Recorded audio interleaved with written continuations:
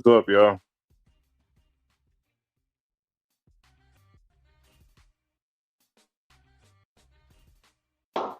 Hey yo, salute. What we talking about? Lemon Pepper, how you feeling today, my G?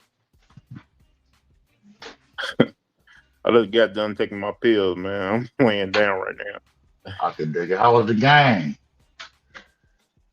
Game was all right. We won, even though they kind of pissed me off during the whole game. I know that's right. T Price, what up with it?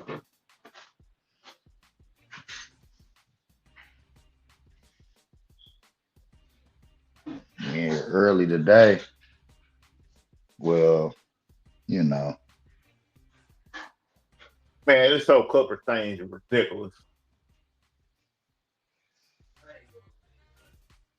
he titled this road trip, and I want to see where he going today.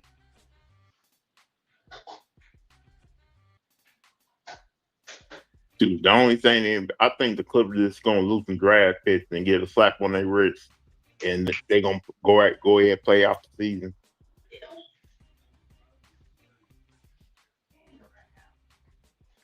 Are you talking about that whole Steve Ballmer Kawhi situation? Yeah, like they tripping over a little bit of money that Kawhi was getting under the table. Come on, man. They've been doing this shit for years. Facts. Everybody doing it.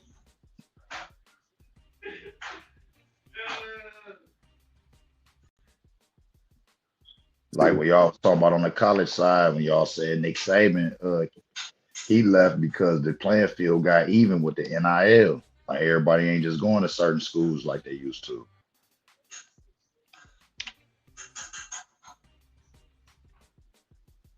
facts. Like, really, this whole NIL thing is probably really helping Oregon football right now. But no, what I'm saying, Lemon Pepper is that too is the NIL is just making it legal now. Like you said, they've been doing under the table deals, whether it's pros, college, shit, high school, AAU. We know the drill. You know what I'm saying? And they still doing that crap. Like, Exactly. yeah, you got the NIL, but when you got real big boosters who are real big fans of that university and that team, they're gonna pay way more money than Which is true. So my thing is, do we pick and choose who we penalize? Is my thing. You see what I'm saying? it's like you got the number one quarterback in the 2025 class went to Michigan. Well, all along before that, he said he was gonna go to Georgia. At the last minute, all of a sudden he going to Michigan. Because I don't think he would have played. He went to Georgia anyway. When the last time Georgia had a black quarterback? Was that T. Martin? Say the whole squad be black except for the Um, QB. the last black quarterback they had was your boy who played for the Jets now, but he had to leave Georgia to play at Ohio State.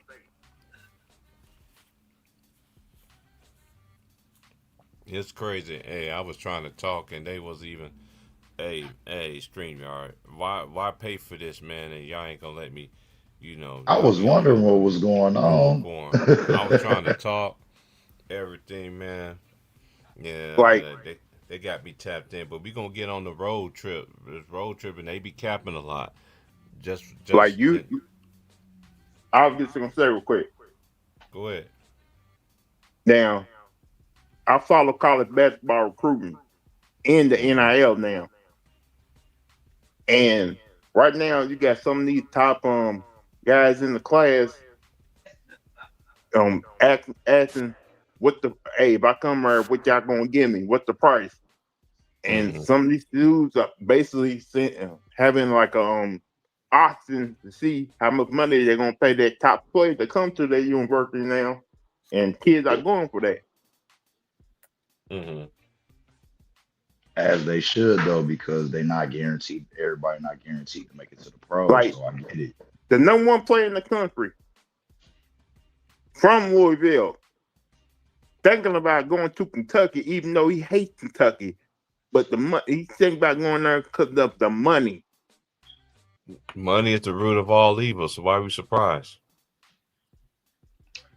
Because his mother came out, because his own mother came out and say, we don't like Kentucky. We can't stand Kentucky.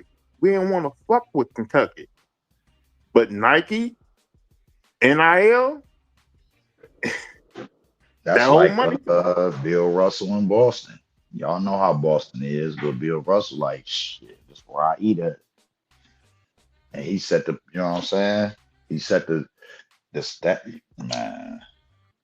They ain't, like T. Price, they ain't doing that to your University of Kansas players. The guys who were going to go to Kansas, they went somewhere else because that money took them somewhere else. Kansas would have had a stacked team, but those guys at the last minute left to go to other universities because of money. Follow the money. That's the, it's just what it is. Hold on one second. I'm trying to get my mic connected here. The thing about it, I told people years ago, once these players start getting money, you're gonna see these certain universities who would never great in basketball end up being in prime time. Mm-hmm. Saw the way before it even happened. It's just like I don't understand how people take all these people in today's media seriously, and they all pushing an agenda, and shout out to the people that's out there that's going against that crap. Like we seen it. Like you really try to rechange history. Like you really gonna sit there and say that the Houston Rockets formed a super team, Richard Jefferson. Then you sat there and said that the Lakers 04 team was a super team. I find it very interesting. You didn't mention y'all mentioned the age when it comes to the person who y'all like to prop up, who had a Nike ad and then go present himself in front of China, and he's out there laying Akron bricks. Do they understand when certain players went to certain teams, they was on the back end of their careers at the time? They don't. Lou, the thing about it, Lou, they know this. They know this. Some of these players, they know this, man. They know this. They know this crap, but it's the agenda. And this is what I always said back in the day. It's coming back in fruition. You can't sit there and tear down nobody how they played in their career. You can't do that. You can't do that. Different rules, different circumstances, all of that. Kobe played against, and Mike and Bird, and even players in the very beginning. You can't check and name nothing that they done in their career. You can't. But when people mess up is they want to sit there and try to use these stats and these analytics and all this other stuff to favor their argument. Come on, man. It don't work out like that, man. I don't know, man. I was about to say when Clyde Drexler got to the Houston Rockets, he only had like what 2 to 3 years left in him. Think about it, Lou. He got it in a trade. All these things that they talk about super teams, it like that right there. The Rockets, even Charles Barkley, how he got there. He got there through a trade. Scottie Pippen, he also got there through a trade. It wasn't like I always say this, man, and it's so true, though. It is so true. They act like, and then what cracks me up about all of the things that they was capping about, then Richard Jefferson said the big three, they formed up, and Kendrick Perkins, you don't know, you know the truth. You didn't have no pushback. They all came there through trade. Paul Pierce was already there. Come Kevin on, man. Garnett Like did. the other two Kevin parts Garnett came did. to a trade, and you didn't say nothing. Oh, they formed this. They just try to justify and excuse me, just trying to justify what LeBron James did, what Jay Reed did in his career. We already know the narrative. Y'all can keep, and this is and you wonder why people is not listening to y'all. You wonder why people like me, and shout out to the ladies too, the male and the females that's going against this nonsense, man. It's the straight blatant lies right in national television. And it's like my boy Ma said, and it's no pushback, no soever. When Kendrick Perkins couldn't even say nothing, it's all to make them try to make to glorify LeBron. I don't understand this. I always said this. I never seen a dude that has so much power on somebody like he's the devil than Jay Reed. You keep saying that too. They do understand that Kevin Garnett didn't want to go to Boston first. They had to convince him. But when Ray Allen came along, that's when he changed his mind. I'm like,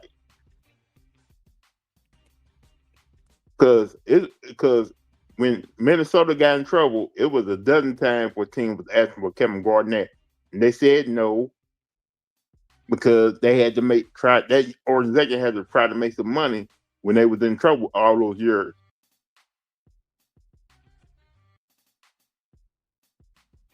And they knew at the time Garnett was a money maker for that Minnesota Timberwolves teams.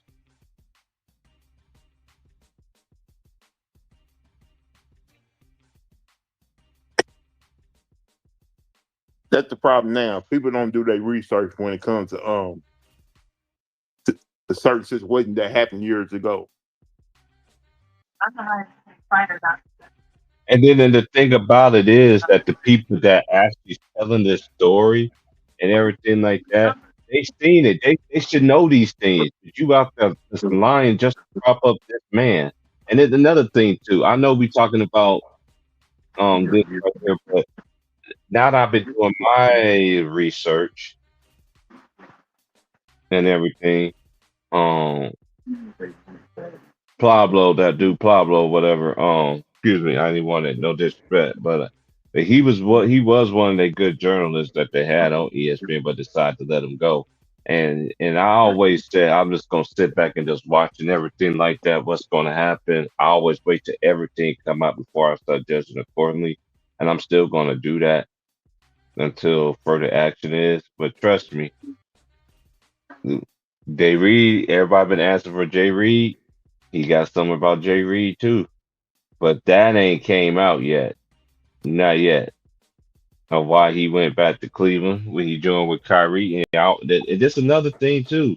All this is just tied in to this era right here that y'all been propping, and y'all tearing, and y'all former NBA players and even players in this league are destroying it all together. And y'all really think y'all doing us a service of you got some other fans out there really believe that y'all league is really the best thing than ever, but real talk is not.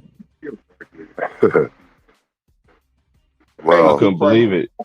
Fortunately for y'all, I'm not retiring. I'm coming back.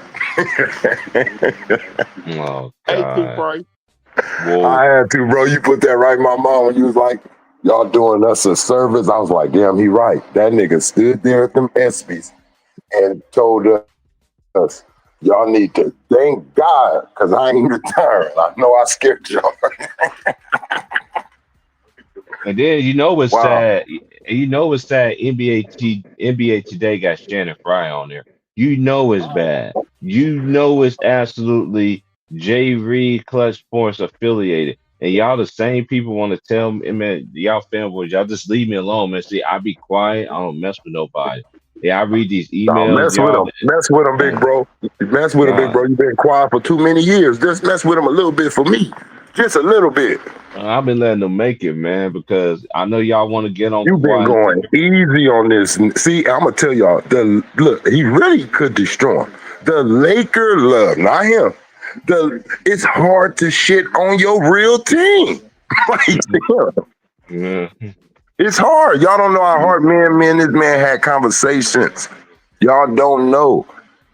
He could really just, I could too. We could just dissect the Lakers like y'all was dissecting Russell Westbrook when he played with them. We could dissect that whole goddamn team, his whole game, all his decisions, all his moves. Rob, Jeannie, come on over here. What Rambis family? Bring y'all ass over here Yeah, too. Rambis. Yep. Bring y'all ass over here too. All y'all doing this bullshit, disrespecting all of the people who made y'all rich. What happened to Jerry West? He was the first real franchise player, other than the first center that the dude when they was in Minneapolis. But he was the first. Yeah. Jerry West put the Lakers on the map though. So how you treat him like that? Elgin Baylor. All these dudes don't got feet. All these dudes don't got, I made your daddy rich. I made your daddy be able to send you here, put money in your bank account, Jeannie. I can't get no respect. Look how you did Magic, who you kind of grew up with. Both of y'all 17 years old or 18. Hey, I was just going to say, I saw two Raw video today. He said, Adam Silver said, if you don't like what you see, you can watch the highlights. Why be surprised? They ain't highlights. They low lights, nigga. Why be surprised he said that? Are we talking about Roger from American Dad? Are we really doing that again? You know why he said that, bro? I just put it together. He don't get his money regardless, right? Because at first they got money. It was really like the ratings, right? Like that's how they added up their bread, right? But now it's just really like, oh, we already got our cheese. Yeah, we the streaming thing that we went. They already gave us our $200 million. So hey, watch it if you want. Don't shit, but we already paid shit. But that's what we gonna be on. You remember it's like just when they brought League Pass out. NBA League Pass. A lot of y'all don't remember that. Years it was free though. Look how many years it was free though. Yeah. Hardwood Classics. Remember the channel? Hardwood, because just you can see the game. Everything got an NBA channel that you see all the old school games. The streaming kind of messes up everything. Will not be fine for Southern the Bill players. Who? Lamar Jackson will not be fined for shoving that bull. It was a fan or a player. A fan. Remember that fan that okay, now I ain't gonna lie. You got to be very careful. And I'm not saying that he's wrong. What I'm saying is you're not normal anymore. You know, when you're making a certain amount, when your tax bracket changes and it's a tax bracket that have you on TV, you can't just do what my tax bracket do. You can't act like a normal civilian. Yeah, you can't punch a nigga. If he swing at you, you gotta call the police. He gonna fuck your money up. You gotta chill at all times. You gotta you feel me? And that's why niggas be like, oh, you a street nigga, why you need bodyguards or police? Why you get not like that, bro? But all my homeboys probably can't legally get weapons and shit or whatever. And I ain't fit to get in that trouble. So what do? You get someone that's licensed, someone that can answer and stay right there. After they do what they do, they can stay right there and wait for the police, and you gonna go home, everything okay. They can beat up a motherfucker, all that. You're like, bro, they on their way. You leave, man. Yeah, you don't want the niggas that y'all all scattering and running and shit. Look at John Bone Jones. Y'all remember John Bone Jones? Every dude right now, this is how I laugh at all these celebrities, right? Because there's too many ways for you to get out of this. Now, back in the days, I can understand a taxi or something. You got to buy a limo or whatever. But now you got all this Uber, Lyft, all this shit that can drive you home. And you rich-ass motherfuckers still trying to drive y'all drunk-ass home, crashing into people or getting DUIs, getting embarrassed on TMZ. That's stupid. My rich ass going to have a driver, and I'm going to call, hey, come help me up out of this motherfucker, man. Yep, exactly. But straight up, protect yourself. You fit to have a party. You know what happened at every grown-up party. It don't have to be a sex party. Somebody may link up, have sex, somebody may be in the cut, somebody may go to a car. You want to have people signing papers, letting them know, keep yourself, level of knowledge, and if anything happens, it's your responsibility. You ain't fit to blame me for whatever you get in the closet with some fucking body because it's on my property. Yeah, but also don't have your friends recording your your house. That's what like I'm that. saying. Have that paperwork right there. Look, sign this or you And not can't only come that, in. you don't record anything either. Look, yeah, Another- look, T Price. Me and T Price throwing a shindig. Hey, y'all gotta sign this though. Oh man, I ain't signing that. I can't have my phone. All right, turn your ass around. Turn your ass around and go make your own party then, because ain't nobody coming in here. See, I may Don't throw forget, up and I may be throwed up, wasted, looking embarrassed, and damn, this shit on TMZ. One of you niggas thirsty, want some money and sold this shit. like No. remember when Patrick Mahomes got robbed because his friend recorded everything in his house. Yeah, look, Don't John get- Morant. Come on, my homeboy. Any one of y'all, just comments. That's how you know niggas is real stupid street niggas. And then there's niggas that ain't street niggas that's gonna do some stupid shit. You feel what I'm saying? You got this nigga filming your boy. You know this nigga just got in trouble. You have a burner in here with him, and then you Don't film make it. no sense. Let me tell you what I'm gonna tell my homeboy. If T Price famous, every time I'm around, I don't care if we shopping, getting a burger, anything, I'm gonna say, hey bro, can I like do a little Instagram little thing, a little something right now while you're right here? I'ma always ask him because he's famous. I have to ask his permission for this shit to get to filming. Too many guys got shot over there too. Why you think even the police? Remember when the police was telling people, get your camera out my face? You can't just be filming people. They have to give you permission. That's why they can charge you for a damn picture. People can't just take that shit. You the police? What you just taking a fucking picture of me for? Straight up, it's just things and all this trendy. You know, I see him talking about betting on yourself.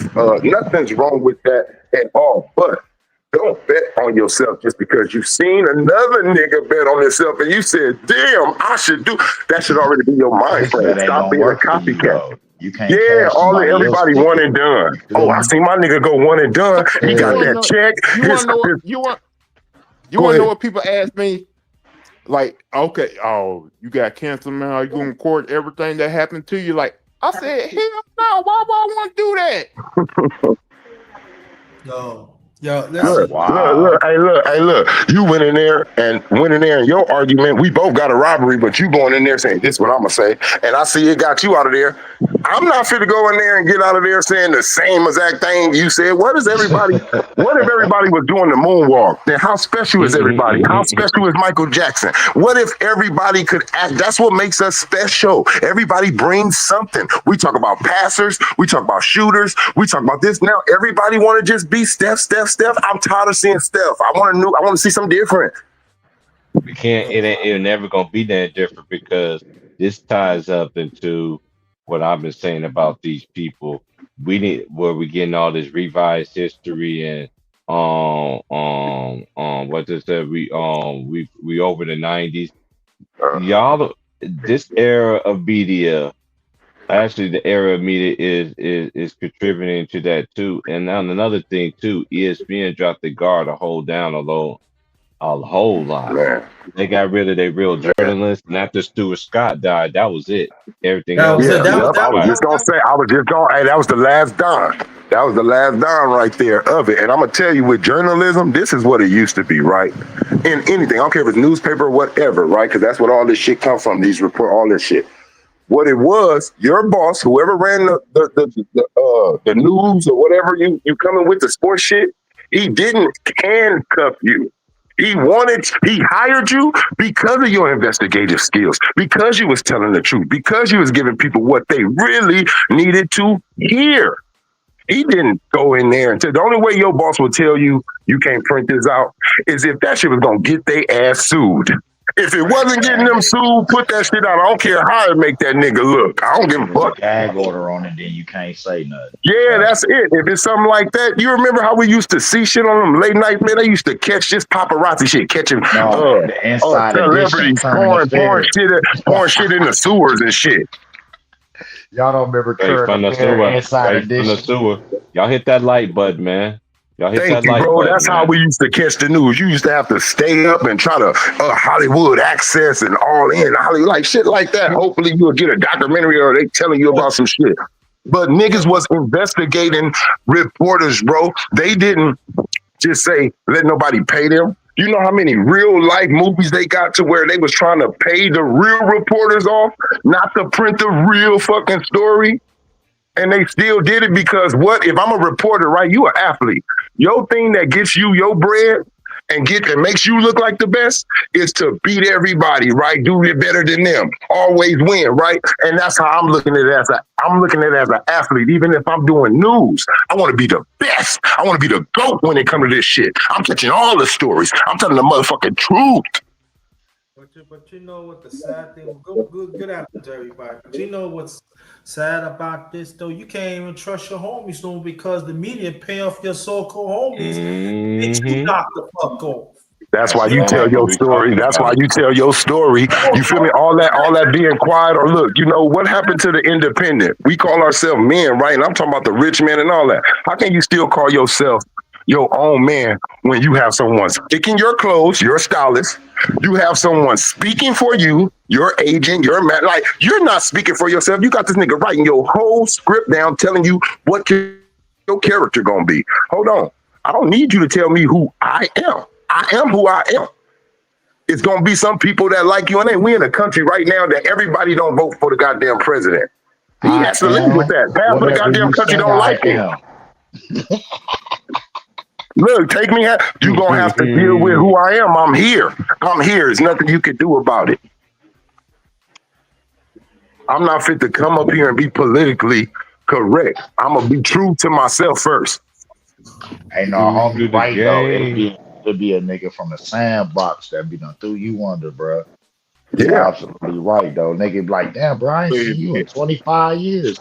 Like, yeah, I know that. They don't care, man. Let me say, money's a but you know what? That's every great empire, right? Ain't nobody. If you got the greatest army in the world and then y'all fall, we know y'all had a mole. That is not possible. I don't care. It's not possible. If a nigga get knocked, he's the great. He got the strongest chin.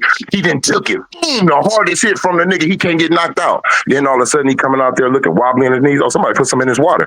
You know, something like that. Like, no. Shit like that just don't happen like that when you got everything plotted out. It's always an inside scoop on how something falls. I don't care if you're doing a crime syndicate. Somebody in your unit got caught somewhere and now they snitching to get out of there. CMB, we all we got. Yeah, like that's how it is. And look, right now, if I go down, I'm gonna tell you, all y'all with me. LeBron at the same time on some street nigga shit, the street nigga in me, right? The grimy nigga in me that's gonna do whatever he gotta do. Except for do some hoe ass shit, snitch and all that type of shit. But anything else to beat a nigga, the nigga in me, the street nigga, I see what he doing. Grimy ass nigga tactics and shit. You feel me? He the type of nigga, you got a dope spot, yours rolling, his rolling, he gonna drop a DZ on you. Get your shit rated. Just so he can get that. Just so he get that. Oh yeah. He's like your boy. He's like your boy from Belly. Yeah, we're going. LeBron sitting outside. I don't like that shit. I don't like that shit. Yeah, LeBron, I don't like that shit. Yeah, LeBron, you gonna be singing that song real soon. But you know what? This the problem though. With all of this, the bad thing for him though.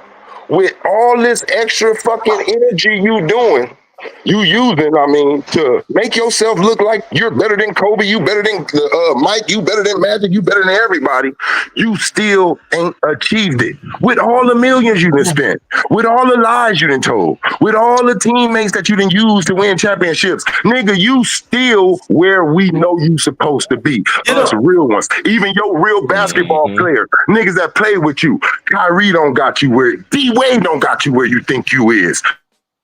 Kyrie don't got you where AD don't got you where you think you is. And you know what though? I was playing this game, right? And they were showing different records. I want people to understand this. Even the records don't even lie. LeBron, all-time turnovers, #1. Now, if the video could tell the truth, and I want people to understand what I'm saying, listen what the brothers in the on the panel is saying. This is deeper than some people outside that y'all if y'all can't understand what the other brothers are saying.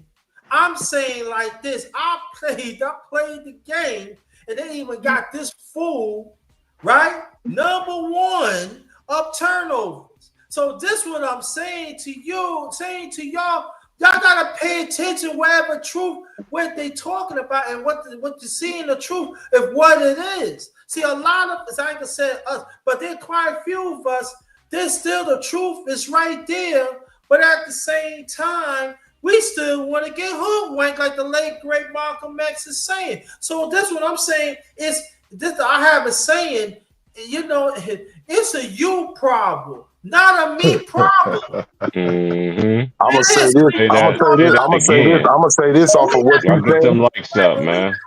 Off of get them lights up. Get this lights up. When you get knowledge, And tap tap in on that you get knowledge somebody too. right. Get that donation too, man. Hey, when you tap in on real knowledge, man, you should be getting Be that thankful. Be tenfold. thankful. Yeah, be thankful when you get real knowledge. Be very thankful. Let somebody know that you appreciate that because they didn't have to stop and give you that info. And I'm gonna say this to piggyback off of what my boy just now got through saying. I don't know if everybody caught this, but I'm gonna repeat it because I didn't like it.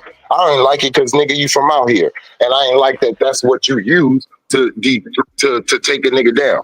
This nigga Lonzo Ball. I don't know if any of y'all ever seen this interview he did. They was asking him who. What do you think about Kobe, like on like the GOAT type of stuff? And he was like, I like Kobe, but I ain't never think he was the best player in the NBA because he has the most misses in the NBA. Now you understand Lonzo Ball is already on the Chicago Bulls, so understand how like at this time, he's like already in the NBA. So understand this happened after Kobe retirement and death and everything, that's what it was, right? Kobe led it. But guess who leads it now? So since you can't see Kobe, I want to ask him that question again. Since you can't see Kobe as the GOAT, and you've never seen him as the best player because he got the most misses, what about LeBron? Because now he holds that title, and he holds two of them, turnovers and misses. What do you think about him? Does he get disqualified? See this bias ass shit? You must be talking about that Lonzo Ball.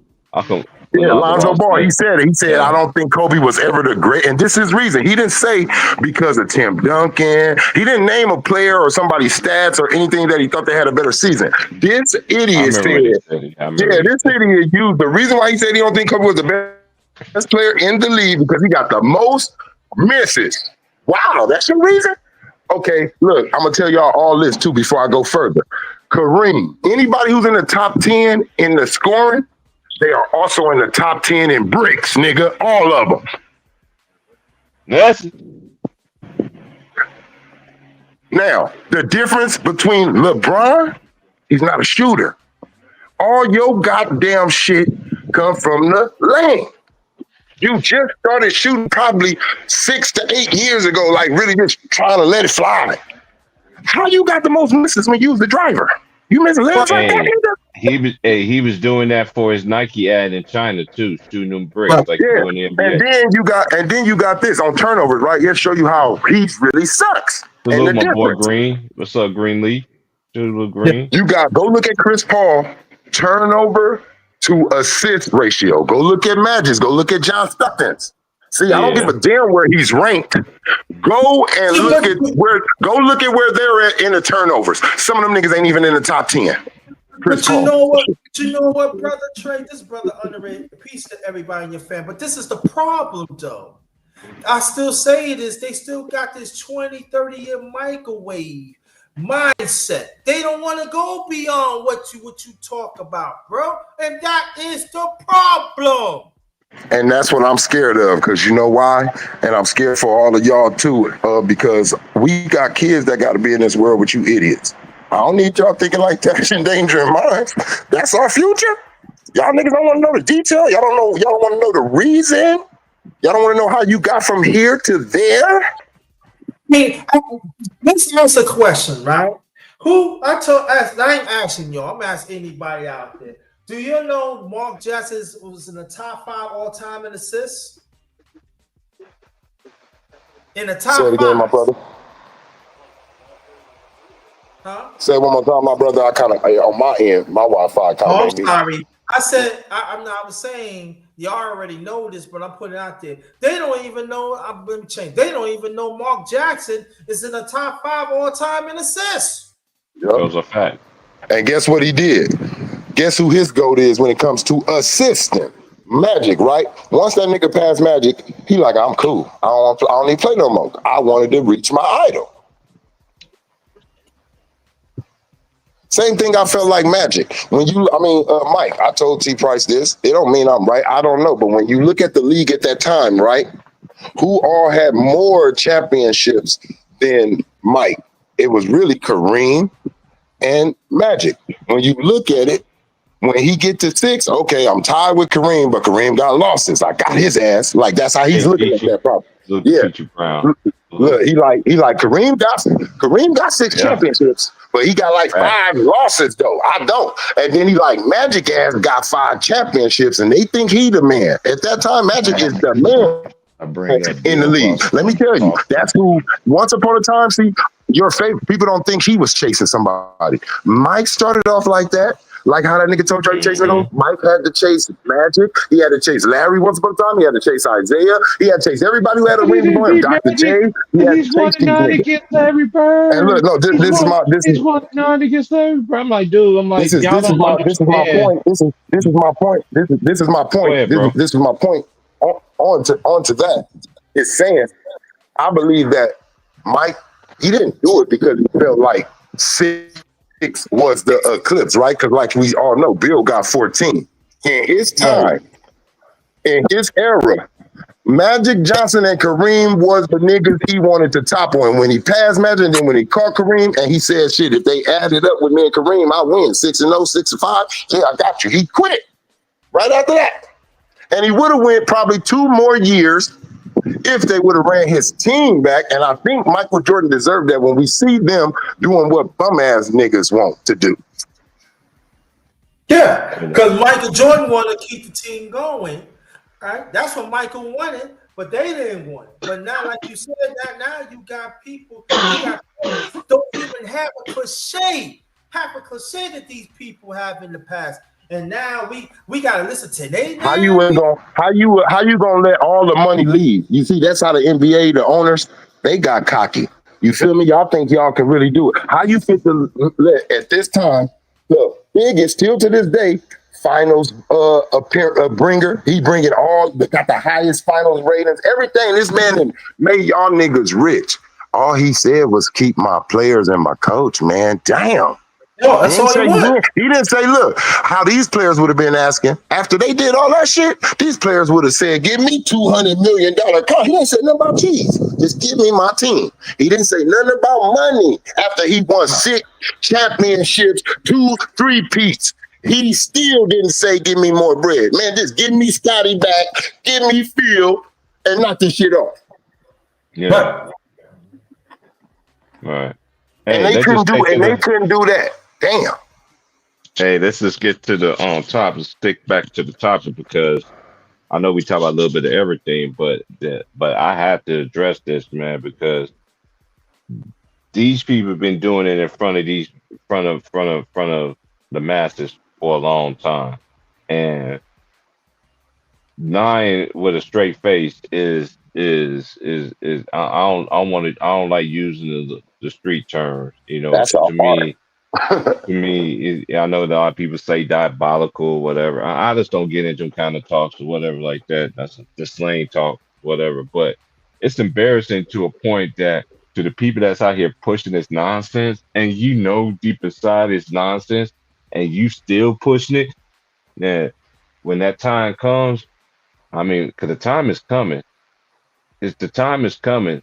I'm talking about to these people that used to go against me ever since I came on YouTube. Oh, y'all had the cocaine, y'all had this era, y'all had the crackheads, you had the alcoholics, you had this and you had that, you had this. Well, y'all got some stuff that's in y'all closet in this era that's is slowly unraveling. And no matter how much people that's getting paid off to push this nonsense that's going on, people still don't care. And you still, I don't promote that stuff, man. I just don't. We got to start telling the truth. Richard Jefferson, I can't believe it. But then again, I don't, because the money is the root of all evil. And Kendrick Perkins, out of all people, you could have had some pushback. You pushed back on everything else. He Yeah, literally no, sat there. He literally sat there, said right there on the podcast that the Big Three was a super team.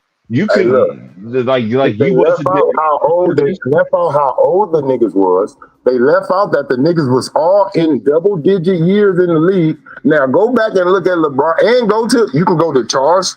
Charles was when him and Kareem and Scotty did the same thing in their No, 30s. you got it, Rich. Hold on one second. Time out. Lemon Pepper. Wait, is that you that typed in the comments? You got it, Rich. What? Did you type something in the comments? No. For all of that, you already you look at them dudes. Somebody. Charles Barkley was fat as hell. Charles Barkley was fat as hell. He was old. He was trying on his last legs. That's why he did that. Scottie Pippen didn't know what to do. He was in his 30s. He lost Jordan. He didn't know. He was trying to find himself until he got to Portland. And then Kareem was on his way out. He did his best shit when he won his 2 damn titles. He ended up getting shipped off to fucking Toronto playing with Vince. And then you got, look, and the same thing happened with the Boston Celtics. They're in their latter years, right? So when they go over there and when that goes bad, they all double digits in their mid-30s on they like last years. Once that shit fell, Paul Pierce, you and KG go to Brooklyn. Oh, yeah, Ray Allen, you go here. Like, that's what they did because they was older veterans. They was no longer even fucking stars. Wasn't even making the all-star games like that. Then you got LeBron James. D-Wade, Chris Bosh ain't got number 6 in 4 years, and like both 2 niggas got 6 years, one nigga got 4 or 5, one nigga got a championship already, nigga got about 2, 3 all-stars, couple MVPs. That ain't no goddamn super team, and they ain't even in their prime yet. You niggas ain't even 27 and 28, some of y'all niggas yet. But You LeBron, boy, that's some bullshit. Hey, that Nets team wasn't bad with J Kidd, then. I mean, J Kidd, Kerry Kittles, Richard Jefferson, Jefferson, Caden that team was up. We talking about how these people want to, the same Richard Jefferson going to act like that's pushing this narrative out there that Charles Barkley and teamed up as they try to justify their claim that super team was formed back then, but in actual reality, it wasn't, because the Houston reality, they got there through trade. Scottie Pippen got there through a trade. Yeah, but look, Clyde Drexler got there through a trade. Like, we could just break this all down, because everything they basically saying is a blatant lie. Now he's gonna sit there and say that the 04 Lakers was a super team. What? There was no super team. If Carmelo and Gary Payton still was some superstars and still had gas in the tank like that, they would have never teamed up with the Lakers, because they look, you know why? And it wasn't let's be 1,000, right? Because we've given them we've been nice to Gary Payton and Carmelo in a way. I'm gonna just say something that nobody said, at least I ain't hear it. Them niggas was about to get traded off from their franchise. The franchise player tag was coming down, nigga. Seattle didn't look at Gary Payton like that no more. They got new niggas coming in, Rashard Lewis, all them. They was getting rid of him. And Carmelo, you was fit to get rid of too, because John Stockton was already gone. Your ass was nothing. They fit to have Carlos. You know, they about to have the point guard come over there. So let's just be real. Those niggas was in retirement mode damn near. Just whatever we can get, man. They was just 2 niggas that didn't want to leave without a ring. At that point, stop it. They wasn't 2 superstars that's like, nigga, we got 10 years to do this shit. This was some desperation. Let me hurry up and save my motherfucking marriage. This is why I said they the ones like LeBron, like Clutch Sports and the NBA too. Cause y'all in cohesions though too. That's one thing I respect about tennis. See, tennis, they respect they legends. They don't let nobody, absolutely nobody discredit nothing. None. Not a one. I don't care if you won 2 or 3 championships, just one. They still ain't gonna discredit you. They're gonna give you your props. I told y'all for years since I've been on YouTube that the NBA is the only sport that I've seen where they tear down their players, and it's always by former players. That's so backwards to me, but it had to stop somewhere. Like I Yeah. said earlier, Stuart Scott died, right? So now, boom, look at all them people that left ESPN. It's not no real journalism no more. And then you got all these people now that former, yeah, you got former players.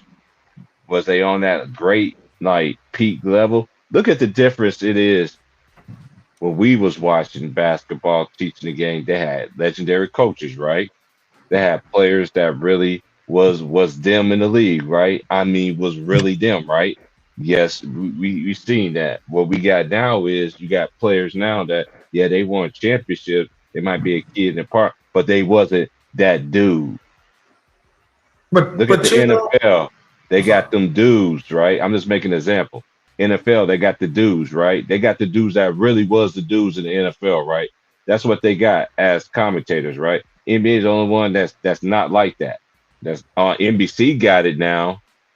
We're gonna see. We already hoping that NBC, because I'm just tired of this ESPN and this straight blatant lies just to make this guy look good. I know you. I know everybody want me to talk about Kawhi Leonard and all that. I'm not saying nothing nice about it. Hey, it's so much stuff. Once everything gets talked about, oh yeah, it is. But do I think to me when the stuff start coming out, there's way more fish to fry. Yeah, but There's way more answers. There's people that we already want to hear, but at the same time, it always takes that one person that they say to start being okay. We got rid of him. Okay, now we can work on him. And the longer you play, and I feel bad. You know what? And I don't feel bad for Steph Curry too. I've been seeing some stuff about mm, about his wife. His wife to me remind me of his mother. She got the same mentality of his mother. It's sad. That's just my And opinion. anytime your wife is out here talking about, I wish niggas looked at me like I fucked the shit out of her. What the fuck Yeah. is wrong with you, bitch? Yes. yeah, and it, you know, Yes. yeah, it's true That part. because it was I'm sorry, but and I ain't trying to, but that's some bitch shit right there. What she did, that's some hoish ass. Like, would you like it? Now, what if Steph Curry right now? He's Steph Curry. He's famous. What if he was on some talk show and he was like, man, you know what? I wish women just came up to me like, nigga, you so fine. I love the way you be dancing on the court. I want you so. She would have called that nigga right there and then, what are you doing? Well, what the fuck was you doing when you was on the red table talking about, I'm like you, Jada. I want to do, I want to fuck. I want niggas to touch my booty too. I want niggas to make songs and say, ooh, Aisha Curry. Ooh, Aisha Curry. Well, it ain't happening, girl. Shit. Be happy that that nigga wants you like you want everybody else to want you. What the fuck wrong with you? well, you know, Richard Jefferson wearing a skirt too, because let's understand this though too. You know Mm. who? I mean, let's understand. We look at his career. He always playing off of somebody anyway. Let's be honest here. If it wasn't for Jason Kidd, he would not be an all-star. Let's what about Mr. Turnover himself? Just I'm go not. back. You can go back to you can go back to him in college. Who wasn't he? Who was he riding? Antoine Jamerson or something? No, no, he was at Arizona. Oh, but Yeah, I he was. know there's RJ, somebody there with him. I know they RJ, had a squad, but he wasn't the star though. RJ was nice though. He was nice He in was college nice. though. No, he was one of the guys. But I'm saying, he was hype, but he wasn't the number Yeah. one guy on that team. I mean, I just want somebody to tell me when has Richard Jefferson ever been the number one guy? Even though he's scoring more points than Jason Kidd, Jason Kidd is the guy. but see, there's a difference of the players right now than the players before. Even that they never win championships, but they know the game. These That fools part. don't know the game. They don't. They don't some of them never made the playoffs. You think about it. I said, think about Can it. I You can I got run something by you? Can I run something by you? It's a excuse mentality, and that's what I think we living in with this generation. Just hear me out for a little second, right? Think about it. I'll get When them lights Charles, up. I'll be back. all right, when Charles Barkley them and Patrick Ewing, right? And what I'm saying is, these niggas are greats. They just didn't win, right? They just didn't pull it off, right? And this generation heard them little jokes at the end. They missed all of us saying about the round mound. They missed all of us saying all the good shit and how they destroyed niggas. All they heard was at the end, that nigga didn't get no ring, right? And that spooks them, right? That's why they get desperate and team up just to get one if they can.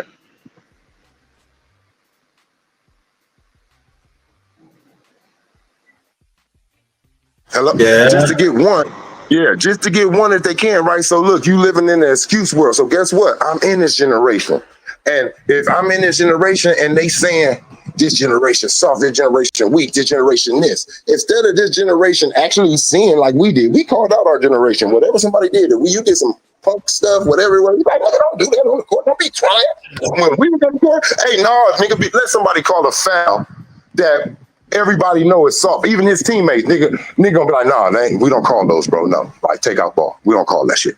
Like, don't call that shit here. Like, it was this times, it's different. In this time, they feel like they have to defend their error because they feel like, oh, I'm gonna get stuck up under this. So if they calling him soft and saying he doing this, that's why they all coming together and giving each other big ups. When they're all, majority of this damn generation ain't got no rings, multiples and shit like that. They're making excuses for each other. Look at KD. Well, that move wasn't no call. Well, that's why they're saying that. That's why they compare it. Look at Charles Barkley. Look at KG. Because they're hearing everybody say this punk ass super team shit, this punk ass super team shit. So they're like, oh, we gotta save ourselves. Oh, we gotta bring up something. They just going, looking back. Oh, look, them niggas teamed up. They don't got no detail on it.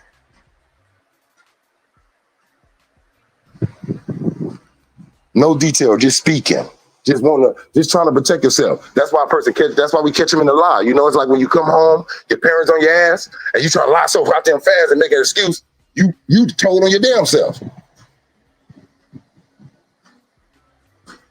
That's what this generation doing.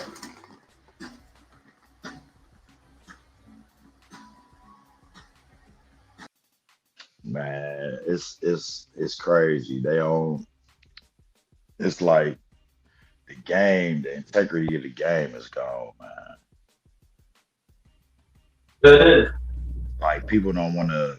Like I remember, I don't care if I go to the park with my cousin. If I feel like me and him the best two people at the park, then me and you got to captain up and pick everybody else and try to make this. You know what I'm saying? And I'm checking you. You know what I'm saying? And it ain't, oh, we gonna team up and run everybody. Now, if we going somewhere where we hooping like that, then we going with our five. But nah, you know what I'm saying? So all this teaming up and oh, I'm gonna go play here and I'm a player. It's just a different era, man. They can blame it on free agency. They can blame it on what they want. At the end of the day, that's state choice for real, for real. How Steph been in Golden State all this time? So if you want to stay somewhere, you know what you got to do. You know what I'm saying? They know who they're playing for just a contract, trying to, man, it's just different. It's just different, man. It's just different. Like right now, it's wide open for a post big man to come and just thrash the league, but everybody want to shoot threes. Everybody want to, like dude was saying, everybody want to be Steph. Everybody want to be Jokic. Play your game, be a bruiser. Can't nobody stop you because ain't nobody on that type of time no more. Everybody want to play the same type of game. Like I don't know, man. It's crazy. All this high pick and roll, high screen and roll. They don't really run plays like they used to. All that is just different, man.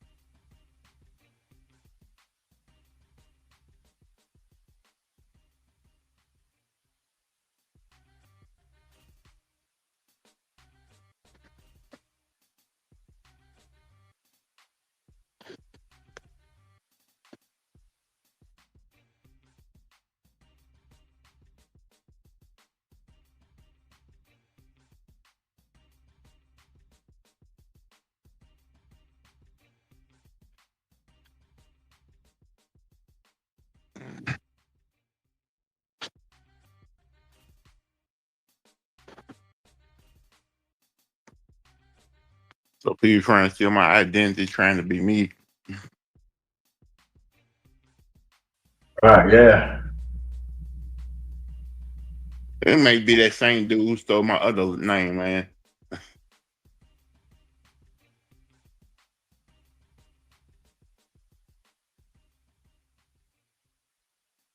How you been, man?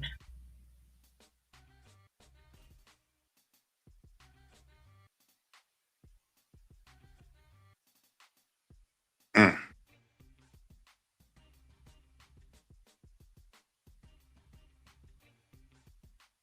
Yeah, you had a good one today, this morning. The number one gangster. I remember Huh? that day. Yeah, 9/11. I remember that yeah. day, man.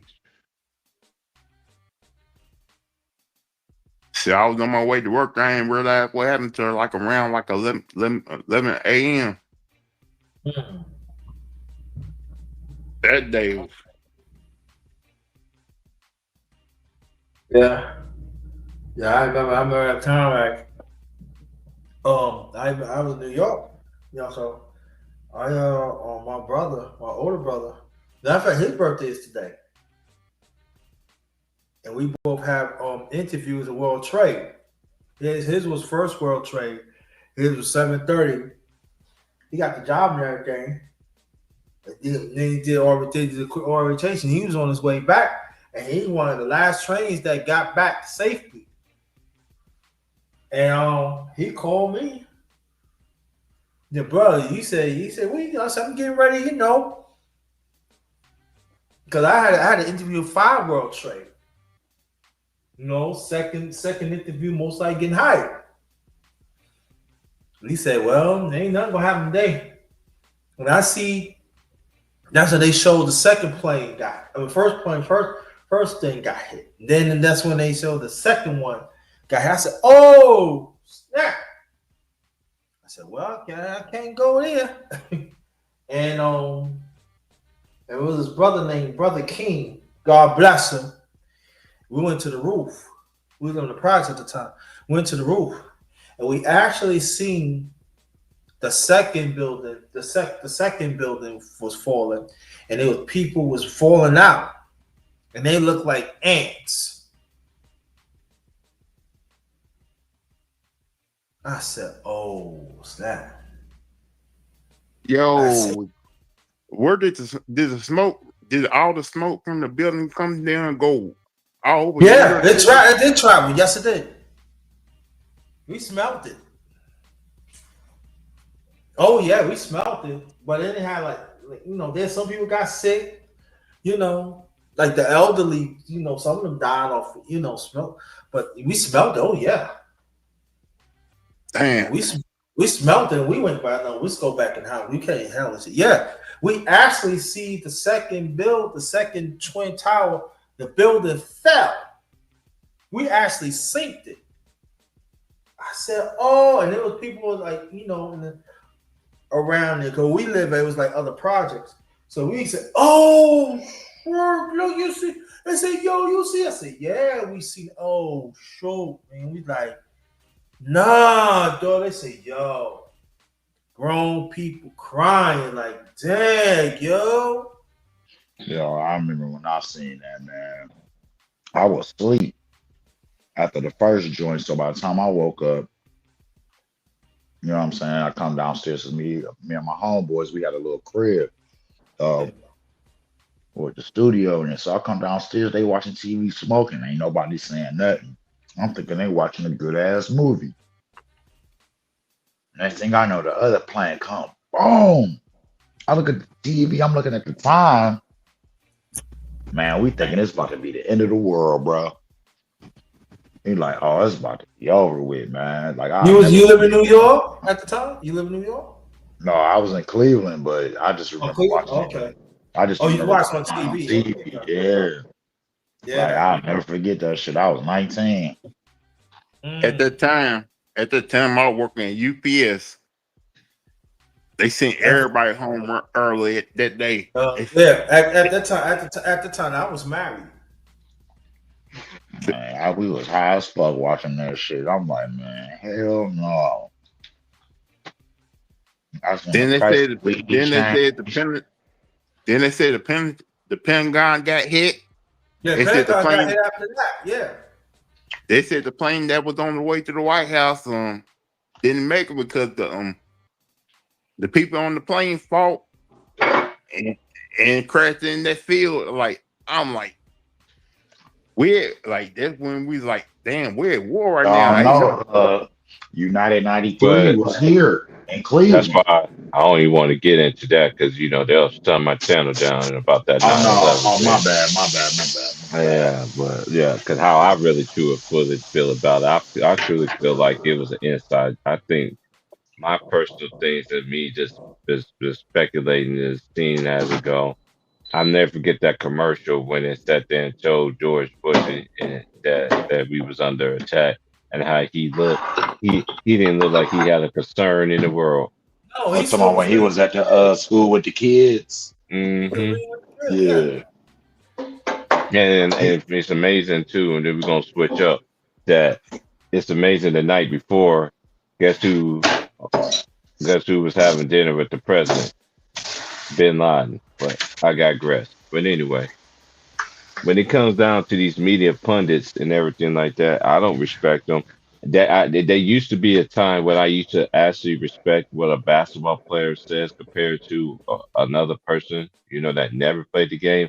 But then at the same time, you gotta watch who you actually, I stick to people who stick to truth, who tell it like it is, who don't be trying to, play both sides of the fence. You know what I mean? So I've been seeing Draymond Green a lot of his clips. Lately, been coming up on the feed on YouTube. I'm like, Kevin Love, you ain't never played defense in your whole career, but you want to play defense on this one possession. I'm like, man, you. I always said this about you, man. This is why, like, for y'all to sit there and say that revised history, and y'all the only players I ever seen that like to make it seem like you're so much bigger and better than everybody else when ain't nobody never said nothing about you. But when they call you out for keep when they call you out on your on just being on your BS, you have a problem with it. It don't work like that. The standards of the basketball now, so I look at all the Rough Riders we had growing up from every era. We could go from we go all the way from the beginning up to the 40s, the 50s, the 60s, the 70s, the 80s, the 90s, the early 2000s. I think after the 2000s, that was it. And the teens, yeah, they didn't want them Rough Riders around there. Then we start seeing the evolution of teaming up with one another. Shout out to Michael Red, man, because I watched this interview. A lot of people don't know he has his own podcast. And that's when everything starts coming out to open now. It wasn't a Celtic that was formed to that was supposed to was formed to beat Jay Reed. Nah, that came through a trade. That had nothing to do with that. But y'all Jay Reed defenders always want to regurgitate all these stuff that these people that are paid and bought for. I know you're having fun with Kawhi Leonard, which y'all should. I know you, but it ain't gonna be fun when it's his time. And that's what a lot of people's waiting for. Like you going for the small fish, but get the big fish. And don't worry, it's coming, y'all. It's coming. Another thing I realized that the NBA does not want great defensive teams no more. Because if you're a great defensive team, they will do everything in their power to make sure you won't go have a deep playoff run or a chance in the NBA, because it's all about offense now. Because you see these referees, they're like, oh, the NBA tell these referees, oh, start calling this on that team, that on that team. Send these guys to the free throw line. It's getting ridiculous too, man. Like, what happened to What happened to great defense? I love great defense. I love games where there's like 85 to 87, like 96 to 95. But now if you play defense, that's a problem. You know what though, and Ohead brought a good point about tennis, right? Look what you know we do. We know John. You know that, bro. Taylor. John Connors. You know if you think of his career, right? He did some things, but he produced. John McEnroe produced. You hear what I'm saying? But you know what they do? They make sure they know it's because they legends. They legends. They I don't care what era it is. If you know tennis, you know the legends. Yvonne Lando, Burke. Then you go with the woman. Martina Navratilova, Chris Evaloy, Paris Schreiber. I can go on, but they respect them. They don't put them in it. You know, they have a place in it. But in the NBA, I'm hearing this though too, Ohead, and I want people to understand it. Y'all gonna tell me that Steph Curry is better than the Big O? Now y'all want to say championship or whatever, but I'm talking about skill. Y'all gonna say he's better than the Big O? You gonna say that I go one day better? Go. Do you ever see Calvin Murphy play? I mean, like, really? And the players that I'm talking about, these people have paved the way.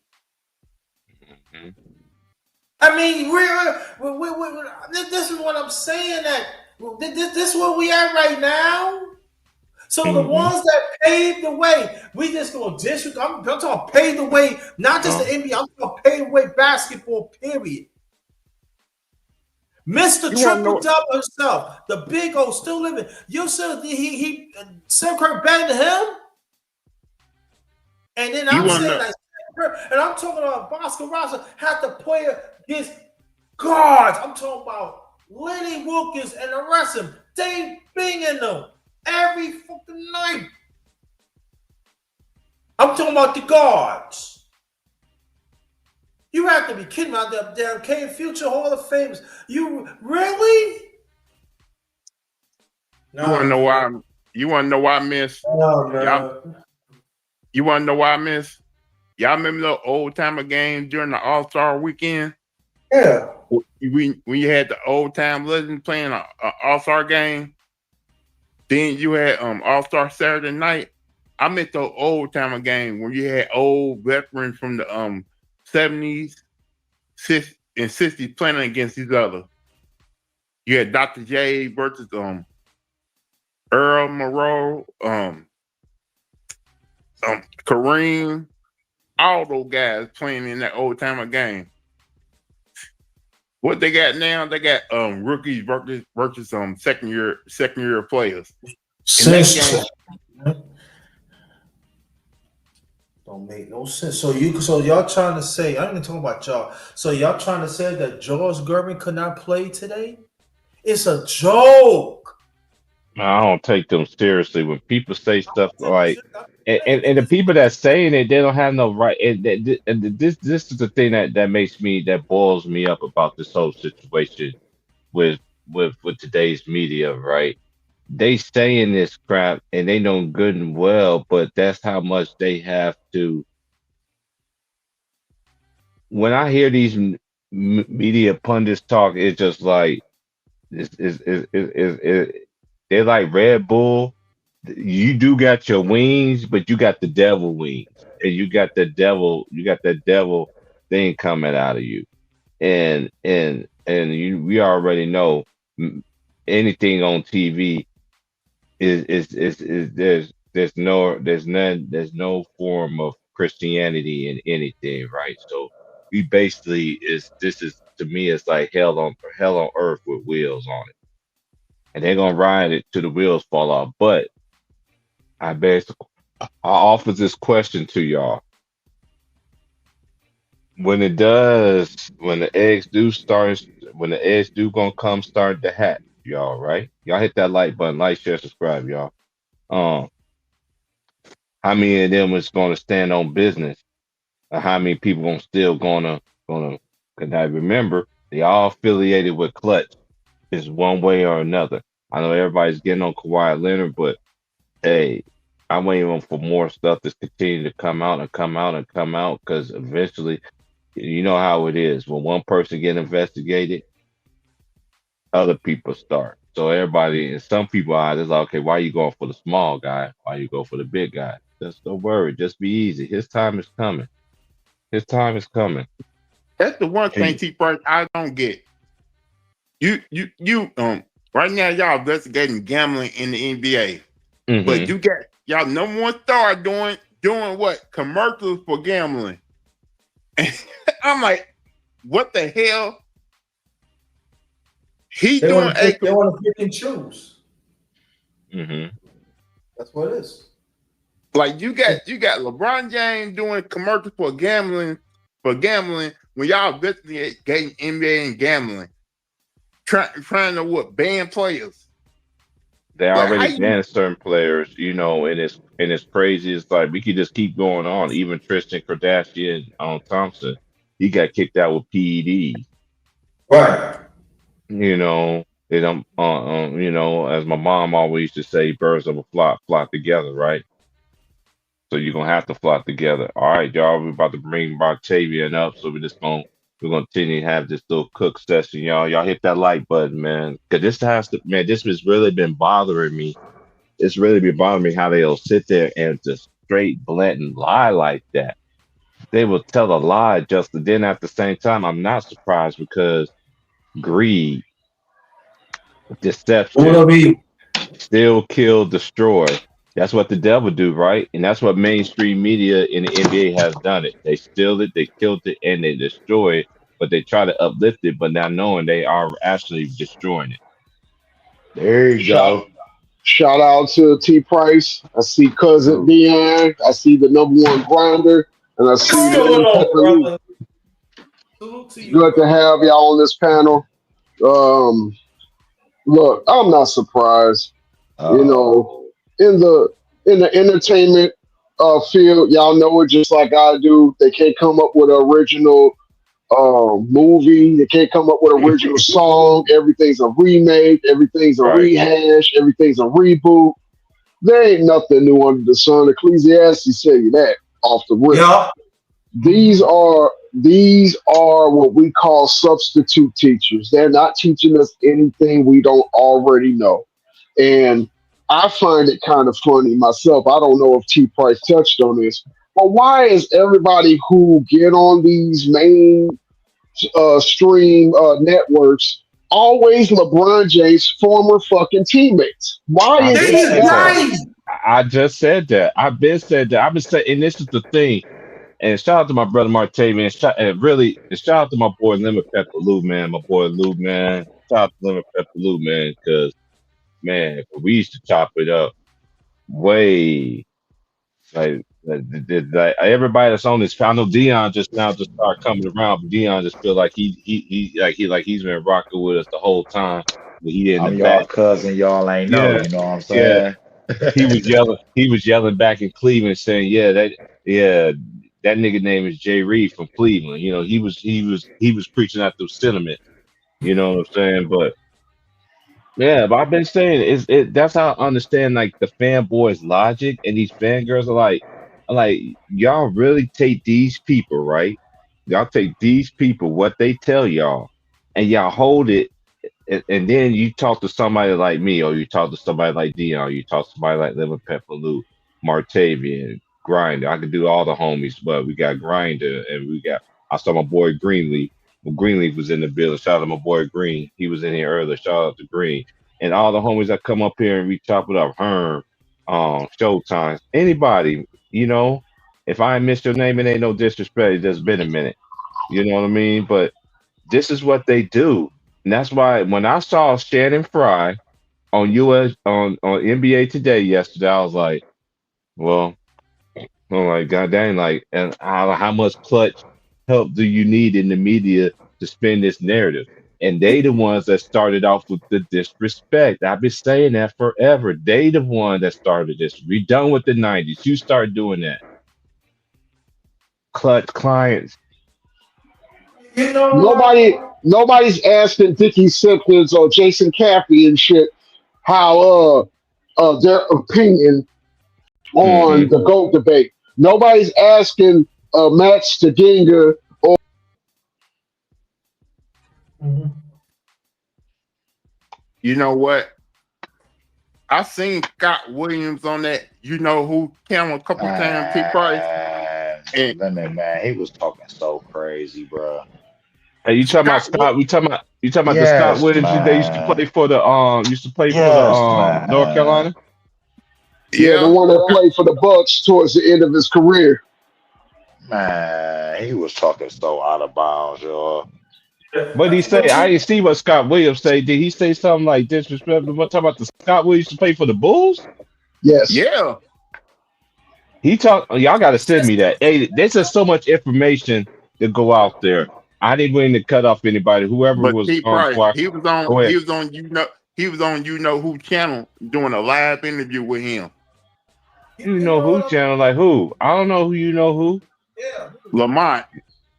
Oh, you know what? I'm yeah. Oh, that He you already know know what? what it You, is. you know Now. what? You know what? Since you said it like that, I'm not surprised, as my boy Martavian would say, because birds of a flock does what? Flock They flock together. together. They So flock together. So hating ass niggas always Talking on the about, talking same car with about, each talking other. about, talking about, I'm cool, but my girl a hoe. Yeah, I bet. But you you said your know, girls are whoa, your girls. Hey, hey, that's the first reference we had. That's the first woman reference we used today. I'm sorry, ladies. My bad, ladies. My bad. It ain't all of them, Hey, though. It ain't all of them. it ain't all of them, but YouTube is a different space. Like underrated would know, and Lemon Pepper would know this too, because y'all be on TikTok and everything. You hear the conversation that they have. Most of the yeah. conversations between black men and black women, majority of them, 9 out of 10 of them are toxic, right? They're toxic. You got I'll better, say you got 10 out of 10 of them But are here's the thing. toxic. because you always But here's got the that thing. 1%. You always got the 1% that has a podcast like we got right here, where we all could sit there, we can talk, we can learn from one another, we can expound one another. That's why I don't give that I don't give the devil 99%. I can't give him 100%. You know, But, I had to but give No my, I gotta respect. give Here's them No the shout out thing to I'm the respect. about to say real 1%. quick. Shout out to There's that no 1%. absolutes in anything. This is what I'm Go about to ahead, say real Lou. quick. Scott Williams says Michael Jordan still cool. Michael still text him back and forth every now and then, but Scottie Pippen don't want nothing to do with him. Mm. Like that's kind of Are you crazy to me. surprised? Hey, Like you be surprised though, because even I didn't mean to cut you off, Lou. Because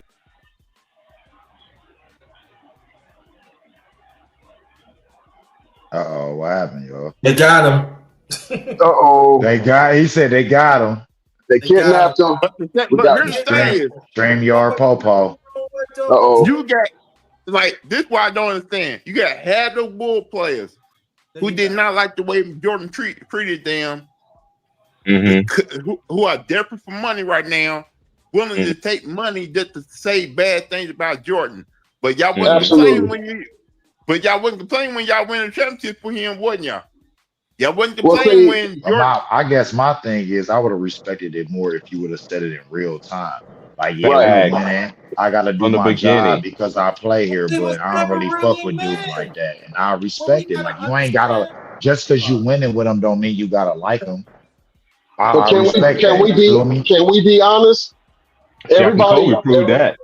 well, not only that, everybody goes to work. And everybody knows that True. there are people that do their Man, job, and there's people you that right. has to be forced to do their fucking job. And we're 9 to 5ers. We're not getting millions of dollars a year. Jordan looked at people that was getting millions of dollars, hundreds of thousands of dollars, and half-assing it. And in practice, he eliminated the fucking weak. So the weak is No, always no, going to that's bitch and moan respect. about it. That's respect. Like you taking this shit for Yeah. granted, man.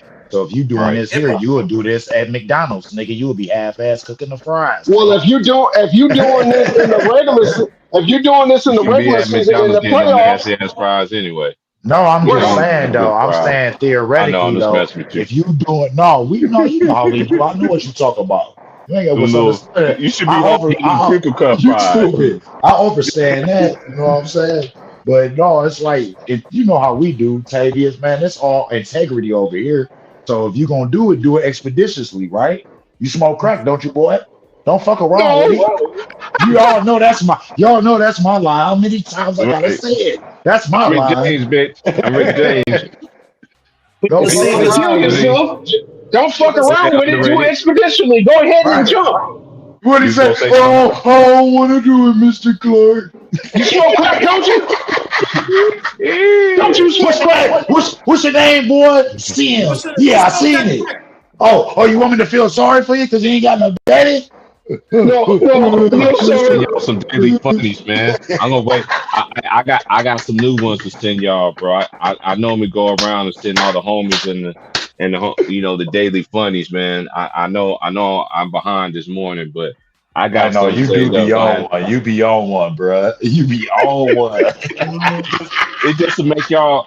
The reason why I do that because just in case you need something to laugh at during the day, man. 'Cause sometimes, Hey, man. I got Gills Arena. I laugh at that shit. That's the best comedy Hey, on fucking That YouTube. cat, hey, the way the Cat way Williams you broke say that, it is breaking up the that Cat monotony, Williams, bro. hey, that Cat Williams one, the way he broke everything down to Charles Ed Dutton, I'm like, Yeah, damn, yeah. he That was he's that kind of was a right collect. about That that.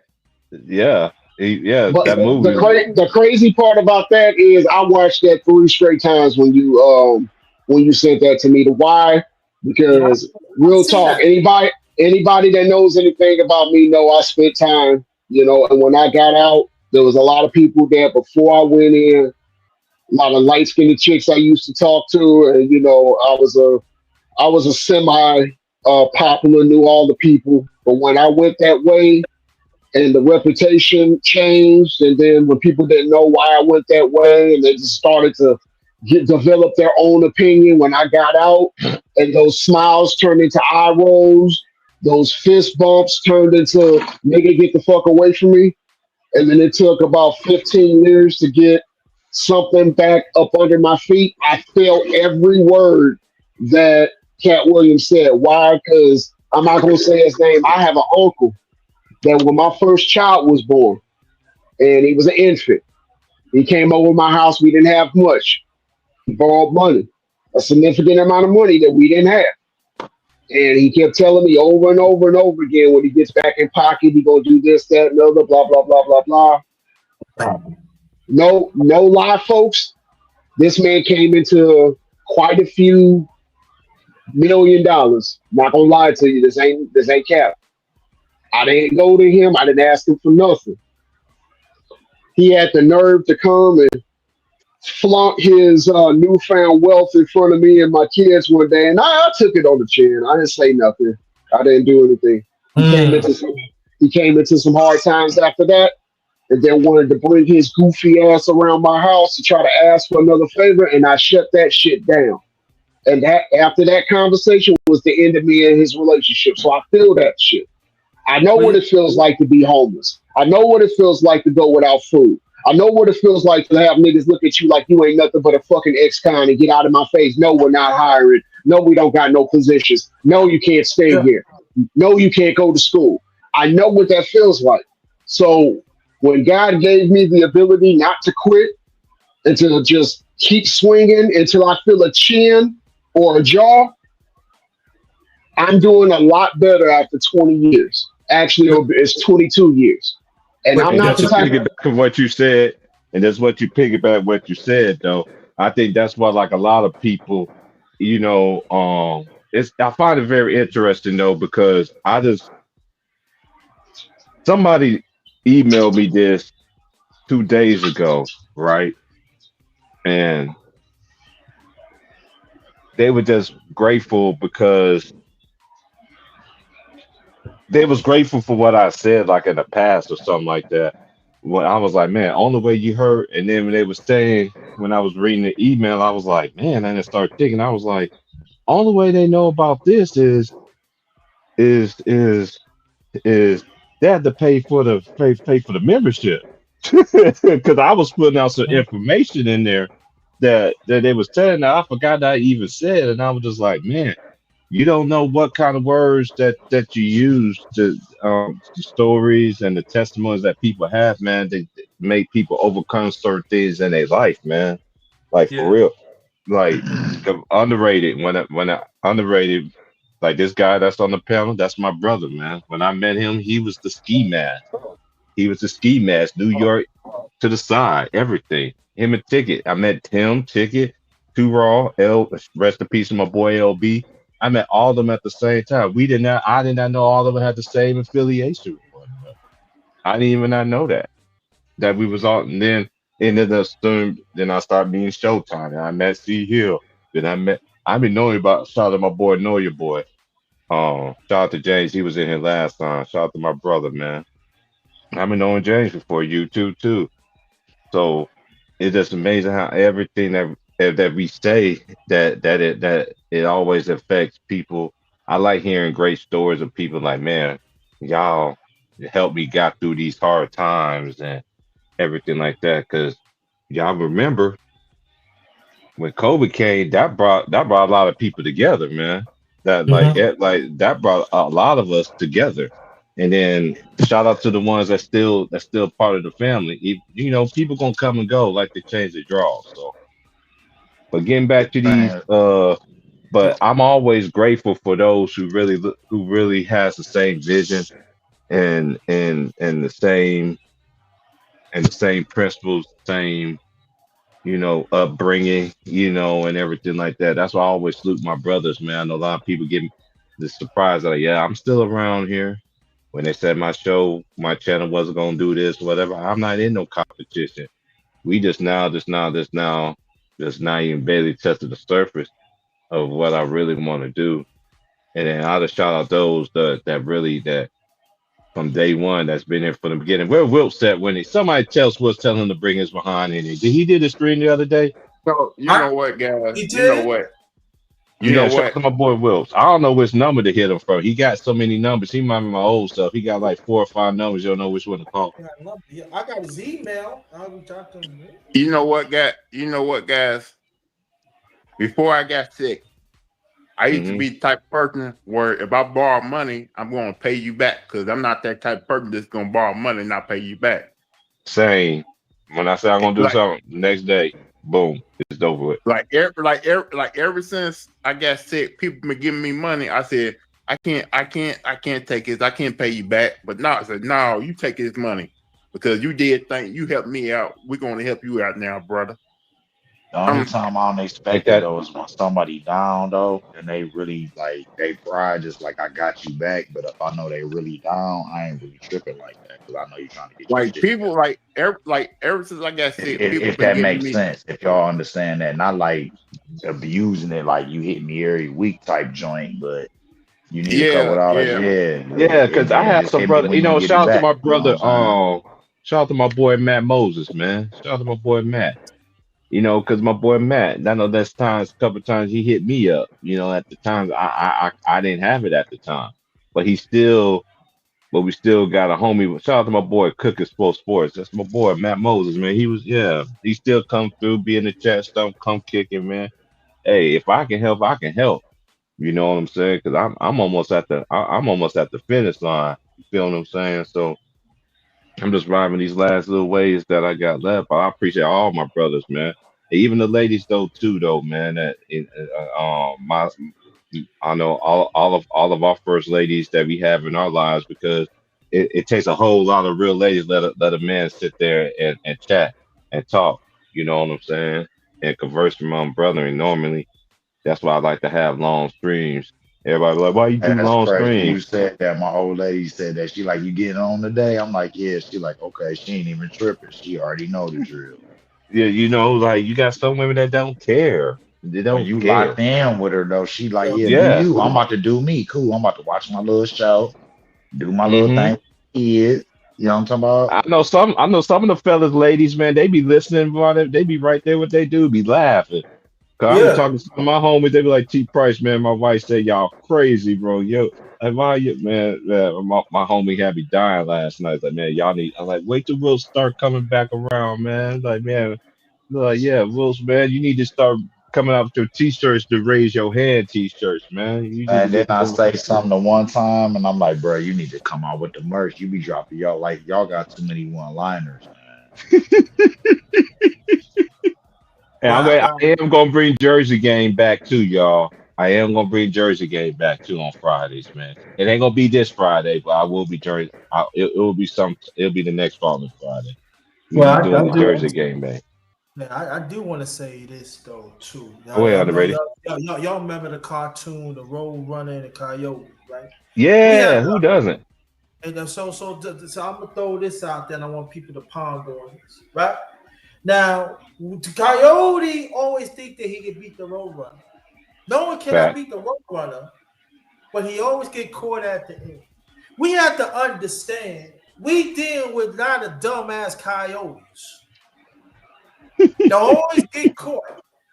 Yeah, I Always see where get you're going. no matter what. You see, I have to understand what Mateo was saying. He told me this one time, brother, and I thought about it. He said, underrated, you need to bring history back. Do it on your channel. We have to support it and stuff. We got a lot of coyotes out there. And I'm the road runner. I'm going to keep on catching you. I'm going to catch you one way or the other.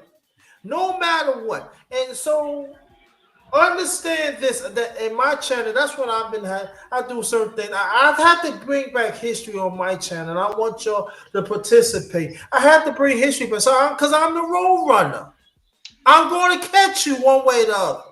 So it ain't a matter of if, it's a matter of when. It matter when. It doesn't make a difference. So He called his ass on Family Guy. He finally caught that Road Runner. I'm gonna catch you. Hey, And man, see, we be spending so much game on this joint, man. And catch these coyotes. But Grinder, it goes deeper than that. Yes. See, the coyote was a victim of his own stupidity, just like this bullshit media we're looking at. He could have caught the coyote many a times, but his arrogance and his bullshit logic is the reason why he failed. So when we're sitting up here listening to bullshit logic, like, yeah, if I was paired with Shaquille O'Neal, I could have won 3 champions too, right? But you never had the drive, the desire, and when we saw what you had in real time, you wasn't that dude. Right. Anybody can say the shit after the fact. I could have said, yeah, if I would have picked the right 3 numbers, I'd have had that $800 million too. Yeah, that's easy to say. But what we saw and what you think you could have did is not meshing. Channing Frye, I don't want to hear shit he got to say. I don't. Richard Jefferson, I definitely don't want to hear shit he got to say because I've heard stories about the reason why he loves LeBron so much, and it doesn't have nothing to do with basketball. I don't want to hear shit. Man, we already come on, man. We know the look. If you know, you know. Right. I mean, he loves another Roger on fam. He another Roger on American Dad looking ass. Let's be honest here. You heard me, T Price? He another Roger on American Dad. I mean, let's be honest. Let's be spicy ass nigga. He loves that Akron skirt. Another Gil fun boy. Right. Nah, we're talking about sweet booty Richard Jefferson. That's what we're talking about. Arizona State, another Gil fun boy. That's what I'm saying. So we got to take these people to Victoria's Secret.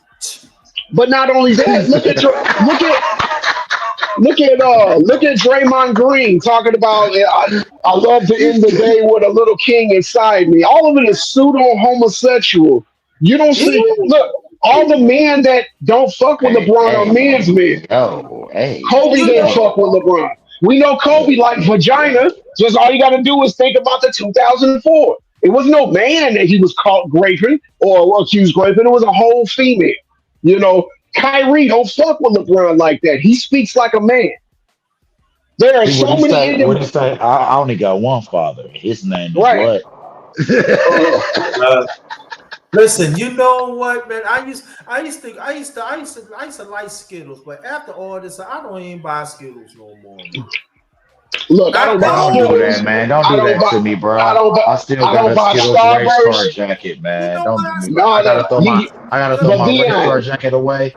no, Dion, you grandfathered into that. What we're talking about? If somebody can watch it or looks at me buying a pack of Skittles, I don't want them questioning like, why does he like Skittles? Nah, it's just gonna be brown colored Snickers. Look, the stakes is too high. Probably the greatest CD by De La Soul, by the way. But the Oh, stakes is too high now. shout out Okay, Mob Deep. Rest in peace, Prodigy. Stakes is high. thanks. Right. If you know, you know. Rest in peace, Fight Dog. Right. You know what I'm saying? So I think like I'm conspiracy theory, but I think they got rid of your boy from Mob Deep, man. You know they claim he choked on the egg, right, Lemon Pepper? You know that, right? Right. Come on, man. He survived sickle cell for all them years, but he choked on the egg. Okay. But Dion, water's not wet, the sky ain't blue, grass is not green. Yeah. All that Let just let- all let that us just stop. know that Let us I stop, just man. We ain't trying to get the channel fucked up. Let us stop, That's what man. I'm We saying. know But we got. Dion, but Dion, Hey, we but need. Dion, Hey, we need to look at pay. all. We need a Patreon, T Price. We need a Patreon. But Dion, look at all the real I need to rappers work on that my are. Patreon Look at all too. the We real. gotta. We I'm talking gotta. about. We gotta all invest for the Patreon for the channel, yo. We I'm need just saying. Patreon. I'm just saying. Look at all the real rappers who have passed away all of a sudden. The real Man, ones it's with the so who was sad. real. And the real ones passed away, and the one that think about the rainbow, you know what I'm talking about, still here. Isn't that I something? was just about to say Pimp C, DMX, man, the ones that was talking against that. Craig You know Mack. what? Got them up out of here. Oh Craig no, Mack that's You was. know a what? I no. gotta work. I gotta work on That's my. the I bad gotta boy work curse. on my channel too, man. Because yo, I can't say that. That's why I say Shoot, we y'all, need a remember, y'all, Patreon, yo. hey. Y'all not understanding me right now. Y'all not. You feel me? Hey, y'all remember when LB was live? He used to do a live every Friday on rappers. Man, Yeah. LB was the truth because he used to always do those lives on the rappers, man, the real ones. And who was a great, who wasn't. Shoot. I'm gonna tell you what. I'm gonna tell you what I told my son when he was telling me that Eminem is the best rapper he's ever heard. I said I heard Eminem before. You wanna know what his name was? Big L. Right. I mean, That's like, what I'm saying. You know what? I would say. You want to know? I would. Well, it's the same genre. Him, Papoose, all them niggas kind of sound like with the same. As far as the syllable rapping, you know what I'm talking about? Absolutely. That The is acapella, the Rockefeller, the mozzarella worst of helicopter yeah, propeller. I Yeah. see. For me, being originally from New York, I know all that. People say, "What you talking?" No, because y'all don't want to hear the truth. I don't want to go. I mean, But like I used to rock with Eminem, like on the freestyle, on the what was it called? The West End show, the West Push Out. But the albums, I ain't gonna cap. Outside of the first joint, I ain't never bumped no Eminem album. I ain't gonna cap. Come on, look. let's get one. Let's get down with two or two and everything. If people know general music like we all do, I mean, look what Elvis. Look what he learned from. That's what I'm saying. Now you go to Eminem. Look what he learned Hey, from. y'all, what the one But thing we know? I bump Action Bronson more than Eminem. I ain't gonna hold y'all. No, what the one And he thing we know white. about rappers, if they're a good battle rapper, they're gonna be good, a real great rapper. Because how many rappers really battle rap anymore? Not many. I mean, they don't even do ciphers no more. Man, I don't understand how they call stuff freestyling. I don't understand. BET don't even count those ciphers in BET because it's whack. How do they say a person freestyling something that they wrote and they memorized the verse? That's not freestyling. Freestyling is something I've never said before that you never heard and I never wrote it. Top of the Something I'm head. coming up right now off of the head. Pause. BET Right. The Basement, Rap City. Like, come on, man. Like I was looking at this meme of the game reciting the same freestyle for 10 years. Yeah, that what was it called? It was on YouTube. I Yeah. forgot. I had just seen it too. Talking about, well, when they say spit a freestyle, that's the one I like the most. So I just keep reciting it. Like, no, nigga, come up with something else. You know what a freestyle is? What Black Dot did on what's his name? That 10-minute freestyle. That's a freestyle. Yeah. Freestyling is what we doing right now. No script, freestyle. Oh yeah, man. Come on, man. I heard freestyle some rapper one time two years ago on BET. I was just like, let me watch a little BET. I was at somebody's house. I watched the BET. I said, damn, dog, that's 30 years ago. Cut it out. Now let me go back in my time machine and you tell me if you remember this. There was this comedy skit on BET. It only lasted one season, but I fucked with it. And it was right before making the band. It was called the Lyricist Lounge Show. I used to watch that shit faithfully. Man, the And then- Lyricist Lounge. You don't remember, man? What? Yes, do. Yep. That That was was like one that like 98, I know 99. about on cut. I right know before about 2000. I know about on cut. Early 2000. Yeah. It was early 2000. Okay, that was after I graduated. I know I was rapping because I was on that. I'm like, nigga, I'm trying to, man. I thought I was Yo son. You heard me? You couldn't Remember that tell me show? nothing. Yeah, I was in my 30s when it came out. I remember that. Yeah, I like at the end of the damn show that just break out into a freestyle battle while the credits are rolling. That's why I used to get mad because I'm like, damn, they should just let them go off. Not the credits rolling and the show go off, and this is the best part of the show. Right. I'm like, look, end the show 10 minutes early and let them just fire off for 10 minutes while the credits roll. Then they show that bum ass commercial. Like, man, put a beat on, bruh. You know what? The best part of being on Saturday night, that was video on cut for y'all late people. Because at that particular time, I used to get off. You talking about very the late. BET uncut? You already know, man. My homie. Are you talking about Grandfather Luke? Grandfather Luke? Hey, in that song, the first song. That Tip Drill video got me through many of the lonely nights. Oh yeah, because they did ban it because of the swipe of the card, didn't they? Didn't they? Absolutely. That drill was legendary. That car It has smelled to like be. booty and Bath and Body Works. And I'm all for it, but that's neither here nor there. No, that car smelled like booty and love spell. Fuck out of here. Booty and liquor spit. Y'all remember that video? I remember that video when the guy was pissing straight up in the toilet seat in front of the dudes and shit. Y'all remember that? I forgot which video, which Busta Rhymes video that was, but that's the one that's messed around with Eddie Winslow. Let's not talk about Eddie Winslow. I've been mad at Darius McCory ever since Mississippi Burn. Not Mr. McCray. Yes, Eddie, if you're nasty. So that whole time he was really trying to get with Jaleel White. Wowzers. What about Karen Steffens? Who's that? Y'all remember her? You talking Super about Mario. the boys? You talking about the Super Mario. You talking about the, head demon? Yeah. Oh, Willie Beeman? Yeah, I don't mess with Eric Bishop. I mean, aka Jamie Foxx. He's talking about Eddie Murphy.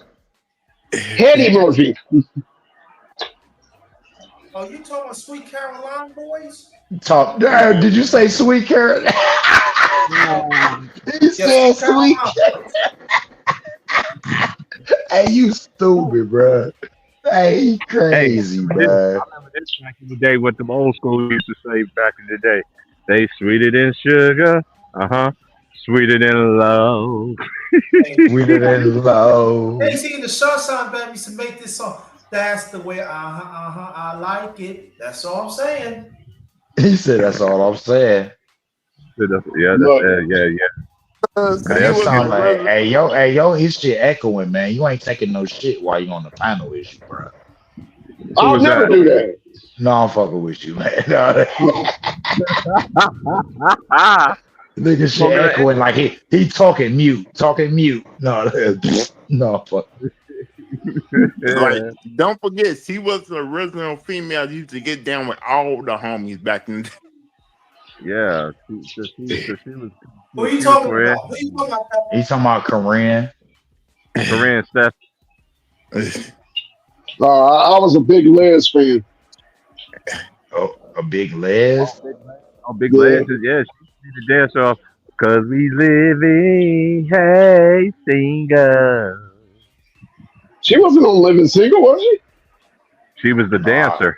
Oh, let me get That was She Big was in Les. that. She was in Big that Les. mystical. She was in that mystical video. Shake your ass. Event. Shake it fast. Watch Yeah, yourself. she was in that one, and Tell she. me what you're And working with. if you have Living Single on DVD, go look at the dance. That's Big Les. Big Les was doing the dance. In Oh, the don't tell beginning. me. My wife's Yeah. gonna get mad at me when I keep playing it slow with the lights off and shit. Man, I'm gone, man. Yo, I'm what? gone. He's the What? same. I'll let y'all, man. Hey, Salute, he's the man. same. He's I'm the same gone. person. I'm gone. He's I'm the same. gone. Don't I'm leave. gone. I'm gone. I'm You gone. started it, Dion. I'm just following your lead. That's all. I'm He's the gone, same man. I person. can't. He's the same person that had Bobby Brown sleeping on her couch.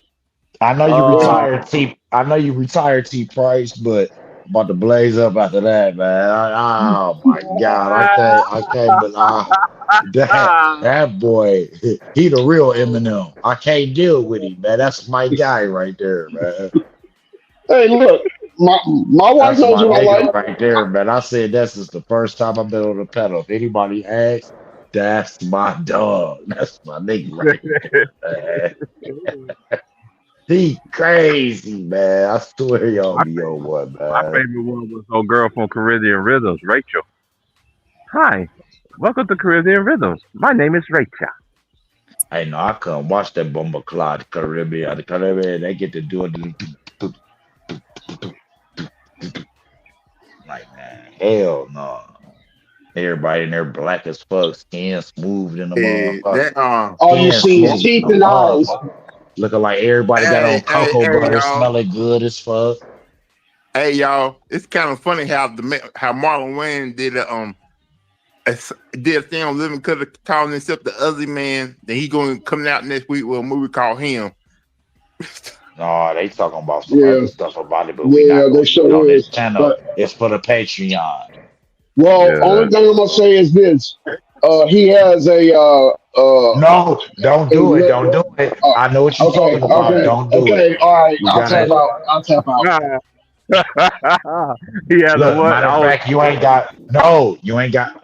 Damn, you ain't get my number from the back check. You can't say it. I know exactly what you're talking about. So, Don't hey, do it. Please don't Price, do it. T Price, give cousin Dion my number, and as soon as we get off the screen, we're gonna trade bars because No, look, I know I don't. exactly. No, that's too much. That's over their head right That's now. too. That's too That's much. too raw for TV. Pardon the Yes, plunge. yes, yes. When keeping it real goes wrong. Yes. So We y'all got, not hey, gonna. hey, no, what Smack say? Hold it down, hold it down, hold it down. hold Well, it I'm down. just saying that movie Him gonna be probably end up being the number one movie in America for the next couple of months. No, we Well, we know no. we ain't talking the surface. We going iceberg right. We Look, can't do it. We can't do that. we're grabbing the hips, pulling it a quarter turn to the right, and we're going all the way hitting rock bottom. By the time we get done, she gonna be 6 months pregnant. We're brothers. We're happy, We're happy quote and we're unquote. singing No, and we're we're happy, colored. quote unquote. And we're colored. Da-da-da-da. Give me Give a me a high high five. five. See, I told you that's my nigga, man. I already know what he owed. But see, We look, gotta check this out. chill, bro. He already let me know what he was on when he was in the haunted house, and he got Man. grapes by that ghost. It's Yeah. multiple joints, bro. And I'm like, Multiple. yeah, I'm good. Coming I'm out good. party. The only When I- movie I thought that he was good in was Above the Rim. That's it. Who's that? I agree Marvel. when he was kind of like the little flunky nigga. Yup. He's the one that killed Pac at the end. Yeah, he was like the fuck boy almost. Yup. The nigga you sent to the store to get the shells. Or as Ron Howard. Wait, who laughing? Because niggas know what I'm talking about. Hey, bro, you go get the shells, bro. You can't count That's the what money, bro. Go get the shells, bro. Hey, Go get my Duchess, and you better bring me back my chain. Shout out to Ron, son. No, I ain't Hey, even Rob, tripping, man. nigga Get you a better couple have my honey buns and the juice, nigga. Nigga better have my fucking chains when I send them to the store. There he is.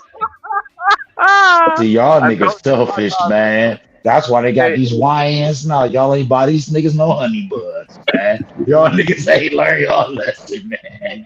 That's the type of nigga. That's the type of nigga you send to the store for your Duchess, and he be like, "Nah, big man, I paid for it. Here's your money back. We good. We good, right? We cool. We good. We good, right?"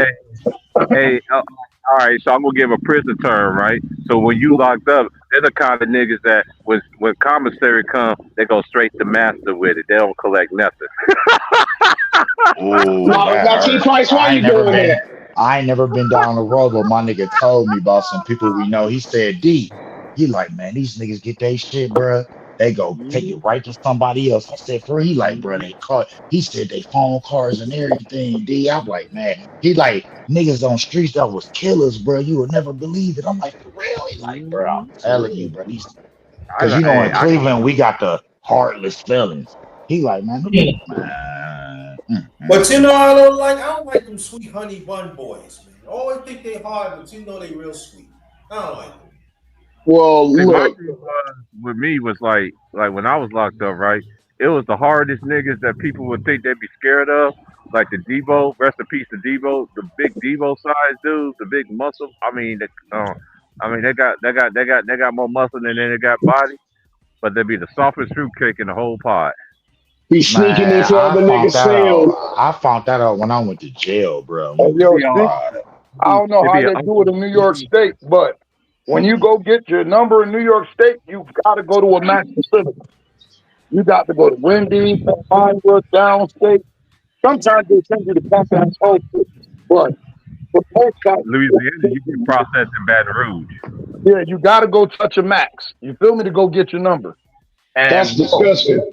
hey, yo, and the crazy part, niggas be, they don't even make it to A block. Niggas be in B block, and them niggas be ready to hang up, bro.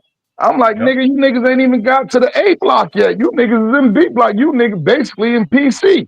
Everybody got to go. If you're not a parole violator, everybody got to go to B block on a new number. And you're there for like 2 weeks. You feel me? A week. Then you go to A block population with everybody waiting to go to your spot. You feel me? But you might be in there for 4, 5, 6 months. You feel me? See, that's how this in Louisiana was like this. So when I got locked up, right, you got processed in Baton Rouge. That's where you Sound got like somebody in processed. trouble right now. Sound like them rollers in the background right now. Oh yeah, that's out here on the coast where I'm at. I'm I'm outside fucking giving me. with you. I'm fucking with you. I'm fucking with you.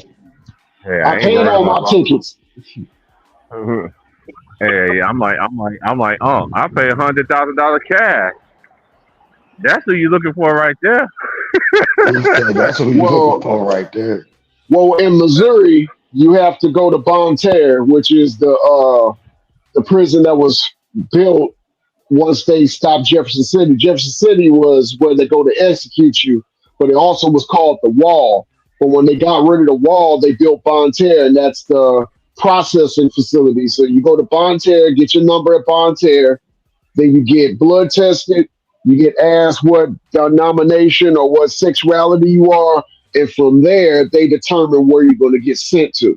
So in my case, I got processed, and I ended up because everything was crowded. They sent me to Bowling Green, Kentucky. So then after Bowling Green, Kentucky, once you get back, you got a reverse process. You got to go back to Bonne Terre, then they'll take you back to St. Louis County. If anybody remember that television show Locked Up, they had one in Clayton County in St. Louis, Missouri. That's the holding facility where you either go get your number or you do your county year, or it's literally right across the street from the court. That's where the So pies at. yeah, Yeah.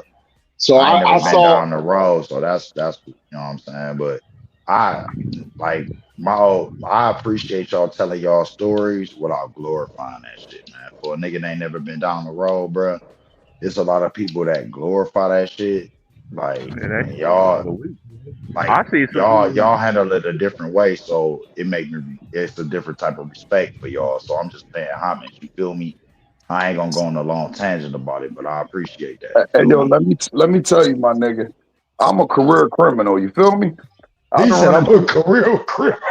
No, I'm serious. Like from the time I was 15 all the way up to my mid 30s, bro. My mid 30s, I was out there thugging. You feel me? Caught a couple state bids and that shit. If you ask anybody from my town about my name, they be like, "Yo, son, get busy. He official nigga." You feel me? But let me be the first person to tell you, and I know I'm an official nigga, my nigga. That jail shit is for suckers, bro. Having a yeah. nigga tell you when you can piss, when you can eat, when you can move. You know what I mean? All that shit is for fucking suckers, bro. Like Nigga I told done me, had my own little breakdowns on the street, so I can't even imagine nah, I'm the telling you, mental like, because fortitude you you gotta get some niggas, have. You feel me? niggas who conform to that shit. Like You get my first bid was in '97, right, my nigga?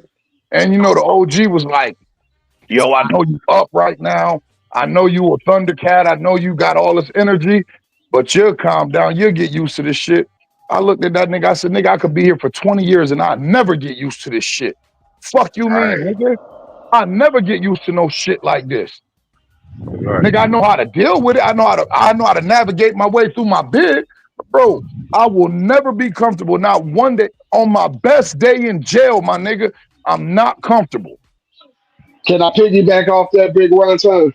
For shit show. I'm not a goddamn career criminal. I'm not even a amateur criminal. I got in a bad car accident that took the life of a passenger, and I had to do 2 years for that.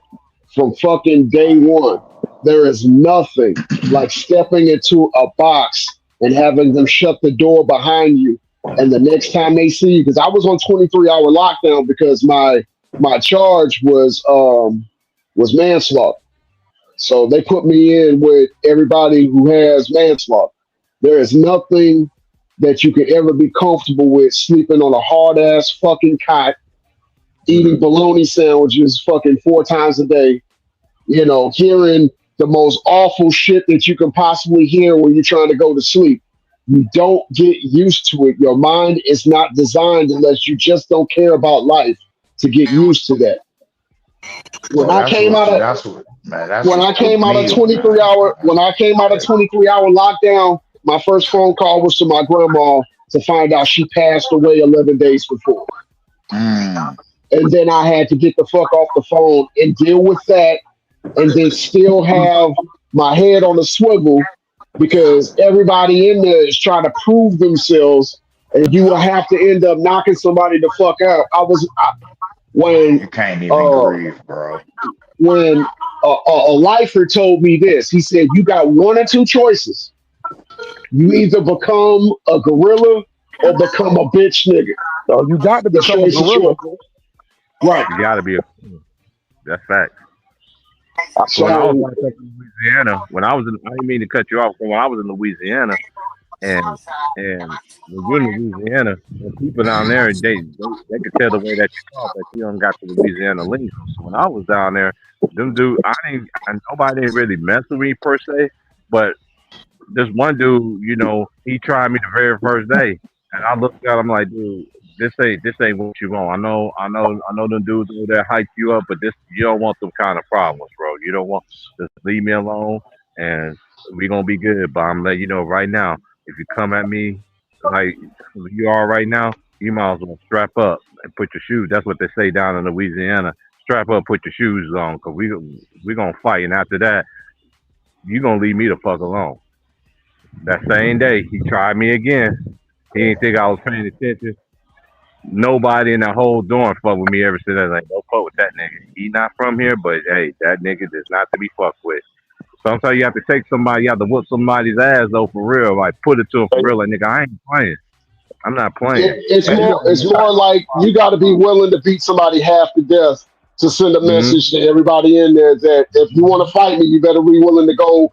You better be willing to kill me, nigga. Because it is like the worst bullying you can think of. They're trying to see if you're weak so they can take your commissary, your meal, get up in your ass, get up in your mouth. It's And when crazy. you, It's and when crazy. you 'Cause go underrated, ahead, Rosa. underrated, he can attest to this. You feel me? I got 3 state bids. You feel me? I got 3 different state bids. And I done been to the wickedest spots, man. Attica, Sing Sing, you feel me? Gladiator School in Greens, you know what I mean? Wyoming. I done been to the illest spots in the fucking state. And when I tell you it's some shit that go on, bro, that don't supposed to go on.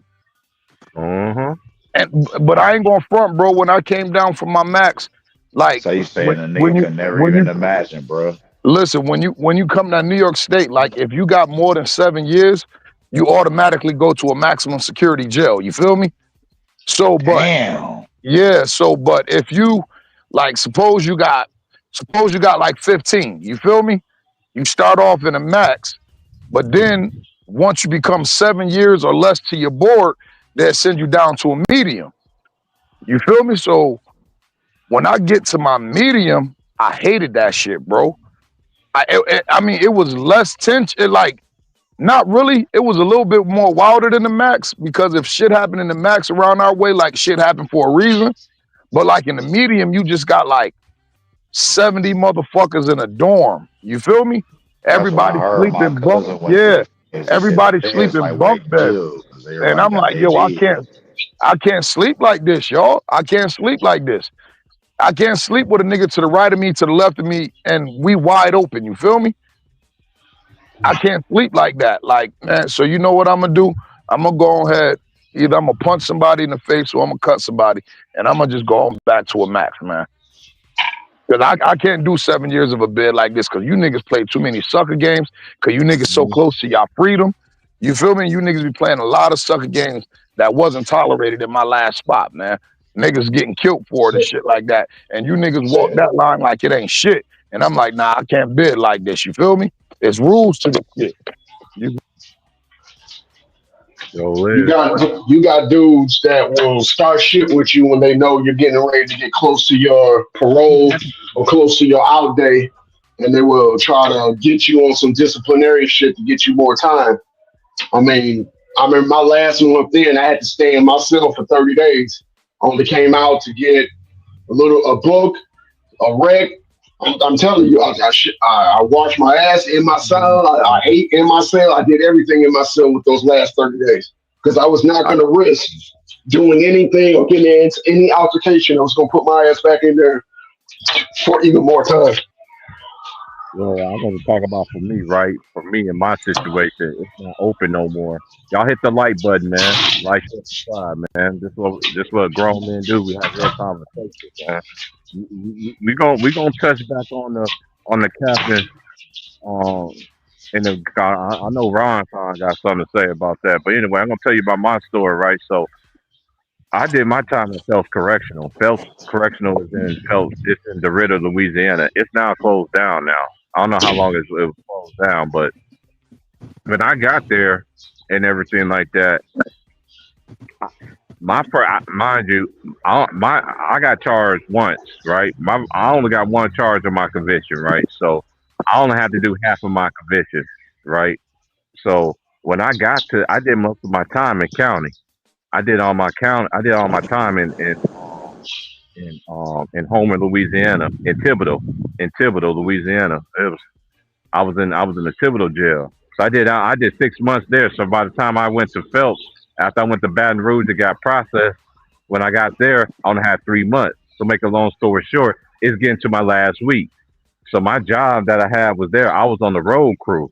So I used to leave after I eat breakfast and everything like that. I leave and we be gone from 8 to 4. So we had a sergeant named Poussin, and this dude was a big 6'10" country. I mean, white boy racist from Louisiana. He literally. I mean, literally, they're all literally look like that. What's that dude's name? What's that cartoon character's name? Oh my gosh. What's that dude? What's that dog? What's that dog's name? Oh my gosh. I just had it on the tip of my tongue. I can't remember. Droopy What you dog. say? Droopy dog. Yeah, Droopy the dog. Yes, he literally looked like Droopy, man. But he was 6'10". I heard him talking to my sergeant. He was like, that nigga Price, he getting out this week, huh? He's like, yeah, Price going home. So I said, well, I got his ass on Friday. And when I get his ass Friday, I'm gonna make his ass work. And now mind you, a month ago, this same sergeant tried to get me to go to the we in Hollywood, Louisiana, and we on the back road of Hollywood, Louisiana, picking up trash, right? So he ordered me to go in the pond to pick up the trash. I saw an alligator looking in the thing. I'm like, I'm not going in there. He was like, why? I said, Price, you better do this now or you going in the hole. I was like, you put me in the hole. You ain't gonna have me getting killed by no gator. As soon as I said that, the gator start coming out the water. Everybody just ran towards the van. So then when I got back, he threw me in the hole. So I went to the hole. So then my boy was like, hey, you got Sergeant Poussin the last week, man. You might as well turn yourself in and everything. So after that Monday with my sergeant, right, I turned myself in, right? I turned myself in because I knew I was getting out Saturday. So you know how everybody saying how it is in Louisiana, right? When you go into the hole, it's like a walk of shame. Everybody know you going to the hole because you walking a certain way across the place. So when I was walking, all the old school cats was like, yeah, that nigga gonna fuck up. I knew that nigga was gonna fuck up. Knew it was gonna fuck up. But boy, I had the last laugh that Saturday morning. When I got out that Saturday morning, and they see everybody always get released at 8 o'clock in the morning from Phelps Correctional. When they saw me getting out and I gave my little deuces out, I ain't never went back to prison or jail ever since. Listen here, bro. The motherfuckers like in New York State, they like to hold good time over your head. You feel me? Time that you can get off your sentence if you do these programs and all this shit, right? So they got the shit called KSAT and ASAT. If you get a drug case in New York State, they automatically make you take KSAT. You feel me? If you catch a drug case, you automatically got KSAT. So listen, man, I'm not no drug user. I smoke weed, yes I do. But I'm not a cokehead. I'm not a meth head. I'm not a heroin addict. I'm not on no hard drugs. I'm not taking no KSAT. Oh well, you can go to the box. You can go to the box for refusing program. You know what I told them motherfucking crackers? I said, yo, listen, man. Judge Geraci sentenced me to 8 years. You feel me? He gave me an 8 flat. He sentenced me to 8 years. I'm prepared to do every motherfucking day of that shit. I don't give a fuck about y'all good time, how you can get out in 5 if you do this and you do that. I'm not doing none of that shit. Because New York State only require you, the only program you have to take is your GED if you don't have your GED. You can't get around that. I already have my high school diploma. I'm not doing shit. I'm not taking no KSAP. I'm not taking no phase 1, no phase 2, no phase 3. I don't want none of y'all jobs. Put me in the box. I'm good. And then them motherfuckers came and got me and said, we got a job you would think you might like. Oh, because this motherfucker's serious. He willing to do every day of them 8 years. And that motherfucker sentenced me to 8 years. So mentally, that's what I brought myself in here to do. 8 motherfucking years. And when them motherfuckers put me in that food plant, my God, that shit. Woo. Now you talk about niggas living and like hustling and Joe. Like I said, my best days I never glorify. But you can make that shit what you want it to be. If you want to go be a gladiator, come home with 1 million cuts. I'm a nigga. I ain't got no cuts. Never been poked. None of that shit. You want to be that? Go be that. You a goddamn fool though. You feel me? Go do your time. The object is to go do your time and get back home to your peoples. That's fact. So You feel me? I was stabbed during the fight because, as T Price said, and as Ron Ton said, I went in at 113 pounds in a level 3 camp, and there was a guy in Chow that was pushing up on me. Like, we all got to stand in line. Everybody stand in line before. But this is one dude just like bumping up against me. So I stepped up a little bit. He stepped up too and kept bumping me. So I told him, don't do it again. And then the first words out of his mouth was, what the fuck were you going to do about it? So I just hit him with my damn tray and just start hitting him and hitting him and hitting him and hitting him. What I didn't know out of the back of my head was somebody had a shiv me right in my left arm. You know, I didn't recognize it because I was too busy trying to end this dude's life. And then I got tased and got put in the hole. Whenever you go to the hole, there's a disciplinary board that's put together for the incident that got you put to the hole. If it's insubordination, that's a different type of committee. If it's a fight, it's a different type of What they like committee. to call it? What they like to call it? An infraction. Yeah. Yeah, right. And you get 10 infractions in I want to say in a year time. And if you use up 10 infractions, you get 23-hour lockdown for the remainder of the sentence. For me, that'd have been 2 years. For other people, you know, I've known they've been in. I'll say that again. Oh, okay, he wasn't talking to me. But they were trying to put me in 23-hour lockdown because I beat the dude unconscious. And the only reason why that happened is I remember when you first go in and it's your first time going to prison, they put you with a lifer. He helps you, you know, get your uniform. They do your paperwork. But I remember what he told me. He was like, dude, he's like, it's not if you're going to get in a fight, it's when you get in the fight. You got to make sure that you're not fighting every day. So the first person you fight, try to hurt them really, really, really bad. I didn't want to, but you're in the jungle. And I'm not glorifying. You are in a jungle where it's kill or be killed. Mm-hmm.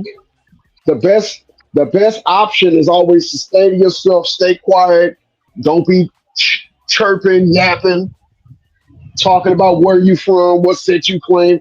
Only thing that's going to get you is jump, beat up, stab, raped, and a lot of things what people don't really understand about like prison rape or grape. Let me say that prison rape is it doesn't happen for the reasons why you see on TV. That's a fact. If you're a pedophile, there's a price on your head Oh from yeah, your first night in. and not only that, while you saying that, there's people in prison know more what's going on in the world than people that's living in the world too, y'all. You got some people. I know some people that's connected to the streets for real. And shout out to the homies that I was locked up with. The OGs, they all out now. You know, last one came home was like about a year ago.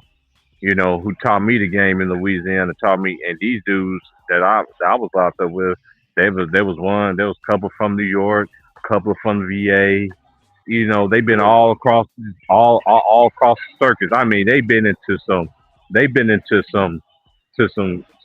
war baths of prison. You know what I'm saying? And I'm just glad that everybody's out and everybody's out getting on a good foot. You know, I'm just blessed I got my life back. Yeah, that's why I came to Oregon, because they have resources that they didn't have anywhere else for me to get what I need out of my, you know, off my name. You know, so I love when police pull me over now. They ain't nothing. All right, go on about your business. You know, because I just thank God for just keeping me level headed, because a lot of people, man, they get institutionalized, man. I know dudes who get out, they'll They get go out right back in. and they go right back in. I know a dude got out, and I never forget this.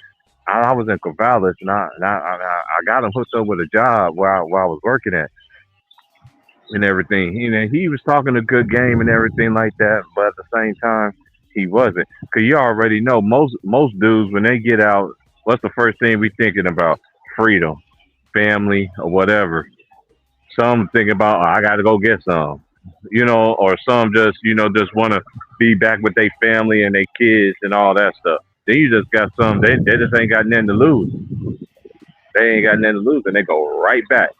But this dude ended up robbing this place, robbing. And I sitting there, I was coming from work and I was waiting on the bus to go back to the crib.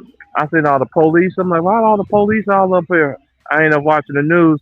Man, that dude, the same dude that hell got a job, man, ended up going back to prison, man. I was like, yeah, he institutionalized. What? Institutionalized. You can talk You a good have game, but you can too. you got individuals that look at it from the perspective of they don't have to worry about getting anything to eat. They don't got to worry about where they're gonna live, where they're gonna lay their head. They can socialize. So prison becomes their lifestyle. For me, prison was never gonna be my lifestyle. Jail was never gonna be my lifestyle. One of the greatest moments in my life outside of my marriage and my birth of my children was the day that I was released.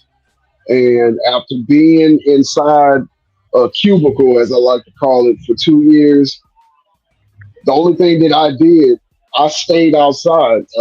When I got out, my parents moved to the Forest Park area of St. Louis, and it's a very beautiful area. I stayed literally. I spent the night on the bench outside in Forest Park because I was just so happy to smell fresh air and just get that sound of doors popping and locking, every 10 to 15 minutes. And it was just the things that we think and take for granted. When you're locked up and you get out, you don't take that for granted anymore. Something as simple as just getting a cup of ice water. You don't take that for granted anymore. You don't take for granted being able to eat what you choose to eat, not what you're told to eat. Hey, Being hey, able to take being able to take a shit in a toilet where you can shut the door and nobody's looking at you. hey, yo, Yeah, you you know ain't what, got to Octavius? hurt no people. First one, I was like that. When I got out, I was happy as fuck. But then I realized, like, I got to do all this things. Came another headache. Hold on. Right. If you're listening and you young and you might be going through some shit, I'm here to tell you. I'm here to beg you. Don't go that route. Do whatever you got to do to not go that route. Because prison is not a college. It's not a summer camp. It's not something that you should get street cred about. I've watched grown men break down in tears because they couldn't see their children because some Yo, shit popped off, and then now the whole pod is locked down. So that means no mail, no commissary, no visits. I Every could take it. Christmas, I could every take it another. I go could ahead. take it another. And then when you get locked up, then your same homies or your same family, you ain't getting no money on your books. They're not sending you nothing. You have to use the Bob Barker soap. You have to use the Bob Barker what Toothpaste. toothpaste, the flip flops. I used to tell dudes all the time, man. I always run across every once in a while. I always run across a dude that I could tell like you just got out. Like, how you know? Cause you got on the Bob Barker flip flop. I'm like, man, why don't you It's take funny them off? because our soap was called Lisa. Had the Lisa soap, had the Lisa shampoo, the Lisa deodorant, the damn I'm talking about the same Bob Barker, y'all. I'm talking about the same Bob Barker. They used to run Price the is price. right. Yes, He sir. funded he funded the prisons, y'all. He sent money to fund the prisons. Like a lot of these, like I'm telling y'all, man. Like, and then once I started putting everything together, I was like, man. And then I went to Michigan, and then when I went to Michigan, this was like after '08. I said this was '09. I got I got caught up in something. I was God bless was blessed and fortunate for me to get out of that. Because they were trying to lock me up again. I was like, man, I've been doing good. Like, I'm trying to get on my feet. I'm doing this and this and that. But God put it in my favor for me not to even get charged.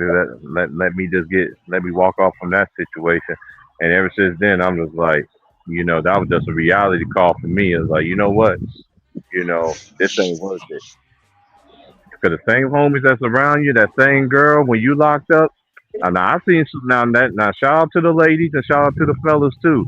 I know some fellas. I know some ladies had they loved one, had a woman that having a husband, girlfriend, or boyfriend been locked up and supported them for years. Make sure they both seen kids and everything like that. Shout out to the ones that still do that. But we already know how the story goes because we've been locked up. The same ones that been there for you and supported you all the way through, you'll go mess that up for somebody else who don't even give a damn about you because they know you fresh out. Absolutely. You know, you're gonna know who your real friends and who the down through thick and thin is. All you got to do is get locked up for a weekend, and you can find that out. But when you're doing actual time, I know I said this on another stream. I don't fear any man. I fear God. But I'm gonna tell you, Right. I was terrified as hell when I had to stand in front of that judge and for him to tell me 2 years in DOC. That's as close as I ever came to a panic attack. These judges are not playing, especially with violent crimes, especially with drugs. They are not playing with you, and especially if you any type of melanin in your skin, they are not going to play with you. You're not going to get 3 strikes.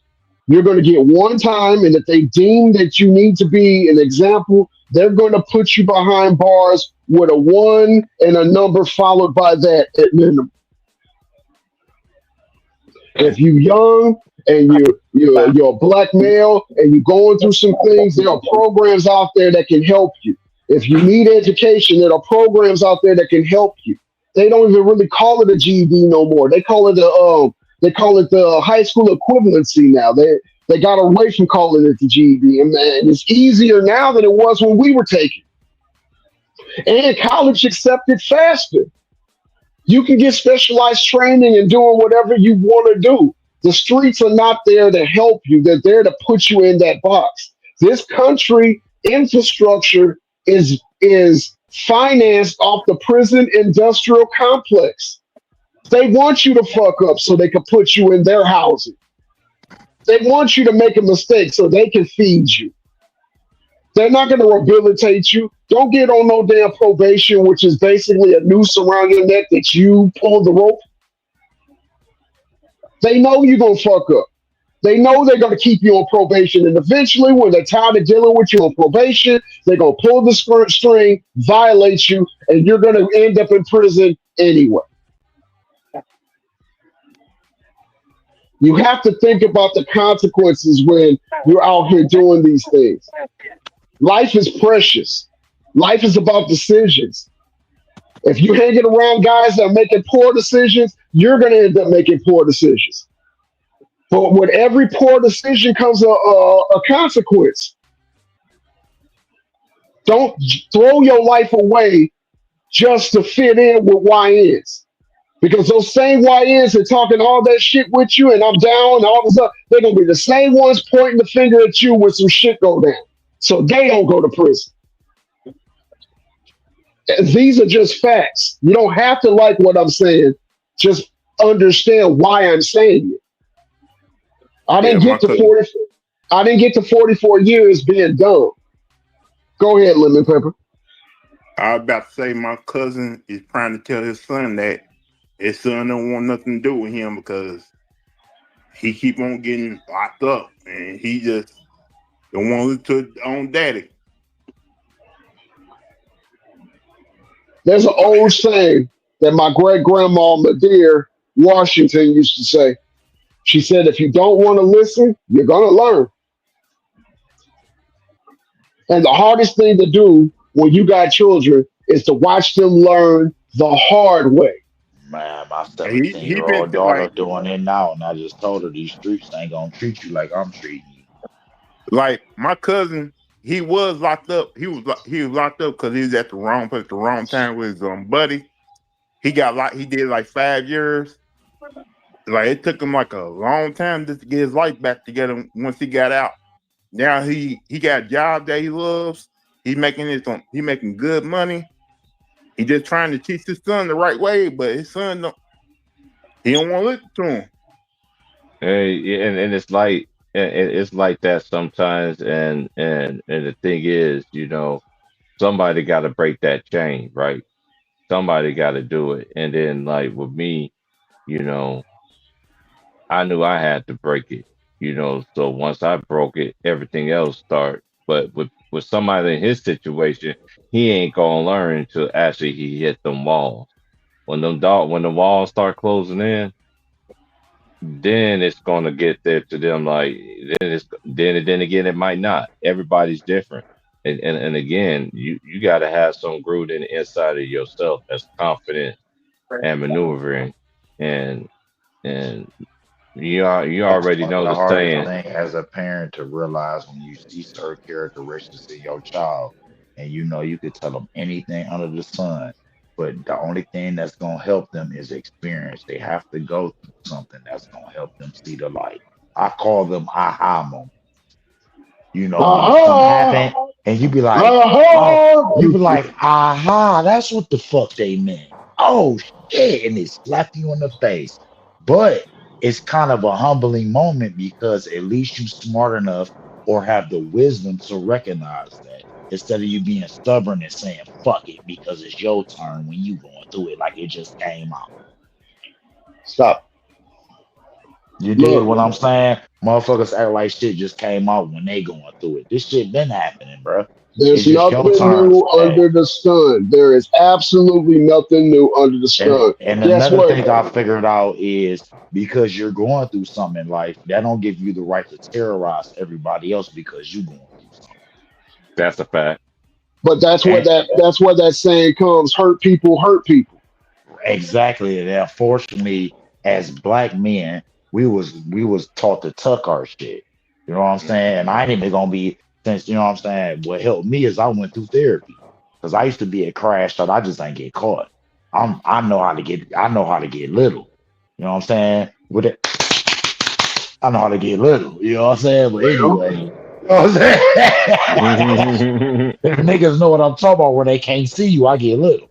But you know what I'm Mhm. talking about? But anyway, it's like, man, if you know better, you do better, man. So breaking the cycle, like my father got three, four numbers.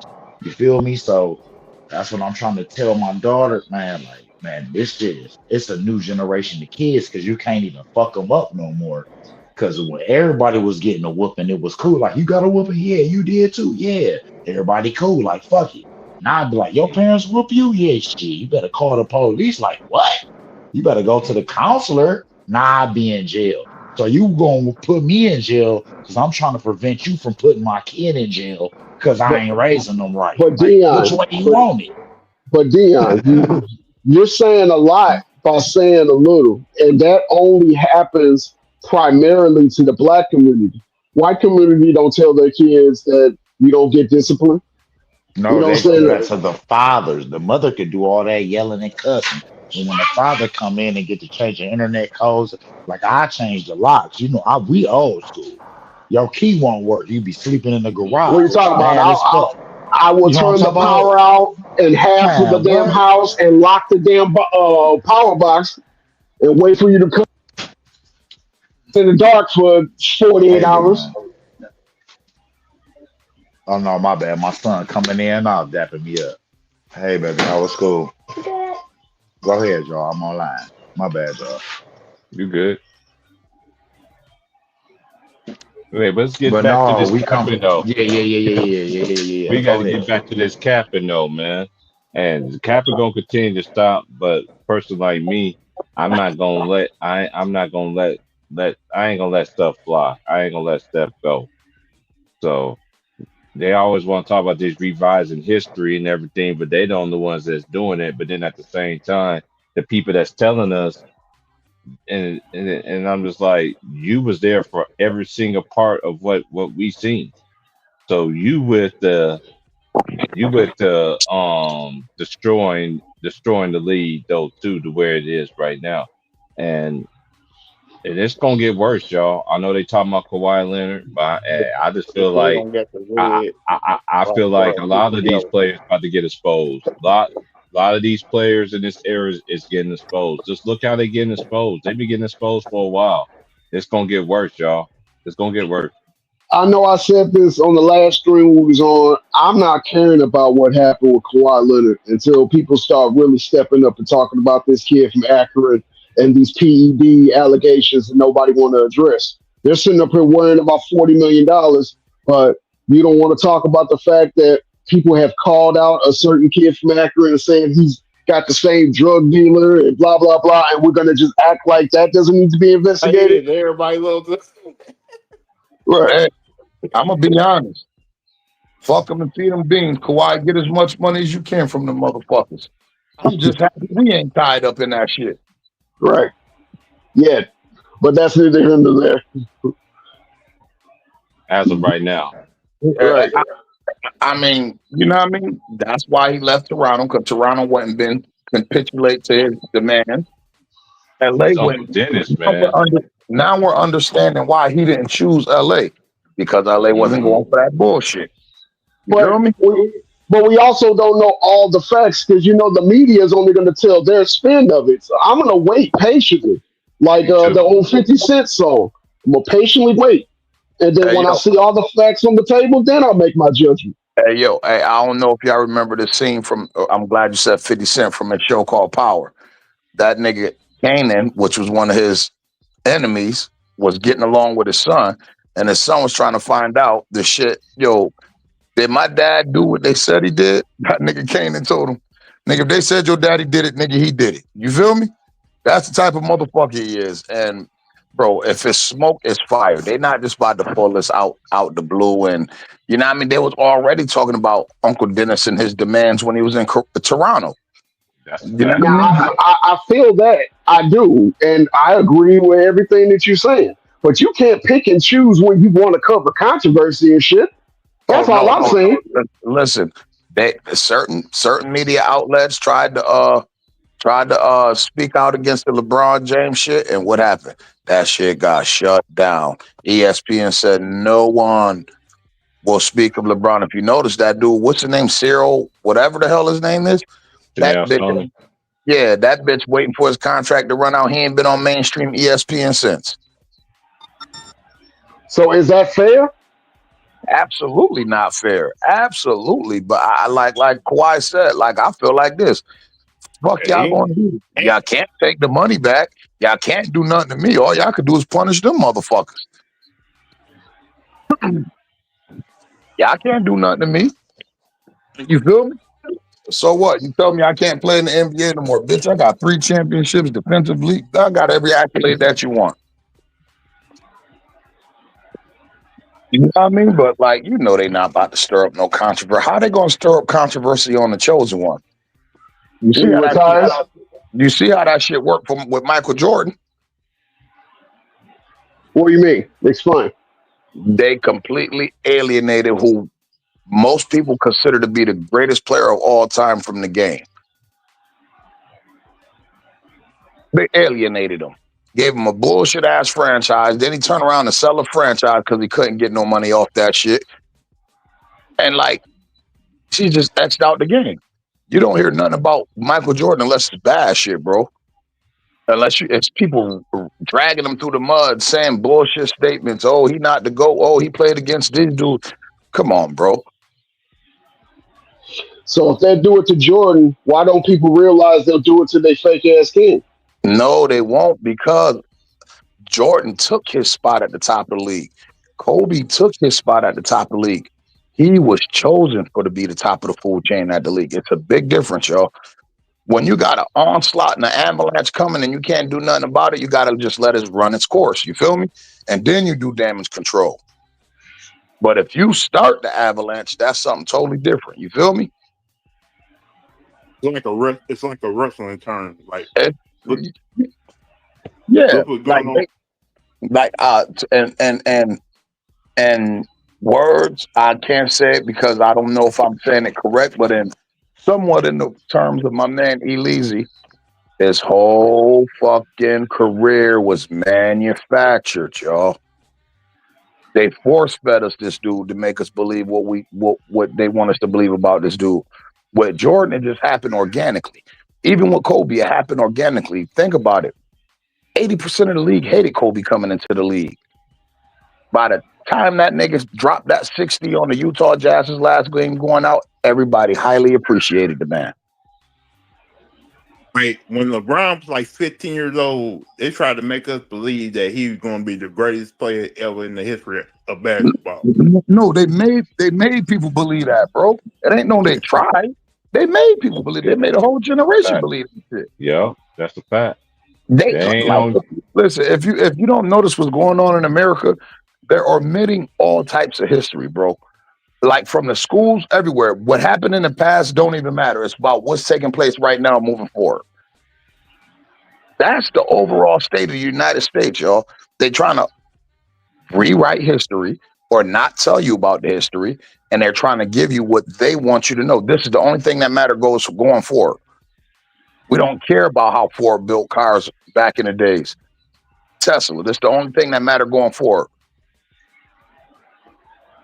We don't care about the history books. We're going to write our own history. Our history is going to start with Barack Obama, the first black president. Wow, that's sad, but it sounds so true. It ain't sound. The shit is true. All you got to do is really pay attention, nephew. Like to the point where they omitted history out of the high school curriculum in high school. There's no more world history. There's no more U.S. history. There's none of that shit. Most you might get is participation in government, and that's about it. So you can know how we work. They don't So want you know how we work going forward. They don't want to go back to the history of 1865 suit. Nah, they don't want that. They're trying to erase all of that, Lemon Pepper Lou. They're trying to erase. By the way, man, how you enjoyed that Louisville game? To be honest with you, man, I'm happy that we won, but I was so frustrated and pissed the fuck off that whole game because my team was not giving like the effort that they could be given against. Like we won the game 28-14, but at halftime it was like 7-6.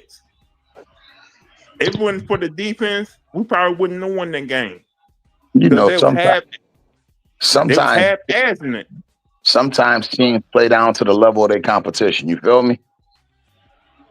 We a big name. We fighting nobody. We ain't gonna put our best performance on. That's just how that shit go, man. That's just nature, especially when you're dealing with teenage kids going into adulthood. You feel me? They got to learn how to be consistent. But y'all got to win, and then you got the head coach and the defense coordinator arguing back and forth. The defense coordinator pointing to the scoreboard while the head coach is yelling at him like, "Oh shit, it's gonna be some bullshit." If my defensive coordinator only gave up 14 points in a college football game, I'm saying he did a hell of a job. The head coach is the one who run the offense. Like y'all, he's like, "Where's your offense at, man? Trust How come they ain't sure?" Let me tell you what every offensive coordinator got in his bag, bro. He got a drive in the first half that's going to get him a points, and he got a drive in the second half that's going to get him points. Everything else is throughout the game. But when it comes down to that, we need a touchdown. He got to pull out this 10-play scripted drive because he know, man, when we run this set right here, we're going to get a touchdown. Every offensive coordinator got one for the first quarter and the second quarter. So if you can hindsight hold a college football team to 14 points, especially how explosive and free flowing the college game is, telling my defensive coordinator, hey man, you might be up, you might be getting a little raise. You keep holding them to 14 and under, boy. Because if your offense can't muster more than 14 points, you got a shitty offense. Well, I guess we'll leave the Tennessee Titans out of that conversation there. But look, back to what you said, Ron Time, you got me thinking, and I hate when I start thinking because then I start going way off the deep end. So there was a generation before us, and they used to tell us how things used to be. I remember hearing conversations at my grandmother, my uncles. I didn't have a grandfather, but definitely my grandmothers used to talk about things used to be a certain way. We used to hear about Black Wall Street. We used to hear about, this, that, and the third. And then by the 80s and 90s, that shit stopped being talked about. And now history is repeating itself. what used to be mainstream that we talked about all the time. It used to be part of the community and part of just being humans. They're waiting on a generation to die off, and then they're gonna, look. Just when I was growing up, the way history books were changed. With I remember it started off when I was in grade school talking about how Columbus found the United States, but then they had to revise that and say that he found it by accident, and then they said He that he found wasn't something when there was already indigenous people already there talking about right. it. So it's like, dude, damn, they can't even get their history straight. But it's not about history, and I've been saying this for years. It's about narrative. If you can keep the narrative going, that becomes their history. If you say a lie long enough, people will start to believe the lie. And I think this is how, and it's not just with sports, it's with everything now. To keep a narrative, we have to keep telling the same story over and over and over again. So the people that were not born when it happened can say this is normalcy. Well, it has to be right because I've been hearing it for the last, 30 years of my life. And it's starting to become spooky, real spooky. And that's another reason why I was glad that my two young boys, we homeschooled them. We homeschooled them because of the fact that it's like, dude, if they're going to learn something, they're going to learn it the right way. They're not going to learn a narrative. How many times has math changed since 1980? A lot. And it's like, damn, I remember my mother taught me how to do multiplication tables when I was like 6 or 7 years old. And the way she showed me is how she learned. It made sense. I was able to know. But I remember I tried to do it the same way my mom taught me. She said I got the answer right, but she's going to mark it wrong for how I got the answer. I have to do it her way or it doesn't count. And that doesn't make any sense because 2 plus 2 always equals 4. It doesn't matter which 2 goes first. People want it done their way. People want their goat their way now. And then you got idiots sitting up here saying that Durant needs to be in the GOAT conversation based off of what and based off of how. Can anybody answer me that? How does Durant deserve to be in the GOAT conversation?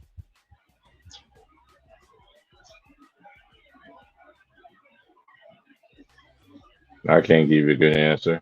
I don't think he should be in there. I don't He think Jay owed, Reed should be. I don't think Jay Reed should be in there either because it's it's like a presidential election. It's like a hype machine where you got your minions, talking about you all the darn time. So it's just like I don't know, man. It's just very hard. I would never thought that basketball talk would be just like how it is now. I be hearing them dudes on TikTok, man. I don't see how them dudes do it. That's where all them Jay Reed fanboys went. They went all over there on TikTok saying they little garbage. They don't come over here and talk to some real people about the game. I still say there's still players out. Do I think LeBron is great? Yeah, I think he's great, but I don't think he's up there like everybody else. And everybody has a great case of having a goat, of being a goat, having a goat. Will Chamberlain has a case, just like Bill Russell. You could just, excuse me, you could just go on and on and on and on and on. I just do it according to your era that you played in. I, he can't really say that he's the GOAT in his era because a lot of people think a lot of people think Steph Curry. Because the game that changed for LeBron, they actually changed in the favor of Steph. Because not everybody think they Steph Curry and Klay Thompson.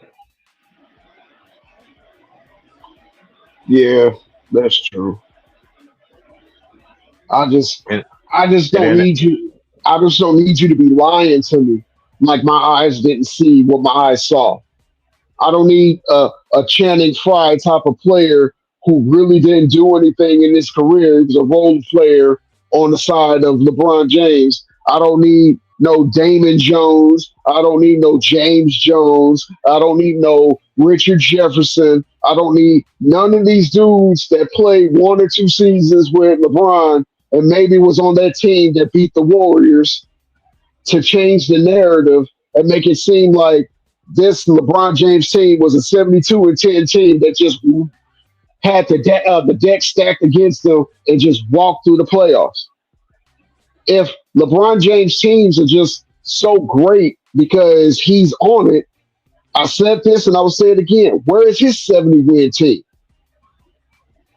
Not only that, it's just what makes it. It's just I've been saying this ever since on Ticket Channel. I've been saying it over here. When they start doing all these stats for LeBron James and everything like that, and I said this a long time ago.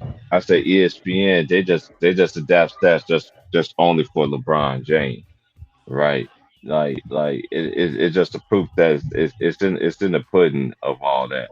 Do I knock it? No. Do I knock him? No. Do I hate that how he get his homies paid? No, I don't hate anything like that. One thing that but a lot of people fail to realize is that the new generation they acting like they play by the same rules that the old school players has played in.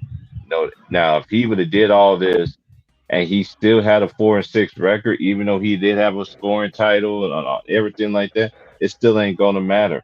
Y'all need to stop saying put LeBron in this era, put him in the 80s. Well, you put him in the 80s, he'd be a little kid because he was born in the 80s, in the late And 80s. he can't move like he will want to. He can't Right. go and recruit people. You know, if you was on the Boston Celtics, you was on the Boston Celtics. You couldn't just up and leave. Not only that, I've been hearing this thing on even on Facebook where it says Jordan had his Pippen and they were in the lottery. When was Jordan in the lottery with Pippen?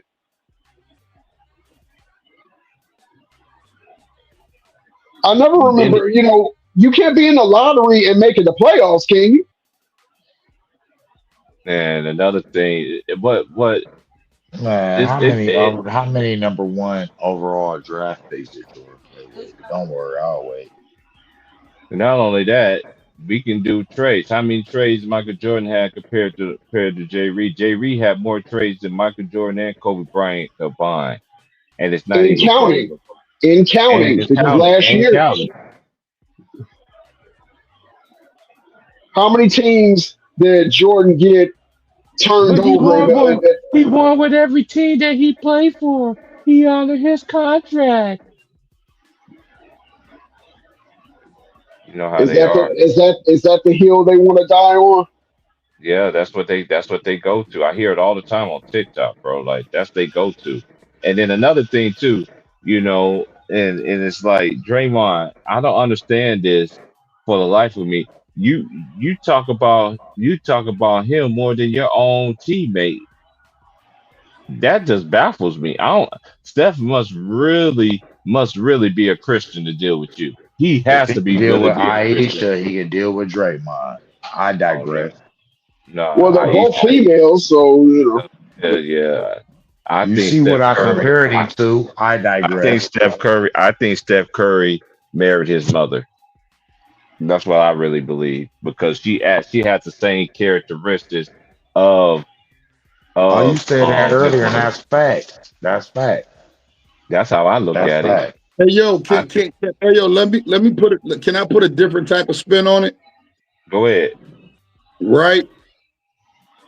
I'm a fucking billionaire. I don't give a fuck what that bitch do. I'm unbothered. My kids are taken care of. We're good. Whatever you do outside of that, I could care less.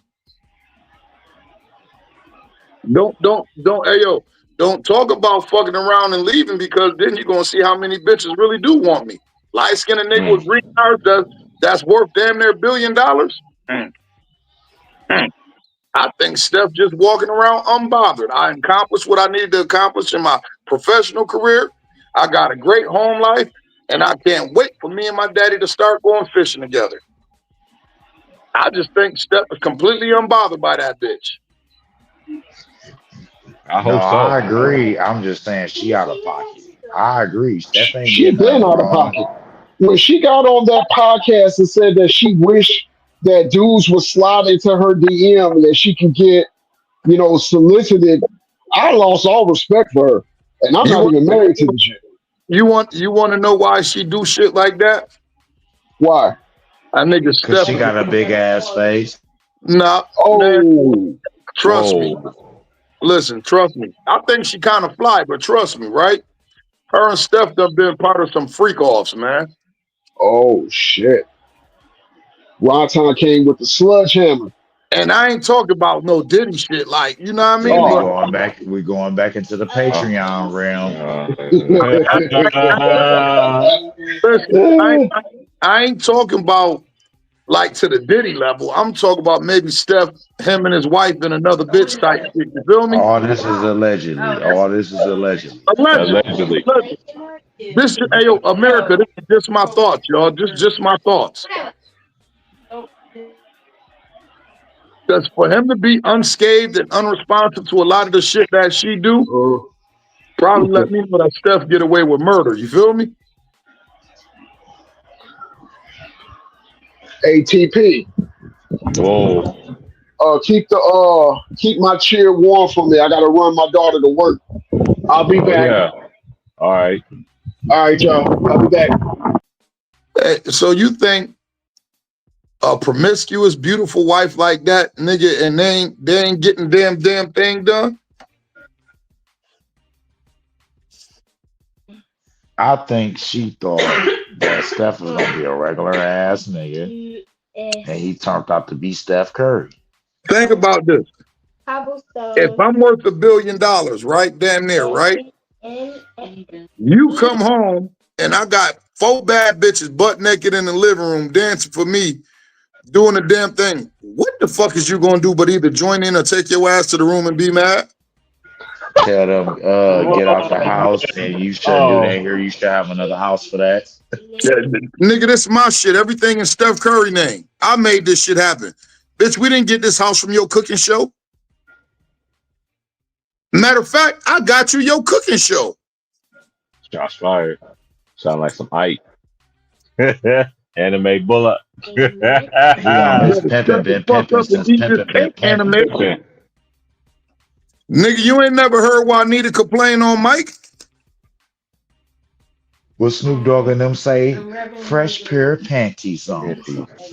Put a fresh pair of panties on.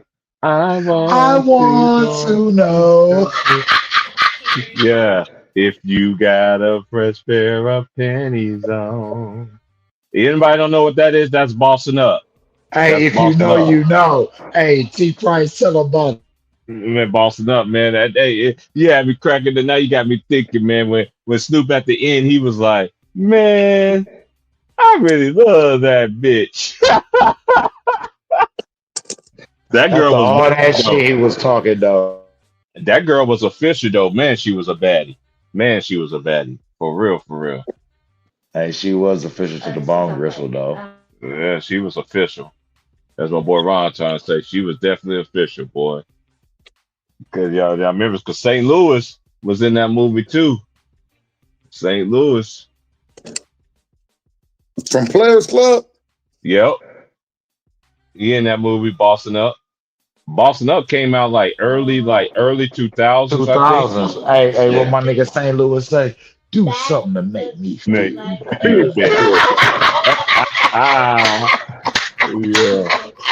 Yeah. He said, no, he said, stick your head in here, nigga.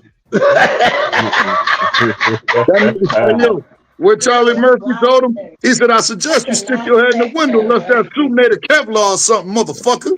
Hey, wait, yeah, he said, wait, let that suit made a hey, rest in peace, Charlie. Hey, Charlie Murphy elect. Even though his brother elect, hey, I ain't gonna lie. What I respect about Charlie Murphy more than anything is he was funny, but he didn't try to be Eddie Murphy funny. He was Charlie Murphy funny. He was just him. Exactly. And that was wrong. That's what made no pun you know intended. I like him in? No pun intended. That was wrong. See how that worked? You know Black G? You seen Black G? And that was kind of wrong. You seen that show Black Jesus? He funny as hell in that one too. Man, for sure. My nigga Corey Holcomb and Snake Johnson. Yeah. I might have a hot take right here, right? All right. after and seeing son and discovering son and paying attention to son and him getting the notoriety, I ain't gonna front, yo. I think he low-key funnier than Eddie. I You think feel he me? is. I just don't. I talk Hey, about naturally real funny. I talk, just real think, talk, real talk. You might be on to something. I ain't even gonna hold you. yeah, like Eddie got the stage presence and all that. Let's shout out Eddie Murphy. You feel me? Fucking genius, right? One of the top comedians of all time. But it's something about, like I tell niggas, like it's something about being a comedian, and then it's just something that's like about just being gut wrenching, just naturally bone funny. You feel me? And that nigga Charlie Murphy, he ain't got to write no jokes. The way No, he tells a story, his cadence, his voice. yeah, And and the Charlie way, Murphy can say anything like, nigga, eat that cereal. You be like, damn, nigga. Laugh. right? Your whole day be fucked up in the morning, now you laughing. Nigga, Hey eat yo, your cereal, nigga. the nigga Dave Chappelle said, he said this when I knew Charlie Murphy was a comedic genius, right?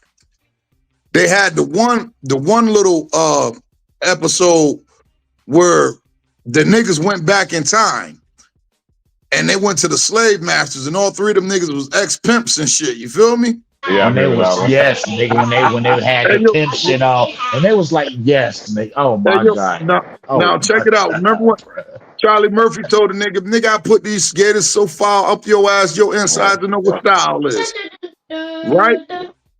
The nigga Dave Chappelle said it was a sequence, and that take, he said Charlie Murphy did something that just added to that character.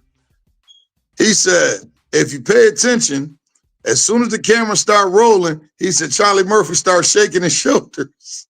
He said, man, I don't know what the fuck Charlie doing, but all of a sudden he just starts shaking his shoulders. And then when he come with the dialect, he said it was genius. He said because like it added so much to the character. You know, this nigga, he just can't stop shaking. Yeah, this bitch here. I said, Joe, this, and Hey, you when saw Dave when it looked like he Harlem shaking and shit. Hey, yo, he was like this. Hey, yo, he was like this, yo. Dave Chappelle's like, yo, what the fuck is this nigga doing? But he added that to the character, and he was like, yo, that's a lot of shit pimps used to do back in the days. They go to moving when they talking and stepping and moving and shaking their shoulders. He said, yo, Only this thing he nigga. wasn't doing was grinding his teeth from the sugar booger. Yeah, I said, yo, this nigga Charlie Murphy crazy as fuck. That nigga was shaking his shoulder. Dave Chappelle like, what the fuck is he doing? Word, Charlie. But if you really think about it, yo, just think about them stories, yo, them true Hollywood stories. This nigga took some true shit and made this shit gut wrenching, bone busting funny. I'm Rick James, bitch. You already know. You already know, and you already know. Boondocks. Him and Samuel Jackson made Boondocks. They play right characters, boy. That junk had me weak, boy. The two stick Nah, up, he was the Winsler's grandson. Yeah, and Ed Winsler, and then Wynn's grandson, and he was a friend of the nephew of the grandson. And think about it, that was Dave Chappelle's show, and he let Charlie Murphy have that skit with him and Prince, because he know couldn't nobody else did that with him, but him, bro. Yo, but listen, like, and then he's like, he says something. If you remember what Charlie Murphy said, he said, man, I know some hellified, all-time great storytellers, y'all. But y'all tell me, who in the fuck can make some shit up like this? I said, oh, didn't it go back and find out that those was true stories? I said, man, this nigga Charlie Murphy a fool. That nigga said, Eddie Murphy said, man, Rick needs some help. He said, yeah, we just gave that motherfucker all the help he needed. Hey, whoop Rick James out. That nigga said, we whoop Rick James out. That nigga said, fuck your couch. What did the five fingers say to the face? The lap. That nigga said, besides Wesley Snipes, me and my brother was the blackest motherfuckers on earth to Rick James. He used to call us the Darkness Brothers. Charlie Murphy, darkness is shining everywhere. Charlie Murphy. That Man, nigga when said, he yo, you take developed one more that step, accent, I'm Charlie gonna Murphy. kick you out. That Charlie nigga said, Murphy.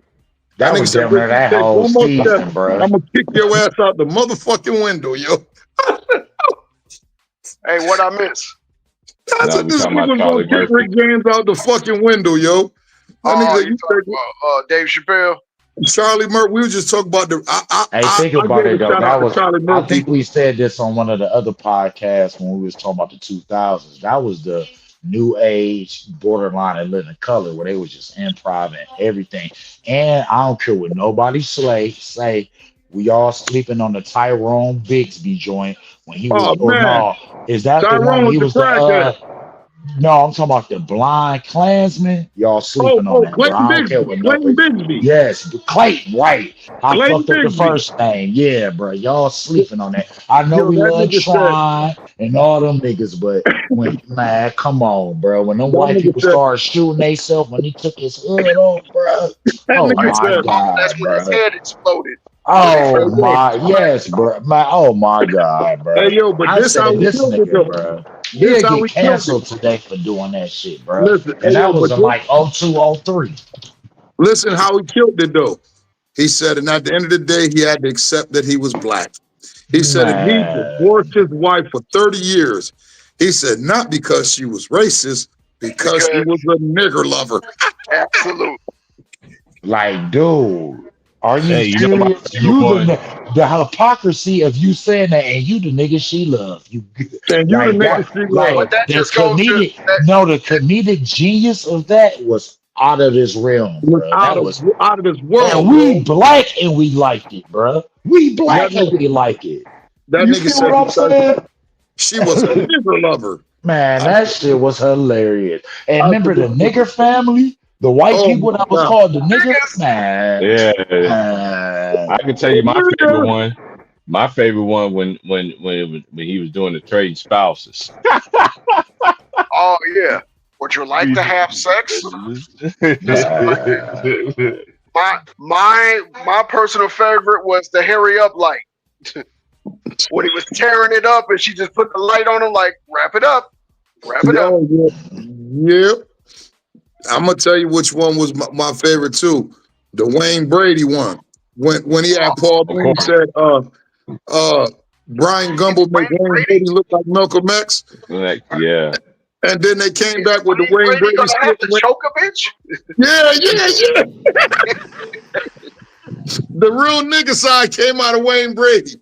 And he said, hold up, man, I got to go. I Hey, got to I ain't go even do gonna a lie. skit. That made me have a newfound respect for Wayne Brady. Because when For I'm like, 7 Dude, when he years was until he talking, came I out said gay. he ain't acting. That's how he talked for real. I didn't know that. I said, okay, Wayne. I ain't Look, remember That's a when they fact.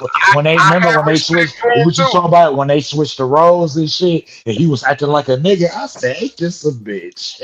Look, Just too, hey, yo, he looked it was better just with the too natural goatee. for him. He looked better with the goatee and the mustache, and he fit that role perfectly. But when he came out as an asexual, I put that nigga right back on the clearance rack. Here we go. Here we go. Here we go. Here we go. you know Martavi coming with the switch hammer. Here you go. Here you go. Here you go. Wait, you said that nigga came out as what? He was a pansexual, meaning he'll have sex with men, women, and animals. He have sex with damn near Get the anything. fuck out of here. He ain't say no shit like that, nephew. Oh, look it up. So, you think I would just say that to get some clout? No, he said that. Oh, he did. On the Go weirdo look it side of up. the game, he ain't lying. He ain't He's lying. not lying, That nigga bro. said he have sex. I'm not Yes. gonna look, man. When all right, y'all, Do your fuck research. it, man. No, Oh shit. y'all, that shit real, bro. My You mother had a just fucked me friend up like with that that. one, My nephew. mother said her homegirl went downstairs. She heard the dog moaning. She went in the basement. Homeboy is drilling the dog, bro. Oh. That's some sick shit. I'm not gonna put no names on it, but hey, I hope ain't nobody that know it. But I Can I put names on it? hey. I was playing. Yeah, look, He I said lost I'm just respect for playing. him when he did that. This He said I'm just playing. No, nigga. You ain't playing, nigga. Man, we need a Okay, so Patreon. No, our Patreon gonna be if we jumping. gonna We go there, can't then do damn it. it, let's go there. Why do you think I don't fuck with Jamie Foxx allegedly? Why the fuck? Wait, what kind of animal is this nigga having sex with? Because he Kenio, was accused of being a damn pansexual and a zoophiliac. he on his Zoophiliac is he on his fucking animals. regulate 16 in the clip and one in the hole. Wait a minute. Wait. So you saying these niggas? Wait a minute. Hold on. So you saying these niggas is running around having sex with animals? Yeah, that's what a damn asexual is, pansexual is. You will stick your These niggas meat is in weird, anything. bro. They Yo, like you fucked me niggas. up. That's the first time I heard that, Martavius. Niggas like real niggas go through a drought. They just got to get their wrist game together. I don't know what these weirdos doing. You feel me? It's internet out now. You ain't got to rewind no tape. You ain't got to do none of that. You feel? Oh, never mind. I'm chill, Hey, man. Dion, I don't know about you. Johnson for Men's Society. I got in-house. I'm just saying, you know, Hey, when it was hard, you know. Dion, I don't know about you, but I get my ease by you on my favorite scene. Oh, here we go. Let me calm it down. I know 2 words to calm that whole shit down. Lisa Bonet. Now I'm soft. Thank you. Okay. How dare you bring up my arch nemesis, Lisa Bonet? And her big brother, Sandy Duncan. Wait, hold up. So y'all don't think that Lisa Bonet was bad back in the day? Look, I lost just as much respect for Lisa Bonet as I did for fucking Wayne Brady. What the fuck she did? No, you didn't look at that. You didn't look at that. Hey, hold on. She wasn't fucking with Valona though. She wasn't fucking. If you say she was fucking with Valona, y'all niggas cap. No, can I get some more? Martavian, go ahead and finish and explain to Ron time because you hurt Will's feelings when you said this shit. Hold on. I don't care. Listen, I know. Listen, hold on. Before you say anything, bro, I know she took some heat for a sex scene she had in the movie. That's why she got in trouble with the Cosby Show. But what the fuck she did after that? Playboy. Don't get him started. He about to don't. Boy. No, you started the Dion. I blame you. Now, look, Lisa Bonet fucked her career up for that sex scene with Mickey Rourke. And that broke my heart when I was little. Because I used to have a little borderline, okay, I'm lying. I used to have a full-blown crush on Lisa Bonet. Not the truth come out, Wilts. You wasn't alone, Wilts. Well, hold up. Hey, yo, hold on. Hey, yo, if that's the case, you got to feel the same way about Halle Berry for letting Billy Bob Thornton fuck her. But see, you missed that panel when I cooked her stupid ass too. He did both of them on the same string. Yep, he sure did. That bitch said, "Do something make me feel good." Look, don't make me vomit, Ron time. Please don't make me vomit. Hey, yo, listen. I'm not gonna hold you, bro. I'm not gonna hold you. That scene right there got me a piece of pussy from a broad that I was trying to smash for a minute. Cause we was all in the living room watching that movie. Me, my brother, her, his girlfriend, we all watching that movie. And that shit turned that bitch on, bro. And I told him, I said, listen, hold on. I said, man, ain't no acting that good. I said, ain't no acting that good. I said, Billy Bob stuck his dick in Halle Berry that day. Yeah, that was real deal. Holyfield. And Mickey Rourke stuck his dick in Lisa Bonet on that Angel Heart. That's why I sent you that clip of. So basically, what he's saying is that wasn't him, so he mad. No. Yes. No. But the fuck you, Dion. He said yes. No. I'll take you his info, Dion. Look. There are certain movies that once I know things happen, I can't fuck with the chick afterwards. I just can't. Lisa Bonet broke my heart. Halle Berry broke my heart. Hey, yo. I'm sorry, bro. I'm smoking both of them right now. Yeah, but Right now, I'm still smoking both of them. Ron Time, you're a different nigga than I am.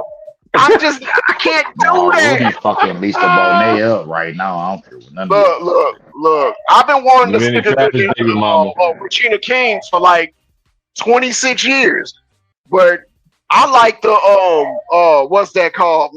Jerry Maguire Regina King. Once she got her teeth fixed, it's like I don't know.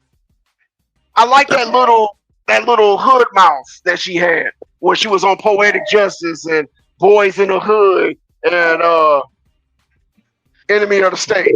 His big fuck you, Chicago, while you brushing that weak ass fade. Brush your weak ass fade, Chicago. That's why I'm fucking someone else. Well, Listen, And he didn't slap the he's shit out of her. I'm sorry, bro. Listen, bro.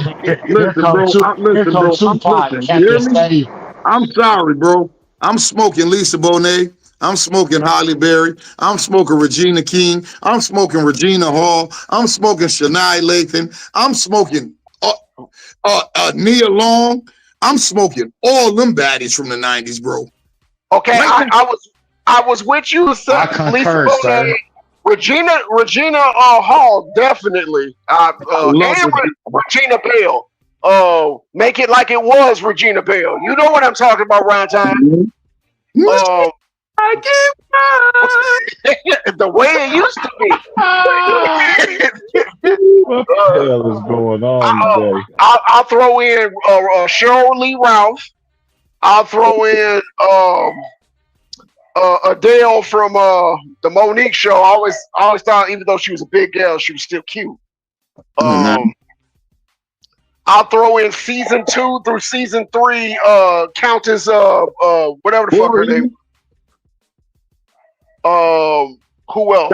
Countess Vaughn? Yeah. Tachina Arnold. Yeah. Second season Martin Tisha Campbell.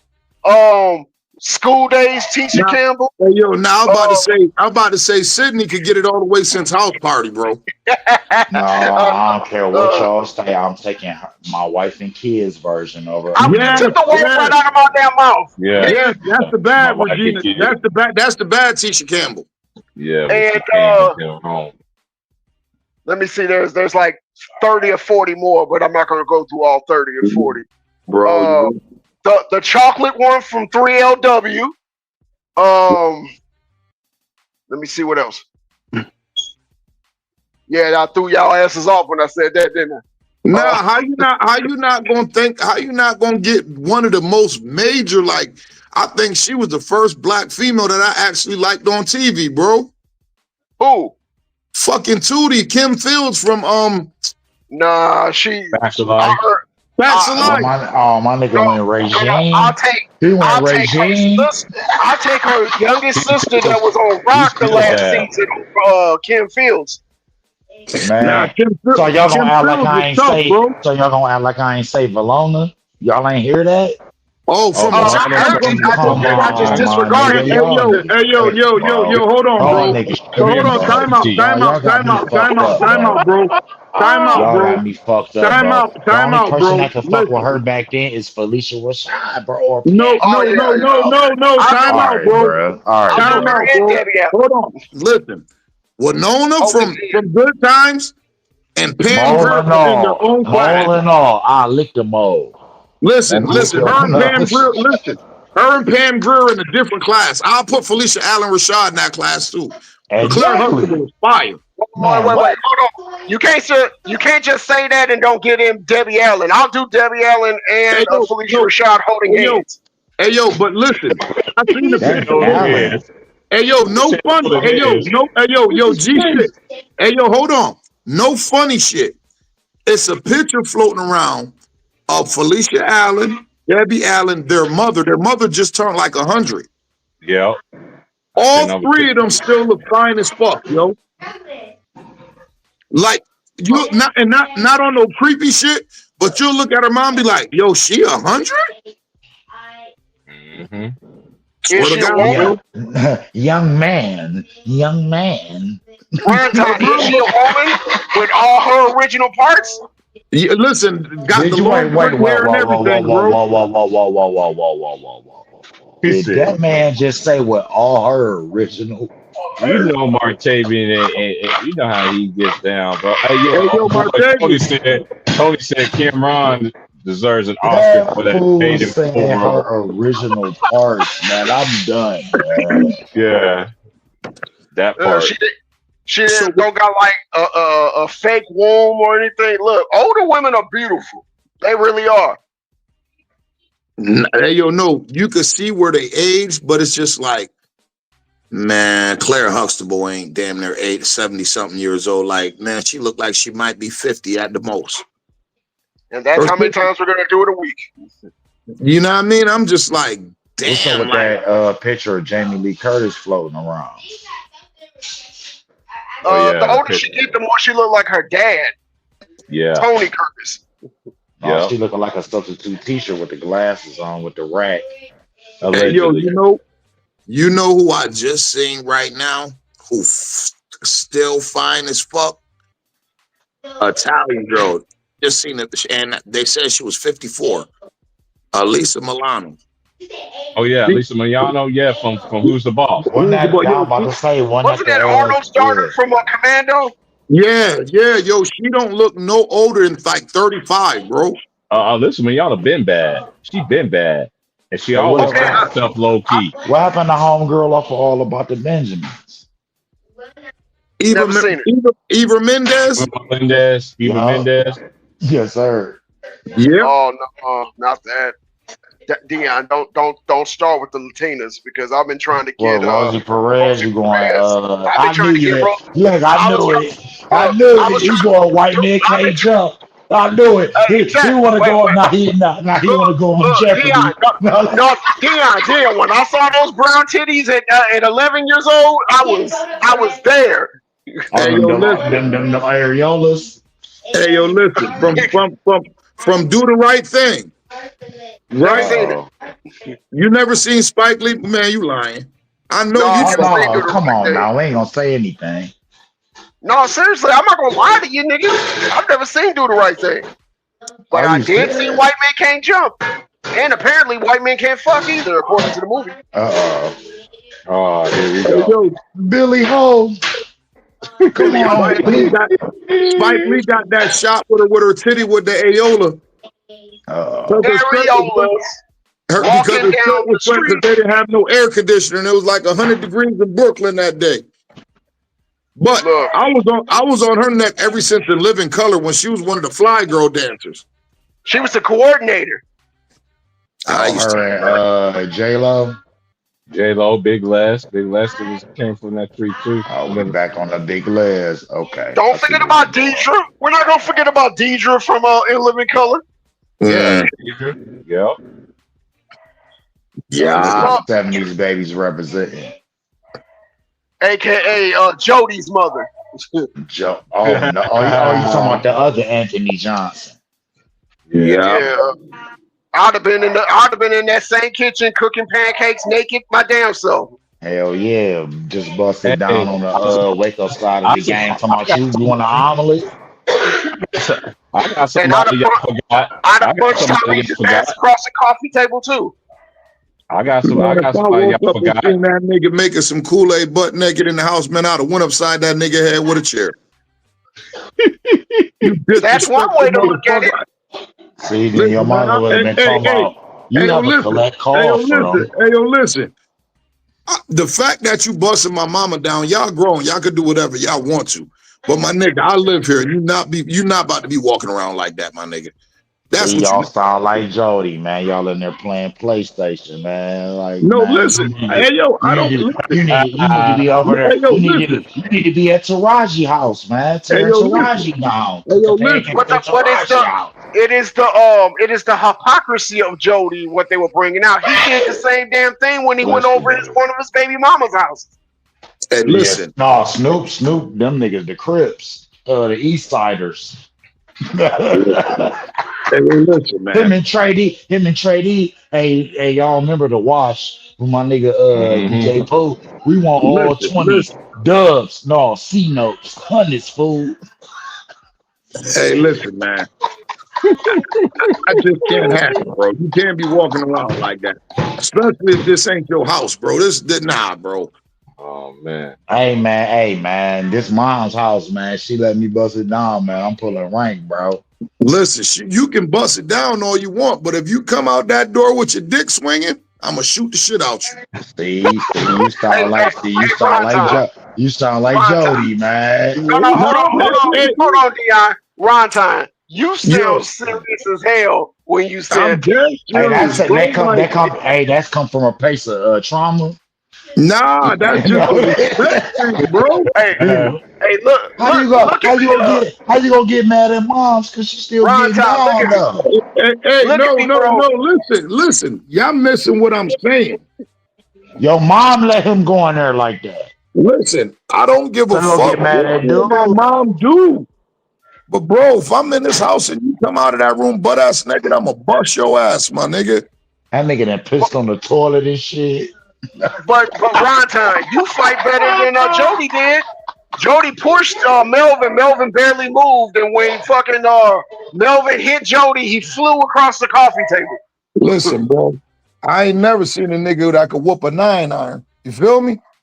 Hey, say niggas trying to be Floyd Mayweather. I'm about to pick this chair up and I'm about to steal Fuck out of him, bro. I'm about to get my point across today, bro. That's wild disrespectful. You know another man occupied his house and you walking around butt naked. Nah, bro, hell no.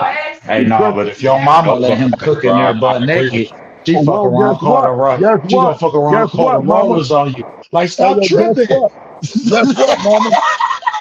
Every time you let that nigga cook naked, I'ma whoop his motherfucking ass. She gonna be talking about you don't do that at Taraji house. That's Taraji house. I don't occupy Taraji house. You said Taraji. I forgot y'all didn't say this one girl's name though, man. She played in Boomerang, and she also played in Robin Givens.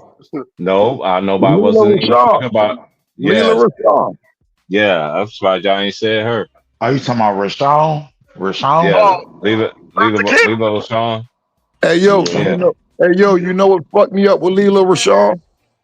Well, that toe scene. Hey, she just disappeared though. Listen, even if those wasn't her feet, I'm just a dude. Like a pretty face got to have pretty feet with me. Hey, no, they say Claudia Jordan got some ugly ass feet. I hate bitches with ugly feet, bro, especially if they pretty as fuck.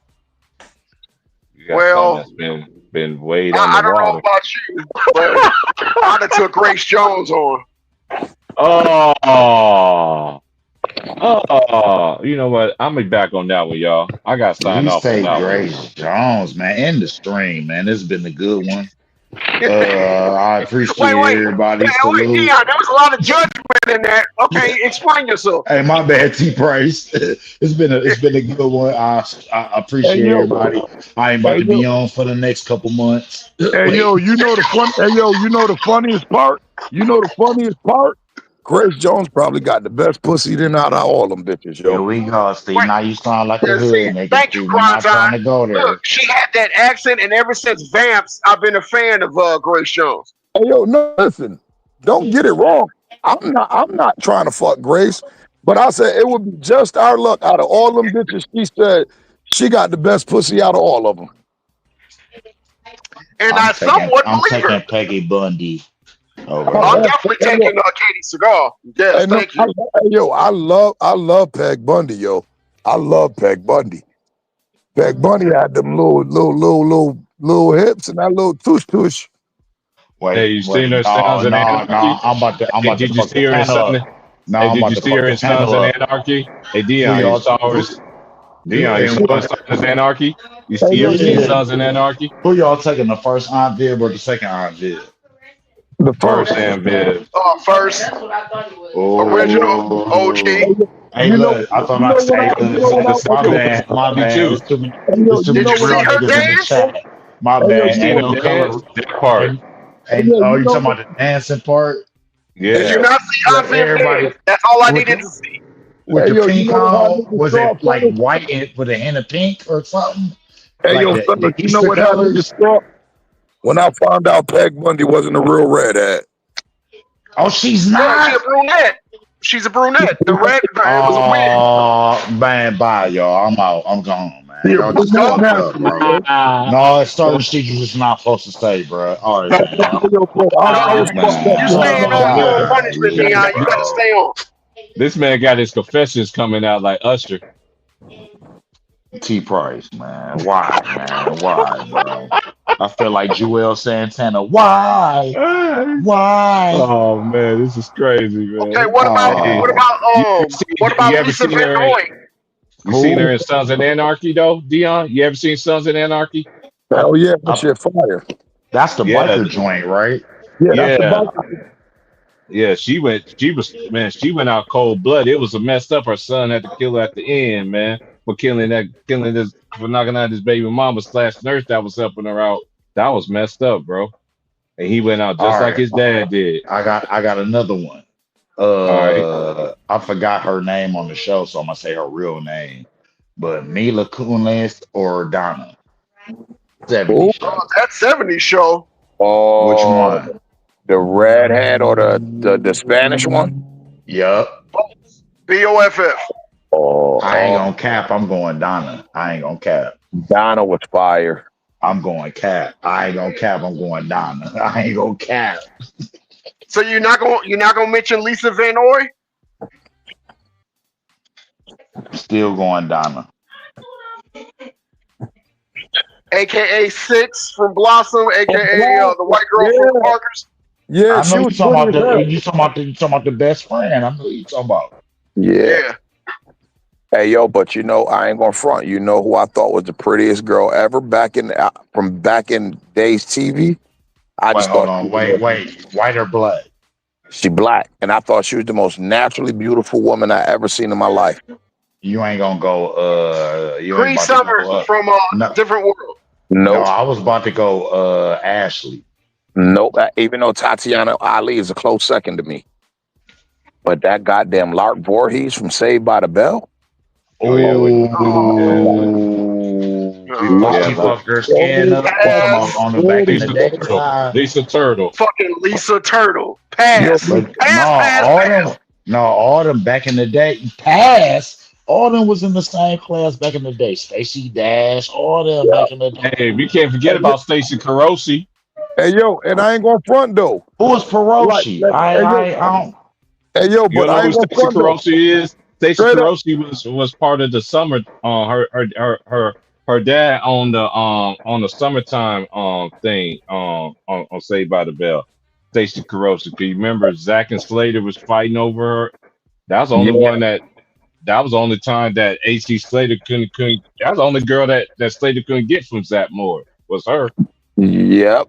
Hey They yo, eventually got married. That. I ain't gonna lie. I don't remember that. But I remember when she was on Ladies Man, and she was good on Ladies Man. I like her in that show Kings of Queens too. Hey yo, I ain't She's funny as hell in that show too. Leah Remini. Hey yo, I ain't Yeah. gonna front though. Like when you talk about natural beauty, you might be right. Tatiana Ali might be the top of the food chain though, cause she don't need no makeup or no nothing, yo. I don't know what she Man. mixed with. I don't know what's her ethnicity besides African American, but she got that exotic look. Like she fire. She always been fire. Fucking Hillary up. I think she's. Man, come on. Hey, who she related to? Cause remember they came out. She was on Sally Jesse Raphael. She related to Muhammad Ali. Yeah, Muhammad Ali. Yeah. Is she? I never knew she was. Yeah, Layla she Ali was or on Clarissa Shields. Layla Ali. Layla. Not fighting looks. Layla beautiful. Layla beautiful inside out, and she's still bad now.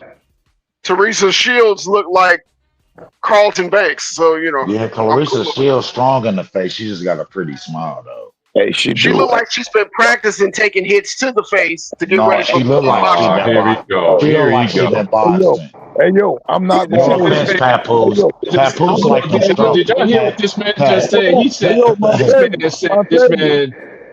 this man just said this woman taking hits to the face. This crazy work. My nigga Papoose like I'm strong in the face. Here come James. Here come James, y'all. You know your boy. Look at it. Hey yo. Oh man, where you go, James? That girl got stacks like the International House of Pancakes. That I ain't girl, gonna know, no. Clarissa lightweight stack though. she's stacked, bro. She's stacked, bro. She is She I see you, stacked. definitely James. is. Triple Salute, Y. James. What's up? What's up? What's up? Wow. What's Hey, happening? wait. Hey, My did the boy, nigga What's up, say, my Uncle boy. wait, James? did some, oh, that had to be Know Your Boy. I knew it. My nigga say, why? Hey, that's Hey, he's the throwback. one that Hey, called that nigga a no, role player. hey, no. He He won't, turned hey, I YouTube damn on near, fire. hey, when he said that, I damn near wanted to play some BG Chopper City. When he played that, when he said, why? I heard that many. Hey, somebody Damn. did a post yesterday on TikTok said who you rather take, Juvenile or T.I. And I was looking at the comments, T.I. and everybody, and then I commented, I was like, this ain't hard. Like, dude, y'all No, sleep on Juvie. no, Y'all I didn't think go that's get his debatable. mixtapes.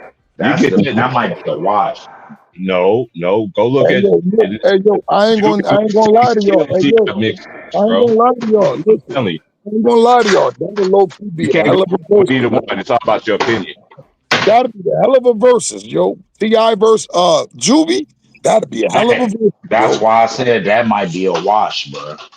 But a lot of people don't know. Tell them, James, you from Louisiana. Look at all the Juvie mixtapes that people don't know about. I'm telling you, Juvie Hey, got I'm some not even bangers, gonna bro. lie to you. It would be a toss up, but when Thank you you. look at That should have when watched. But if he when you could look bring at the if you go off the body of work, people say Ti because of the market. Then you know Atlanta is the new Black Wall Mm-hmm. Street for the hub. no But mainstream side, they gonna say T.I., but I'm talking about banger for banger. It might be a wash. if you looking at storytelling, reality, you know what I mean? I say, bruh, like that boy said, you keep your body clean, huh? You wear a lot of Jabot jeans, huh? Some of your partners are dope fiends, huh? You don't really want to come up with what he say? Being He said, high. you don't you don't want to fuck with them niggas, huh? You come up with them Come up niggas, with huh? the But you stuck with them niggas, them huh? niggas. No, it's just reality for me when you talk about them two rappers. But I fuck with T.I. to the point where he do make some classic. He make some bangers, but I'm more of a My boy storyteller because Juvie. Yeah, I like that's what Juvie. we come up on. Storytelling. The Yeah. the Hey yo, Eric B. Hey, and I ain't gonna Rakim, lie the though. storytelling, My the favorite old school one of my rappers. can I favorite speak my juvenile piece? cuts is Take Them Can I speak Five, my bro. piece on That that? shit's so Can crazy, I bro. speak that my 400 piece on degrees that? still Hey, I'm plays. glad My you time. said that. Hey, no, See, that that Take song Them right there is so Five, underrated. that like if you, I ain't even like we was already talking about that earlier. They, you know what I'm saying?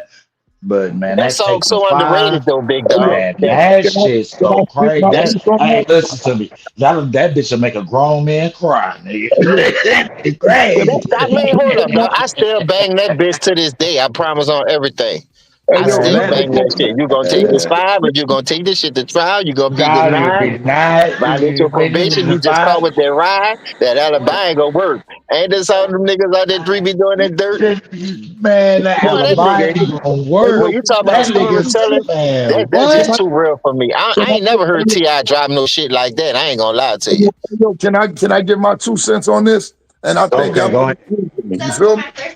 Because I would say the average motherfucker would think T.I. by a landslide, and I say you don't know about hip hop.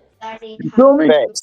But for those who know both artists, it's like, nigga, what do you like, apples or oranges? You feel me? Which one do you like, apples or oranges? Because like you said, you got some shit that boy Juvie spit, that pain. You got some of that shit with Tip. You feel me? You want to go mainstream with Tip? You can go mainstream with Juvie. You feel me? It's my turn. Yay! He Fuck said to it's y'all. my turn. Yay. No, Martavian. Martavian Look, There crazy you I work. can't go. I can't give I He's can't give a rapper back. I can't give a rapper respect when he makes a song out of an old Crystal Waters song and shit. So fuck to y'all. Oh, here we go. Oh, here we go. See, hold up, dog. I ain't gonna lie to you. I could probably agree with that to a certain extent, but the reason why a nigga look at Ti sideways because I ain't gonna lie to you. I never seen a 7-time felony only get a 9 months to a year and got to do community service. But let him tell it. I know a lot of people from my city, the home of the dope, the home of the drug gang, just like everybody else. L.A., California, period. Fucking New York, Nicky Barnes, the Frank Lucas. Boy, niggas is doing real time when they get caught up. And for that shit that happened to his little partner, we all know that was foul. Come on, man. You always talking about street shit, dog. You took the stand and everything. Like, for real, that shit is documented. So, I like when you look at it from that point of view, do you like fabricate? Or do you like just reality music, like real shit? And to me, Juvie, by him coming up like that, and think about it, Juvie was a bounce artist. Bounce for the juvenile, bounce for the juvenile, bounce trick, bounce. That's what I was gonna say. He was If it making wasn't music for for the juvenile, key poppers. if it wasn't You for feel me? juvenile, niggas Juvie probably been wouldn't be out, man. getting T.I. a People think chance he for came real. out. And let me tell you one of Juvie underrated albums that didn't really hit nationwide. See that Soldier Rag?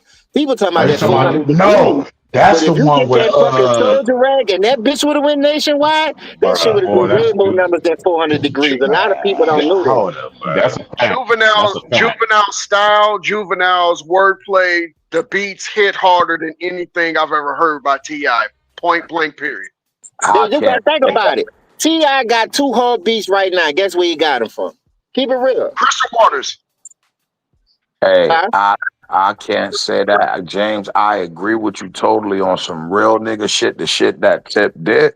But if we talking about catalog for catalog, like I said, I think that's a dead even knock. Like I can't say I like one more music Didn't more I than just say that was a wash, bro? Didn't I yeah. say that when we first If we started talking this? strictly music, because yo, like y'all You forgot gotta that look nigga. at the market you in though. No, I know, I get it, but listen, what I'm saying, Niggas can't knock that run that Tip had, because if you want to think about it, when Atlanta took over the game, Tip was at the forefront of Atlanta, bro. he was the nigga that everybody respected out of Atlanta. Some niggas thought Ludacris was too animated, and then came this nigga Jeezy. You feel me? Hey, my nigga, hey, niggas But don't hold know on, what about about that. Who's the Outkast? mother? What about the Hey, Dungeon family? No, that no, who's no, Come on, the nigga. man. that nigga said soldier rags. Niggas don't know nothing about that. Who's the motherfucker on that soldier rags? Well, if you put that Soldier Rag on, that shit beat anything Tip No, ever that who's the dropped. motherfucker. That's my shit. Hold on, James. To me, Who's the Southern motherfucker? Playalistic is one of the greatest hip hop albums ever, bro. I knew about Outkast when them niggas first came out from a nigga who put me on to them niggas from out of town. Yeah. Think about it.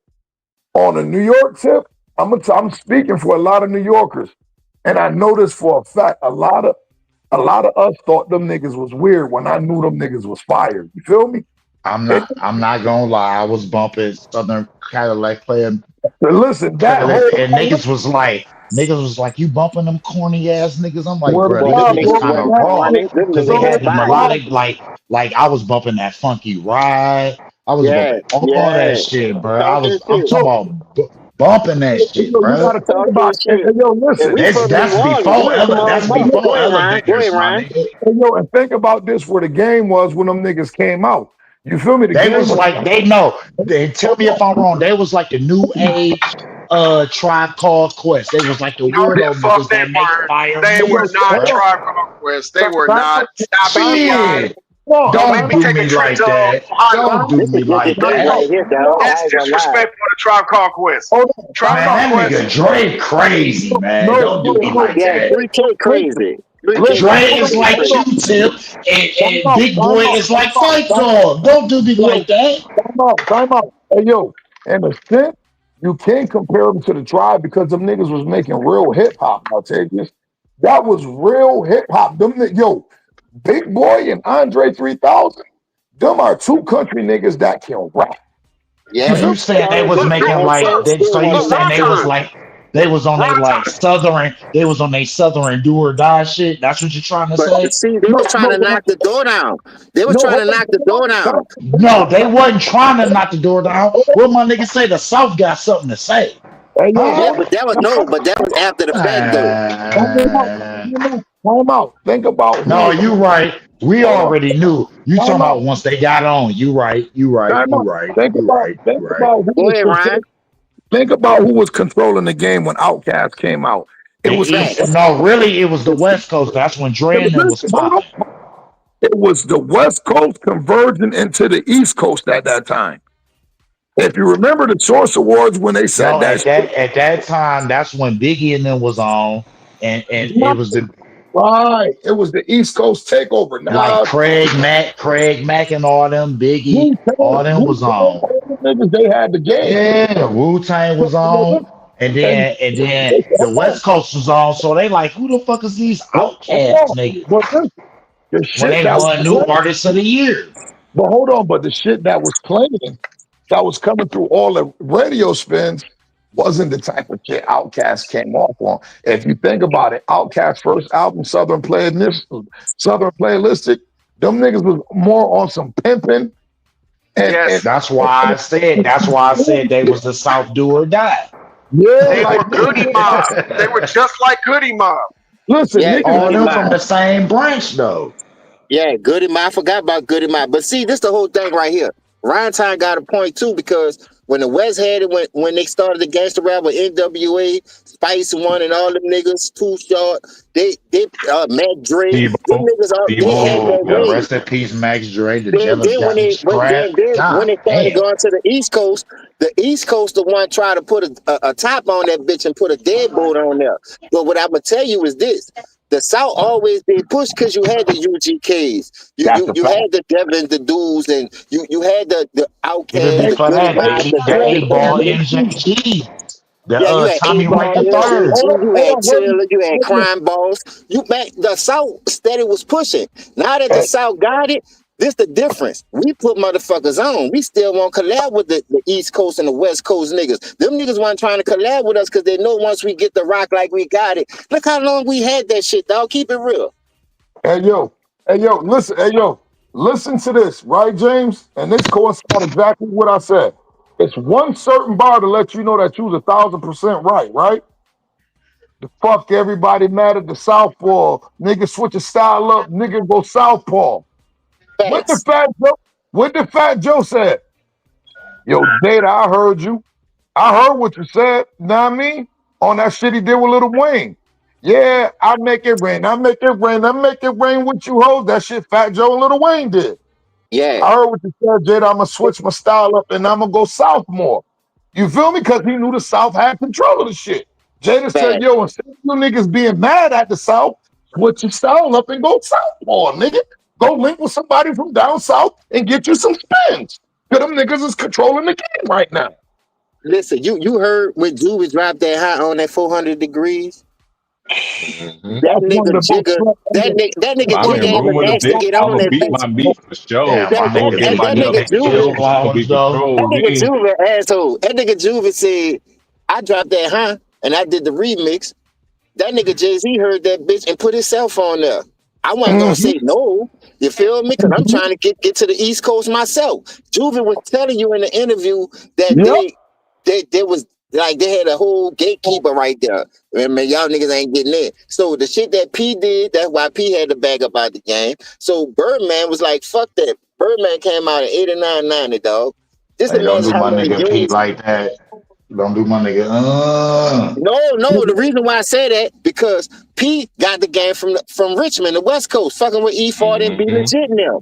So when he Yeah. came back to the South and took over, remember, Already know Cash he was Money, fucking with them Bay niggas. Already know. Cash Money and Big Boy Records was the only niggas holding the city down. Take Forward, Jubilee, like they had like 3-4 record companies, but the two big record companies who was trying to knock the door down was Big Boy and fucking Cash Money Records. Them dudes wind up beefing. A couple of niggas lost some team members in the little war, whatever, but it wasn't really behind that. But I'm just saying, like, the niggas, that shit got real. The owner That's Big about like Boy the wound up dying. UNLV shit and all that shit. R.I.P. Chuck. And when Yellow Boy passed Right? away, You talking about the Yellow Boy UNLV was and all that shit. UNLV, the one who got them that deal. Everybody think it's BG. But the shit UNLV was doing, UNLV had the boys on their fucking You back, ain't know a man. Cleveland nigga knew that. That's why I'm telling you, my Yeah, nigga. as soon as that nigga dropped that shit that this Mystical, because Mystical was hot. Mystical was hot before P. Mystical, when Mystical got with P just elevated that nigga Right, to a he whole dropped. nother level. He was already fucking with them, and then Yeah, he PC was got him already from buzzing them. with Off motherfucking P. Big Boy. That With ain't that, that when he dropped the Mind of yeah, Mystical, girl, right? I'm not that nigga. That shit was Ain't already that on the radio. no? He remade that for Unpredictable because that was off the Mind of Mystical. Hey yo, Yeah. James. Hey yo, Huh? think about this shit. And this was always one of the biggest mysteries to me until I basically seen like some interviews lately about the shit. I said, Joe, how the fuck come Cash Money and No Limit ain't never link up and take over the entire game, bro? I said, because both of That's them street niggas shit. was coming out of New Orleans. Both of them niggas were for them niggas to be on opposite ends of the spectrum. Like, yo, we don't fuck with them. I'm like, The man, artists Street shit. listen, the artists mess with each other. That's why you right? seen Soulja Slim and Look, they BG. had similar You seen artwork. Remember, you they seen them the Mac and first niggas BG. that You came seen out with Mac and Soulja Slim. the crazy A lot of artwork on the CDs. those niggas was from the Magnolia. B Right. groomed the niggas from the Calio. They was more of a street, and Magnolia was street. I ain't taking that from them. But Magnolia, that's why you see Juvie, Turk, Soulja Slim. Everybody rep the Magnolia, even they not even much from that bitch. You see what I'm saying? Everybody want to be a part of that move, and the Magnolia was one of the top dogs, and it still is. You feel what I'm saying? That's where all the rappers come from. But then you got downtown where I'm from, where you had the LOGs, the Feedlot Fields, the Ghetto Twins. Ghetto Twins wind up signing with Rap a lot after they left Big Boy. See the Cash Money Big Boy shit. The reason why Pete and You Baby talking and about them the never tape, worked right? together because when Pete cousin got killed, Randall by the Calio, people think Baby brother did it. Gangster didn't do it. It was a whole nother nigga did that shit, but he was from the from the Magnolia or whatever. So and everybody was talking about he was connected with them. And like I say, once they put gangster name in that shit and they found out that was Baby brother, ain't no fucking way in the world they about to do no deal like that. Blood is really being shed now behind Randall being killed because he was a top dog. He was a big dog. And You that's feel what what I I'm saying? found out, bro. That's exactly what I found out. Once the blood started shed, I said, this why these It was niggas never over. linked up. Yeah, it's over. I said, this They shit still was bigger respect than one that. each other. But like I said, you got some niggas out the Calio still fuck with niggas out the Magnolia. They staying neutral. They ain't my beef. You know, I got cousins in the Magnolia. I got family in the Magnolia. Just because I'm from the Calio. See, I'm from the Florida Project, but I got people all over. You feel what I'm saying? So I was fortunate enough to go in the 7th wall, the 8th wall, the 10th wall, the 3rd wall. You know what I mean? I was hanging in different little spots, meeting different little people because I went to 9 schools. You feel what I'm saying? So I'm just every year I'm switching schools, just meeting new people, playing sports, playing in a band, and that's how I got a lot of people that I knew throughout the city, and they remember me from doing certain shit like playing in the band, probably hustling, or playing football, baseball. So when you look at that County of Magnolia, you say, bro, that's some real shit. This ain't no popcorn or no cartoon shit that a nigga could just overlook and say, look, man, we gonna come together and get this money. Because once you lose a family member, and that was a close family member, like first cousin type shit, that's like a brother or sister, or mama or daddy. You're not about to go work with no niggas like that, bro. I'm just keeping it real. It's just something like that blood and that motherfucking Crip shit. Now you got them bitches coming together because Nip, you feel what I'm saying? But back then, nigga, you couldn't even when the dude said on fucking NWA, he pulled the bus over. Nigga, got killed behind this shit, nigga. I killed Crip for breakfast or dinner, whatever the fuck he was saying. Thought that shit was real. I stayed in Oakland. Good thing about Oakland, they don't do that shit out there. I hung in Richmond because when Katrina hit, man, New Orleans was everywhere. I swear to God. Right now, bro. Right now, Nick James, this is no lie. My grandson, his father is from New Orleans. They came up here after the Katrina shit. You feel me? Like they permanent fixtures in Rochester now, but they just left from New Orleans from down, like all their family down in New Orleans. So my grandson, my daughter, baby father, like he from New Orleans from that Katrina shit. My sister husband is from New Orleans, bro. From that Katrina shit, because we had so many of them flood Rochester. Like we put so many of them up in Rochester, bro. They like never left and went back home. So it's a heavy. Why you think they did that? You said what? Why you think they never left and went back home? See, New Orleans is a small market. Right. You see what I'm saying? So when you be able to travel and see other parts of the world, you want to be in a bigger market. That's something like the sports world that we dealing with. They don't want to see the small markets with nothing, so they gonna give everything to the bigger markets. Sign off on trees and shit like that. Move heaven and earth just for this superstar to get a better name in a bigger market, so they can push him knowing he shit water. Shit like that. That fucking bothers me because that's where all the fucking talent at in the small markets, nigga. For real, for real. Look at Marshall Falk, dog. Look at motherfucking Aeneas Williams. I'm just naming people from my place. Kerry Kittles, Herb Tyler, Larry Foster, Kevin Falk, Warwick Dunn. Need I say more? Ryan Yeah, Clark, no, Ryan Tyron Clark. Patrick Don't Ryan forget Beasley. Clark, about man, Brandon dog, the Bass. list is long as Brandon fucking Bass. Peachtree. That's Baton Dog, Rouge. Yeah. Odell Beckham Jr. I'm just saying, Louisiana, period. Yeah, Look at Louisiana. Cecil Period. Collins, dog. Cecil Collins threw his fucking life away. You can tell me that the dude wasn't cold at running back. I'm just naming names at a small market that these dudes can contribute. Now you be talking about mentors and role models. Put them around the right people and stop making them dudes sell out for the fucking bread all the time.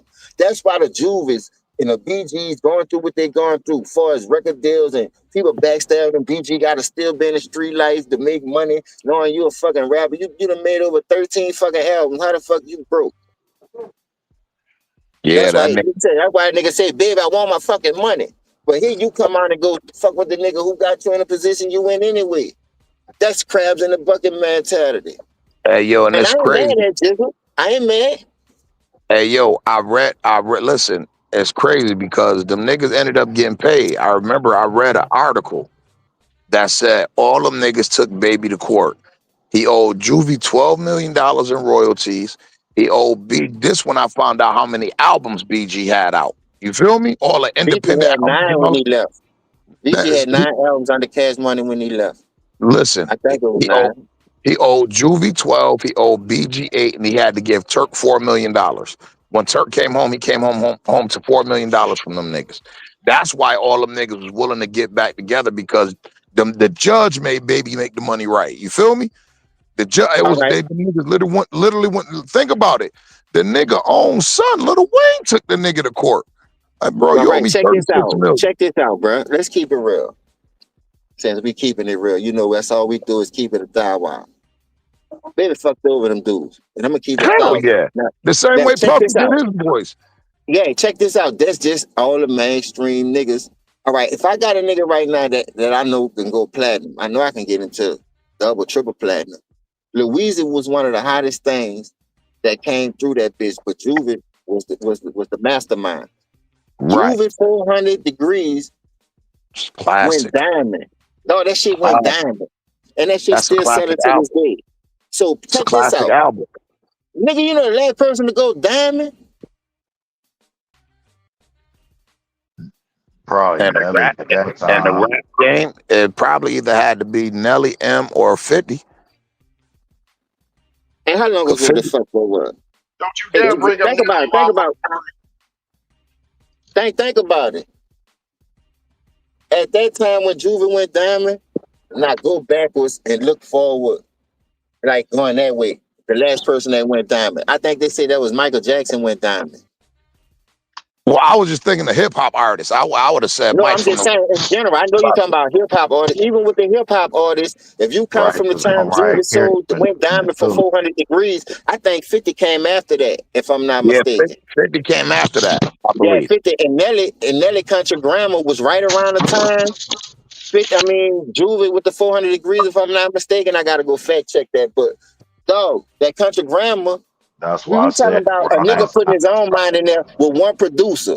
Now let that sink in. Man ain't do no beats for nobody but Cash Money.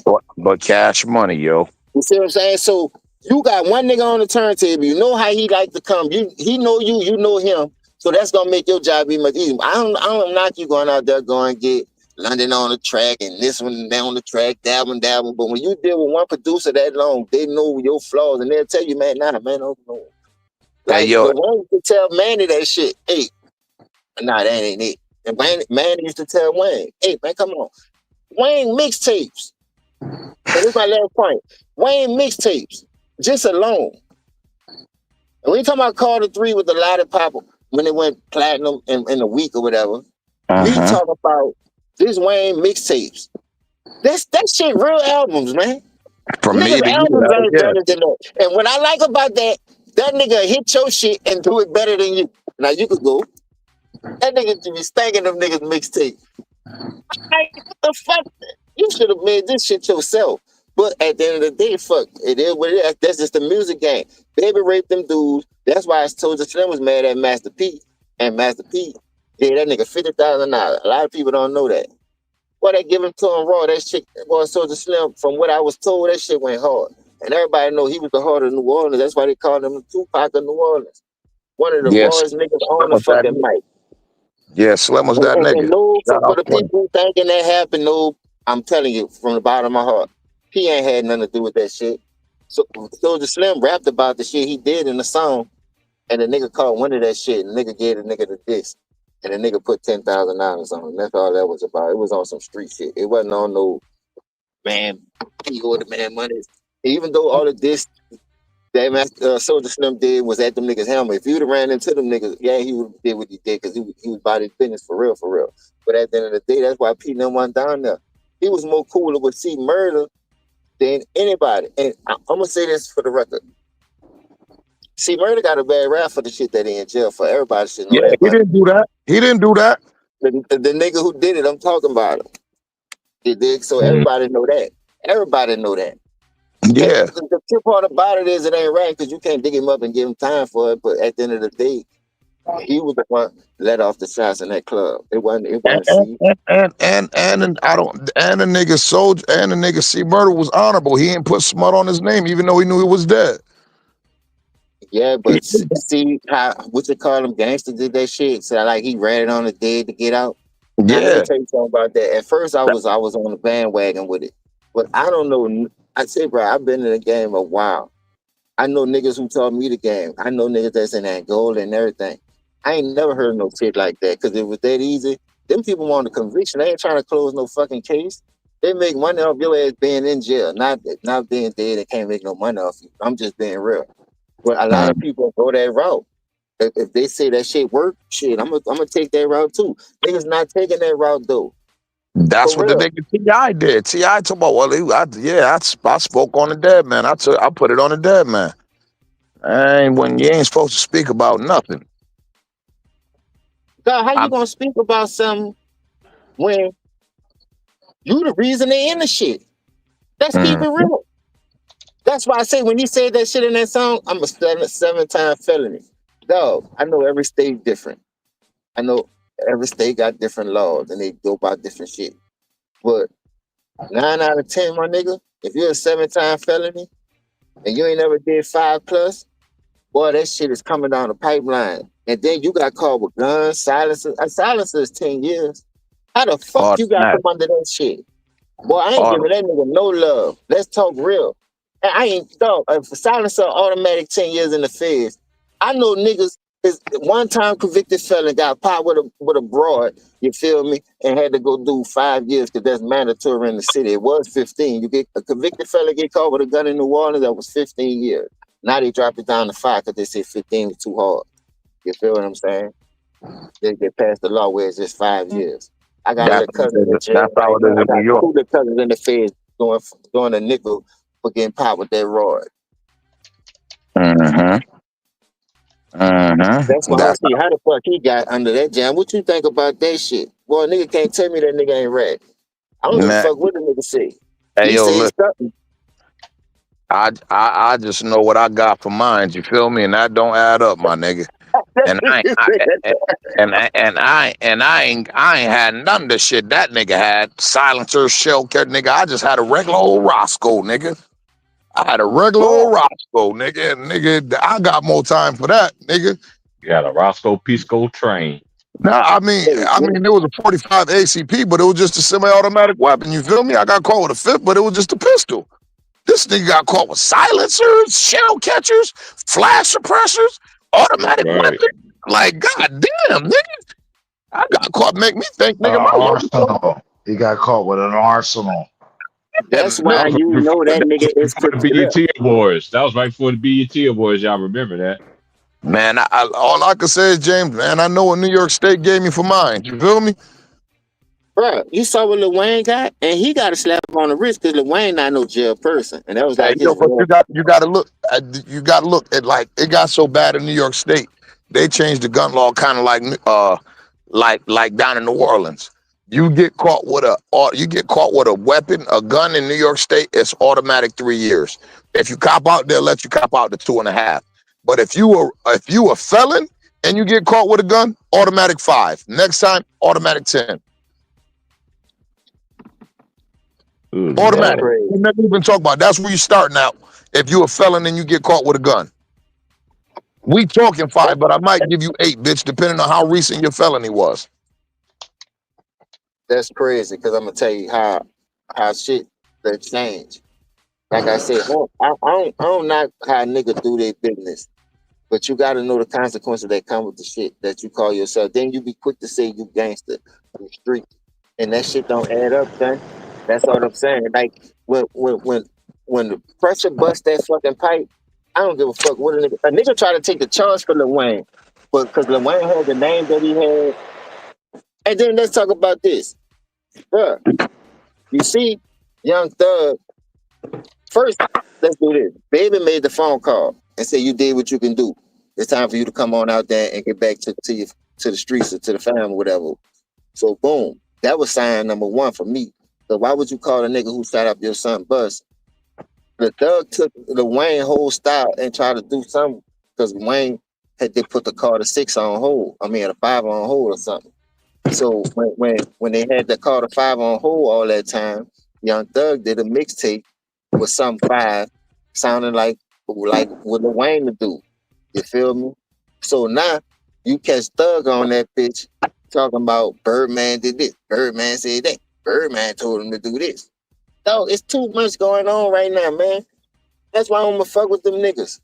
I can't listen to them niggas to save my soul, nigga. I'm an older but good ass nigga. I'm about to be 50 anyway. Now, what I do listen to is throwback rap, old school rap. I listen to like You know what I've been listening to now, James? I know there's been a trend going on TikTok. I always listen to on my TikTok Screw. like that. I listen to my DJ Screw. I still listen to Screw music. I listen to Zero. I still listen to Archie Lee. I still listen to Paw Wow when Paw Wow a Millionaire. You know, I was watching Hey, it. I I was was just watching bumping that Webbit. I just got off, so I was like, let me see if them niggas still on. Juvie and Web, and even with Webby and Boosie, like a lot of people don't understand about that song. Girl, give me that. You know how long that was out in Louisiana before it came out mainstream? That was already a Yeah, Louisiana banger. that's what people don't know. That's what I'm trying to get them to understand now. It's a small market. So the only Hmm. thing you're gonna sell is in your region. And that's straight Louisiana. You might go to I love Mississippi because Fat it's Fat and all 5.5. You might go to Texas because it's 5.5, 4.5. It depends on how you drive. You might go to Tennessee. You might slide to Atlanta 6-8 hours from New Orleans to ride to Atlanta to promote your shit. But you ain't going to New York. You ain't going to that's 33 hours, 28 hours. You ain't about to ride over there just to put no flyers up in no nigga neighborhood trying to promote your shit. So you just hoping that some will catch. But like I said, the more we kept pushing, the more we throw it in their face, they just couldn't deny us. And look how long we had this bitch in a chokehold. I'm not even lying. NBA Youngboy, Webby, fucking Boosie, Gates, motherfucking who else? Weezy had damn near what a 12-year run just mixtaping and Yeah, featuring. his mixtapes was going crazy. That's why I Bro, was trying just to tell people featuring about and Juvenile mixtaping, dog. mixtapes. And Juvenile got a mixtape talking about T.I. mixtape. Man, T.I. ain't even mess with Juve when it comes to mixtape. Let me tell you something, bro. And I'm not saying this, bro. We got me much bumping niggas like Baton Rouge niggas. For real. But see, like right before Katrina hit, Boosie came out like in '96. Katrina hit in 2005. We wasn't grabbing them like catching on to what they was doing. We always looked them as David New Orleans. They wanted to be the hot boys. They tried to be like us. That's why they started rapping to me. But they always had the CeeLo G's, the Max Manellis. Man, they got so many names through Baton Rouge, bro. Them dudes been pops. You see Niggas what I'm don't saying? know about Manelli, bro. Stop it. Man, listen, I could go on and on. I could Come name on. niggas that's not even Yo. on the TV that I put you there. But see, Fox Amir, man, that dude one of the coolest niggas down there. So listen. James, I know about Max from Boosie and them, you feel me? But the average people who listening not gonna know about Max, bro. You digging in the Man, crates Max. right now, bro. What your boy name was? Who made that? How you do that? There, Young Bleed. Man, come on, man. I mean, I could go on and Mhm. on, boy. Young Man, them Bleed. dudes been hot. No, them dudes been hot. It's just that How you do that, then? when Pete That's what I love grabbed about them, Fat and all that, James. Cause Fat. That's why when I got out of prison, and I never forget, one of the homies was like, "What you doing tonight?" I was just like, "Man, the Laker game is off, man. It's coming on late tonight." And he was like, "Man, I know a show we can watch. It's called Fat and all that." I was like, "What?" yeah, It was like, man, it was just like, man, it's just a show, man. They show all local artists for the first hour, and then it go mainstream. That's why I began to. That's how, because I already was listening. I was listening to Screw when I was in '93. Everybody in my high school thought I was crazy when Screw came out. I was like, man, I was listening to DJ Screw ever since it first came out in the '93. yeah, he changed Whatever the year. game too. And he changed the game of it too. That's why I know When about that nigga started Archie doing and Big that nigga Pokey, changed the game with that shit. I ain't gonna lie. That what made me respect. Michael You know, we Watts. was already on Ghetto Boys, Big Mike, Yep. all the Slim other niggas that Thug. was out here, Fat Pat, Hawk. We was already Yep. listening Hawk. to DJ Screw, Don, Kiki the Don. Hey, Man, yo, dog, Mhm. gotta these get niggas cold as a motherfucker, dog. I James. don't give a fuck with nobody. See, I get proud with dude, and they be riding that bitch. Like Hey, when I yo, tell you they know how to ride that beat, I think Paul Mullen, Chameleon, two of the underrated rappers. Niggas don't like them, but I do. Hey, I yo, do. I got a group for you, James. I'm gonna throw it back. That Get Your Mind Correct is a You classic. remember Top Authority? Facts. Cool. Top Authority. Oh yeah. Oh yeah. And if you're gonna say Top Authority, you gotta say Date Family too. Oh, Dayton Fan, Michigan, The Murder big Mitten. fan, boy, man, come on, man. Listen, Man, I'm come on, man. telling Like, you, come on, my man. older You cousin talking? put me I on still them, and I ain't never don't knew about other play niggas. I just used to it listen to out. them. But my older Huh? cousins put me on them and the fucking niggas in New York, and that's how I Ain't was that like, how man. they He said, used to be? you got to expand Huh? your mind, cuz you got to get off this here. It's more to the, just this. There's a whole world out there. So when I went to listen to other regions, I was like, damn, boy, niggas is really Hey, spit. I'm about to tell you somebody I don't even know if you hip to. That's from I think they some Alabama boys. ROA. You up to ROA? I ain't never heard of them. Yeah, that's some niggas I from heard a Rich Boy. Throw some D's on that bitch. Yeah, look, Rich Boy from Alabama. I know about him, but No, niggas already Pac-Man. All that, man. Rich Boy, crazy, man. That's early 2000s right there. I'm Boy, just look mad at because here. how fast he fell off, and that nigga had some nice bangers, boy. And Mhm. Rich I ain't Boy gonna lie. had the throwback ball fade. I mean, you know what I'm talking about? Ball fade, no taper, ball fade. You heard Yeah, me? that's the old school. That was that was old school ball fade. He Yeah, the boy, Chicago look at here. fade off. You know what I'm talking about? We was talking about earlier, Poetic Justice type shit. You heard me? Mm. Hey, Okay, how's it? a lot of people used to look over our music. Now they can't help but to jam that shit. Look how I'm gonna tell you what really made me mad.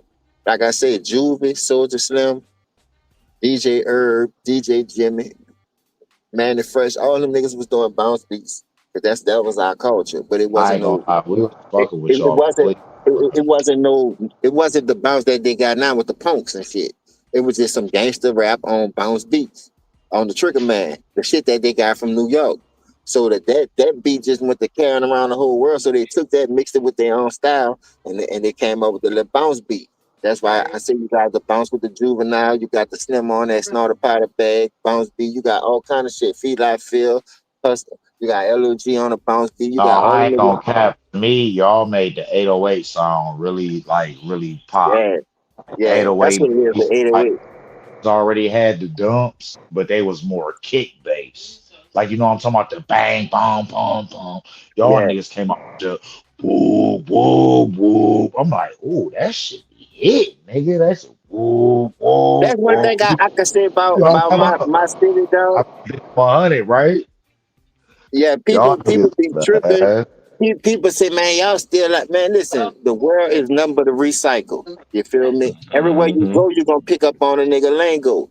But you're gonna take it back home, but you're gonna add your own sauce to it. You might not say it like that. I went to West Coast. they say some shit, dog. I was like, damn, but that shit sound tight. You feel me? I found myself saying that shit when I came home. I was like, damn, that shit stuck in my shit. Cause I've stood out there 4 years. You see what I'm saying? Even out here, everywhere you go, what it do? What it do? All right. What it do? Already. Yep. And Already. that shit Yep. just be coming out. Look, what's up? What it do? I said, what's up, baby? You hear me? We say, what's up, baby? That shit still be coming out. I be like, what's up, baby? What it do? I just add that shit together now. Fuck, I just put my own swag with it. You feel me? It's just normal for black people to come together and celebrate shit like that. You know what I mean? Pass the culture along, man, because you can learn from other regions and other cultures. I ain't no racist nigga, man. I ain't got to say that shit. I don't look at no color. But at the end of the day, I look at the people. You feel me? And I was we about are to the say people. I'm more about behavior. I don't care what Yeah, skin that's what color I'm saying. or So none I of had that. fun in Like all them if you're a places, real dog. motherfucker, I'll fuck with you. If you not, then I'll stay the fuck away. Hey, Cause we it's got like to throw. I got to throw a gem out to this brother though too, man. Chi-Town, man. I gotta give it up to Twister, and Do or Die, man. 'Cause cause Twister had a little run too. Yeah, he was the remix king too. Cause remember he was remixing on everybody's shit. y'all So was I Hmm. was, older than me. So when Twister was out, y'all was in high school. I was in middle school. You feel me? That was my middle school man, we shit. used to That be bumping that die. shit like we was from Chicago. I ain't gonna lie. Oh, that shit. I'm from Cleveland, so that's right next door to us, damn near. So yeah, we was fucking with that I look shit. at shit different now, though. I ain't gonna lie. Cause me not going back home, and I just stayed in other places, even in Baton Rouge. Man, I ain't gonna lie. People look at Baton Rouge because it's small. You sneeze, you can pass through that bitch. That's how Hmm. small that hole is. But that bitch got a lot of people. That bitch like Sure long do. ways. That bitch is wide, and then you got subdivisions like Denham Springs and Walker. All that shit still Baton Mm. Rouge to me. Just like they got New Orleans, but they got Metairie, Kenner, and all that. But people still say New Orleans. Nigga don't be calling that shit Metairie, Kenner. You know what I mean? So you got some people do, but even though that's Metairie, Jefferson Parish, and Kenner, we still look at all that shit as all these parishes to us. For real, for Nigga, real. give me some Like we recipes want. so I can make me some motherfucking seafood boils from scratch with the New Orleans Cajun. You hear me? Hey, bro, I just had some See what I'm saying? some See, no, I some don't want to hear. crabs. No, see what I'm saying? Look I at it. just had Listen some to it. crab smoked sausage shrimps, corn and potatoes. You know what I'm saying? But Hit me on or something, man. You know what I'm but saying? see, if Don't keep it somebody to from New yourself. Orleans had cooked it, I can't. No disrespect to Texas, they more barbecue. You know what I Right. mean? That's what I'm saying. Y'all got the Creole. I like spice a We whole more little broad. bit. We'll burl some shit right quick. Throw some on in that burler, the crawfish, the turkey necks, the corn, potatoes, and shrimp. You know, we got all celery, we got all kind of stuff, corn, onions. We got all kind of shit in that motherfucker. You got people still do the grill thing, but man, we be po boyed out, man. I ain't gonna lie. Hey, let me ask you something, James. I got my bro on here. What you feel about the situation coming out about Kawhi, and why you think out of all the things that's coming out right now, why the NBA season is about to start, right? And now we got all this bombshell. I'm still holding back on it because like for many people we like okay you talking about but the Clippers now I'm beginning to now when I'm doing my history and everything like that the history's always on the Clippers always been historically messed up in some kind of way but my thing is this it's like we got way more fish to fry why we coming on talking about this there's way more fish to fry. To be honest with you, that is serious though. Because if he was doing that, man, that's cheap. And you Yeah, still that ain't is. win. You still ain't win. That's And why I then call his winning. ass C-Rock. He a fucking role player too. Fuck. This whole era is full of fucking role players, man. Ain't no real superstar. How you a superstar teaming up with everybody? That's your competition, nigga. But at the end of the day, if that shit happened with Kawhi, 9 out of 10 it did. I wouldn't put it past him because the man ain't lying. Why they ain't suing him for defamation and all that? It's buku shit that you can get out this deal and look at it from both ways, but excuse me. But dog, that nigga been cheating, man. I ain't gonna lie. Dog, that nigga been cheating, dog. I ain't like Elder the one put me on that nigga. Salute the pastor. Cause when that nigga flopped in the bum and lost that 3-1 lead to Denver, dog, come on, man. Come on, dog. And they always hold this nigga hand, hold him excuse the Don Dada. He the best player, two-way player. The nigga barely fucking play. How the fuck he the best player? He almost fucking play. Then they be trying to save him for the playoffs, and he still get his ass knocked out. There's just too much cheating going on, man. The fans play to see your dry lip ass play. Tyrone looking bitch off fucking Dave Chappelle show. That nigga Well, looks how I'm so bad. thinking, how I'm looking at it now, I know he's getting disposed. I'm waiting on everything else because you already know. Well, when it come out of news about somebody else is ducking is is canal because one thing about Paulo, I was kind of skeptical at first. I was like, why is he? But now I remember that ESPN let him go. He was one of the ones, and then he was actually doing real journalism. So then I'm just like, okay. And then my inner circle, we always talk about, man, we already know the main crab of it all. But you remember how they sit there used to talk about all the past eras of how the scandals and everything like that. This era is about to get exposed. It's already getting exposed in front of everybody. Now they talked all that stuff about prior ones. This is just the beginning. This ain't the end. This ain't the end game. This like the end game right now. One of my things that James used to have me cracking up. He used to say, "Who want to be Thanos in this era? Like, who wants to be? Who is Thanos in this era? There ain't no Thanos. Who want to be Thanos? I see you, James. Yeah, I made a mistake. Hit the wrong fucking button. Oh, you good? It's like one thing I used to have me cracking up. You're like, TP, man, who want to be Thanos? Now, who wants to be Thanos? Don't nobody want to be Thanos to me, because everybody want to be there. And look at the team that's doing it the right way. They ain't getting no kind of shot. They talked about them one time, and then they talked about them after they got all their championships, and after they signed a contract, and then after they top that, they still talking about. Oh, they posed this question this summer. You think it's a young players league, or it's still Steph Curry and LeBron? Everybody, it's like they all like the drum line to me, man. It's like one band and one sound, and I knew it was over when I saw Shannon Fry on NBA Today. I was like, see, Jay Reed, you got all your little flunkies on there preaching and talking that negative stuff. And then Tessa line too, talking about oh yeah, Scottie Pippen and Karl Malone, they teamed up with Akeem Olajuwon and Kendrick Perkins. Out of all people, man, you let that man sit there and say that, and you could have sat there and ended it and rebutted it. It was like, but you chose not to rebuttal it because you still on that wave. You can't play both sides of the fence. That's why nobody. Remember, there's a saying, James, we used to say that we used to respect some of the players. I respect the players that keep it real all the way through. I don't respect players that, oh, you kept it real, but you want to play the same side, but you want to play, you want to hide your hand, throw the rock, and hold your hand kind of thing. Yeah, it's too much. It's too much. Too much friendly bobbing in this era, man. And they the ones that started with the disrespect of the past eras. Is this era right here? Because we was taught respect. It's See, that's crazy, the whole man. thing.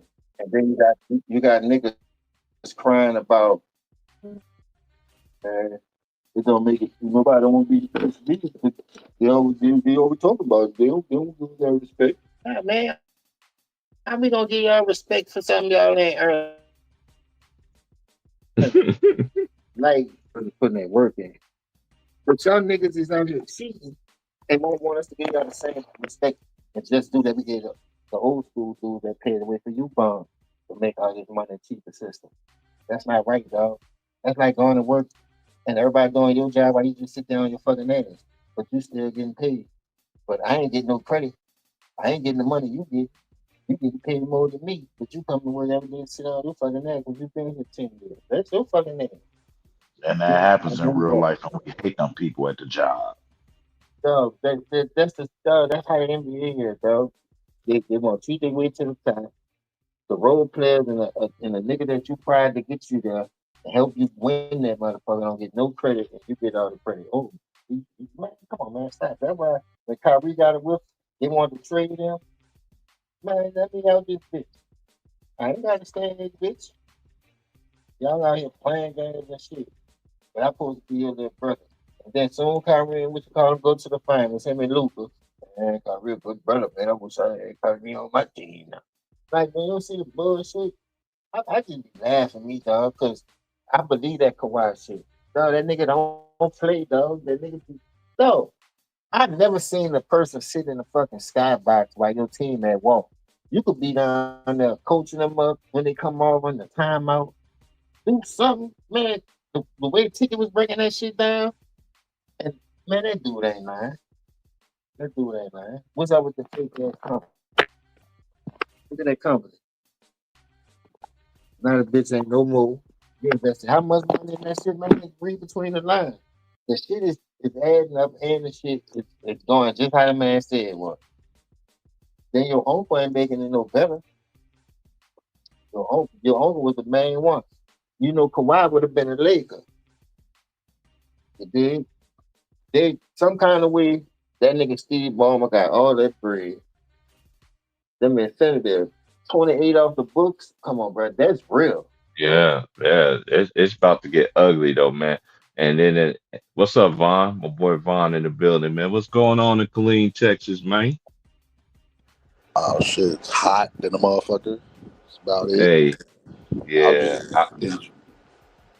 Go ahead. I was just enjoying the conversation of nigga James was bringing back some memories and shit.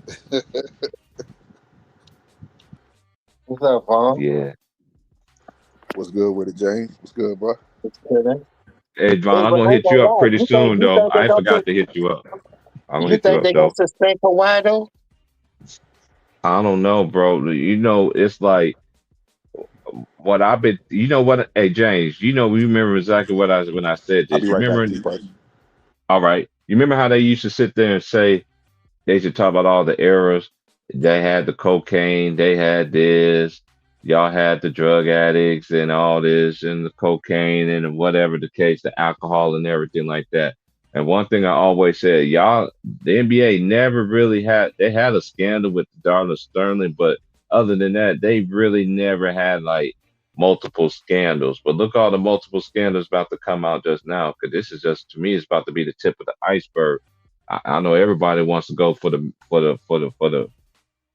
man honcho of it all, of the speculation a lot of people have, but it's all in due time. Because the longer he's played, hey, to me, in my opinion, I don't think he don't want to retire because he don't want to lose his power and anything else. But then again, you got to go pay the piper too, because that's one thing about the devil. The devil always come and collect. If you don't know, trust me. That game that they live by is a dangerous game, boy. How do you think these people get up to power and everything like that and everything? Like I said before, if all of this and all this just is coming out, man, he had.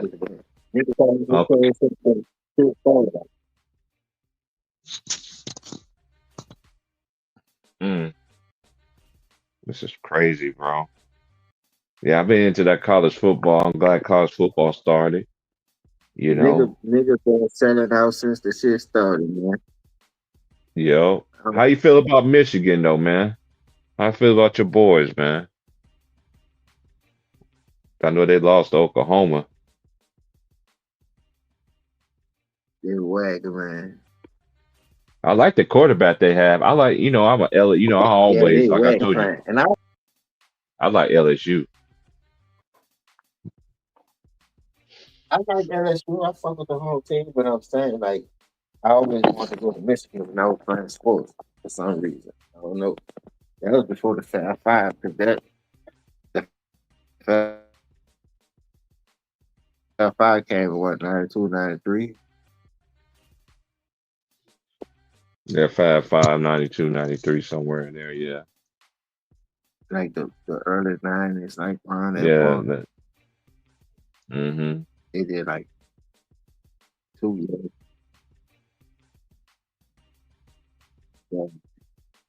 So I wanted to go there because of Desmond Howard, Tyrone Wheatley, Joe Morris, Anthony Carter. I've been watching Michigan, John Harbaugh. Yeah, you like me, yeah, because we grew up in an era where Michigan was Bullshit back always then. on TV. It was like more of a running team. I know by me playing running back, that's why I always wanted to go there. But I ain't want to fuck with that cold though. I ain't gonna lie. I hate that cold. But It do I get know cold in Michigan. if you was gonna make it, you was gonna put in the full. Hell yeah, they was always on TV. So battling Notre Dame and shit like that, I was just watching. I'm like, damn, they're nice. But I like LSU, Michigan, and Florida. So I ain't gonna lie.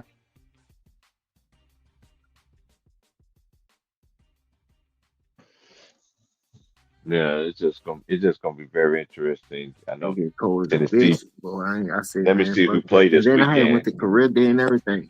Got the application. Oh, this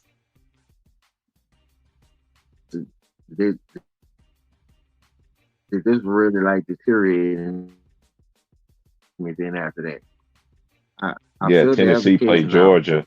About to bring it to Georgia's school, that give it to the Tennessee. counselor so she can mail the bitch out.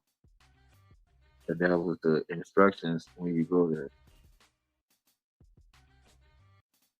career Okay. day. All right. Friday night You game go is to the Indiana State at Indiana. Saturday games, number 4, Oregon is at Northwestern. Clemson play Georgia Tech. Oklahoma play Temple. Wisconsin play to the Alabama. convention center and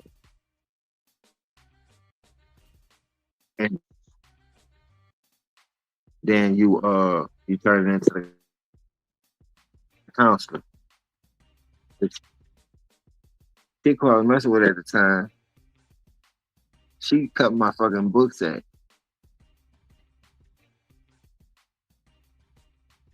Like she had a little razor, like a little, box cutters. Mm-hmm. That's gonna be a good game. That's gonna be a good game. But I think I say, bro, Tennessee put up 72 though. Yeah. Them boys got a high. And then the other games, you got Oregon State play Texas Tech. That's going to be on Fox. Iowa State, Arkansas State, UTEP at Texas, South Florida. They came from a big win.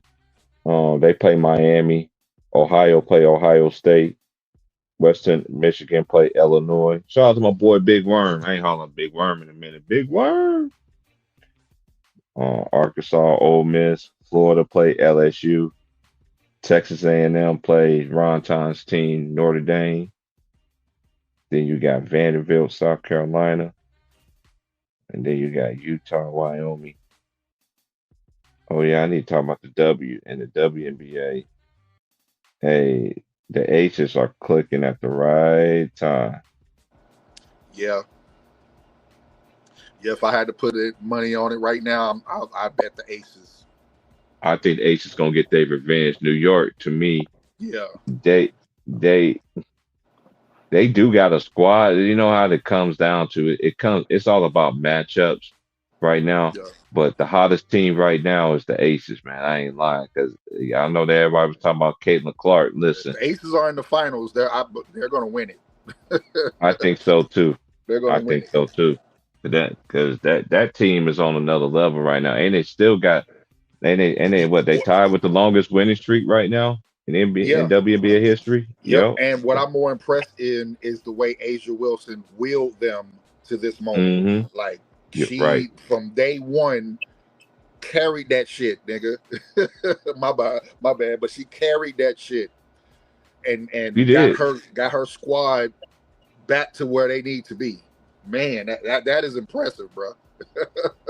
Nobody would never thought though either though. That is some impressive shit. And I think she should be MVP this year though too though, because No doubt. even though Unanimous, actually. No And you doubt. know what? And I like Fifi too. I like Yeah, me Nafisha too. I Collier. love Nafisa Collier, but Nafisha Collier, she's a dog. But I know that injury just set her back. And mhm. ever since then, and an old girl, she just Asia But Wilson, Asia's she always been the better player. Just Nafisa Collier had a better year last year. I know, That's all and that I was. gotta say this too, Vaughn. Y'all people out there, stop hating on Bam just because he got Asia, man. Y'all people, y'all. But you can That's one thing see, about stuff, how their relationship is helping her, nigga. He right? I don't understand her how people moves just be are. hating for no reason. I'll be like, dude, when I see her in the post, I'm like, when I seen her like going in the post, I'm like, I know her and Bambi, Be working out together. Yep. working out together because man, Yep. cause she be out there going. I mean, man, Her fundamentals are ridiculous. She does nothing. She does is slop. Nothing she does looks uncomfortable when she does it. If that makes sense. Like nothing Asia Wilson does looks uncomfortable when she does it. Like you can see some girls they do something they shouldn't be doing and they look off key, but no, she everything she does is on point. Like she's fundamentally sound. She's always good on her jump shot. Not saying she hits everything, but I'm just letting you know what I've witnessed from Asia Wilson is, and what she's done this year for this team is kudos to her for that. hold on, I'm gonna look at the standings right quick. Then we go to WNBA right quick. And them girls, cause this has been a great season though, It has. and I know. I've watched it. Shit, I've been able to watch a few games. Shit. Now I've been watching it too. I know I don't talk about it on my channel as much, but I still keep up with the W, man. My team is the Sparks. And, we outside looking in by a game, and I'm just They like, still scrapping. Yep, I'm about to say they're still scrapping. I've been paying attention to them. I'm like, man, like, can we They're get still over the scrapping hump? it out. It's like I told Ron time we was talking this week. They already got the veteran and old girl from what's that girl's name? Oh my gosh, yeah, because she just got a divorce from old boy from that football player, right? Oh, Because she was Kelsey Plum. yeah, that's her name, Kelsey Plum. Damn, but I think She they plays need for the another Sparks. veteran. I think they need a couple more veterans, like older veterans, like another veterans, like for the post. Because they already got. And you I couldn't think, have it. What you honestly, think? I was gonna say I just think they need a healthy off season together. Okay. Because Yeah, the I can way see they that. look after they have gotten healthy, they're They a look whole like a different different team. team. Fact. Yeah. Yeah. So I just think they need an off season because I don't think they're going to be one of those teams you don't want to play in the playoffs if they get in there. Yeah. But I just think they need a healthy off where they know everybody's coming back and they know what they need to do going into the season. I think they just need that. With some additional players, I mean, it never hurts to add some new players. They're going to do that anyway with the draft coming up. So, Hey, I got to shout out Atlanta Dream too. Atlanta Dream was balling this year too. yeah. Because right now They Minnesota's reawakened 33-10. Then it's the Dream. Then it's the Aces. Y'all got to think about this, man. Oh, did they really reawaken Brittany, or has she just been there? They just stopped winning in Phoenix.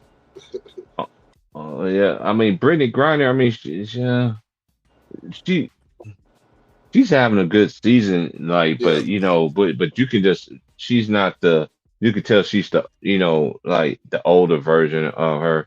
I was like, you know that. I'm just saying, but she's been effective. Yes, she has. I guess because they're winning, you're paying more attention to it. Like her last few years in Phoenix, that's why I asked the question. You didn't really pay attention to them because they weren't really winning a lot. They weren't winning like you were used to. Because my girl, they got Alicia Gray, Yeah. and then they got Ryan Howard, who's been balling. Howard been balling. I think that's like the second time this season she hit like 9 threes in a game. I didn't know she did that, but that's crazy. I mean, I've been paying attention to her since she was at Kentucky. So yeah, because when she's been on. I like their And she's been squad that moving they since got day though. one. Go ahead, my bad. I like their squad though because they was very close last year of making it. Yeah. The Atlanta Dream. It's a shame that Atlanta Dream would probably win the championship for the Atlanta Hawks, man. That would be crazy. But anyway, I got Greg. I don't know women like that. The women be balling like that. Atlanta Now, Dream? Yes.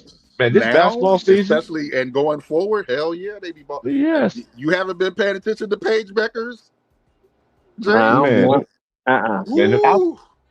them girls be getting it in. I'm telling you. College, but I ain't never checked out I cannot wait to see Juju in the WNBA. Mhm. Pray, I'm And you know praying what's she come crazy? back And you know what's like crazy? That girl that's coming there for Juju that's gonna be there this year. USC. USC, that girl, USC girl still gonna be good. Imagine when they Oh get Juju back.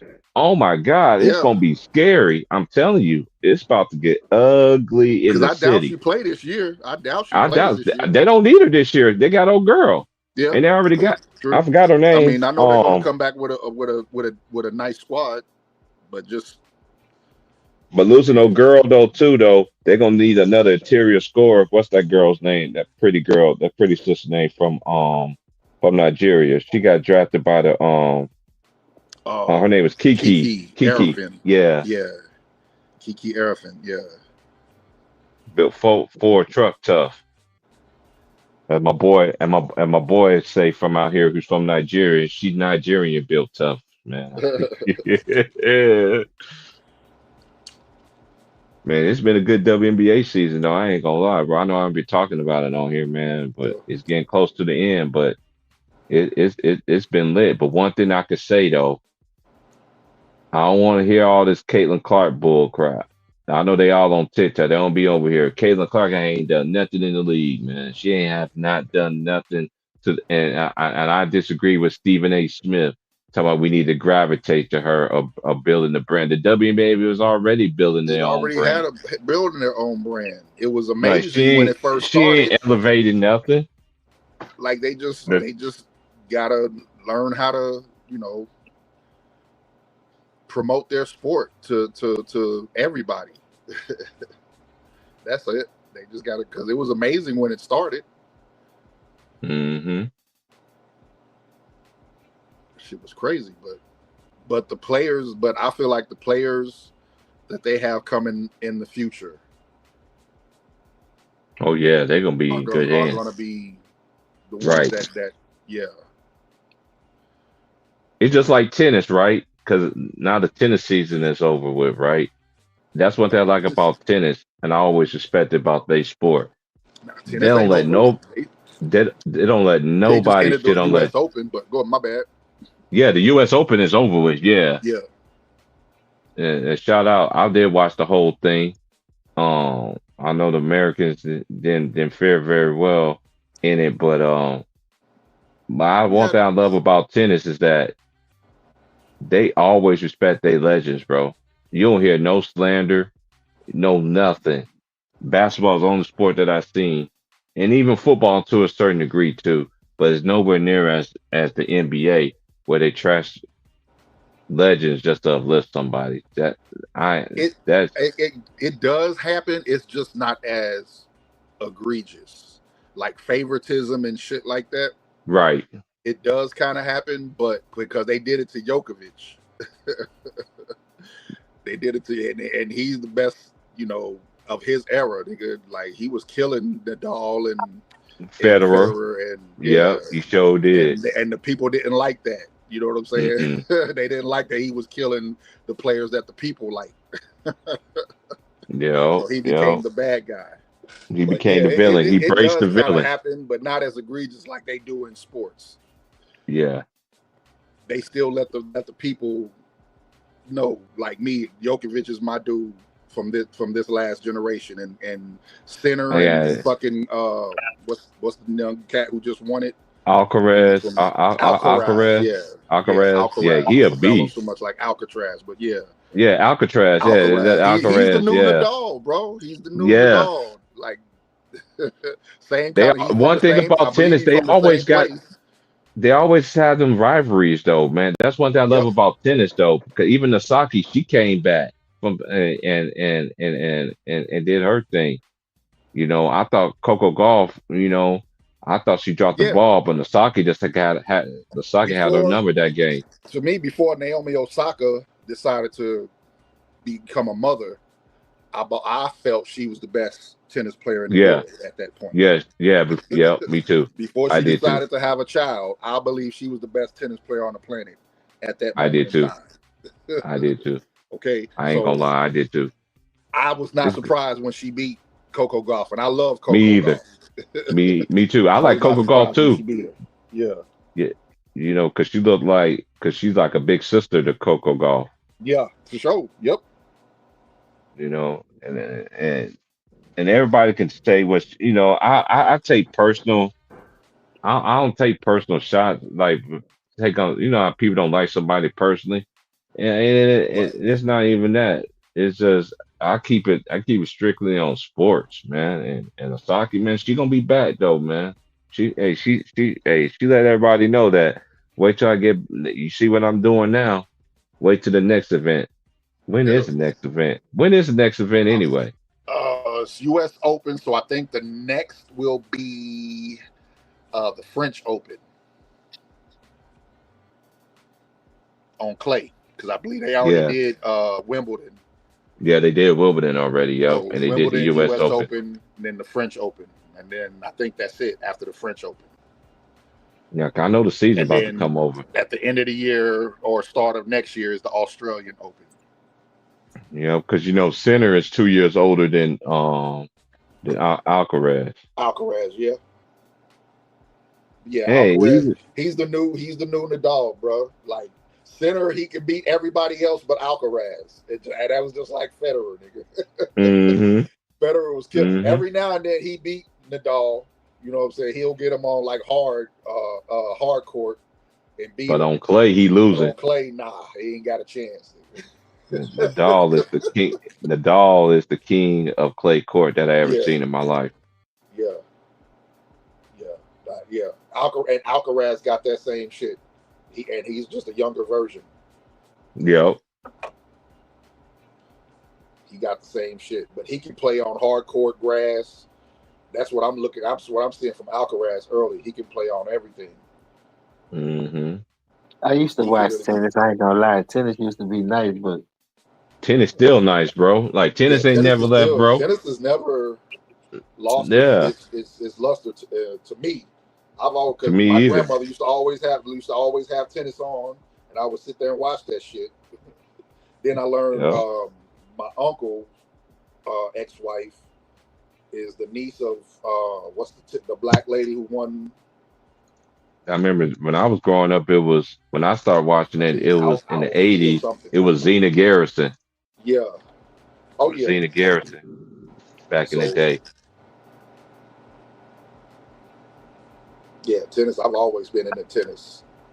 And shout out to Venus though. Venus came back though and did her thing in And doubles played. and everything like that, I and think she won. Didn't she win a round when she came back? That shit. yeah. When she came back, she won the they She won a won her couple opening rounds and round and then lost in the second round. and then they ended up losing to the champion. What's that girl's name? That she just came after having a baby too. Taylor, the sister Yeah, that's built Ford truck tough. yeah. I would like to see her win or get to a final at least. Man, she had I old like girl. her. She was so close, bro. She Y'all was know. so I know. close. She was so close, man. It's But just each year sometimes she gets better though. that's. I remember trying to play that shit in high school. That shit is hard, bro. Yeah, you gotta If you have didn't start Townsend. at an early age, that shit tough. I mean, and I can see how tough it is for them playing against other people that are that good.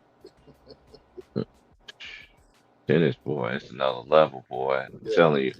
And you see, and then one thing I like it too, Mary Jo Fernandez, she's still pretty, man. She ain't never aged, bro. My homeboy was like, look at Mary Jo Fernandez. I'm like, man, he's like, And man, she she used to can rock the still get it. bandana. She always rocked the bandana on the court. Yeah, Yeah. Mary Jo. Man, this it's been a great tennis season though, man. This what I like. That's what I love about tennis though, man, because you gonna see your best, man. And I felt sorry for old boy though, man. He had to what's my boy name, the lefty dude, the tall dude. He had to end his match.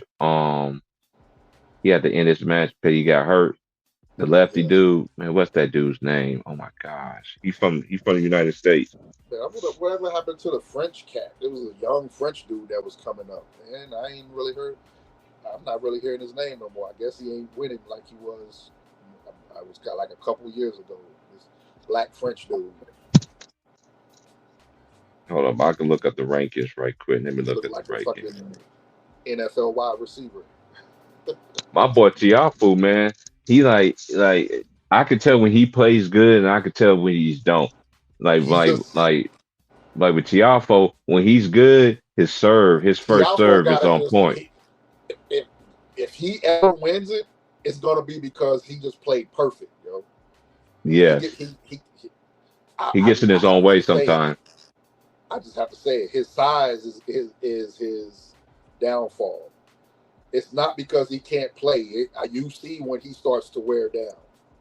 Yeah, So I kind of look at that as his size because he's not a big guy. He's not big mm-mm. at all. But the motherfucker got heart and he can play. Yeah, he can. Yeah, well, like I said, I could tell when he's on, when he Yeah, serve, when he got that serve. yeah. He got to be on. Like Yes, he has to be on one. yeah, like his shit got to be on. That's when you know he gonna win it. Like when Oh, he's Blake, my on. boy Shelton, my boy Shelton. I like Shelton, but I just think it's gonna be tough for him to break that center Alcaraz shit. I like Shelton. I like Shelton against everybody else. Just those two. The way they play, they remind me of the GOATs, the best that's ever done it. The way they play the game and their focus. Man, I felt for him, man, when he had to I like when he had to Shelton. retire. When he had to retire, I felt for him, man. I was Oh like, yeah, man, like yeah. I was Is that like, what I you know was talking he about, won't. Shelton? When he had to retire, or Yeah, didn't he have to retire from this match? yep, that's what I'm Yeah, talking about. I like him though, bro. He got a nice serve. yeah. He don't even look like a type dude that play. You'll think he look like a basketball / football player playing tennis. That's what Pete Sampras reminded me of. He looked like a basketball, like a dude you would find at the hoop at the courts. The way he Hmm. was built, he reminded me of like what's the guards from UMass Oh, you talking about from back in the Luis day? Travieso, Edgar Yeah, Padilla. them, yeah. Hey, them boys was the coldest Puerto Rican And dudes they were I ever cold as seen. hell. That was a And cold that, ass backcourt. I like them dudes. and I gotta say his Bright name too, and Dante Carlos Bender, Arroyo. Dana I gotta Bender. shout his name out too, Carlos Arroyo too. But before him, it was Edgar Padilla and Luis Travieso. Boy, them boys was the truth at UMass. Yeah, I used to think the same as Pete. Who was my all-time favorite tennis player is Pete Sampras. That's my Man, I all-time got so favorite. many of them. I No, got so many I of them. respect everybody though. That's the thing. That's why I love shit. Boris Becker, Stefan Edberg. Oh, Edberg was a beast too. And hey, I don't can name forget them about my all, boy. bro. I Don't can forget name about them my all, boy my Von nigga. Lindell, I've been Jimmy watching that Connors. shit. I don't remember a time where I was never ever a fan of tennis. I remember when Joakim Noah's daddy was Yeah, a exactly. tennis player. Yannick Noah, Yannick hell yeah. Noah. Where you could barely see his damn face because of his locks. Mm-hmm. Yep. Barely saw I his used face. to I used to sit there and think, how in the world how can he see the ball with all How the that hell hair in can you his see face? that shit? Right. And the You locks know was it's so levels damn to it. long and thick, you could barely see his damn face. That's a fact. That's why I love tennis though, bro. Like I'm always into that tennis, bro. And one thing like about tennis though, that they always did a great job of it is, you know, you had your older players and you always got the new upcoming ones coming in, knocking on the Yeah. door. And then tennis always gonna be in good hands. Because tennis is about is the ultimate one-on-one game, bro. Mm-hmm. Like basketball, tennis, yeah, that's the ultimate one-on-one. Like you ain't got singles, nobody yeah, else you but ain't got you. nobody else but just you and the ball. Mm-hmm. And your coach is on it over there to the side. And the only time you have a they team can't is say you play nothing. doubles. They can't say nothing. They ain't allowed to say nothing.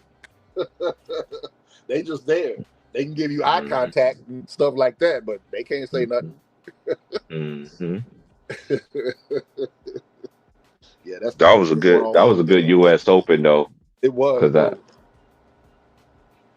because old girl boy when she's on her first serve, when she's on like that, she just hard to beat. When she the number one player in the world for the women. Sabalenka. Sabalenka, a beast, bro. Sabalenka's cold.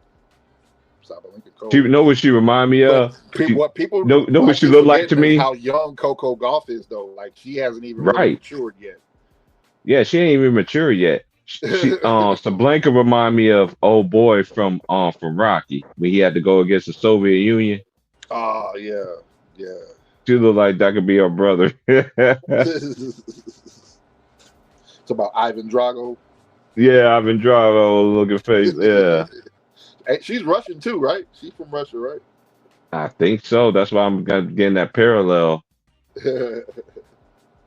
She's a beast, though. She is. Yeah, I fuck with Sabalenka, man. It's hard to not respect all the tennis players because, I mean, shit, anybody can be on. Anybody. For a set, a game, a match. Anybody can get hot. Just depends on how long can you carry it. He said, which player is better, Vince Carter or Allen Iverson? I know a lot of people like that's hard. Like I don't even like comparing Allen Iverson to a point guard because Allen Iverson is not a point Allen guard. Iverson is just a different type of animal. A lot of people don't know AI. Like he you was a actually beast talk mode. like this is these. I believe you were around then too. We saw Allen Iverson when he was a football player, Mm-hmm. and he was amazing. Amazing, and he was played fucking quarterback. amazing. And it's crazy because I got his Bethel. I got his Bethel, the all green one. I got his all green college. I mean, high school jersey in the club. I was just, I've been downsizing and stuff like that. And I came in, I was like, oh man, I forgot I had the Bethel. I got the Bethel. Yeah, because a lot of people don't remember his backcourt teammate played with Tim Duncan at Wake And then Forest. he played basketball too. It was very good at that. So Tony Rutledge. Yeah. Tony Rutledge was his backcourt mate. And Tony Rutledge ended up playing with Tim Duncan. Hey, did you ever hear Mark Taven said about Tim Duncan? What'd he say? Oh man, I gotta let you hear that. I want Moss. Man, he not big into Tim Duncan. He had James Craig. James was like, man, like he sat there and was like, he said he compared Tim Duncan to Lisa Bonet's acting career. She had 5 or 6. He had me in tears the way he broke it down, though. I was just like, I get it though. I get it. yeah, I get that. That's why I get it. Now I'm thinking about it, I'm like, I don't agree with it, but I get it. They agree was with it, but I comparing get him and it. Kobe. Right. I think they come off that list, Bone, when they was comparing him and Kobe, and they were trying to see who was high because they had Tim Duncan number 3, Curry 2, and LeBron number 1, but Kobe was number 6 on that list. Which is So how can a dude that lost more than him never went back to back? I'm gonna tell about me personally. I had Kobe 5. The Disrespect tour made me really start paying attention and looking at his shit more. So now he's 2, but I've always had Duncan at 6, right behind Kobe at 5. So that's just me personally. Seeing the basketball players I've seen in my life, that's just me. And Mr. Fundamental was Mr. Fundamental, boy. Nah, I but he gotta always had a better team than Kobe as far as Right. personnel wise. The But Spurs during he that era, never two-peated though. I gotta hold look, that against him. James, people forget it's just like the Kansas City Chiefs. Even during that, even prior to the Tim Duncan era, the Spurs never sucked. Yeah. They were Yeah. always in the playoffs. The one year they missed was the year David Robinson got hurt and they Since got got Tim hurt. Duncan, and Yep. that elevated Then they them ended to up getting Tim championship Duncan. contenders. They went from perennial playoff contenders to championship contenders when they got Tim Duncan. Mm-hmm. Bam. That's that came it, from a in a shortened nutshell. season. And that was from a shortened season too. It was a lockout season. Yeah, 95. Yep. Not 90. When Tim Duncan draft? 96 or 97? I thought Tim Duncan was 97. I think Tim No, Duncan. he played 82. They played 82 games his first year. They was right there. I think they got to the conference semifinals and lost. Hold on, I'm about to look it up on Basketball Reference right quick. Yeah, because they won like 56 games, I believe, that Tim Duncan rookie year. David Robinson came back healthy in the same David Robinson. Like, he didn't miss a step. Yeah, that Spurs team was nasty. It was just Utah's time in the West at that point. See, that was make me mad too, because they been trying to act like David Robinson was on the decline. That dude still had a little left in the That tank. nigga, man, David Robinson was still, bro, the way he used to move, even when he was Right. in college, like, that shit was crazy. Like, you ain't never seen, like, we saw Ralph Sampson, but Mm-hmm. the way David Right. Robinson, like, it was like he was dunking everything. It looked like he And was a lot of people unstoppable, forget bro. this He looked main like part too, the y'all. Terminator. I'll A say lot that. of That's people what he forget looked this like. about David Robinson. That's what A David lot of Robinson people, looked like in college. He looked like the Terminator playing basketball. he was, yeah. But a lot of people forget this about David Robinson. He didn't go straight to the league, y'all. He had a Nah. Navy. He still had to do time in it. Imagine he came in from the very beginning. He would be way up there, man. Yep. David was that dude, bro, for real, man. Yeah. I don't like how they try to sit there to act like. That's why Wilson always say it ain't Tim Duncan would have won because of David Robinson. He ain't lying about that though, because they had like David Robinson wasn't chopped liver. He was still moving. David Robinson was still killing it. And David Robinson was still playing well up until the day he retired. Honestly, Yep. he was still playing well. I just don't understand why. Like, I kind of get it because the media on sit there and brainwash everybody. I get it. You know. I get it because it's nothing that you would consider spectacular, Mm-hmm. but the results don't lie though. Yeah, you can't lie with the results, man. The results don't lie. That's it. Then he had Ginobili, and he had my other boy Tony Parker, who had one of the baddest women. The young boys in, yeah. And he had one of the baddest women on the planet at the time, and Eva Longoria. He was still banging other people's wives, allegedly. That nigga was out here being dirty in them San Antonio streets. I know Tony Parker was That's like, what I heard. Charles Barkley be talking about, nigga. Shit. That's what I heard. That ain't no lie right there. Shout out to my childhood friend who I know I don't play the music no more. The ones who do got the music intro in the back. Yeah, he stay in San Antonio. Shout out to my boy, man. I know my son stayed. Yeah, my boy Jay, man. Yeah, he stay in San Antonio. Yeah, he been in San Antonio for a while, matter of fact. Ever since boy the train, J that nigga Dub. been living out there. San Antonio is small, but it just has some nice shit to do out there. Nah, it be popping out there. It's just a small ass town though. That's all. Yeah, it still be popping though. But it be popping though. They have a lot of shit to do out there. They got a lot. They got the Riverwalk out there. Yep. They got Slitterbomb out there. The Slitterbomb, water park. they got what's that? You said SeaWorld, right? Yeah. Okay. Boy, they got a lot of shit to do out there. All that shit. Hell yeah. What's the other shit in right outside in New Braunfels? I went there. Damn. That's where my cousin stay at New Braunfels. Yeah. Boy, New Orleans everywhere, boy. I'm telling you. Oh Ain't yeah, the point that's you what know. I heard you talking about that earlier. I'm like, bro, there's so many New Orleans people. I'm in Killeen, bro. Like we got so like one of my Yeah, they got closest people out there. homeboys is from New Orleans. You know what I'm saying? So, man, that shit's crazy. How you were saying that shit earlier? That like, damn, I just know people like that, nigga. I've met so many people that he's talking about right now. That's the true part about that, Vaughn. Like a nigga could call me right now from Wisconsin. I be like, goddamn, boy, you still out there? Shit is love, boy. I ain't going nowhere. More opportunity. Like anything better than where you come from. Shit, one of the closest when I used to DJ, my nigga, one of my closest homegirls, she was like a manager at my old job.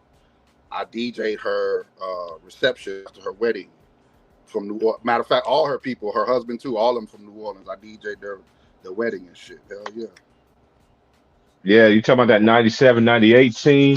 They was 56-26 that season, his rookie season.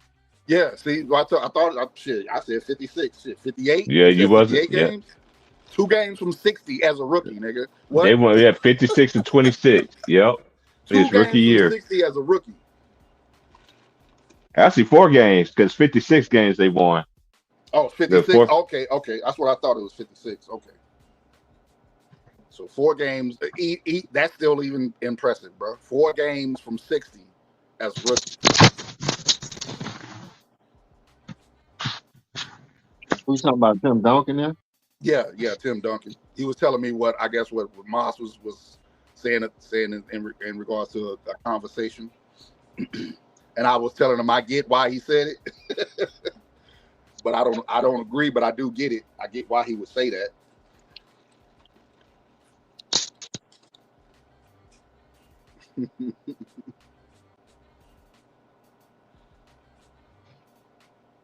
Yeah, I just seen too much of Tim Duncan fucking up the agenda from Wake Forest Yeah.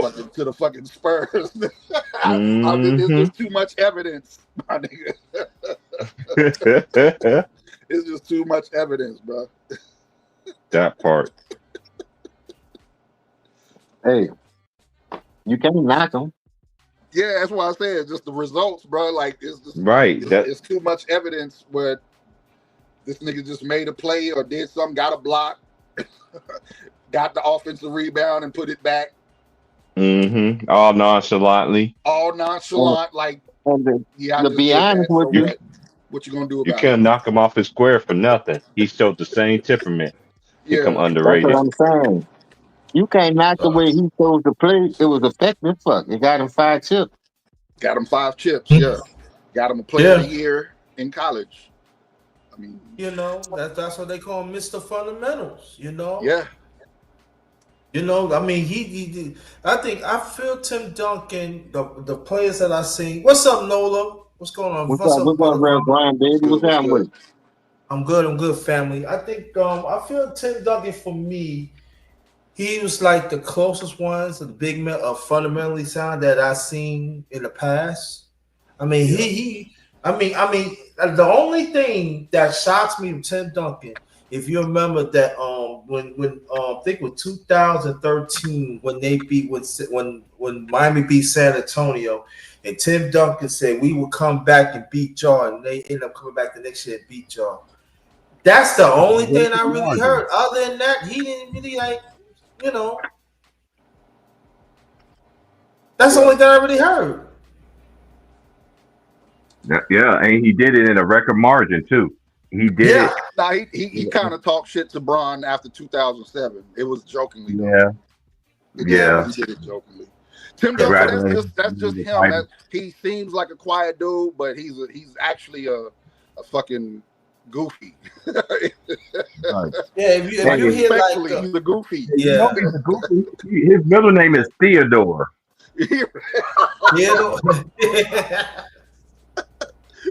Respectfully though, he's a goofy. Like he cracks jokes under his breath and shit. You know what I'm saying? He does shit like that. You know what I mean? So Yeah, you know, if you hear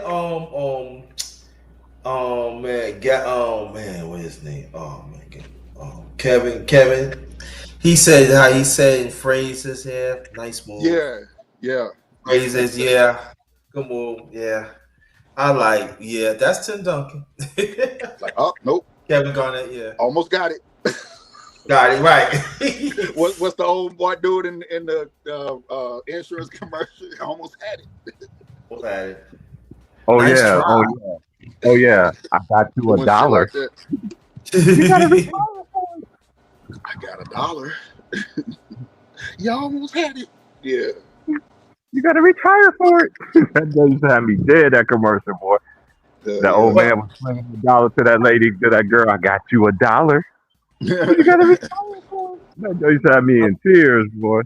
Yeah, I know, right? But I Tim love when Duncan. I love when they came back and beat Miami that following year.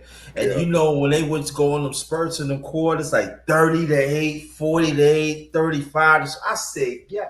And most of the time he was in the middle of it, and I love every minute. But I thought you were I did too, because I thought the same thing should have happened in 2013, and it was about to until he took Tim Duncan out the game. I'll never understand that shit. I will never ever. One of the greatest rebounders to ever play the game of basketball. Why? I don't care how old he is. Right. I never forget that. I never forget that year because Like, that's when I I'm understand that. Like ever in his, like I know so much basketball that's a moment I will never understand. Yo. Like I can talk to Greg Popovich personally. He can explain it to me, and he can come up with the best explanation ever, and I'm still shutting it down. I agree with you. Because that was the year that I started to see basketball differently, right? Because you remember that game, y'all remember that series, right? That whole run, Ginobili was killing. He was killing everything that was moving, and then all of a sudden he started playing Miami. He had like he couldn't handle the basketball. He was fun. I'm like, what is he doing? And OG looked at me and said, "He got that phone call, man. It's time for Jay Reed to win that championship." He felt Yeah, that was inexplicable. Them turnovers and them gaffes was inexplicable for a player like Ginobili. So we expected of him at that point in his career. So he got that call for the commissioner. Yeah, he got that phone call allegedly because he allegedly. I hate to believe that, but it's just so much shit that you seeing coming out now. Right. Yeah, right. Man, that's just crazy. Think about it. This but T. Price, my bad. I didn't mean to cut you off. I was going to say, T. Price. You know, I even said that about Popovich. I said, well, you know, Popovich is a good soldier. Maybe he got the call. Maybe he did get the call. Yeah, you got to take Tim Duncan out the game so they can get the offensive rebound and get the miracle three. Because you remember they started rolling the championship things out, right? Because they locked the fans out. I thought it was over, bro. I thought it was over. And then once I seen it, I was like, why is Tim Duncan not in the game? I'm like, that doesn't even make any sense. Like that's a decision I will never ever understand. That's like the closest thing would be Wilt, and when they didn't put him back in the game, like what? Back in '69. Yeah, like that's crazy. You're not putting Wilt back in. And that coach had I'm glad underrated is here. Underrated. I know Vaughn knows a lot about Wilt Chamberlain, just like I know a lot about Wilt Chamberlain. Will you tell these young new generations that Jokic can't even carry Wilt Chamberlain basketball bag? I'm gonna say something after that. From some of the things go ahead. I'm gonna say this. Hey, we know each other 10+ years. I'm being my late father's spirit. Now. Do you want the sugarcoat truth or you want the truth? Oh, we tell the truth. We tell the truth around here. You know they're gonna come back and message you later. I mean, he can't even carry his fucking diapers. Yeah, at all. And I'm putting it nice, allegedly. Yeah. This motherfucker on both sides of the ball got over fucking 90 records, 90 different types of records.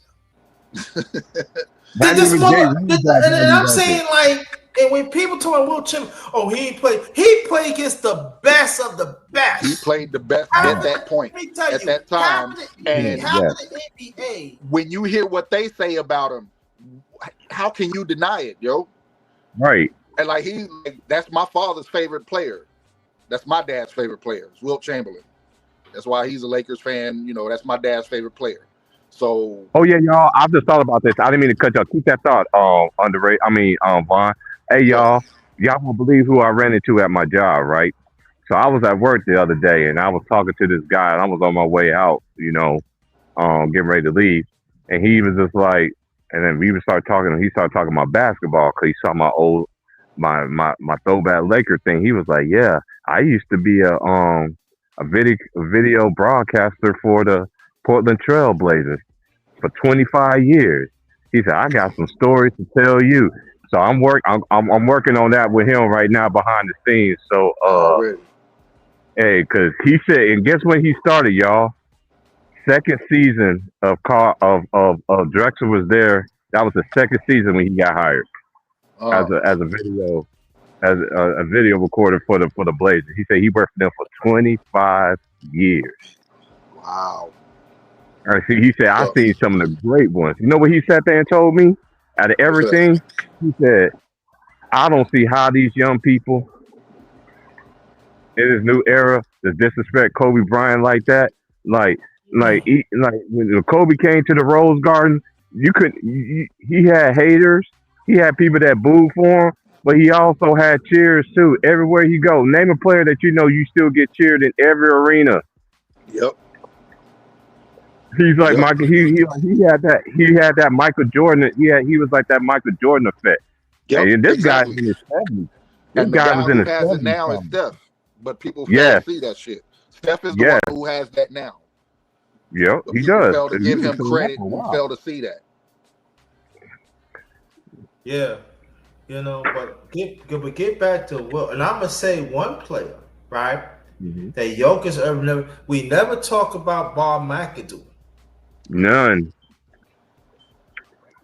Even And Bob Bob McAdoo McAdoo was better like the than first Jokic. center with a jump shot, like a ill jump He could shot, put it on the bar and though, put it on and the then court, plus play and defense. and go by you.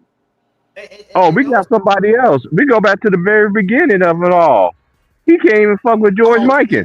You know who No. I really yes. No, he can't. But you know who I really would like to talk about, who I really just started. I have known about him. I met his son. I seen his son in high school. George Gervin. I've seen some footage of him that is just ridiculous. Like I can't. Like if somebody would do what he was doing today, it would be considered the greatest thing ever seen. And he played on defense. He played defense. They put the forearm in. Yeah, younger George Gervin. Yeah, he was a defender. Yeah, hell yeah. Maybe the team I around don't him know wasn't. how great he is really on defense, but on offense, oh my, come on! I mean, even you got the great Michael Jordan saying like, if he would have had George Gervin, I seen a pull up finger roll. You know how you got a pull up jump shot? Mm-hmm. Gervin had a pull up finger roll. He had a finger roll of both hands. Both hands. I'm gonna go way back. He had a pull right? up finger roll. Like he pull up like he's shooting a jump shot, but he would finger roll it. Like what? Shout Are you out to the kidding OG me? that sent me And it this. would go in. Yeah. And shout out to the OG that sent me this, right? He sent me a Bob Cousy mixtape, right? Dude, Bob Cousy, this dude had everything. He was doing. This dude had left-handed layup, right-hand layup. He was doing one-legged three-pointers from way back in the day, and it was nothing but net. It was nothing but net. Nothing. Cousy was a dumb dada for real. Like Cousy on the fast break. Like people will say, "Oh, he was dribbling with one hand," but nobody was taking the ball from him. Nobody. He had the best hand of the was back there. They had, go ahead, Monty Brady. Oh my God, Bob Cousy. And you know, Cousie's from New York. Yeah. Yes, he is. And you know And- how and- you know, and he went to Holy Cross. Holy Cross wasn't nobody back then, but he took him to the map. Yep. But the thing about New York and New York point guards, they all play the same way Yes. when they get in the NBA. Yeah, not all of them win championships, but they all have that style. Starting with Cousy, Earl the Pearl, Mark Jackson, Kenny Ron Anderson. Strickland, This goes on. Kenny Kenny Anderson, even Kenny Yep. Smith before the NBA, he had it. They Pearl just Washington, hammered him late down in the great, NBA. great Pearl Washington. Pearl Yeah, Washington, Paul my Washington. goodness, thank Yeah. you. Thank you. That's Them Paul dudes- Marbury. Marbury. Fuck it. Yo. And I mean, like, see, for me, Stop born it. and raised in New York, I could say this, that in New York, not just like birth, like playground and stuff, but they always into point guards. But also, they was one of the few cities that had big guards that could score too and stuff. Like a lot of people, and I gotta put some respect on this because I'm gonna do some history in the near future. And I want your brothers to come to my channel. Is the late great Connie Hawkins. Yes. Don't talk about the Hawk, boy. They don't even know who the Hawk is, man. They talking. That's why I be trying to tell them. I'm like, y'all need to go back and do y'all due diligence, man, because y'all are y'all shortchanging so many people that are way better than this dude. And this is another thing too, what they I just fail to know, realize with us though too. As a young because kid, hearing Dr. J talk about Connie Hawkins is enough. Yeah, because Lou Konosaka, I mean the late great Lou Konosaka of St. John, he said Connie Hawkins, 12 years old, would take off beyond the key. I mean Right. beyond half court and dunk it. 12. 12. And if you remember how Connie Hawkins was built, it's not unbelievable to think he could do that shit. Right.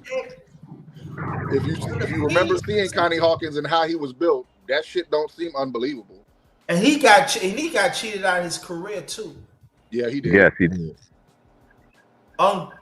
You know, and so you know, so for me, I have in Brooklyn. I'm from Brooklyn. This motherfucker, Connie Hawkins, this motherfucker. A lot of people don't know that every league that he played before the NBA, he was MVP. He played in the league back then in the 60s, early 60s, right? That they had the 3-pointer. I forgot. I think it's AB, something like that. They the ones ABA? started the 3-pointer. Not the ABA, but No, it was wasn't another the ABA. league. It was another league. Oh, yeah. it was the other. I know the league you're talking about. I can't It's think like of a it. U.S. United Yeah, States they the ones basketball, started the something like that. 3-pointer. And that's It's what like that's the United States Basketball League, something like that. right. They the ones started the 3-point play and Yeah. stuff like that. And so when they were unjustly, did that. Now a lot of people don't know who was the one trying to keep them out the NBA. Is commissioner is Stern, because Stern was the head attorney of the NBA. Back and trying to keep them out, but the NBA couldn't keep them out no more because look, it was unjustly. He had nothing to do with it. And so what happened was he was like in his twilight career. He has nowhere else to play. So, right, and so so what happened was they put him in Phoenix. That was a special team. He the one put the Phoenix Suns on the map. On the map, yep. He was the one, not nobody else. And then you got the late great later was Walter Berry that put him on. other people had say they couldn't stop him. The late great Wilt Chamberlain. Connie Hawkins could do it all, y'all. I'm talking about both ends of the court. Very intelligent. Got a jump shot, drop step hands. He's not the first one to have I the can hand. compare not playing style, but like appearance. Is Kevin Durant. That's the closest thing I could think of.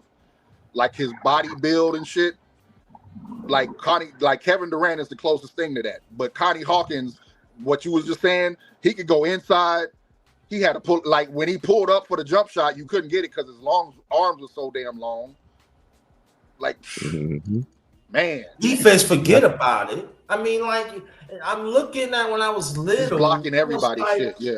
And so we looking at his twilight, his career, and you know, I mean, when he got an NBA, he tore it up. You know, he been in like 5 or 6 All-Star games, but he was virtually unstoppable. So imagine if they would not unjustly accuse him in the early 60s, he would have been one of the great. There's no ifs and buts about it. There's no ifs and buts about it. And that is the sad thing that we don't like. I ain't saying us or here, but people outside don't like to talk about it. And you know, that's why I can never stand Stern. Every time they say, "Oh, Stern," I never cared for him. Fuck him.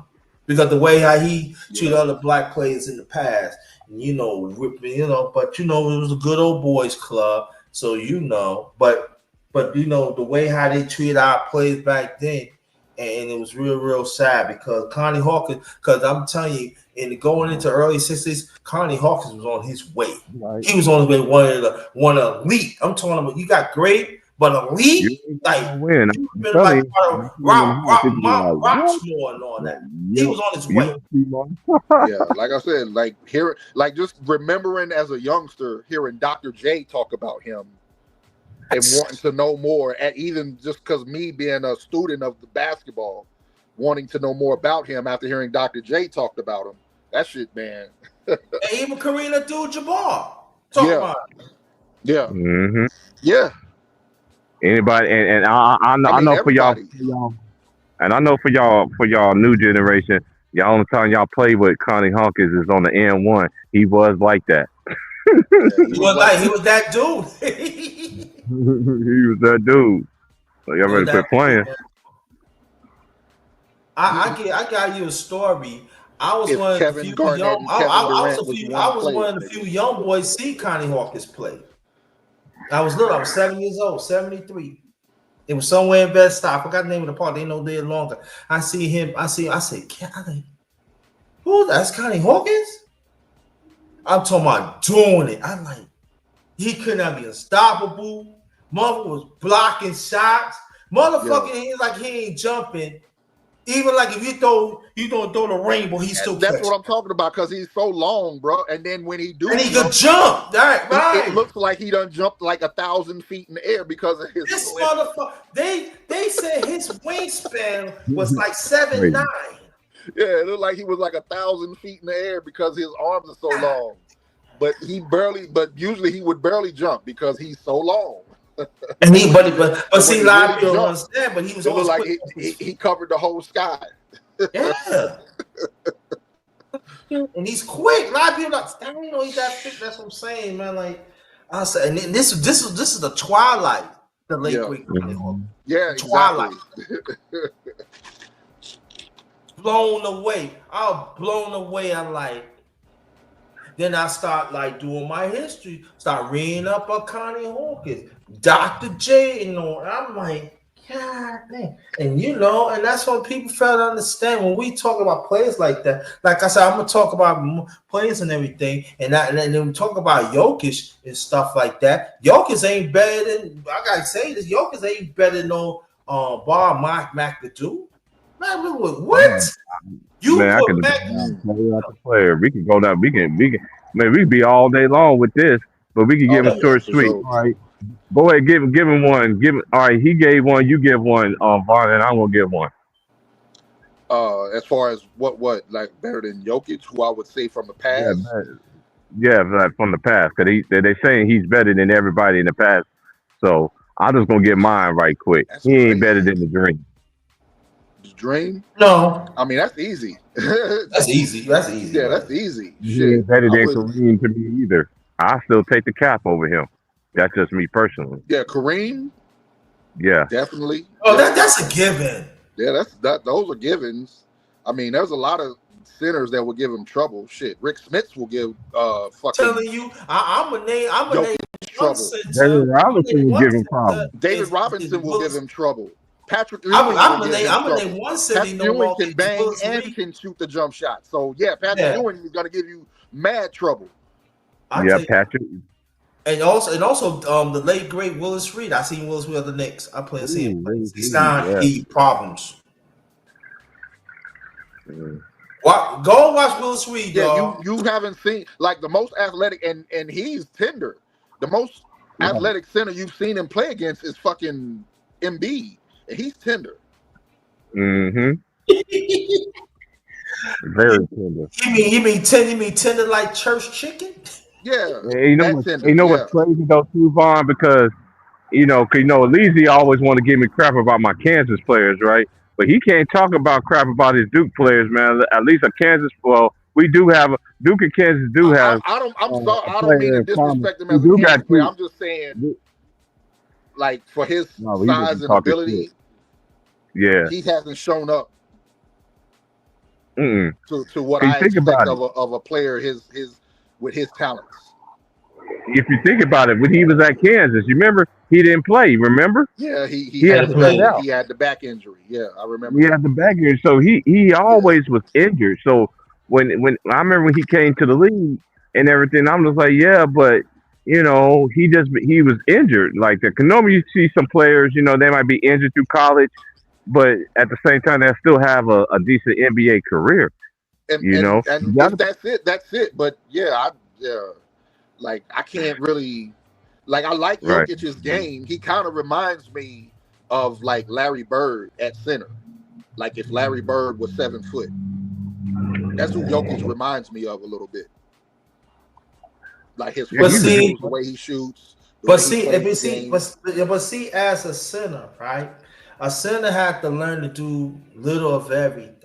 Right. Jokic can Right. score the ball, there's no doubt about it, but you got to understand the time of the defense is playing. Them other centers playing, including Exactly. Patrick Ewing, they play Yeah, against Jokic centers that ain't play banging on defense. the They inside with not them a dudes, pass. bro. So I'm saying like this. So then we got to put some respect on David Robinson. So y'all saying he's Yeah. better than David Robinson? Hell no. No. No, I'm No, not putting him he's on not. David Robinson. That's why I'm saying Nah. he's not banging with them dudes. Like that's why No. I was mentioning those guys.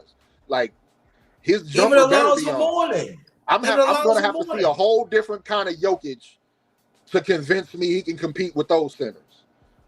And not only And I that, haven't this is never my seen that thing. Jokic before. Exactly. And another thing that we talking about with these players that we talking about, these great centers, they was a legit two-way player. Jokic just one-sided player.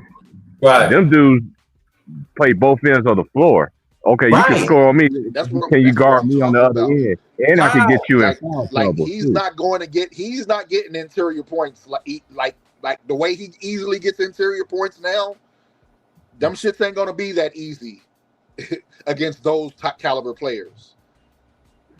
Yeah, and another thing too, because the average height this past NBA season, y'all, I'm gonna say it again, has the average height of an NBA player this past season was 6'5", but carry on.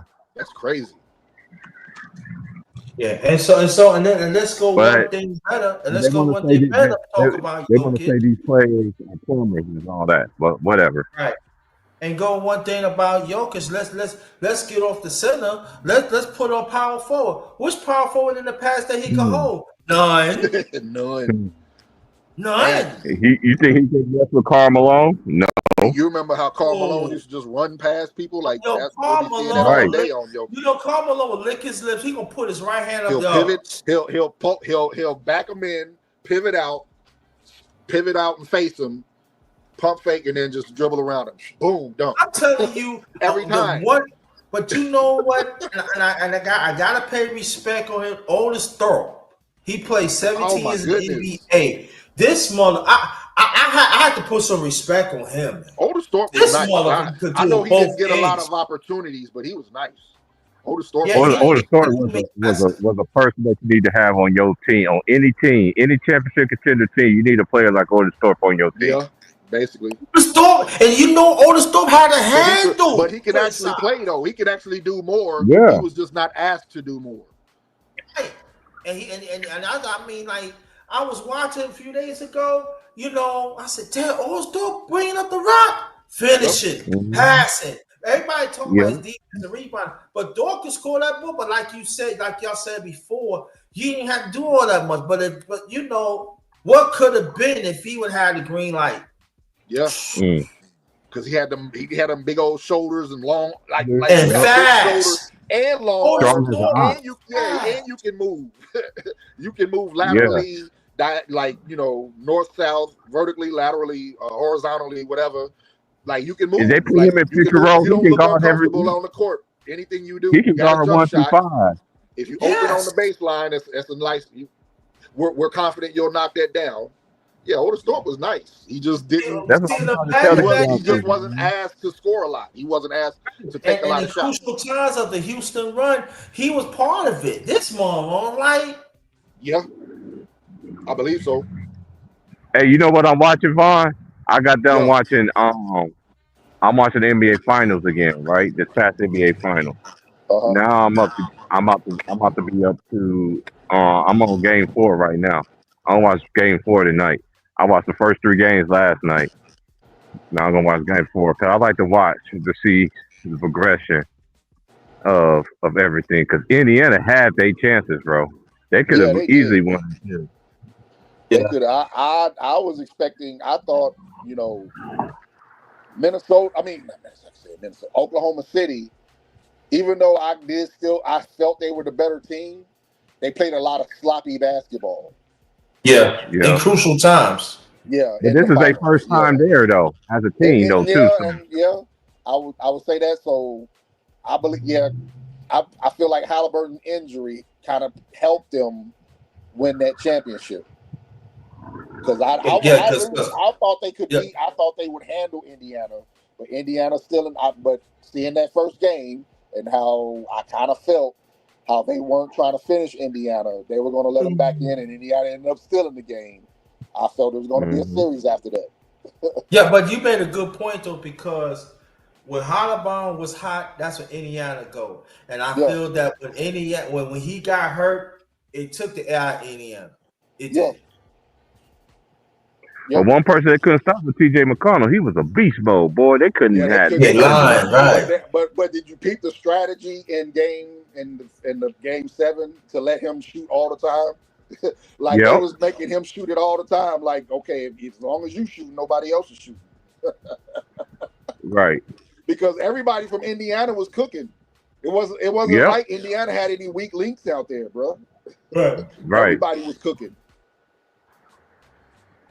It's just that when Oklahoma. Hey, but y'all don't go to the Thunder though for getting it done though, because I did pick them to win the finals. And it's unfortunate injury happened, but hey, Shea is not a free throw merchant. A free throw merchant is like James Harden. It's like like Trey Young. Players that don't get that contact. But one thing I will get James Harden. He does play, but my big thing with James when it's winning time, you do not show up. Like to me, the Clippers should have beat the Nuggets. They should have beat the Nuggets. When it's in the championship rounds, it's something that it's like DeMar DeRozan when he gets to the playoffs, he stops playing for some reason. And shout out to DeMar DeRozan though too, man, for keeping. I love him as a player, but. Yeah, I like DeMar DeRozan. I know he was at USC. And he the only one that be like, he the only one I be hearing. Every time I hear him, I always hear him talking about, that's like, give us a Kobe story. That's how you know, I tell people this when I came on YouTube, it's levels to this. It's levels to this, man. It really is. I mean, I'm not knocking. And I know that y'all fanboys, y'all want me to bow down to these players. And I always said this years ago, and I'm going to say it again. I do not look at these players as big, as better than the players in the past. I just don't. I've seen the players in the past put everything on the line. I seen Kobe Bryant. I love his life. Basketball. I seen Kobe Bryant had his life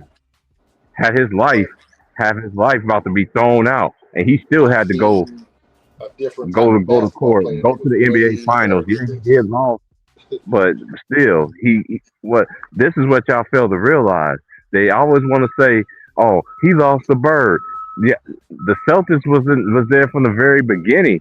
They were supposed to lose the Celtics was 1947. 1947 was their games that year, nigga. Yeah, like y'all were supposed to lose to the Celtics that year. Y'all don't understand it, like. And even if he did fail, they didn't give up and quit. Yeah, Kobe asked for a trade, but I don't think Kobe was like, shoot, why he asked for a trade? He didn't want to just fill up the seats. He wanna win a ring. He was Yeah, hungry. it was about he And was used to playing for championships. he wasn't there for filling the people in the Magic did the seat. same thing. Yep, sure did. Magic did the same thing. But but hmm we understood. But those who love basketball and understood Magic, I mean, well, love Magic, understood why Magic said what he said. Yeah. The same shit started to happen. It looked like the hmm circus was more important than the championship. Yep. I can't wait till college basketball season starts because it's just Oh around my the corner. goodness! It's gonna be so lit this year, man. I'm looking forward to all the young talent that's coming in there. Speaking I'm of looking Tim for the Duncan, I'm girls not. too. Let me just. I'm sorry. Let me say this real quick because I want to just go ahead and Go get ahead. my Cardinals out the way. I like this squad that Pat Kelsey done put together. We have a player, a big man. I'm not saying he's him, but I seen some tape of him and how he looks fundamentally and his size. He fucking reminds me of Tim Duncan. Oh well, no.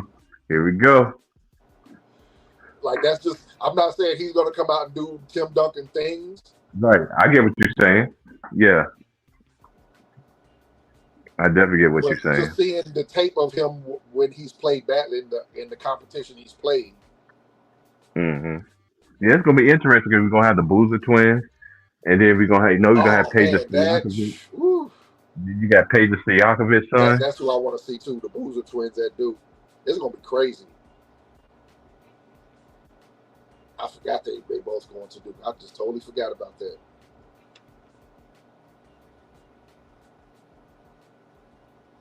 Yeah, it's gonna be a crazy little squad.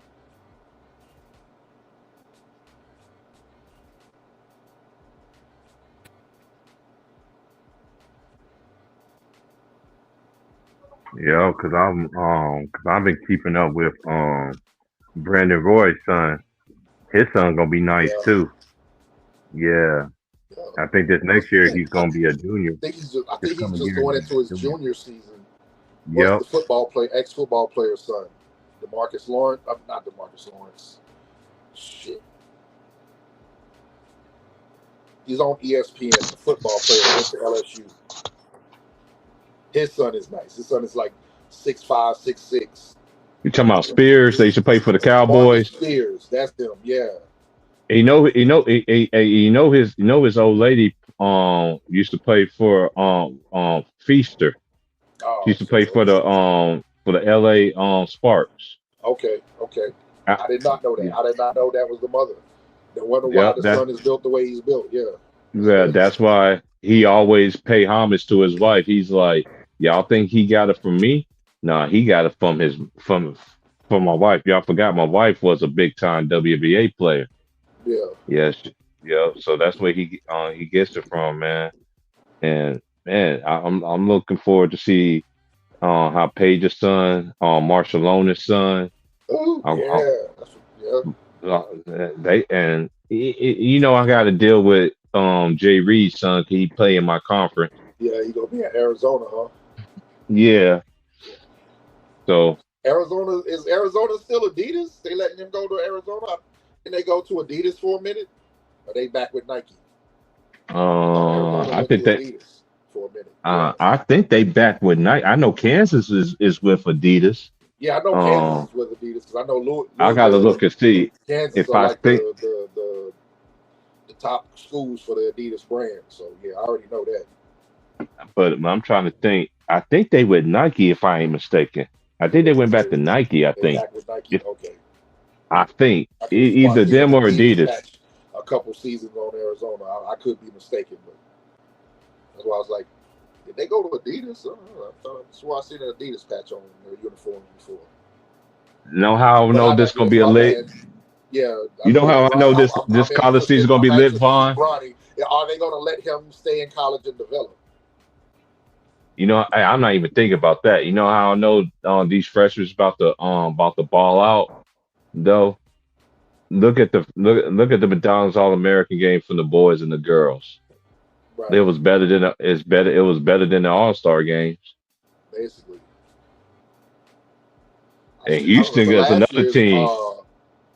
Houston gonna high be school another All-American team game. that's That last people. year's game was nice. It was crazy. Yep. Especially for on the girls' side. Yep. I see the girls that's coming in the league now, they're like, I don't know. Never mind. I'm not even gonna say that. They're experimenting, which is a beautiful thing because that's what we used to do as kids. So the girls are experimenting with moves and shit. And I love that shit.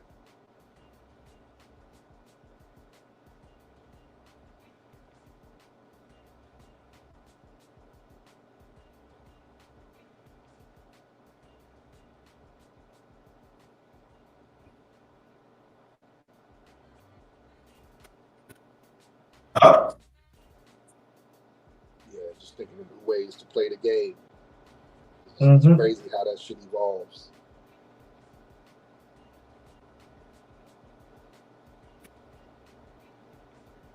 Yeah, I know. Yeah, I know, but it's crazy how people be talking, and y'all had no foundation, and y'all can Google it. That's the thing about it. Right. Like that's what's crazy. Like for this to be the age of information.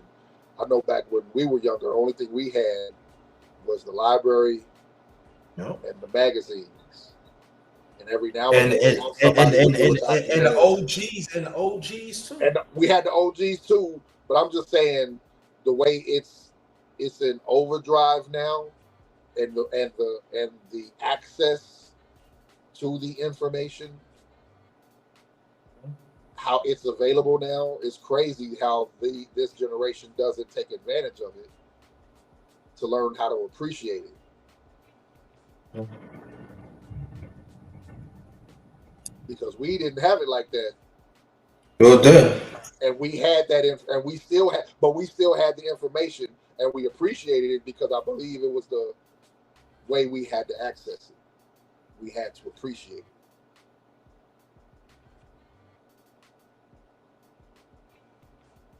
We had to sit down and listen to the OGs. We had to papers. We had to go get by the magazines.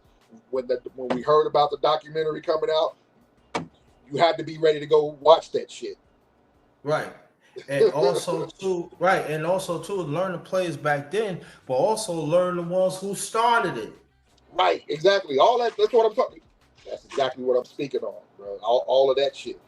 All that. I was that kid who had the NBA.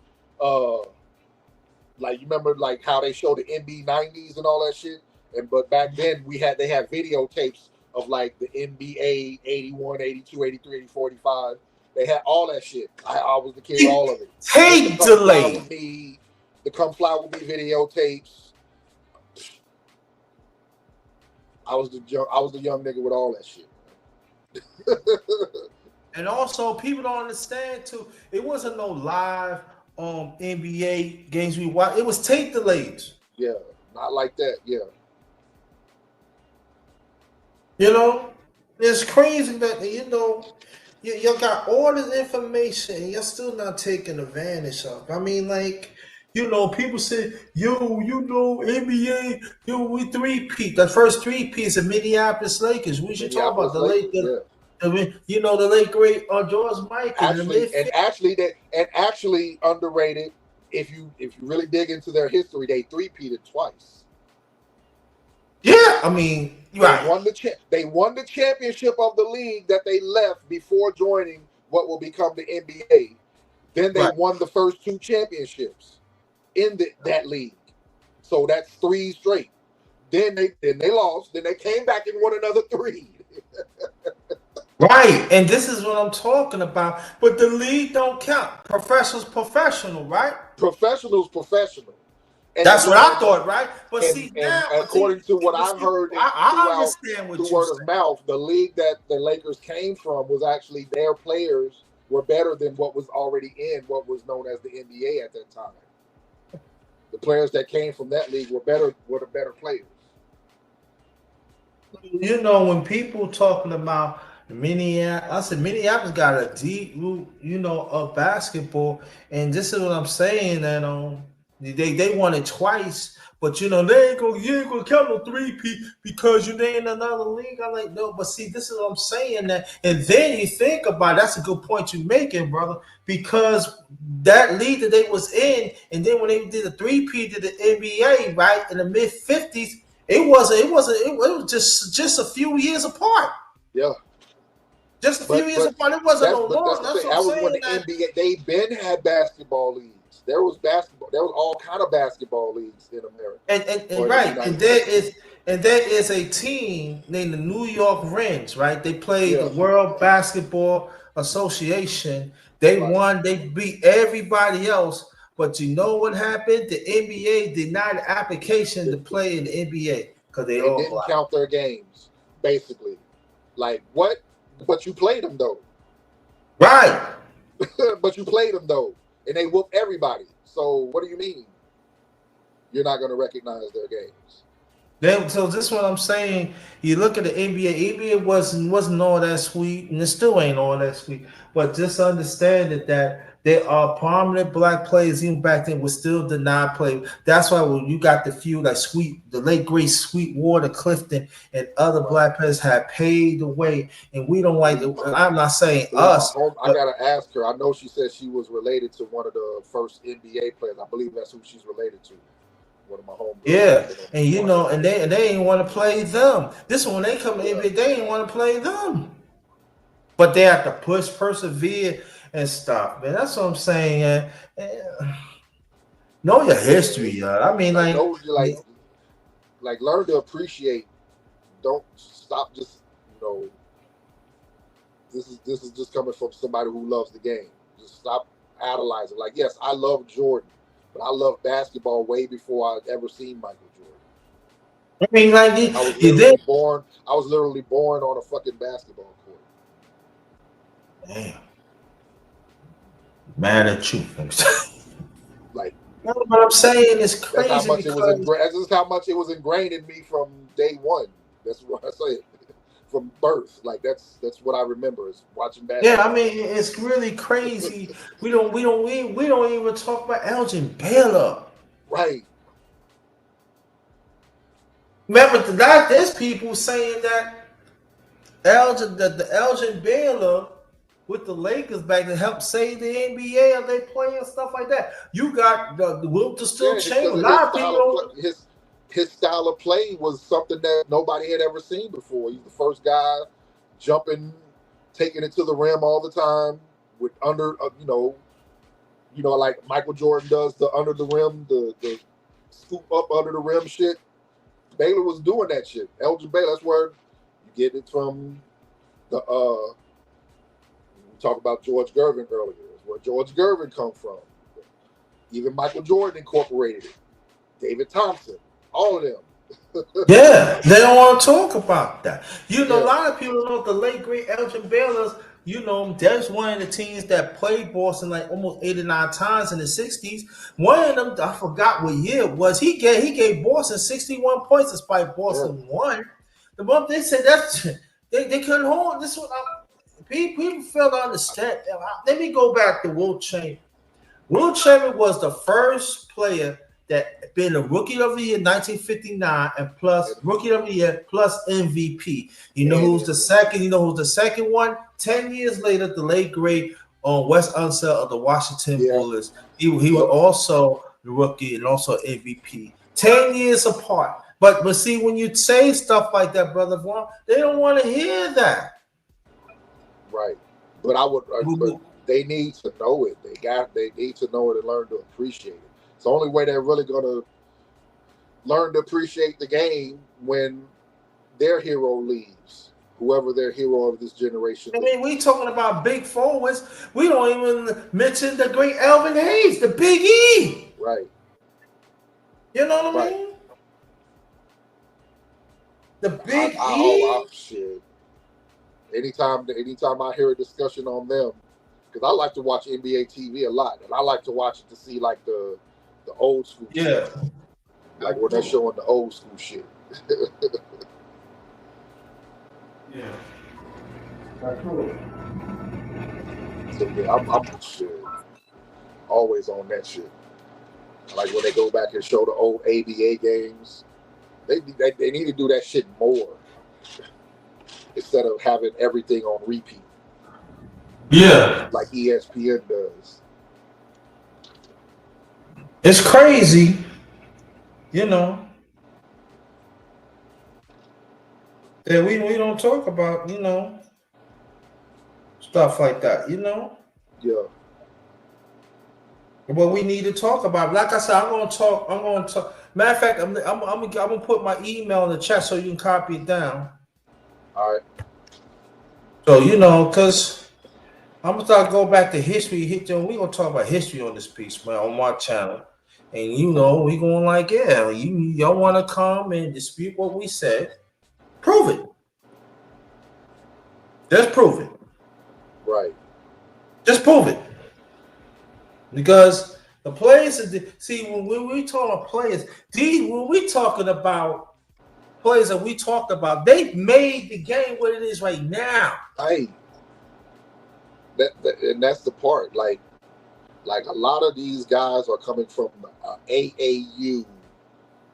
If you've seen how the AAU is structured now, that's a lot of the type of players that are coming, at least from the American side, are coming into the United States.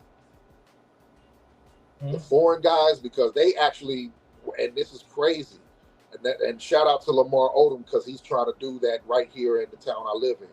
He wants to build a sports academy so the kids can start being taught how so those talented kids can be given the fundamentals before they get out there. And this is the thing about this. People act like the United States never doing. We had camps of every position. Right. Of every position of basketball. You know, the fundamentals of offense and defense. Right. You know what I'm saying? So why y'all make it seem that the United States never had it before, but you're making people overseas, they play. They're still the most talented players. It's just what I had seen up until this past season of the AAU, I wasn't impressed with it, the way they played. Now, what's the thing that they have, the Peach Jam? What I just seen there gives me hope. You know, the Peach Jam, the Nike, I think it's the Nike Peach Jam that they do. Yeah. Yeah, because that's where I saw the Boozer twins. I seen them playing. I seen them. I believe that's where they were playing against Marcus Spears' son and his squad. It was a nice little game too. I seen them playing, and the way they played as a team, guys trying to use advantages and not just guys out there taking turns. You know what I'm saying? Yeah. They're trying to go and find mismatches and use advantages and run plays, things like that. It gives me hope seeing those young guys. That's why when he was just talking, when he mentioned the Boozer twins at Duke, I kind of got excited because I was like, yeah, I do want to see them at Duke. Because I like. Yeah, I do too. Those two. Huh? I want to see it too. I want the fundamentals come back because you're trying to make it seem that people overseas they really copy from us. It's just a different thing is they stick to the plan. We didn't. Right. What is happening is money is the motivation, and it's not being the best. Doesn't matter if you become the best or not. But the motivation isn't being the best no more. It's the money. Right. That's my opinion. I'll just say that's my opinion. Well, I'm just saying.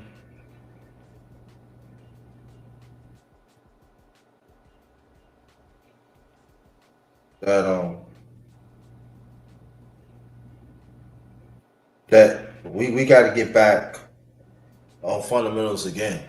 Right. We got to get back into it. We got to set. I don't know. And you set up different camps because I'm saying we was ready. Yeah. We was prepared. And plus, at the same time, we was going to school Two, make sure you get the education, and in case you get hurt, you got something to fall back on. Yep. So people just going to college just to hang out and work on their game, but they then they don't have nothing to fall back on. Back then, you better. Yep. And that's not being forced anymore too. There's so many, bro. I've seen so many kids from this town I live in right here go play professional sports, bro. Like it's crazy. And I mean, like, shit. There's so many, bro. Like I mean, I can tell you, like Royce O'Neal, like the area I live in, Royce O'Neal, you got your Charles Tillmans. It's fucking so many. So many guys came out of here, and that's what you like to see. But it's so many that you would have thought if they had made it, they should have. Right. If those dudes made it, y'all should have made it. Right. Like goodness, because he was like everybody. Like I remember meeting Charles Tillman playing basketball. I didn't know he played football. He was a basketball player. Little skinny little dude. Because he plays for the matter of fact, the high school he went to is the same high school Robert Griffin went to, which is 5 minutes away from where I live at. Yeah. Now tell me about Robert Griffin. Robert Griffin? Yeah. I mean, he was a good kid. I mean, what he is today, how people see him now, that's not neither here nor there to me. Because he was a nice kid. He grew up. This is a military town, so it's a whole melting pot of people. It's just the different races, mixes of people out here, and you have the town I live in, which is Killeen, and then the town they're from was called Copper's Cove. But right in between that is Fort Hood, the military base. So that's pretty much where everybody lived at in the military. You either lived in Killeen or you lived in Copper's Cove or Kempner or one of those towns right outside of Copper's Cove, because it was near Fort Hood. But Robert Griffin, he was a good kid. I mean, he was in high school. He was more known for track. He was a football player. They had a dope football team. Their high school, the way they do football is kind of like how you see at college games and shit. They usually have a good football team, but he was more track at that time, and then when he went to Baylor, he started getting better at football. And you see, everything from there where he won Heisman, he became a first-round draft pick, and then goes from there. Shit, his parents are cool.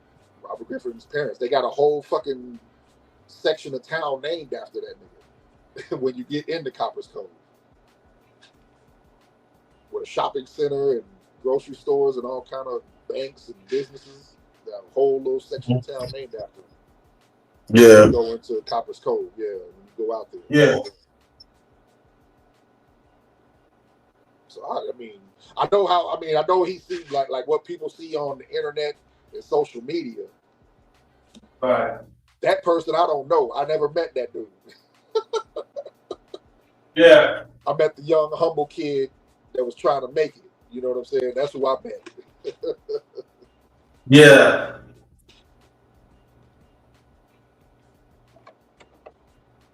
Yeah, I tell you, yeah, but I feel in the near future we should have more talks like this because it's just, consistently, because it's the conversation is being hijacked, as you know. You know what I'm saying? Right, yep. It's being hijacked, and when the bad thing about social media, listen to casual fans. They don't listen to real fans like us that live it. You know what I'm saying? We actually talk to the players. We have to see these players play. we actually seen these players made that made an impact in the NBA, made impact of basketball. Period.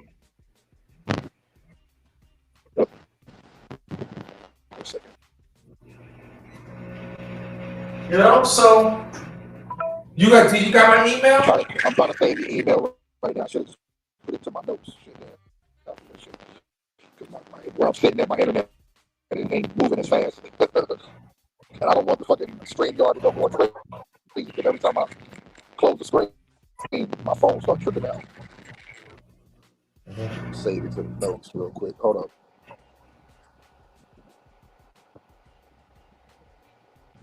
There we go.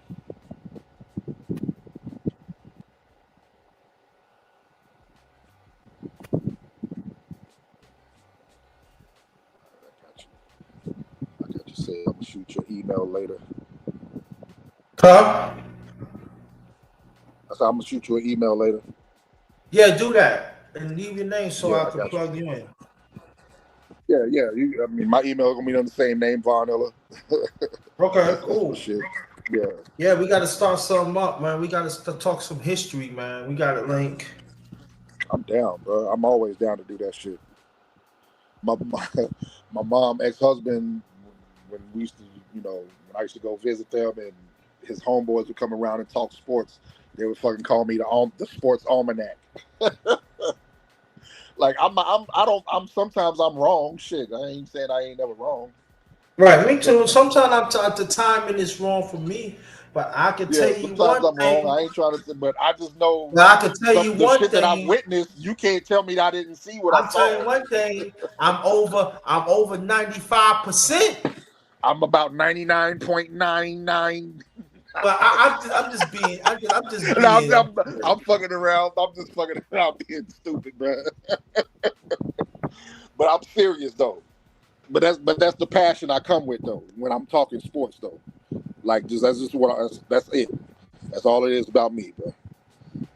Yeah. Like I know what I saw, and you can't convince me I didn't see what I saw. So don't just tell me nothing that don't make sense. Hold up, I want to make sure I don't close the damn screen. Where am I at? Okay, there we go. Whew.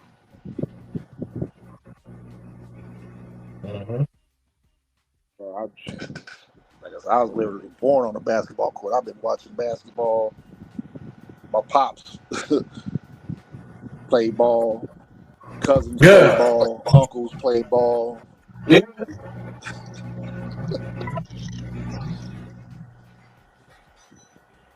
Hell yeah, shit. I'm actually from Louisville, Kentucky, and if you know anything about Kentucky, the state of Kentucky and basketball. Yeah, very rich. And you know, also, really the whole state, but Louisville, where like especially the section where I'm from, like Shawnee section, Shawnee Park, all that shit, all the basketball courts out there. And I know that you're famous in Bourbon too. Oh yeah, Bardstown. Bourbon, man. I went Bourbon. Oh yeah, you talking about the Kentucky Bourbon? Oh yeah, all that shit. Yeah. I mean, we're also like this is not a lie when I say this. We are the weed capital of the world. Like the most marijuana is found in the Appalachian in like eastern Kentucky. The most marijuana ever on planet Earth is found there. Yeah. We're also like the marijuana capital of the world. I learned that shit in college. I was amazed when I heard that shit. Like, are you serious? I want to go now. Yeah.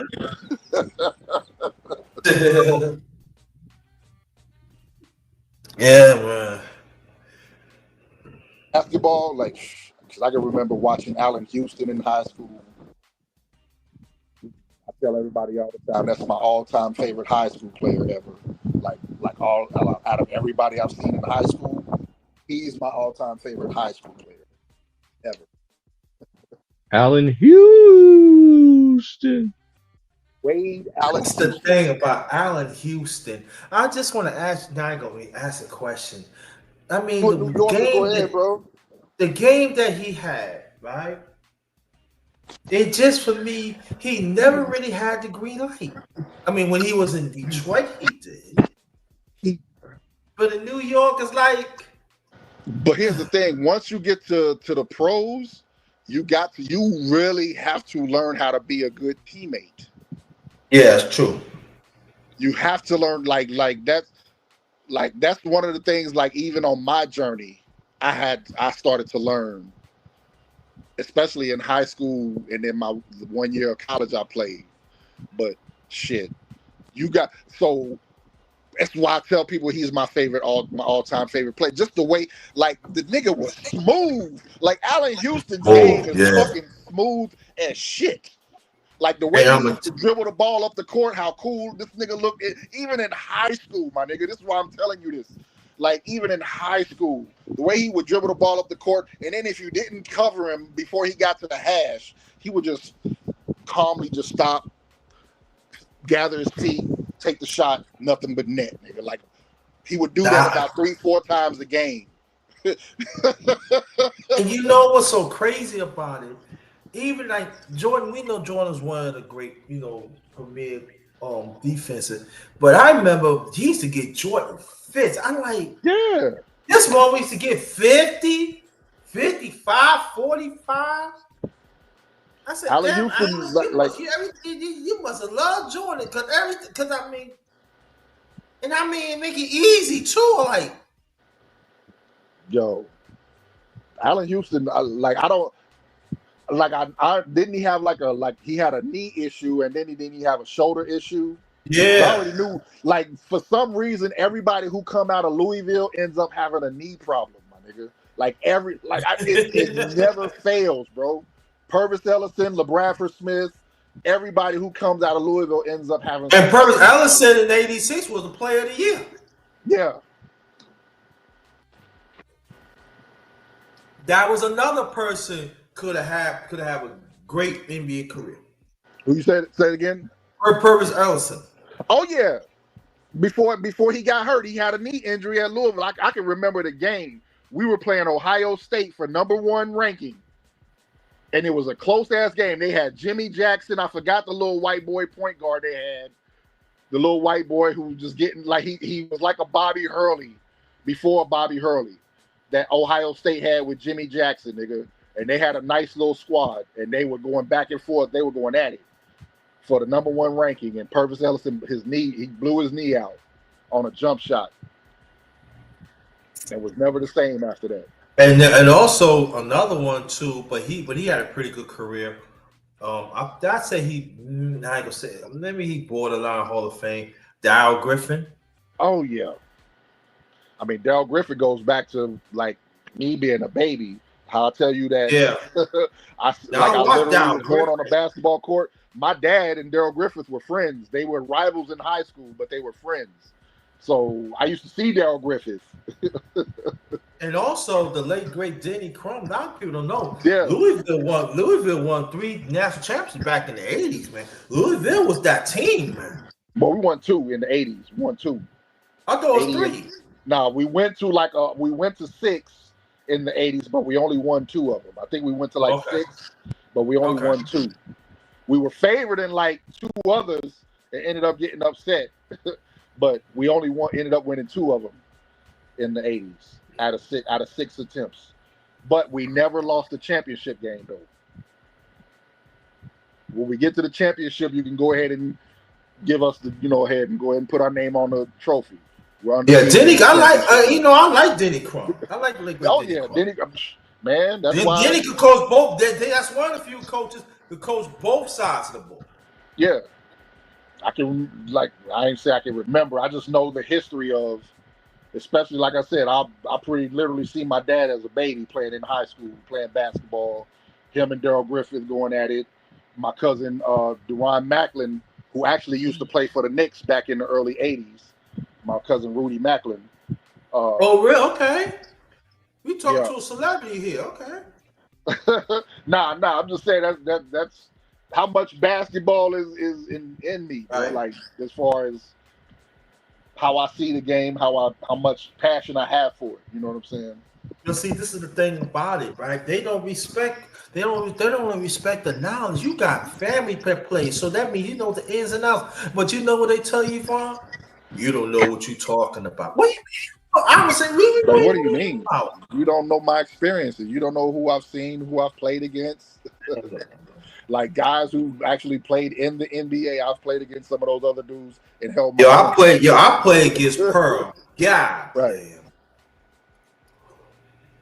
I played against Derek Anderson, Dewan Wheat.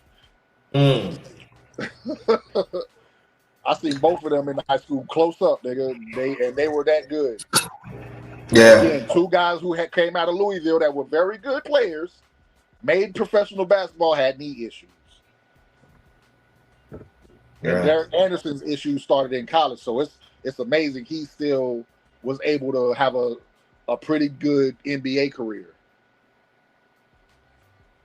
Because his shit started in college, and if he didn't have his knee issues, I believe Derek Anderson could have been a Hall of Famer. That's how He was on his way. You talking about? Derek? He was on his way though. You know that, right? He was on his way. I seen him when he was at Ohio. I seen him in high school. I have an up close and personal view of his exploits in high school, fam. He was a senior when I was a sophomore when he won Mr. Kentucky. So we were in the same region, so we had to play each other every year. So I've seen it twice. Let me tell. Right. He was that good, bro. Like he was that good. Let me tell people this. Just like Texas was very big in high school football, that's how Kentucky was in basketball. We kind of still are, nigga. Shit. I'm talking back, but you know. Back then, though, back then, it was. That's what I'm saying. Crazy. So we had all types of players. Yo, y'all breathe. Matter of fact, shit, even guys you don't know that's from Kentucky, you know, like he's actually, I believe he's still a coach for the Cleveland Cavaliers. His name is Greg Buckner. I know he played for the Utah Jazz for a while. He's from Kentucky. From Kentucky, right? So shit, hell yeah, we have all kind of people that actually play. Y'all breathe basketball decades ago, man. It's crazy how many basketball courts you see. See, but see, people just walking around the city, bro. But see, right, but if you talk to people in Kentucky, that's redneck state. Nah, nigga, not where I'm from. It ain't. Yo, they got courts. Matter of fact, even area, like if you think if Lexington is a redneck town, it's not. Lexington is not a redneck town. There's a lot of them that live there, but it is not a redneck town. It's a nice mixture of people that live in Lexington. Louisville definitely is not. There's a redneck section, but it definitely is not a redneck town.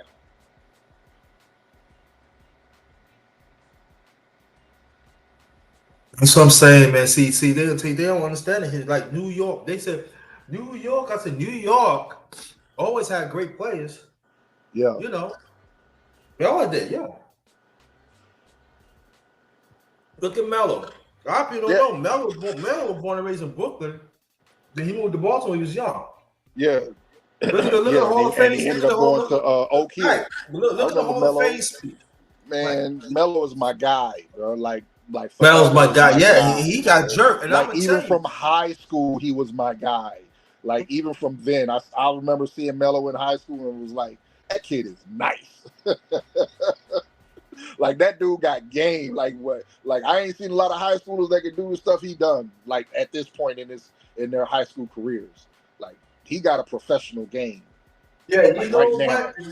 Yeah, I'm gonna tell you the story about Jim Boeheim, right? When he used to coach Syracuse. It was saying that Carmelo Anthony enjoyed. He enjoyed college, and he wanted to stay another year. Jim Boeheim, man, get your tail out here and go join the NBA. Yeah. You don't need to stay here no more. Yeah, you came and that proved your point. You did more for me than anybody ever in my whole career. You did more for me. You got me a championship, and that's my only one. Go to the league. They need you. Hell yeah. The league just did them dirty because of their freaking agenda. You know what? And I think that we should talk more about it. I'm talking about it on my channel, and I want you to join it on Carmelo Anthony. And I'm saying like this though, instead of that no good loser that have over 40,000 points, Carmelo, if they would take away like the last 4 or 5 years, Right. We talking about, and I'm not exaggerating. We talking about a person can get close to 50,000 points. Melo was on his way. Yep. Yeah, Melo I was. want people to understand that. Them years that he wasn't playing, he was, to me, could have still gave you about 20 and 8. And 20 I'm points, saying, 8 like, rebounds a game. if he would have got like 20 and 8, right? Yeah. For 4 or 5 years. Come Yeah, I on. already know. Ain't no way. Let me tell you. He would have been close to 50,000. I already know. Or at least I know he'd be close to 40,000. I know he'd be close or somewhere in the 40s. I If he got to said keep on early playing. 40s, mid 40s. Give and take. I'm talking about even coming off the bench 20 and 8. Yeah. That's what I'm saying. Like Melo, he knew the art of scoring. Mike taught him the art of scoring like he taught Kobe. So he already had that. He was taught that at an early age by Mike, just like Mike gave it to Kobe. Yeah. So that's how you seen. That's exactly the way he played. He played exactly how Mike told him how he could get easy points. Like you could just do this, and you'll average about 25 a game for the. And also, just take these shots. let's understand this though too, that why Michael Jordan get more respect to Carmelo Anthony than that loser? I don't know, because honestly, from what I see and hear, when I do hear Michael Jordan talk about the younger generation, he loves it. He likes everybody. He likes as far as the top players. I've never heard him say anything negative about anybody. Ooh. Actually, the most negative thing I ever heard Jordan say is after KD left and Russ won MVP, and he was there for Russ's MVP celebration, and he took a little shot at KD, but it wasn't nothing. He just talked about how KD left and your boy and you ended up winning MVP. That's all he brought up. He wasn't never, really he bad. never, he never respect. This is so funny. He never respected a loser because he keep on saying that he's king. And somebody asked Jordan, said, "Do you think you one of the good best players up?" And he said, "I can't say that because there's somebody before me." But I noticed that he said something about Carmelo Anthony. What about Carmelo? He lied up. Yeah, I seen it. He said, "I like Melo. He can score the ball. Phase scoring, and I showed him. He perfected it, and I don't know why that he don't get enough minutes because I see him. I said, so what do you think? I think that if he get the minutes, you are looking at a person who could really put his step. Like Melo's relationship with MJ is almost as close as MJ and Kobe. Yeah, that's I can remember Melo as a rookie. There was a game they had on TV. It was a big. He had a good game. They ended up winning. They interviewed him after the game. The cameras followed him to the locker room. Guess who's in the locker room waiting for Melo? Michael Jordan, nigga, sitting on the little stretch table and shit, waiting for Melo to come in to talk to Melo. Michael Jordan sitting in there. Then the cameras just turned off. They stopped recording after Melo went in. But you seen Michael Jordan sitting there waiting for Melo. Like that's how like his relationship is pretty much like Kobe's with Michael Jordan.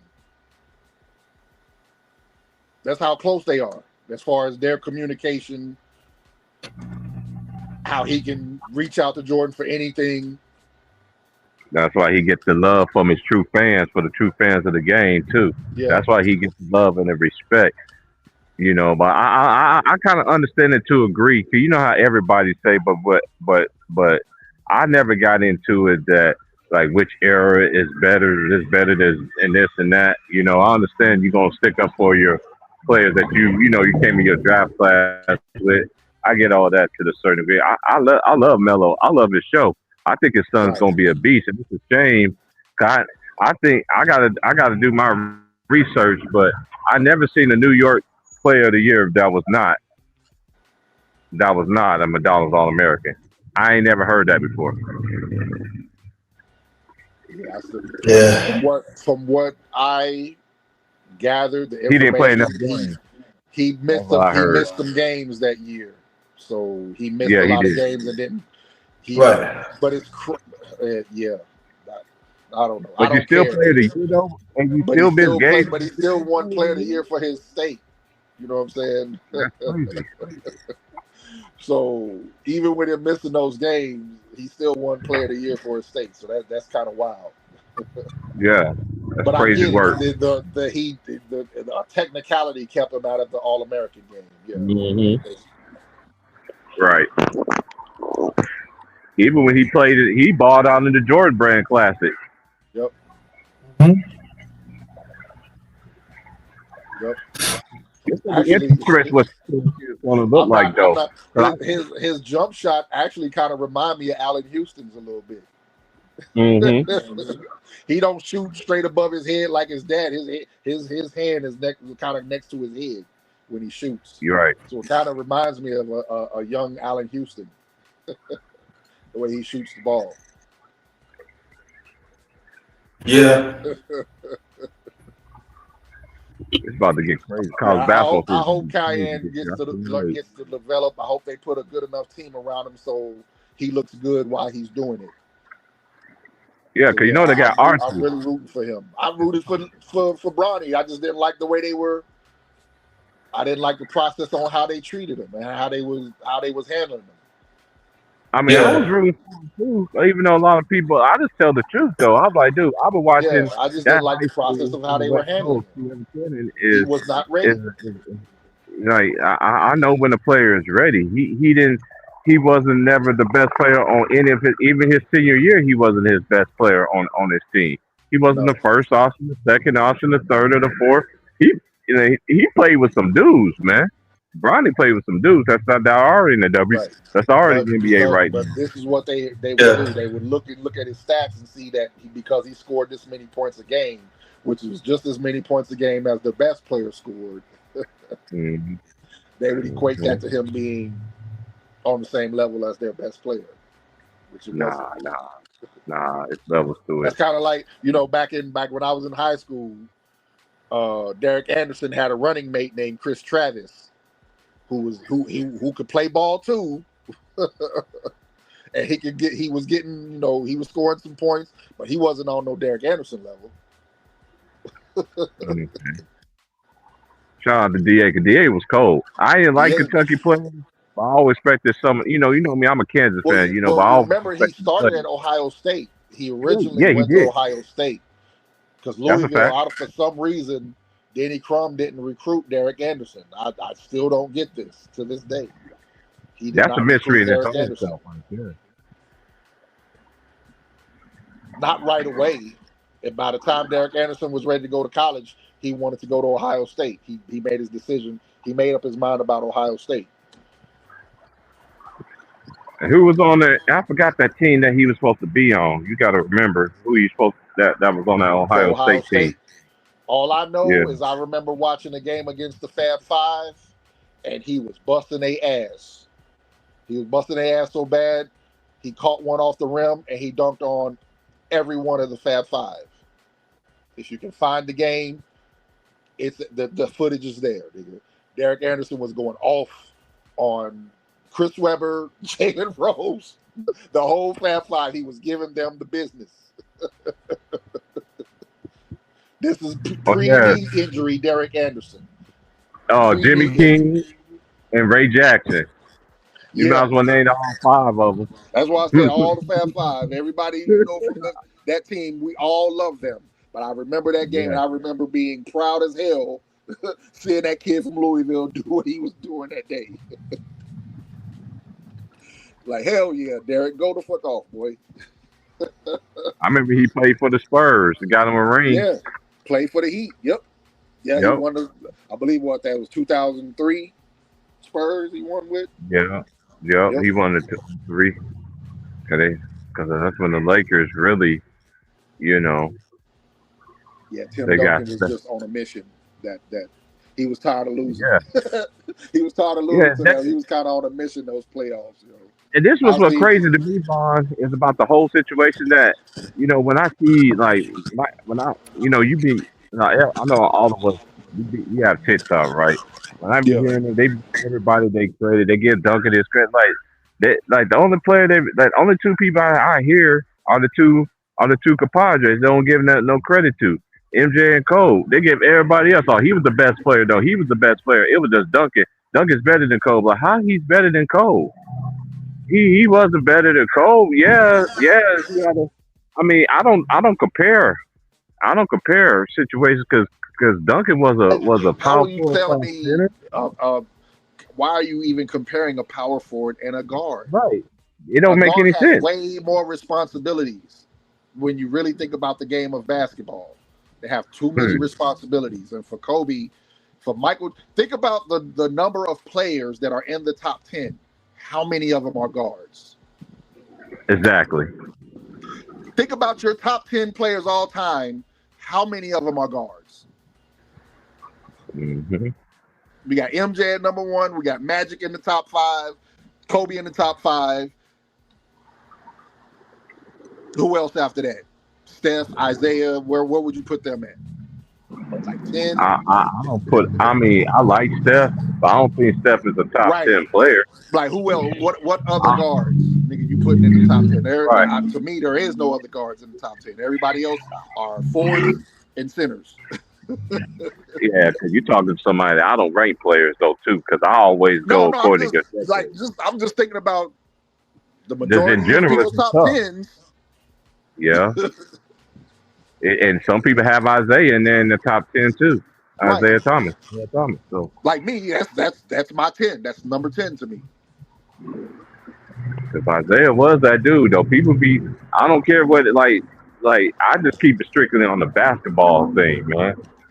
When he was a basketball player, man, Isaiah was that dude, man. Yeah. That dude, yeah. And you know Him what? and He's Joe the Dumars was the best backcourt mate he could ever have in his life. Man, Yup. they were And a scary lot as of people hell, don't bro. know 'Cause you Isaiah was Thomas is very underrated on defense. the one thing that never happened, that like even through the whole rivalry with the Pistons, you would see Isaiah Thomas go off on everybody else, but he never did against the Bulls, even though they had the better team. Right. You never Thank seen you so Isaiah much. Thomas have those really, really big games like he would against everybody else. And also he had a better record against Jordan too. Right, exactly. That's what I'm saying. Even though he had the better team, they won the majority of the games. Hey Vaughn, what you just said, it ain't no lies to it, because I watched Isaiah Thomas. I've seen Isaiah He Thomas go off on destroy everybody. But Chicago Bulls, that's a known But the fact though. Bulls. But he just had a better team. He just had a better team around him. Yep. Until Michael and to Jordan. me, and like what people tend to forget when they talk about, the who was winning when and where, that's just the process of, the growing of teams, the maturation of a team. Isaiah Thomas didn't start winning. He was drafted in 1981. He didn't start winning. Mm-hmm. He didn't really start winning in the league until about 87. Mm-hmm. And then got to the finals in 88. And 89. Won back to back. 89. Yeah. Back, yeah. Actually, 88, 89, and 90. They went 3 years in a row. Yeah, they went lost 3 to years the in a row. Lakers. Yeah, they Yep. went 3 years in a row. So that's Yeah, what okay, like they when we got like back what with the people Lakers. like to say when guys were losing when they were rookies and shit, and like, come on, man, stop. I don't like when Everybody people say can't be stuff like Magic that. Right. and Bird being drafted to ready-made playoff teams and shit. Yeah, Everybody they don't can't be there. understand that. Right, That's when the because when Magic went to Lakers, they was a mediocre team. When Bird went to Boston, they was mediocre. No, the Lakers weren't midi. Actually, the Lakers were like championship contenders. They just kept losing. If you really go look at it, they were usually the number 1 or number 2 seed in the West, especially after like 76. They were usually the number 1, number 2 team in the West, and they kept losing. And then they got Magic, and then Magic put them over the top, and everything looked different from there. Yeah, the Lakers were usually because look at that's where all of Kareem's MVPs came from in the 70s. And then he got the one in 1980. He won it in 1980. His final one. And also, season MVPs. And you know what? And one thing that people fail to understand about Kareem, man, look at his resume though. Rebound, blocks. Yeah, everything. Kareem was that good. It was just missing. There was something missing. And there was a little bit of magic. This motherfucker, and everybody talking about the hook shot and stuff. You know, a lot of people don't know that Kareem had moves, man. Drops. Man, Kareem had he had the shaking like you know Hakeem with the shaking bait. He had that shit too as a younger Kareem. Yeah, he had all that shit.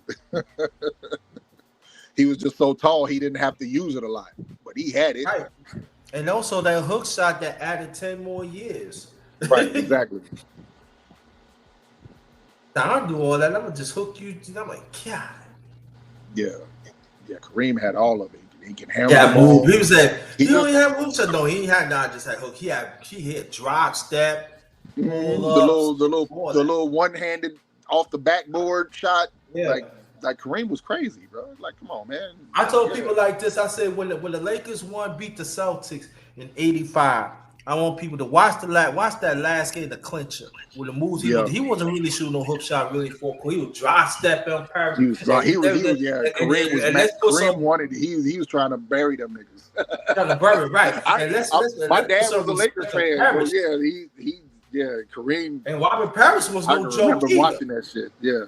Oh yeah. We don't put no respect on Parrish either. Parrish was so bad. He was a double machine before he got to the Celtics. So yeah, he just did what he was normally doing, just with a better team. And also, he's when he came in 74, came in 75, he was already a champion in Golden State. Yeah, as a rookie on the championship team. Yep. Rick Barry and stuff. We don't talk about that. Rick Barry was that dude. I think he averaged like 8. Matter of fact, he wasn't he averaged like 8. And I looked up the history on Robert Parrish. I already trust me. I know.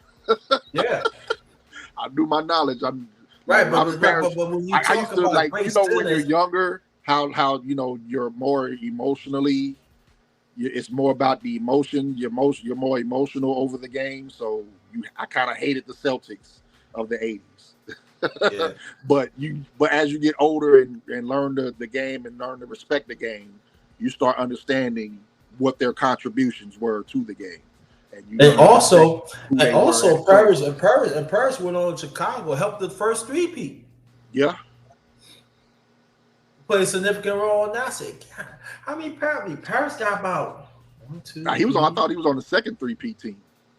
No, but I think you're right. Probably second. Yeah, he was on the second three. So he won 3. Yeah, that was his. Matter of fact, that was his last year. That was his last year playing. Yeah, he altogether in his career won 6. Damn, he did. Damn. 3 in Boston, and then he was part of the second three-peat, right? Like, yeah, he was. He was on 9. I think he got 4. It should be 5 since he was on that Golden State team, his rookie year. If he was on the championship team, I believe he had that's 5. 6. That's 6. Hold up. Hold up. No. He won 3 with Boston, right? Right. Mm-hmm. And how many won Chicago? 2 or 3? 1. He won 1. He was on, I believe he was on the 98 team. They had him on. All right, 98. All right. Yeah. That's 4. Yeah, who y'all talking about? Robert Parrish. I can look him up. Yeah, I want to say he got 5. I think he got 5. Shoot. Look at Robert Horry. He got 7. He got, and that's the guy. I think he deserves like an honorary Hall of Fame induction. I just think that's just how I feel about Robert Horry as a basketball player. That's just my personal feelings about him as a player because of how he ain't a superstar, but he got fucking so many superstar moments.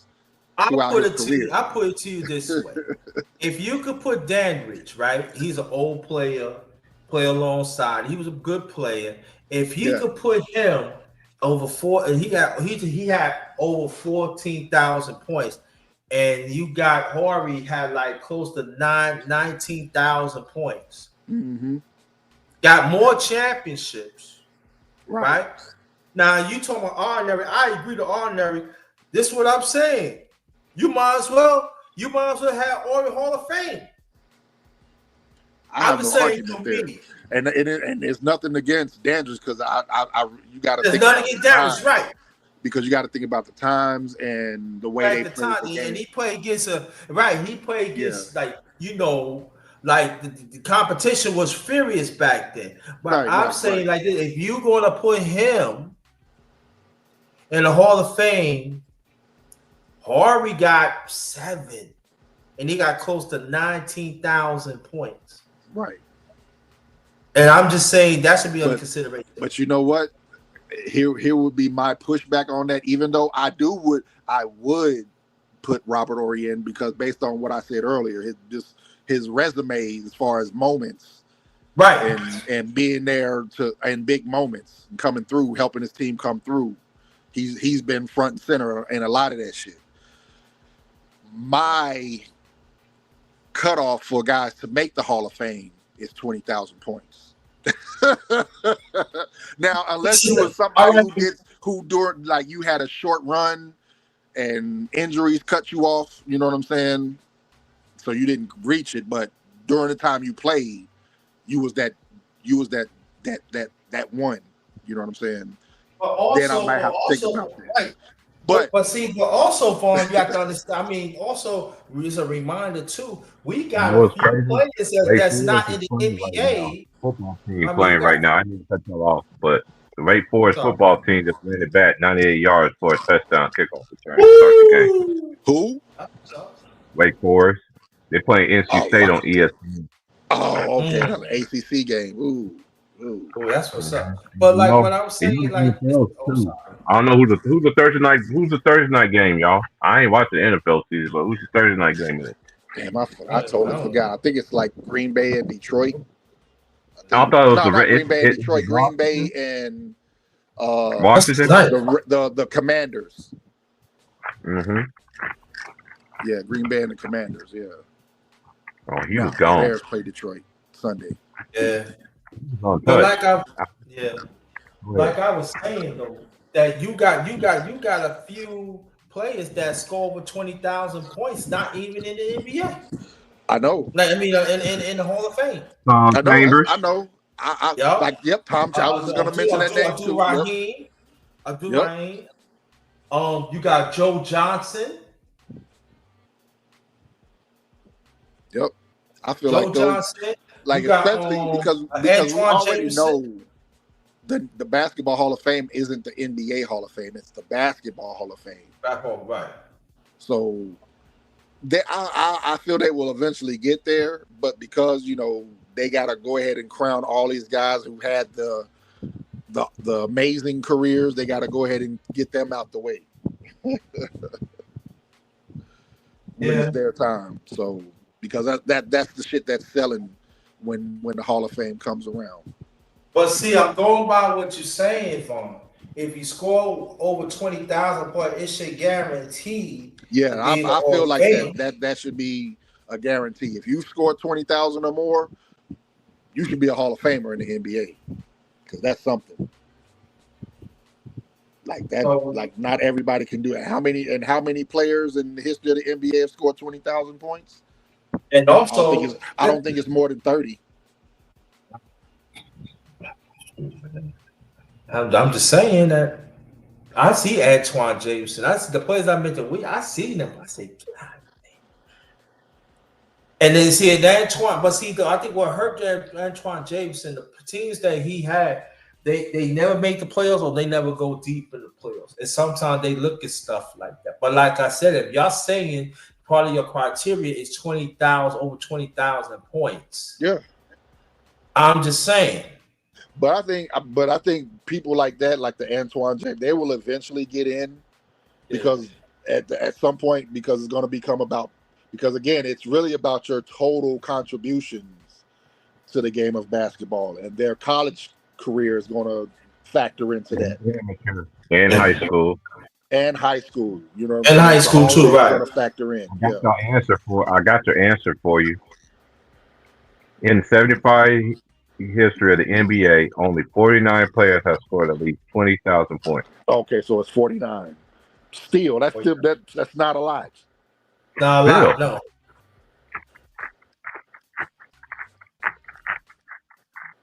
So think about that. 49. Think about how many players are actually in the Hall of Fame, and how many have actually scored 20,000 points in the NBA. And also too, what about the ones that play in the ABA, but they got in the NBA? They records not combining with the NBA. How many points you can really calculate in a wrestling career? I got it right here. I got it on StatMuse. Check this out. Bob Pettit, 20,880 points. Elgin Baylor, 23,149 points. Hal Fair, 21,586 points. Wilt Dyer Chamberlain, 31,419. Oscar Robinson, 26,710. Jerry West, 25,192. Walter Bellamy, 20,941. John Havlicek, 26,395 points. Elvin Henry, 27,313. Kareem Abdul-Jabbar, 38,387. Adrian Dantley, 23,177. Alex English, 25,613. And we don't talk about Alex English with the fucking sniper. Never. Because you know why? Because he give you, his shot was so quick you didn't even see it. He give you a quiet 50, and he will give you. Yeah, he's a walking 25. Like he wakes up for 25. Mm-hmm. And he has that for breakfast.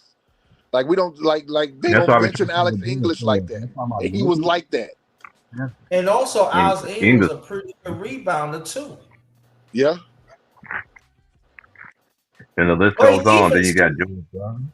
Yeah, I mean he was. You got George 6'6". So of course, yeah, he's long.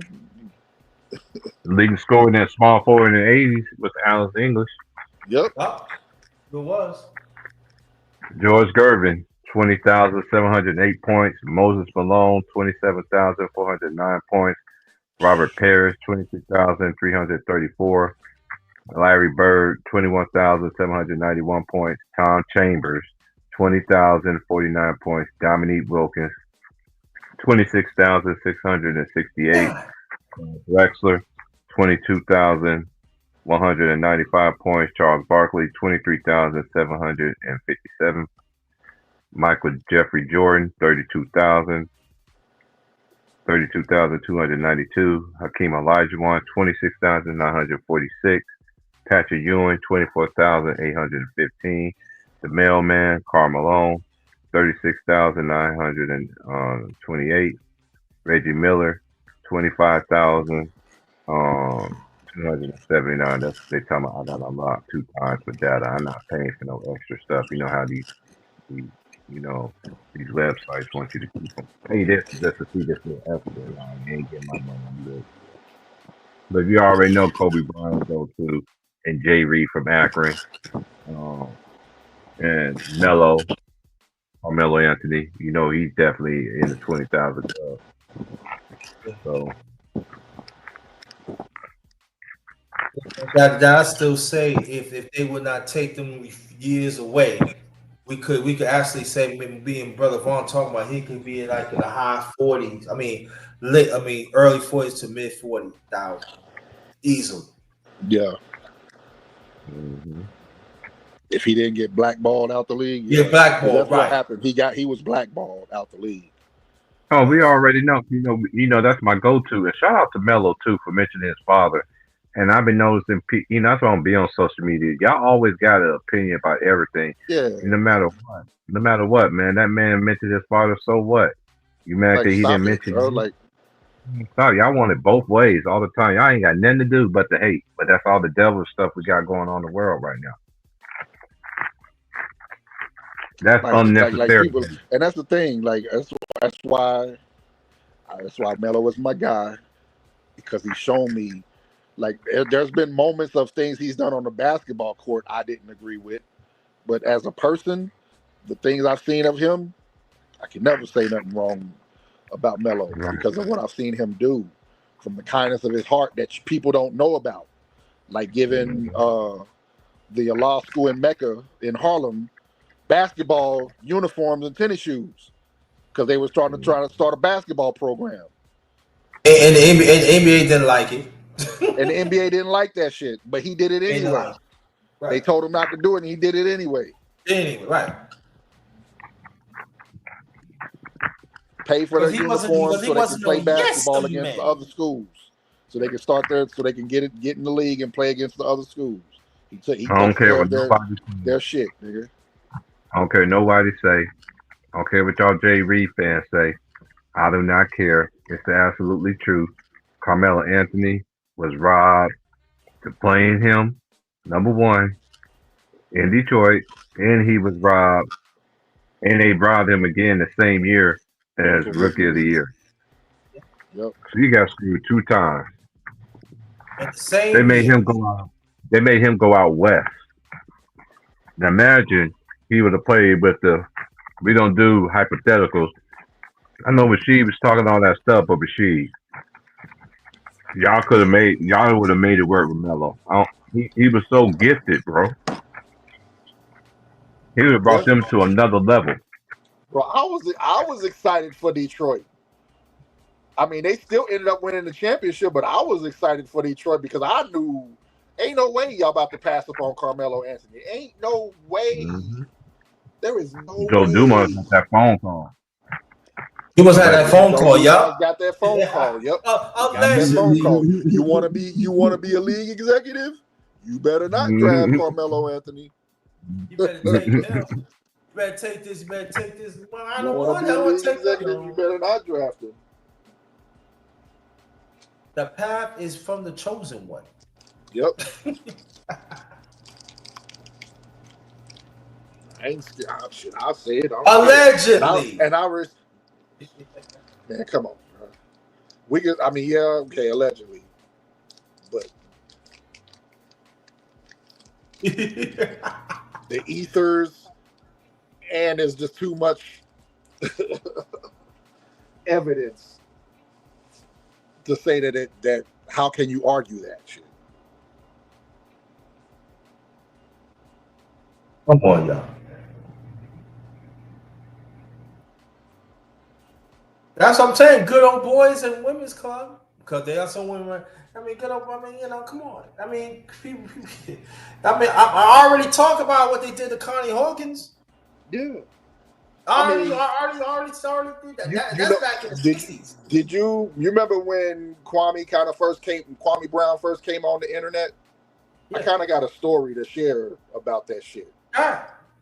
Right, when he was talking about, the situation with him when he got drafted to the Wizards and how he should have been, how Michael Jordan actually wanted to trade him or the number 1 pick to the Bulls so they can get a more veteran big man in Elton Brand. Well, in 2011, I was working for Sprint, and I want to say around November of that year, they sent a group of us over to the Philippines to help with a training class and shit. Oh, yeah, I remember you told me the story. Yeah, and I met this female who she was like one of the vendor managers. A vendor manager is basically somebody who runs a call center in a whole nother location that's off network from the company. So she ran a couple of call centers in the Philippines and in India, and we were all traveling together. So she was telling me how she worked, how when Jordan was with the Wizards, she was like one of the employees in the front office with the Wizards. And she told me that was the best job she ever had, working for Michael Jordan, because there was nothing that they needed that they couldn't get. Michael Jordan gave them everything that they wanted. It was the owner who would stop this shit. The owner would always stop shit.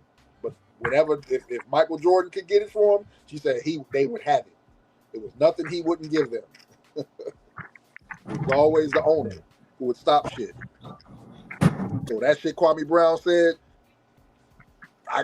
when he first said it, I was like, "Yep, that sounds like what I heard from old girl when we was in the Philippines when she was telling me that shit." That's crazy. That shit is wild.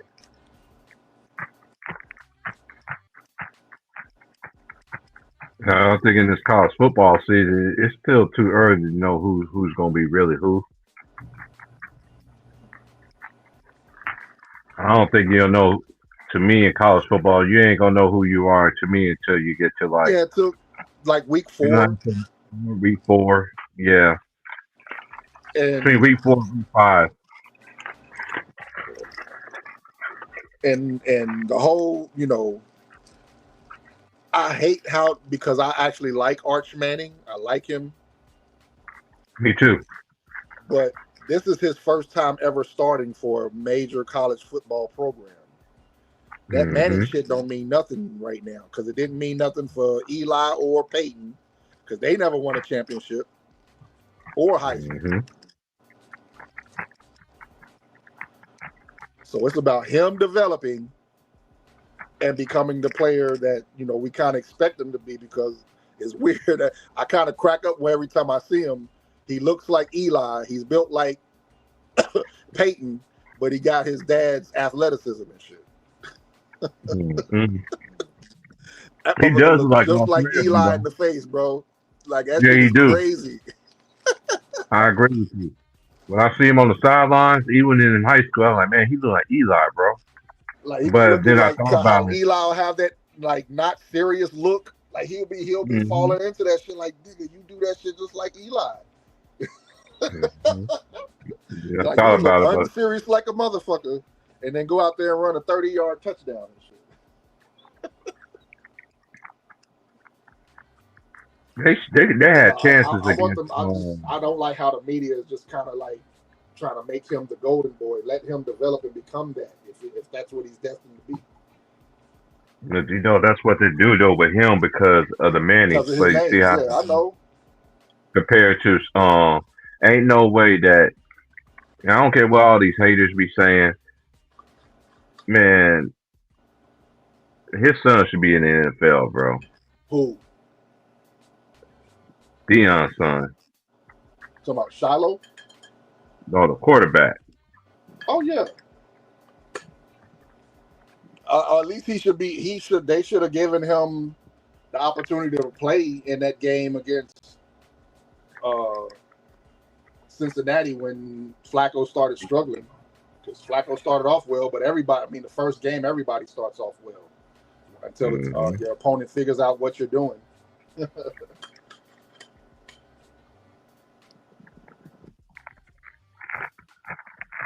Man, it look like Wake Forest gonna score again.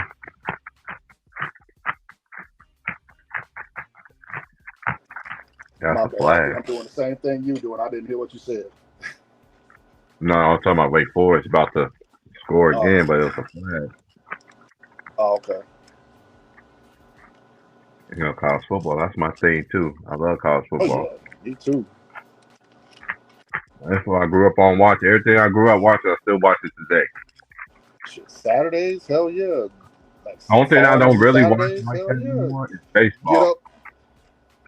That's what you look for, especially on back in the days on ESPN. You look forward to getting up noontime, the college football kickoff. Hell yeah. And then we used to love it. We seen the transition of college football. Then it started coming on earlier in the Midwest. If you were in the Central Time Zone, games come on at 10 o'clock. Out here, the games come on at 9 o'clock. In the morning, you watching the game like, whoa. You watching the Sunday night football game at 5. That's crazy. It used to come on at 4. Around like 4:30. Yeah, I remember. That's touchdown. Matter of fact, this is around the same time. Now you made me think about this shit. I was thinking about that time. It just flashed into me the time I had to sit up till like 4 o'clock in the morning to watch a playoff game in NFL because I was in the Philippines, and I had to remember. Yeah, I was in the Philippines, but nah, shit. I remember I had to stay up late for that shit just so I could see the damn football game.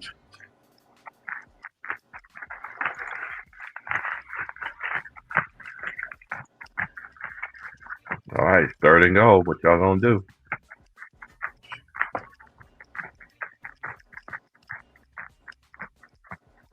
It was crazy when I used to live out there in North Carolina at the time. Because Paul was a big time basketball player at that time when I was out there. State. And then it was so packed in that freaking game when he scored all the points. Mm-hmm. Talking about when he was in high school? Mm-hmm. Oh yeah. It was standing room only, and I don't know how I got in there. My home was like, "Hey, man, we're going to see a good game tonight." I'm like, "Who we going to go see?" We're going to see Chris Paul. Mark Taven's back. I remember that's how it was for we went to go check out Chauncey Billups. Long time no here, Big Von. What up? What up? Oh, what's good? What's good? Damn, man, it's been months. Months, I tell you. Yeah, I know, bro. I'll do that. I mean, I'm here. I'm listening. I'm still listening. Sometimes I'm just too busy, too in the middle, like just doing other shit that I got to take care of. But I'm always listening. Yeah, you missed. You know that juicy basketball brain is missed up here. Yeah, we was just chopping it up. What's good with you though, Mark Tavy? Oh, just hanging in there, taking care of business. I got hit with the okie doke, and I had to go hurry up and get it taken care of. Big T Price, did you get that? Yay or nay?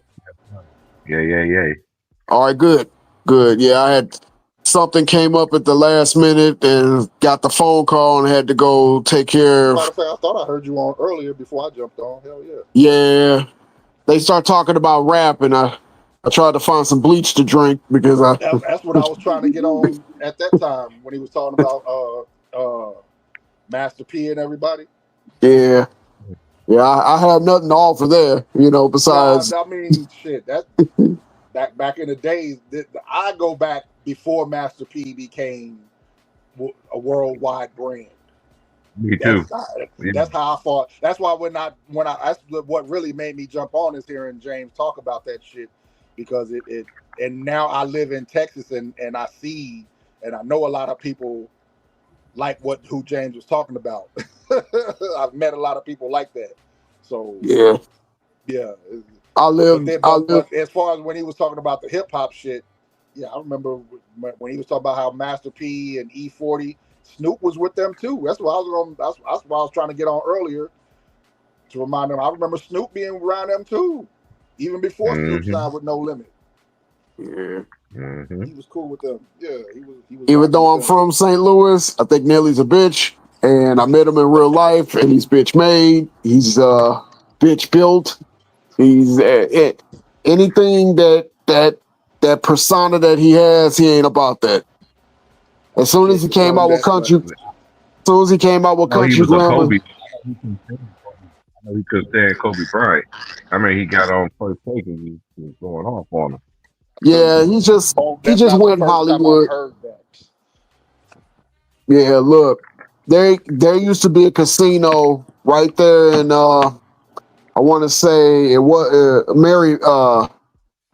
Maryland Heights. I almost forgot the damn town. I used to work at it. It was a Harrah's casino before it got bought out, and it became Hollywood, ironically.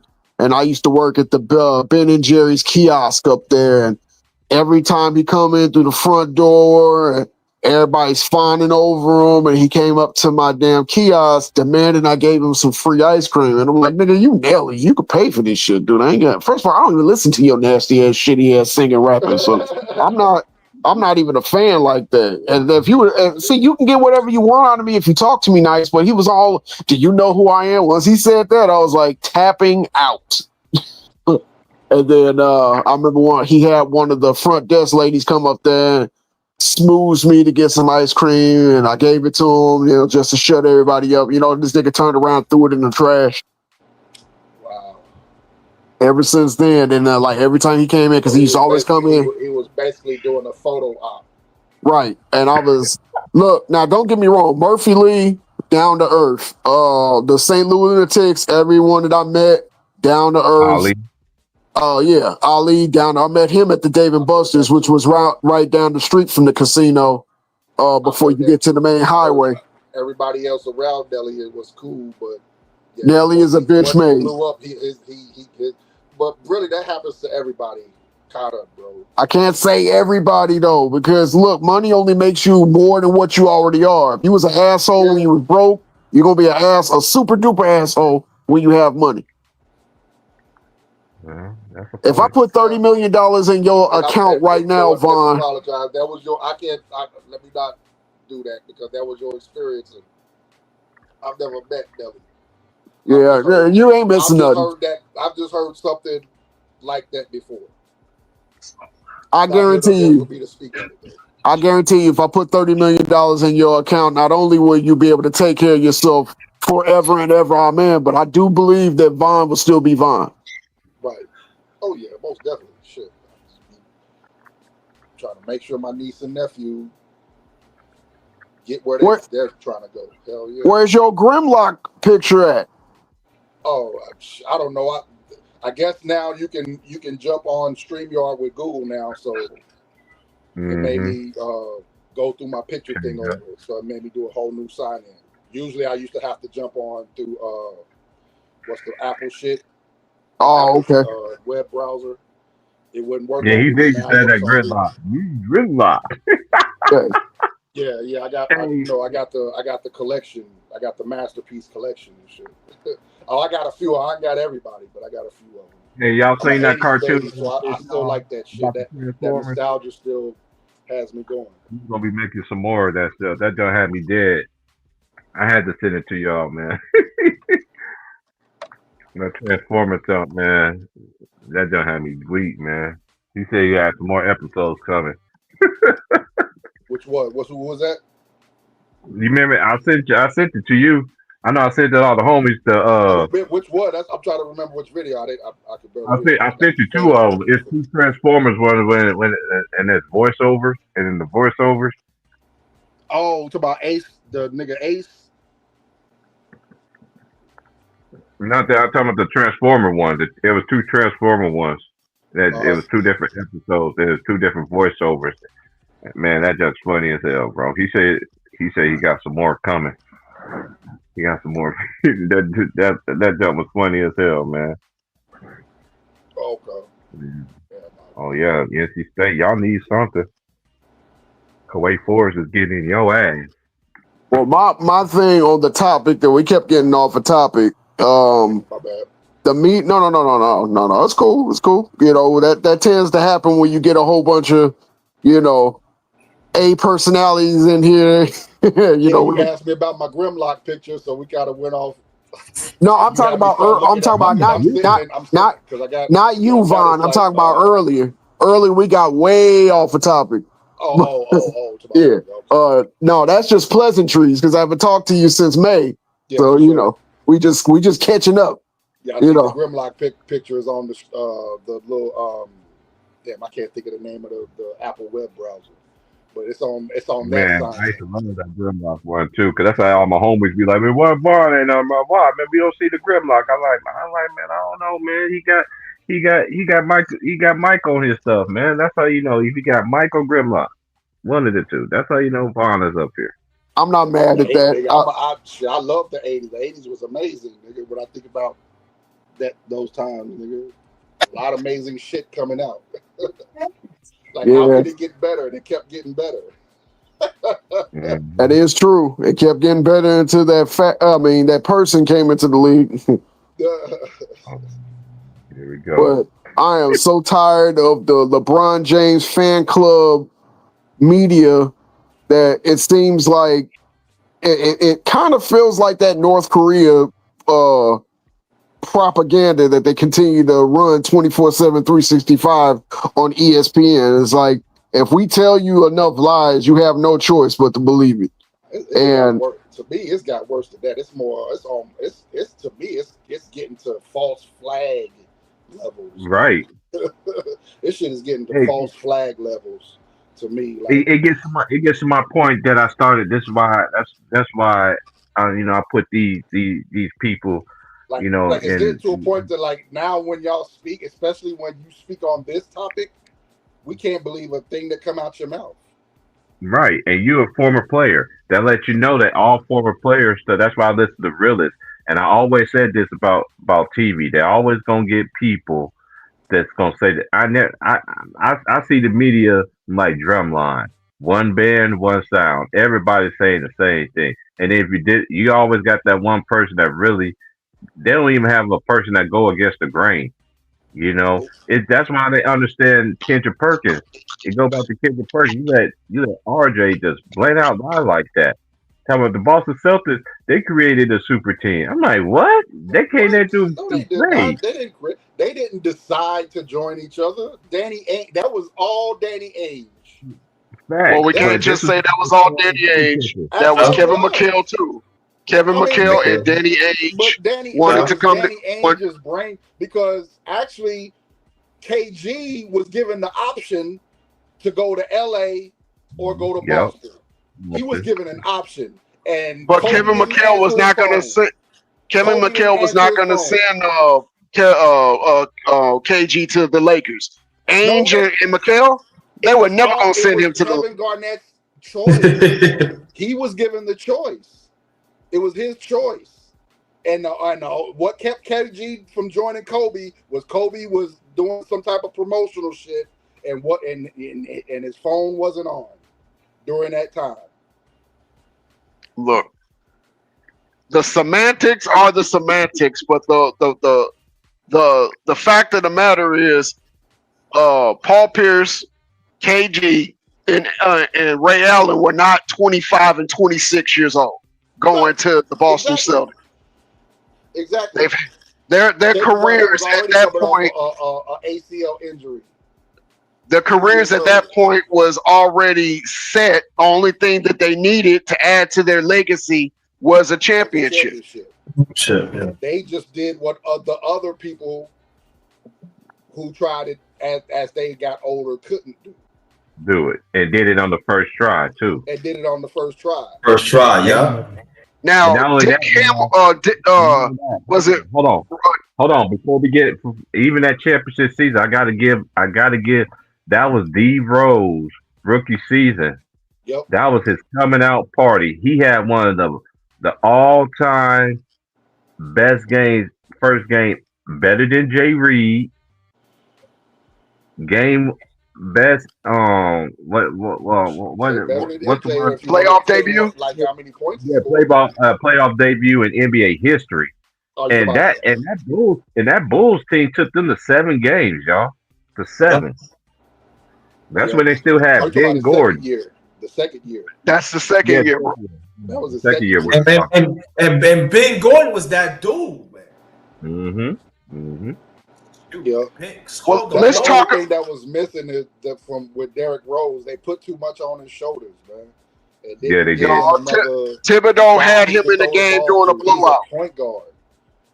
He had him in the game during a blowout, and he did not need to be in that game. That game was already in hand. But here's my thing. Even before that, there was too much being put on Derrick Rose. That's a fact. To carry that team. Listen, Grimlock, you're absolutely right. However, that's the reason why Tibbs got the reputation, right? And he has to wear that number 1 seed being hawked down by a seed. He has to wear that because had he managed his star player, the franchise minutes, the way any normal coach who's worth their salt would have did. It's a what if. It's a Grant Hill. It's a Ken Griffey Jr. What if. Okay, now we knock that down. This is what I wanted to do. Go ahead. I have to disagree with that too. Hey, we're gonna get back to it. Hey, we're gonna get back to it. I just want to knock down Can I these just say lines. this real quick? Go ahead, bro. The only thing, like, I get it with Tibbs, but my only thing is, who else you trust? sometimes that a coach goes through that. Listen, I'm glad Ted out the Knicks. I feel that. He ran his players. He had a pretty good bench. It could be Indiana. Then also he ran them. They ran out of doggone glass. Tiz did not learn his lesson. Look what he did. Lua Deng. He cost him his career too. I think that's 50-50. Luol Deng cost him his own career as well. Luol Deng was a little bit late when he first was Look with all the that Bulls. money Luol Deng paid though from the Lakers. Remember with the Lakers been start owing people money. Look how many years it took them to pay off Luol Deng. Look who.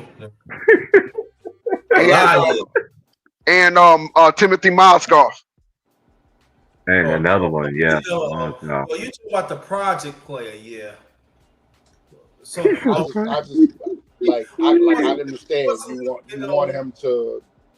I get it. Like trust me, I playing basketball. I understand all that shit, but I also understand when a coach is going through the part where, damn, if I put this dude in, I'm scared he's gonna crap his fucking pants. But hey, you gotta fall sometimes to learn how to run. But I get it, but that would be worse than what actually happened. Y'all talking about Timothy?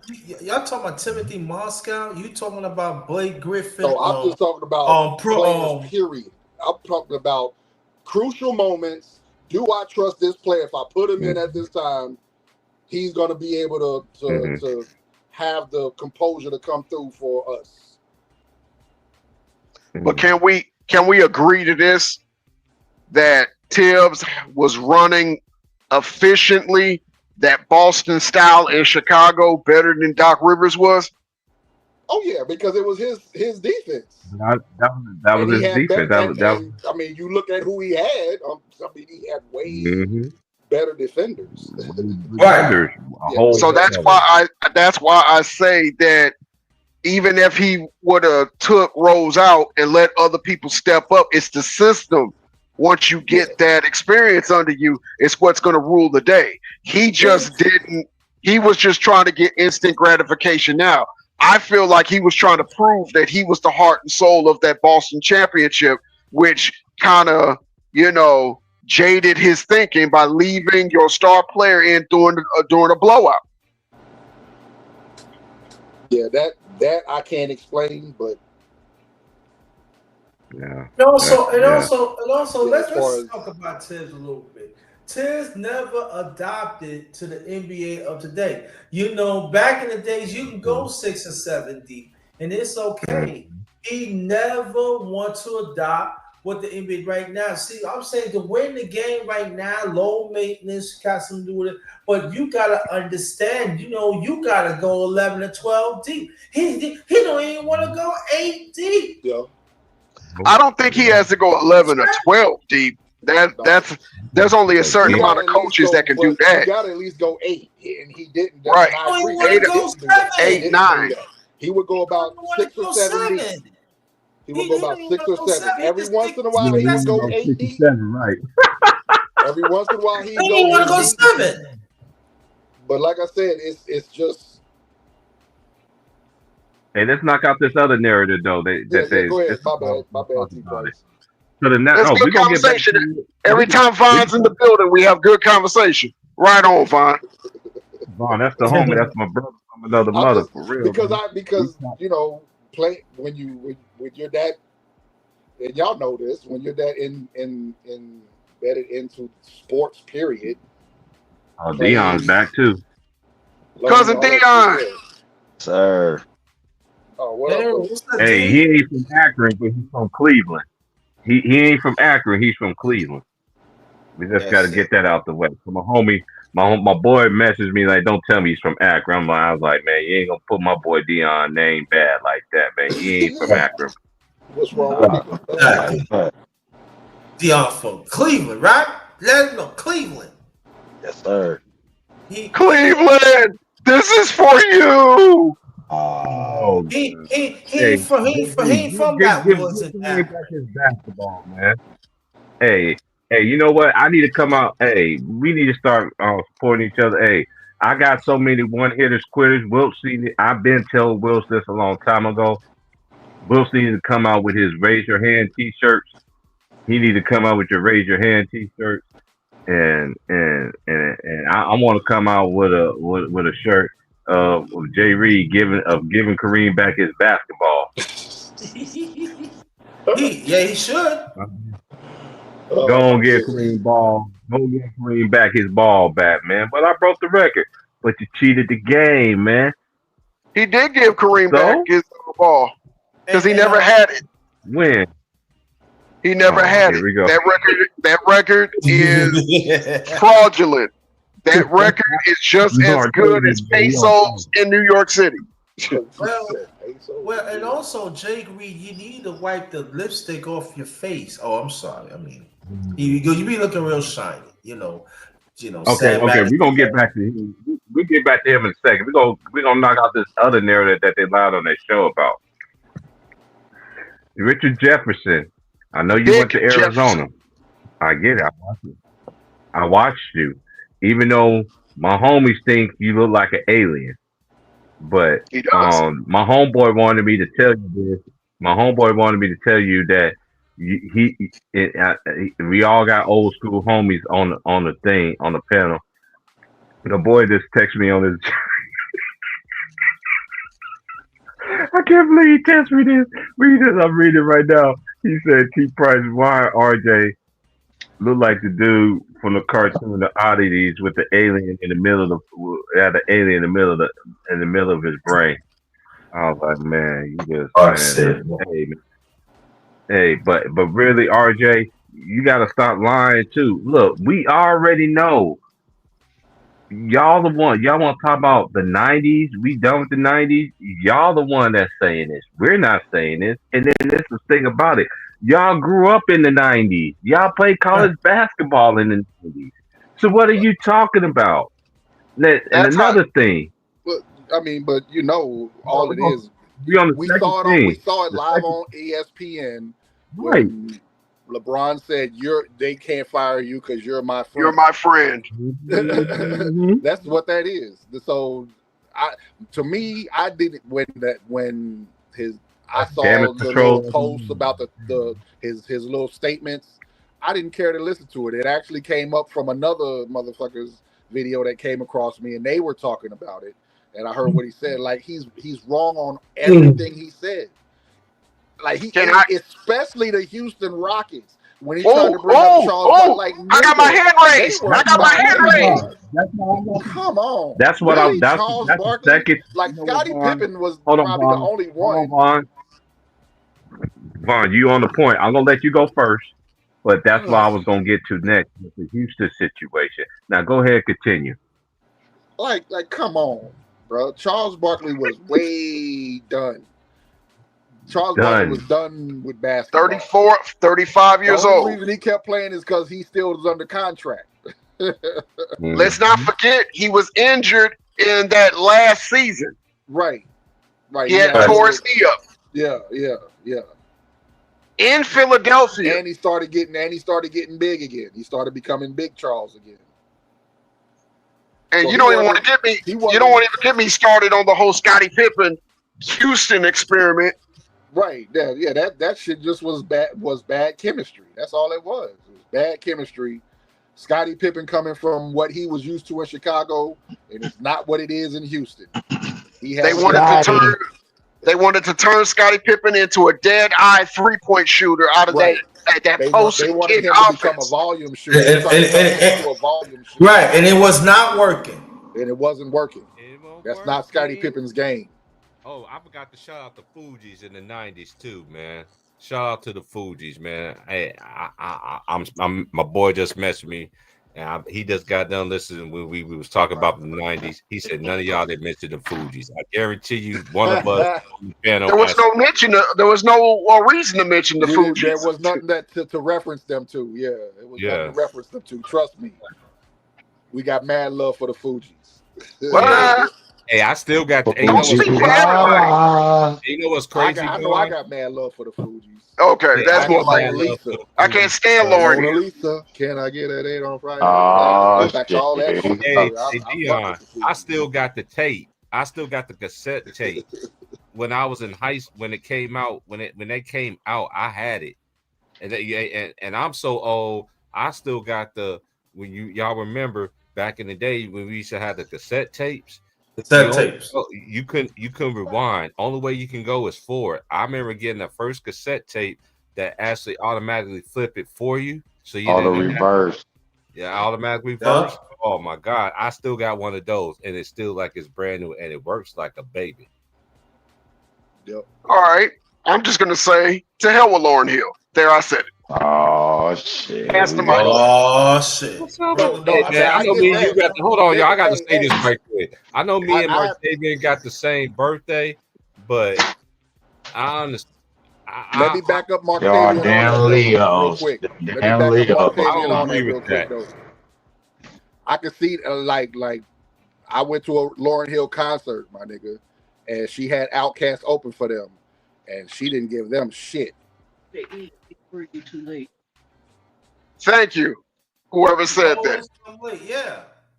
Lauryn Hill didn't Lauren, give them shit. This is on the miseducation. This is during the miseducation tour. Yeah. I could tell you that with a This hot is during the 97 when it miseducation came. tour. She didn't give Outkast Yeah. nothing. she didn't give any other black artist shit either that Let me tell toured with her. And let me tell you, the Hot 97 was hot back then in New York. She's supposed to be a front runner. It's supposed to start at 8 o'clock. She ended up coming after 2 o'clock the next morning. Yeah.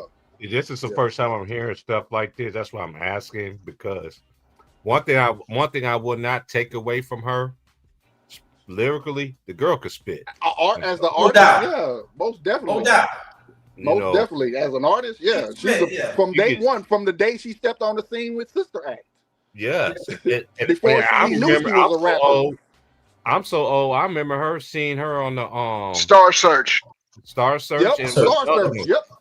And what was the other one named too? Oh, Showtime at the shit. Apollo. Yeah, where Sinbad was the host. Yeah, the Sinbad. Yeah, a lot of people don't know. I'll be back. Old heads, man. Dion, man, we gotta tell these niggas start. Hey, where my boy Will said where you need him, man. We gotta start getting these people start raising their hands. Yeah, Lauryn Hill was already Hollywood before hip hop, nigga. She was hot. She like what Tupac was trying to do. Lauryn Hill was already that by the time she became a rapper. Then she became a hypocrite, and I stopped fucking with her. Yeah, she was already that. She'd already been in movies and commercials and all kind of other shit, nigga. Lauryn Hill before we. Lauryn Hill is the female version of. Oh yeah, let's not even get on Mos Def, because if we get on Mos Def, I might not get off. Okay, no, we ain't gonna get on my Mos Def. homeboy said he had a bad get to experience. the last with one Mos I want to Def, even though rebuttal. mine wasn't bad, but yeah. I gotta tackle this other one that they test a lie on. All right, we gotta go one more that they test a lie on. Right? They test a lie about the Gary Payton and Karl Malone, 40 years old, was a super team. That was not a super team. And then this is the thing, but what you know what, when I talk to my mom again, like, and I have a conversation with her, I can honestly just see her face when she tell me this. She was like, "Son, nobody don't like a liar." Can I just say this real quick in regards to that shit? Go ahead. The only thing that makes you a super team is if you come together and you win it. Thank you. If you don't win it, you're not a super team. Because listen, when they put the Boston Celtics together, KG, Paul Pierce, Ray Allen, they weren't even a favorite to win the championship that year. Cleveland was. You can go. No, it wasn't even Cleveland. I'll get to that point. You can actually go look up. Hey, hold on, bro. Hold on. I got y'all. Who the championship odds were for the 2007-2008 season. Oh, well, I'll tell you who it is. I'll go ahead and tell you who it is before you find Hold on. Let me think. I'll Okay. tell you who it is before you find No, it. I want to use my brain before I looked it up. So go ahead. Miami won in 06. Yeah. So I think at the top would be Miami, Detroit, because Detroit they had to beat Detroit to get to the Eastern Conference Finals to get to the finals. They were 3 and 4. Let me see. San Antonio's always going to be in the mix. They were number 2. Let me see. I would have to say Dallas then. They were number 1. Dallas See how Mavericks that- were the favorites to win the You championship. see how that brain worked, Grimlock? Hold on, y'all. Hold Yeah. on, y'all. Hey, did y'all see the new? Have anybody heard the new 2 Raw video? What's the new rule they got that makes? I don't know. That chucks at the end of the quarter is going to count as a team miss. What? What? Now that's changing the game. Wait. Time out. I got a learning They're not gonna disability. count as a So you're going to have to personal- say that again. So, You said that's so got if you a- chuck it at the buzzer and miss, it's a team miss, not a personal miss. Yeah, when has that ever been What a the team fuck does that miss, have to? It's only When been that has in it- college. It's only been See, like that, see. I believe, in college basketball. Okay. We're gonna get back to that, but let's kill this other narrative before we get to this. I gotta rewatch. I got shout out to 2 Raw for TV and shout out to 2 Raw. Hey, 2 Raw, bro. I got you in the morning, bro.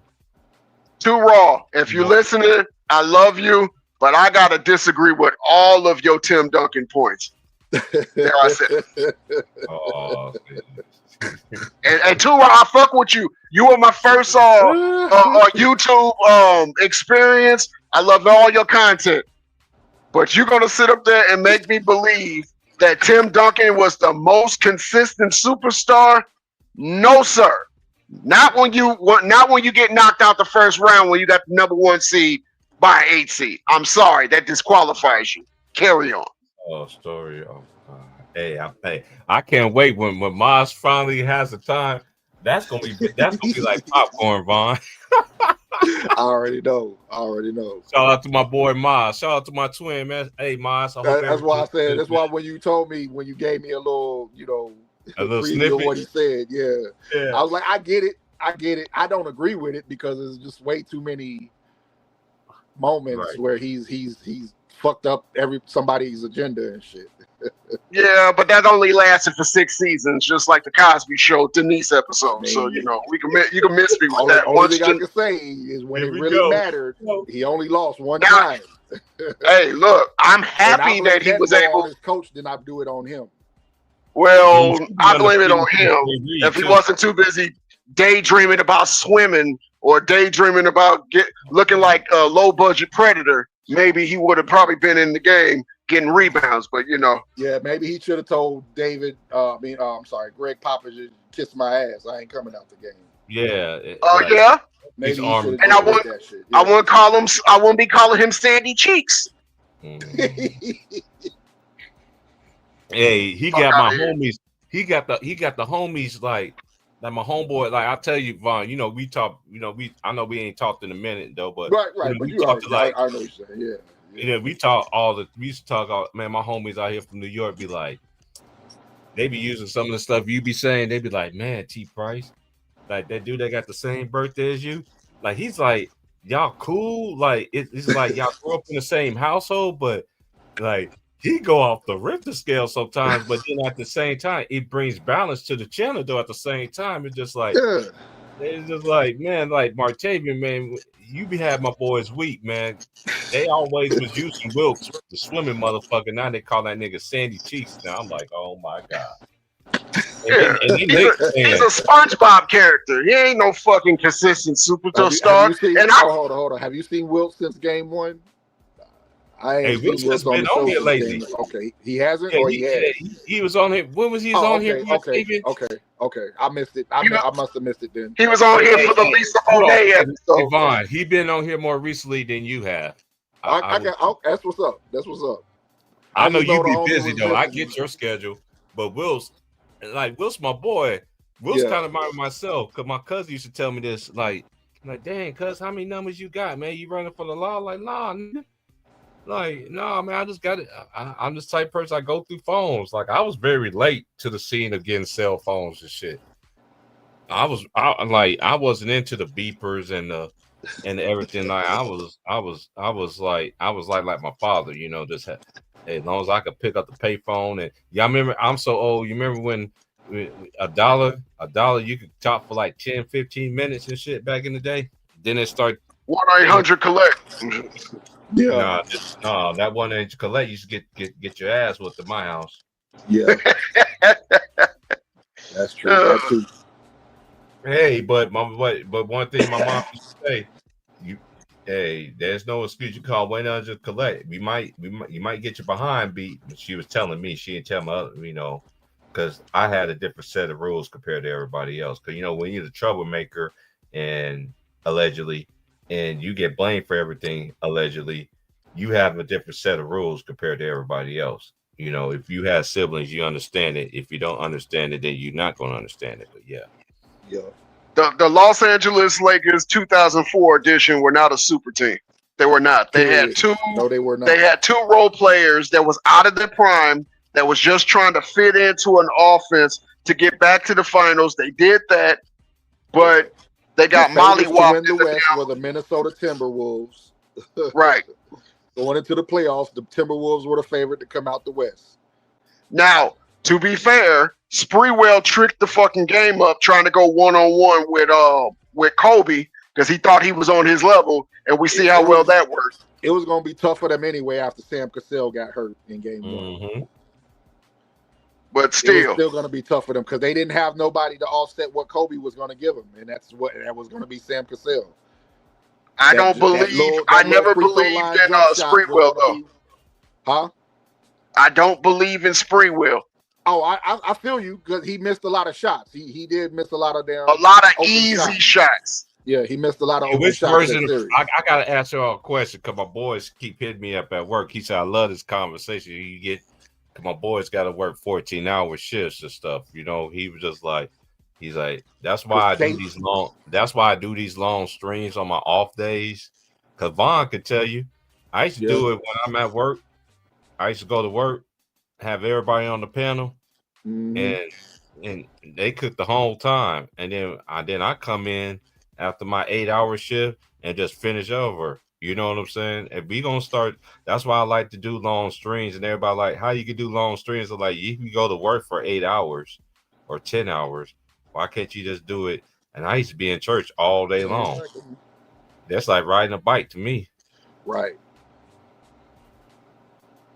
Yeah, I was going to say. But what we was gonna look up though before we got off base? What we was gonna look up? The championship favorites for the 2008 NBA season. The championship odd, like the odds for the championship for 2008. I'm telling you, Dallas and San Antonio were the top three, and I believe Detroit and Miami were 3 and 4.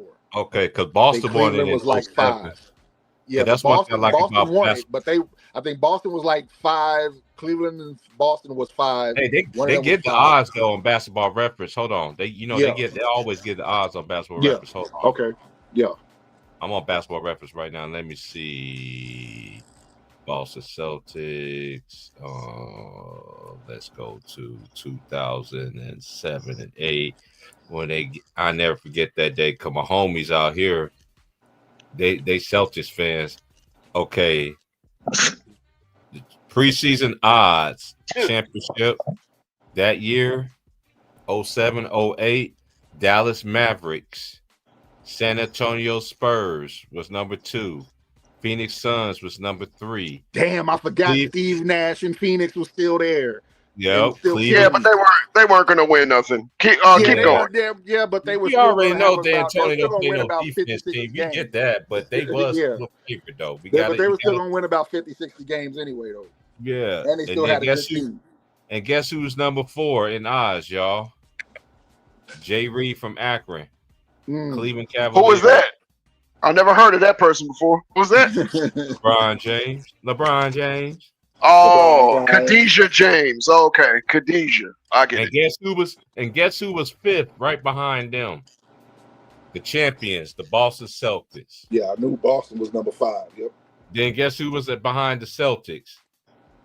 Chicago Bulls, the Houston Rockets, Detroit Pistons, Miami Heat. Utah Jazz, Denver Nuggets, Golden State Warriors, Toronto Raptors, Washington Wizards, New Jersey What Nets. did Houston have that year? Where were the Lakers? The Lakers was plus 3,000. They was behind the Jersey Nets. They was 1, Damn. 2, I could have 3, swore they were 4, 8. 5, 6, 7, I thought they 8, were higher 9, than that. 10, 11, 12, 13, 14. There was a 16. Wow. And guess who was behind them? Who they ended up playing in the finals the next following year? The Orlando Magic. Orlando Magic. Stinks. And guess who was underneath the Orlando Magic? Indiana Pacers. Wow. Memphis, that was that year, 07. And that year, the Celtics won. The most valuable player was Kobe. We already know he should have had more. But that's how you know that media, they punish you, though, too, for, because, because I really, you know what, now that, we getting older now, and I really believe, like, with my homeboys, we was talking about this way back when, but they don't have the courage to come on YouTube, so I speak for them because we had this conversation all the time. They really believe that Kobe was set up to get him out the way. Because there's been too many instances that prove that of their theory. Let's think about it.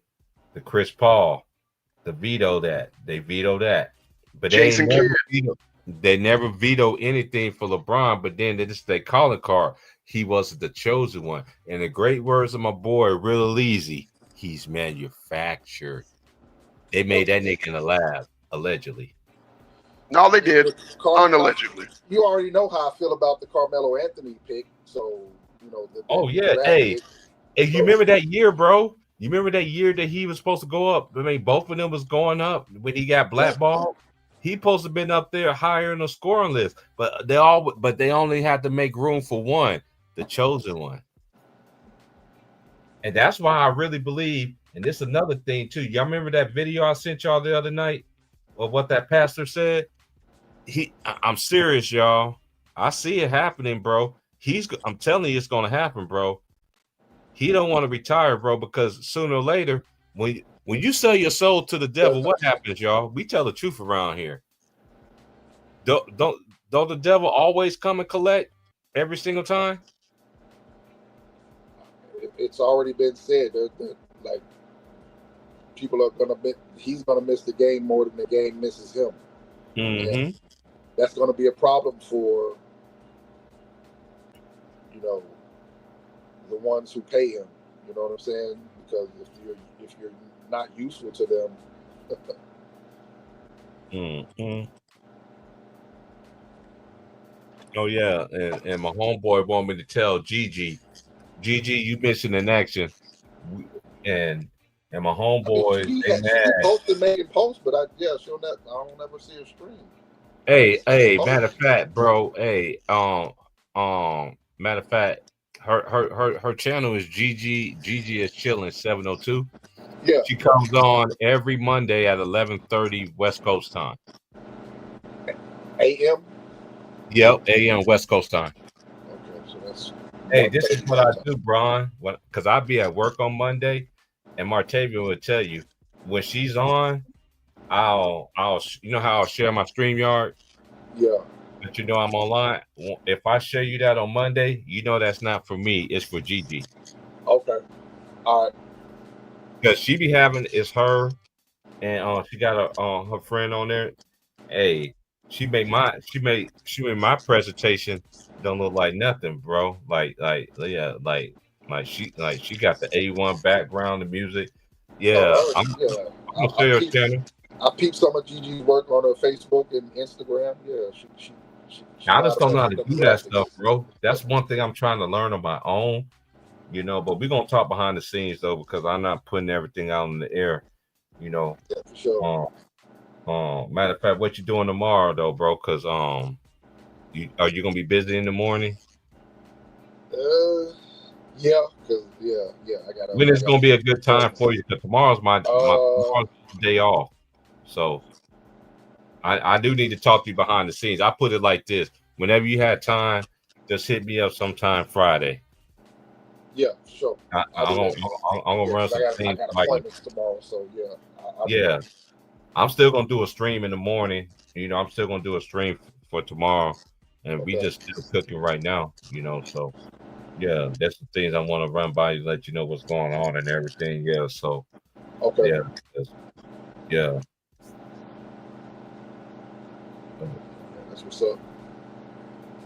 But I'm just watching this college football right now, though. It's just a lot. You know what's shame though, man. It's just like my mom used to tell me this all the time. Like a liar should not tarry in God's sight. And the way they say it with a straight face and with conviction is just like, and for people that really seen it, like how you going? That's why we got this disconnect. Y'all talking about revised history. Y'all the only ones that's trying to revise history. Y'all want to talk about nostalgia. Y'all generation is doing that. We're not doing it. You is. Right. Like you can't have it both ways. They want it both ways, but they want both ways to be their truth. Yeah. And it doesn't work. Look, when shit don't make sense, when it sounds like gibberish, you can't make gibberish sounds like a fluent language. You just can't do it. Hey, you said gibberish. Hey, Vaughn, what's that character from Muppet Baby that taught that gibberish talk? What's that cook name? A Swedish Chef. Yeah, that's what they be sounding like to me. Talking about from Sesame, from Muppet Show? Yeah, from the Muppet Show. Yeah, the chef. I'm just tired of hearing that people sit up here and say Charles Barkley was on a super team when he clearly was not on a super team. They didn't have Clyde Drexler. They didn't have all the pieces that they had for that 94-95 run, and all they did was add Charles Barkley. They was a rebuilding team that got and signed Charles Barkley. Or actually, no, they traded for Charles Barkley. Yeah, he was traded there. Yeah. They signed for Scottie Pippen, and they changed the whole offense. The Phoenix wanted to start their rebuild, so they traded them to Houston. Yep. They signed Pippen, changed their offense to post and kick, which was something brand new under Rudy Tomjanovich. Yep. It did not work the first season, and then they gave Pippen away with Cuttino Mobley's rookie season and Eric Dickerson, the basketball player's rookie season.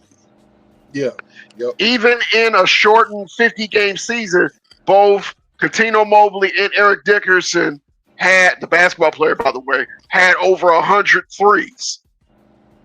Pippen could not knock down that open three off the kick. That's not absolutely. And then Barkley start bitching at him like, I thought you was a dead-eye shooter, blah, blah, blah, blah, blah. And then there was reports that Barkley said, you ain't shit without Jordan.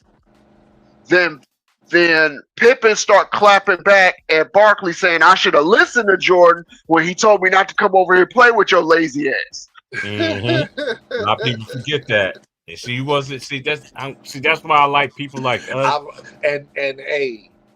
I've heard that same story. We all that's why I can't do nothing but laugh. I don't like to bring it up. I've heard that shit before. Oh, Gigi says she fell asleep allegedly. Oh, okay. That's why she ain't been on today. She fell asleep on that corn syrup. Love you, Gigi. I think it's that infrared shotty, that infrared, smoking on the street. This is all I need. Smoking on this street. This is what I need. That's what happened to her. She got knocked out. Right. That trio only lasted one season. Pippen went to Portland the following season. Barkley was saying that the team was going to be better without Pippen. They got off to a nice start that next season, and then Barkley got hurt. Yep. Then when Barkley came back, Olajuwon got hurt. That's when Kevin Cato started getting some reps. Shout out to Kevin Cato, man. He's another lost dude they don't like to talk about, bro. But I actually like Kevin Cato, man. He's from Georgia. Park arms. And then my boy, and that dude, what's his name? Keon Clark? Yeah, Keon Clark. Yep. They had Kevin Cato and they had Othello Harrington that was playing the role to spell Barkley. And they had two players that kind of look, if you squint, look like Olajuwon and Barkley, and they filled the role. The one thing that made Othello Harrington different than Barkley, they were around the same size, but he was left-handed, and he was hard and awkward to guard. I just thought about it. There's two players I used to play for the Rockets. But Walt Williams. I know one played for the Wizards. I know one played for the Wizards. I remember my boy that went to Maryland. I know Von gonna know this. The Wizard, Walt Williams. Yep. Man, he was Tall so socks. cold. Hey, Man, punched the shit out of Sean Bradley. There was a dude I went to high school with. We used to call him Walt Baby Love because that's what they used to call Walt Williams when he was in college and high school. And you know my other dude that was cold because they kind of look just alike the way they played. Nigga, he's like 6'5", can handle the rock and shit. And you know another player that was cold for Houston too, and he went to Arizona, too. Stoudemire? Nope, Eric Dickerson. Oh yeah, I already said that. Player, the you basketball mentioned Eric Dickerson earlier. Yeah, man, yeah. Eric Dickerson was official, boy. That dude was it Michael Dickerson? I thought it was Michael Dickerson, but yeah.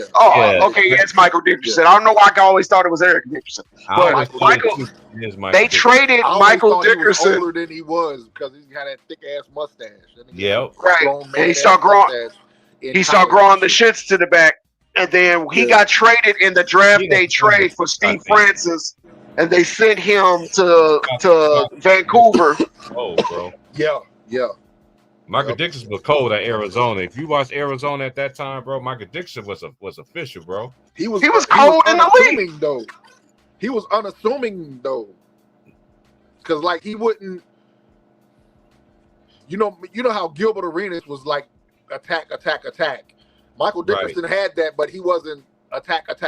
He was just he would pick spots to attack. Well, let me come off the top rope with that. If he wanted to be, he could have. He had a very quiet game that you look up and he's already hit 8 threes, got 37 points. Right. And you're like, when the hell did that happen? But then he'd have a game where he'd have 8 points. Right. But when he went to Vancouver, I think he was a 20-point per game scorer when he went to Vancouver. Yeah. Man, he was him and Mike Bibby. Now remember, I always liked him as a player. Now you remember, they drafted Houston drafted Mike Bibby and traded him for Steve Francis. Yep. And it's crazy because Steve Francis' team put my brother's team out in the tournament. Was that magical year? No, not the Valparaiso year. Nah, that wasn't that. That wasn't that. That was the year where it was Steve Francis and they had LaRon Prophet. Oh, okay, yeah, I remember that year. Okay, yeah. My brother actually guarded Steve Francis the very first half and shut him down. But he had a teammate named Milo Stovall, went to the coach and said, I want to guard Steve Francis. And then got cooked the second half. They got cooked, yep. Oh my God, did he get and shout out to Milo Stovall. Milo was cold though. You want to hear something real silly? I watched that fucking game, T. Price. I watched that whole game. You know my twin brother played on that team. Yeah, I know it now. But I was asking the question because I was at Applebee's watching that game, and I was like, "Why the fuck did they take Price off of Steve Francis? Because he have like 20 points in the second half." Yeah, he went ape shit in the second half. Steve Francis went ape shit. When my twin brother guarded him in the first half, he shut him down. But my brother told me the story. He was like, "Man, Milo got big headed." And he went to Coach Drew. He was like, "Hey, I want to guard Steve Francis in the second half." And my brother was like,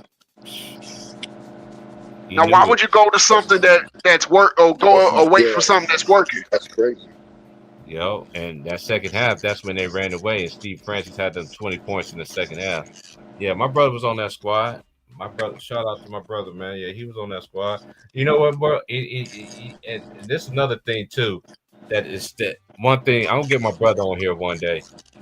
But one of his games, he tell me all the time, bro. He said one of his worst losses ever that he ever had was when they lost to Hutchinson in the conference. In the conference tournament, Mm-hmm. and that's the junior college tournament, because shout out to my boy Alton Mason. Alton Mason But Hutchinson usually have a good team though. Alton Mason ended up playing for Arizona State, and guess who was his backcourt mate at Arizona State? Eddie House. Oh yeah, I remember him in college. So shout out to my boy AT, man. That was, man. My brother had some cool teammates, and my brother had another dude that was cold too. He was second ranked behind Paul Pierce in the state of California. The year when Paul Pierce graduated, because they both was from California. His name was Gordon Scott. Gordon was the truth. But one thing Gordon used to tell my brother all the time, you got something I ain't never have. My brother used to be like, why? You got a support system. I ain't never had a support system. My basketball was my getaway. That's tough. Hey, Vaughn, you niggas start coming up here. You know what's crazy? Shout out to my boy Gordon Scott, though. He ended up having a career overseas, though. Had a great. He ended up having a good. Because he was an All-American, wasn't he, Gordon Scott?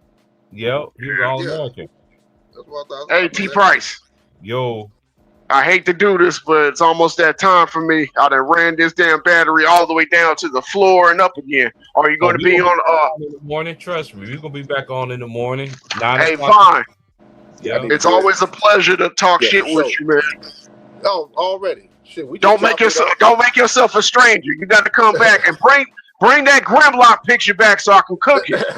All right, yeah, I just got to find it in the album, in the photo album when I sign in.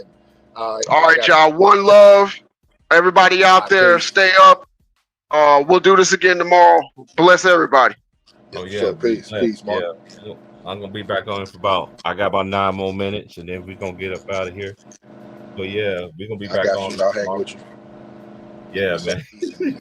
Man, because hey, so who you think gonna be good in Killeen in the football season and the basketball season? Is what you've been hearing? I need to do some research on it. I haven't really tapped in yet. Okay. I mean, usually it's right now, as far as the area, Belton and Lake Belton. Belton been having some good teams lately? Huh? Belton been having some good teams lately? I mean, Belton usually they'll have good teams, but since like Harker Heights, like Lake Belton came around, it seems like the level of competition has stepped up. Okay. Cool. For Belton, both the high schools, really, honestly, both the high schools, really. But Lake Belton really more recently. But Belton usually, they usually feel good, decent teams. Not always great, but decent teams. I got to shout out my cousin's school, Ellison. Ellison. You already know. I've already told you about them playing in the state championship game back-to-back years. Yeah. It's crazy. I got a cousin. The guy who's the head coach for Ellison, he actually played for both high schools back when he was in high school. He played. He started at Killeen, but when my brother and them came, playing time was about to be tough for him, so he transferred to Ellison, and he played for Ellison his last 2 years of high school. So my cousin, one of them graduated from Killeen High, and one went to and the other two Harker Heights, graduated from Harker Heights. Yeah. Because I told you my cousin stay on Price Street. Yeah, Harker Heights is kind of fallen as far as basketball goes. They got a good football team. They're not like championship contenders. They had a little run a couple years ago in the state tournament, but they're not usual championship contenders. But they have a good football team. Their basketball team used to be outstanding. Yeah, they used to. Yeah, when I was down there, bro, man, my cousin was like, "Man, come with me to the game, cuz." I'm like, what happened is they fucked up. They fired. They let go of the coach. I wouldn't even really say they fired him.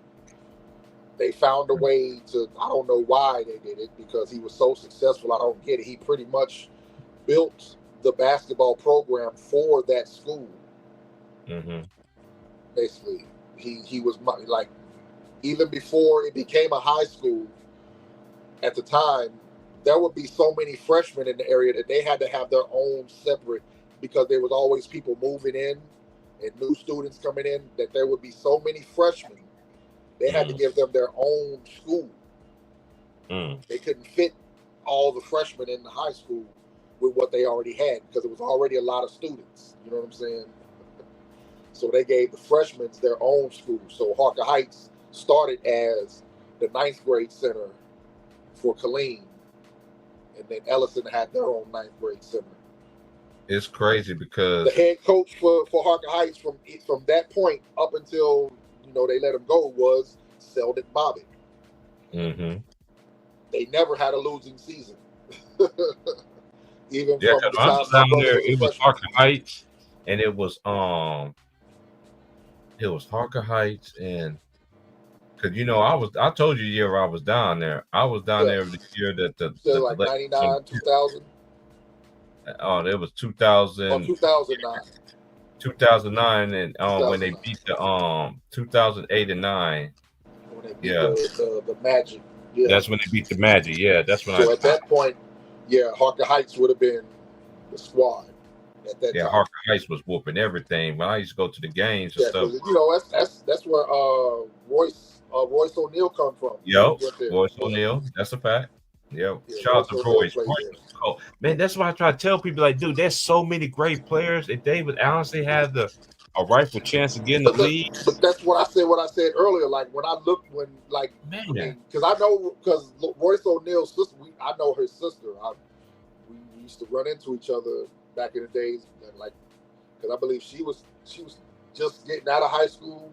I was maybe 2 years out of high school when I moved to Texas, and she was just graduating. So I knew his sister. He was still a little kid, but then he went to high school.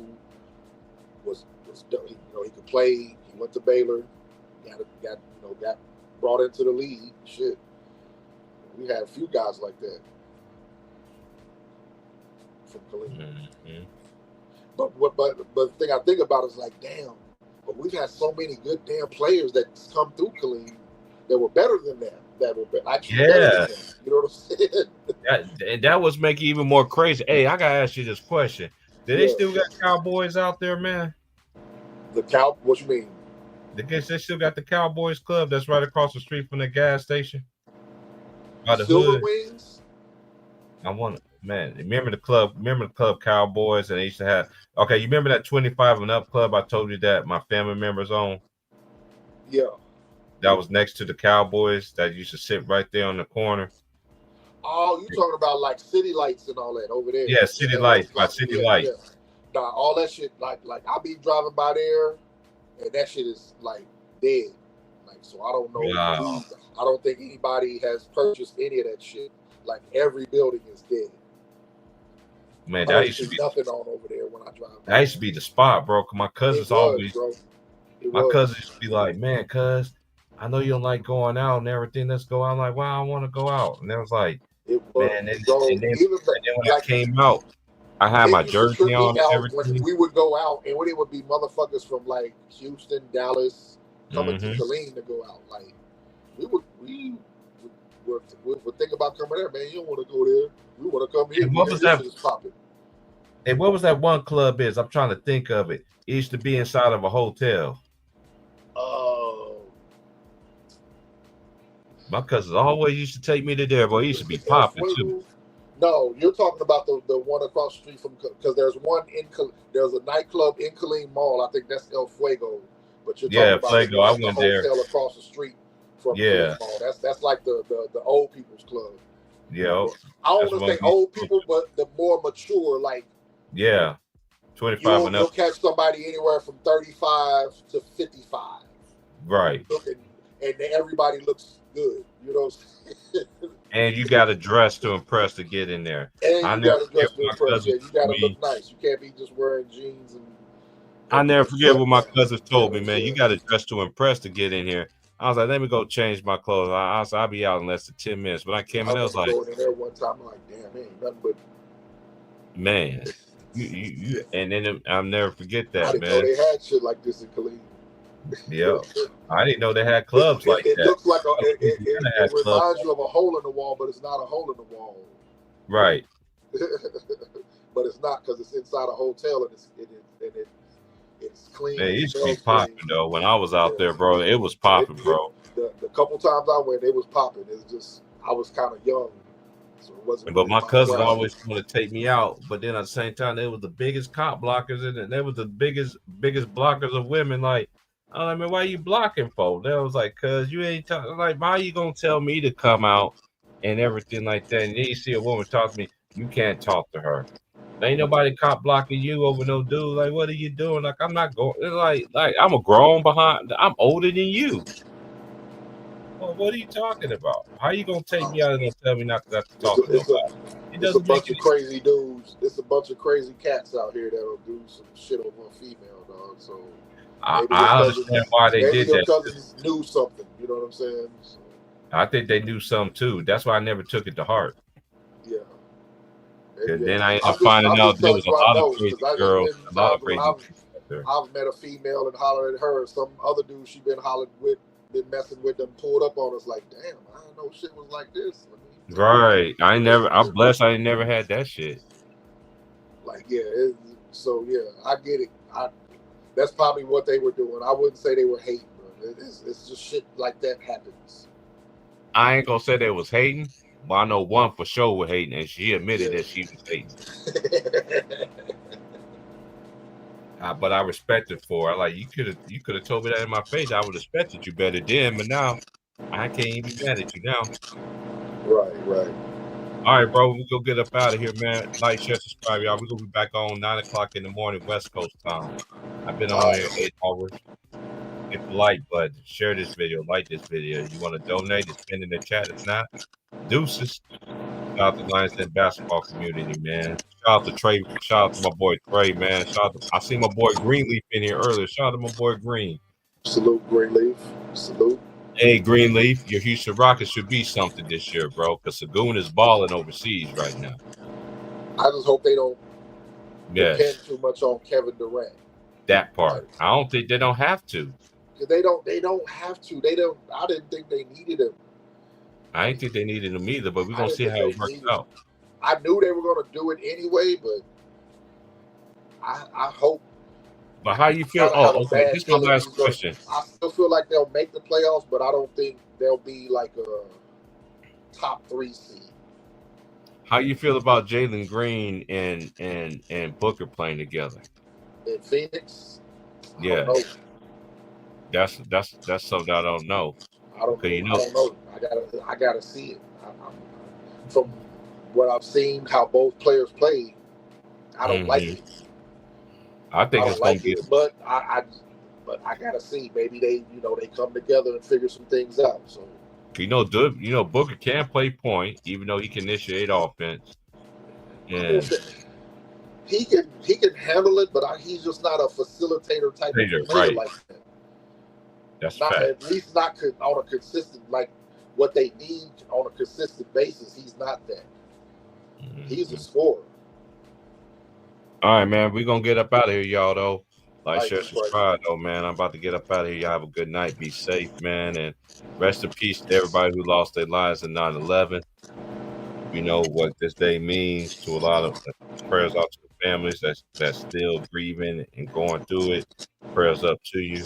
But I'm signing out. Like, share, subscribe. Peace. Peace.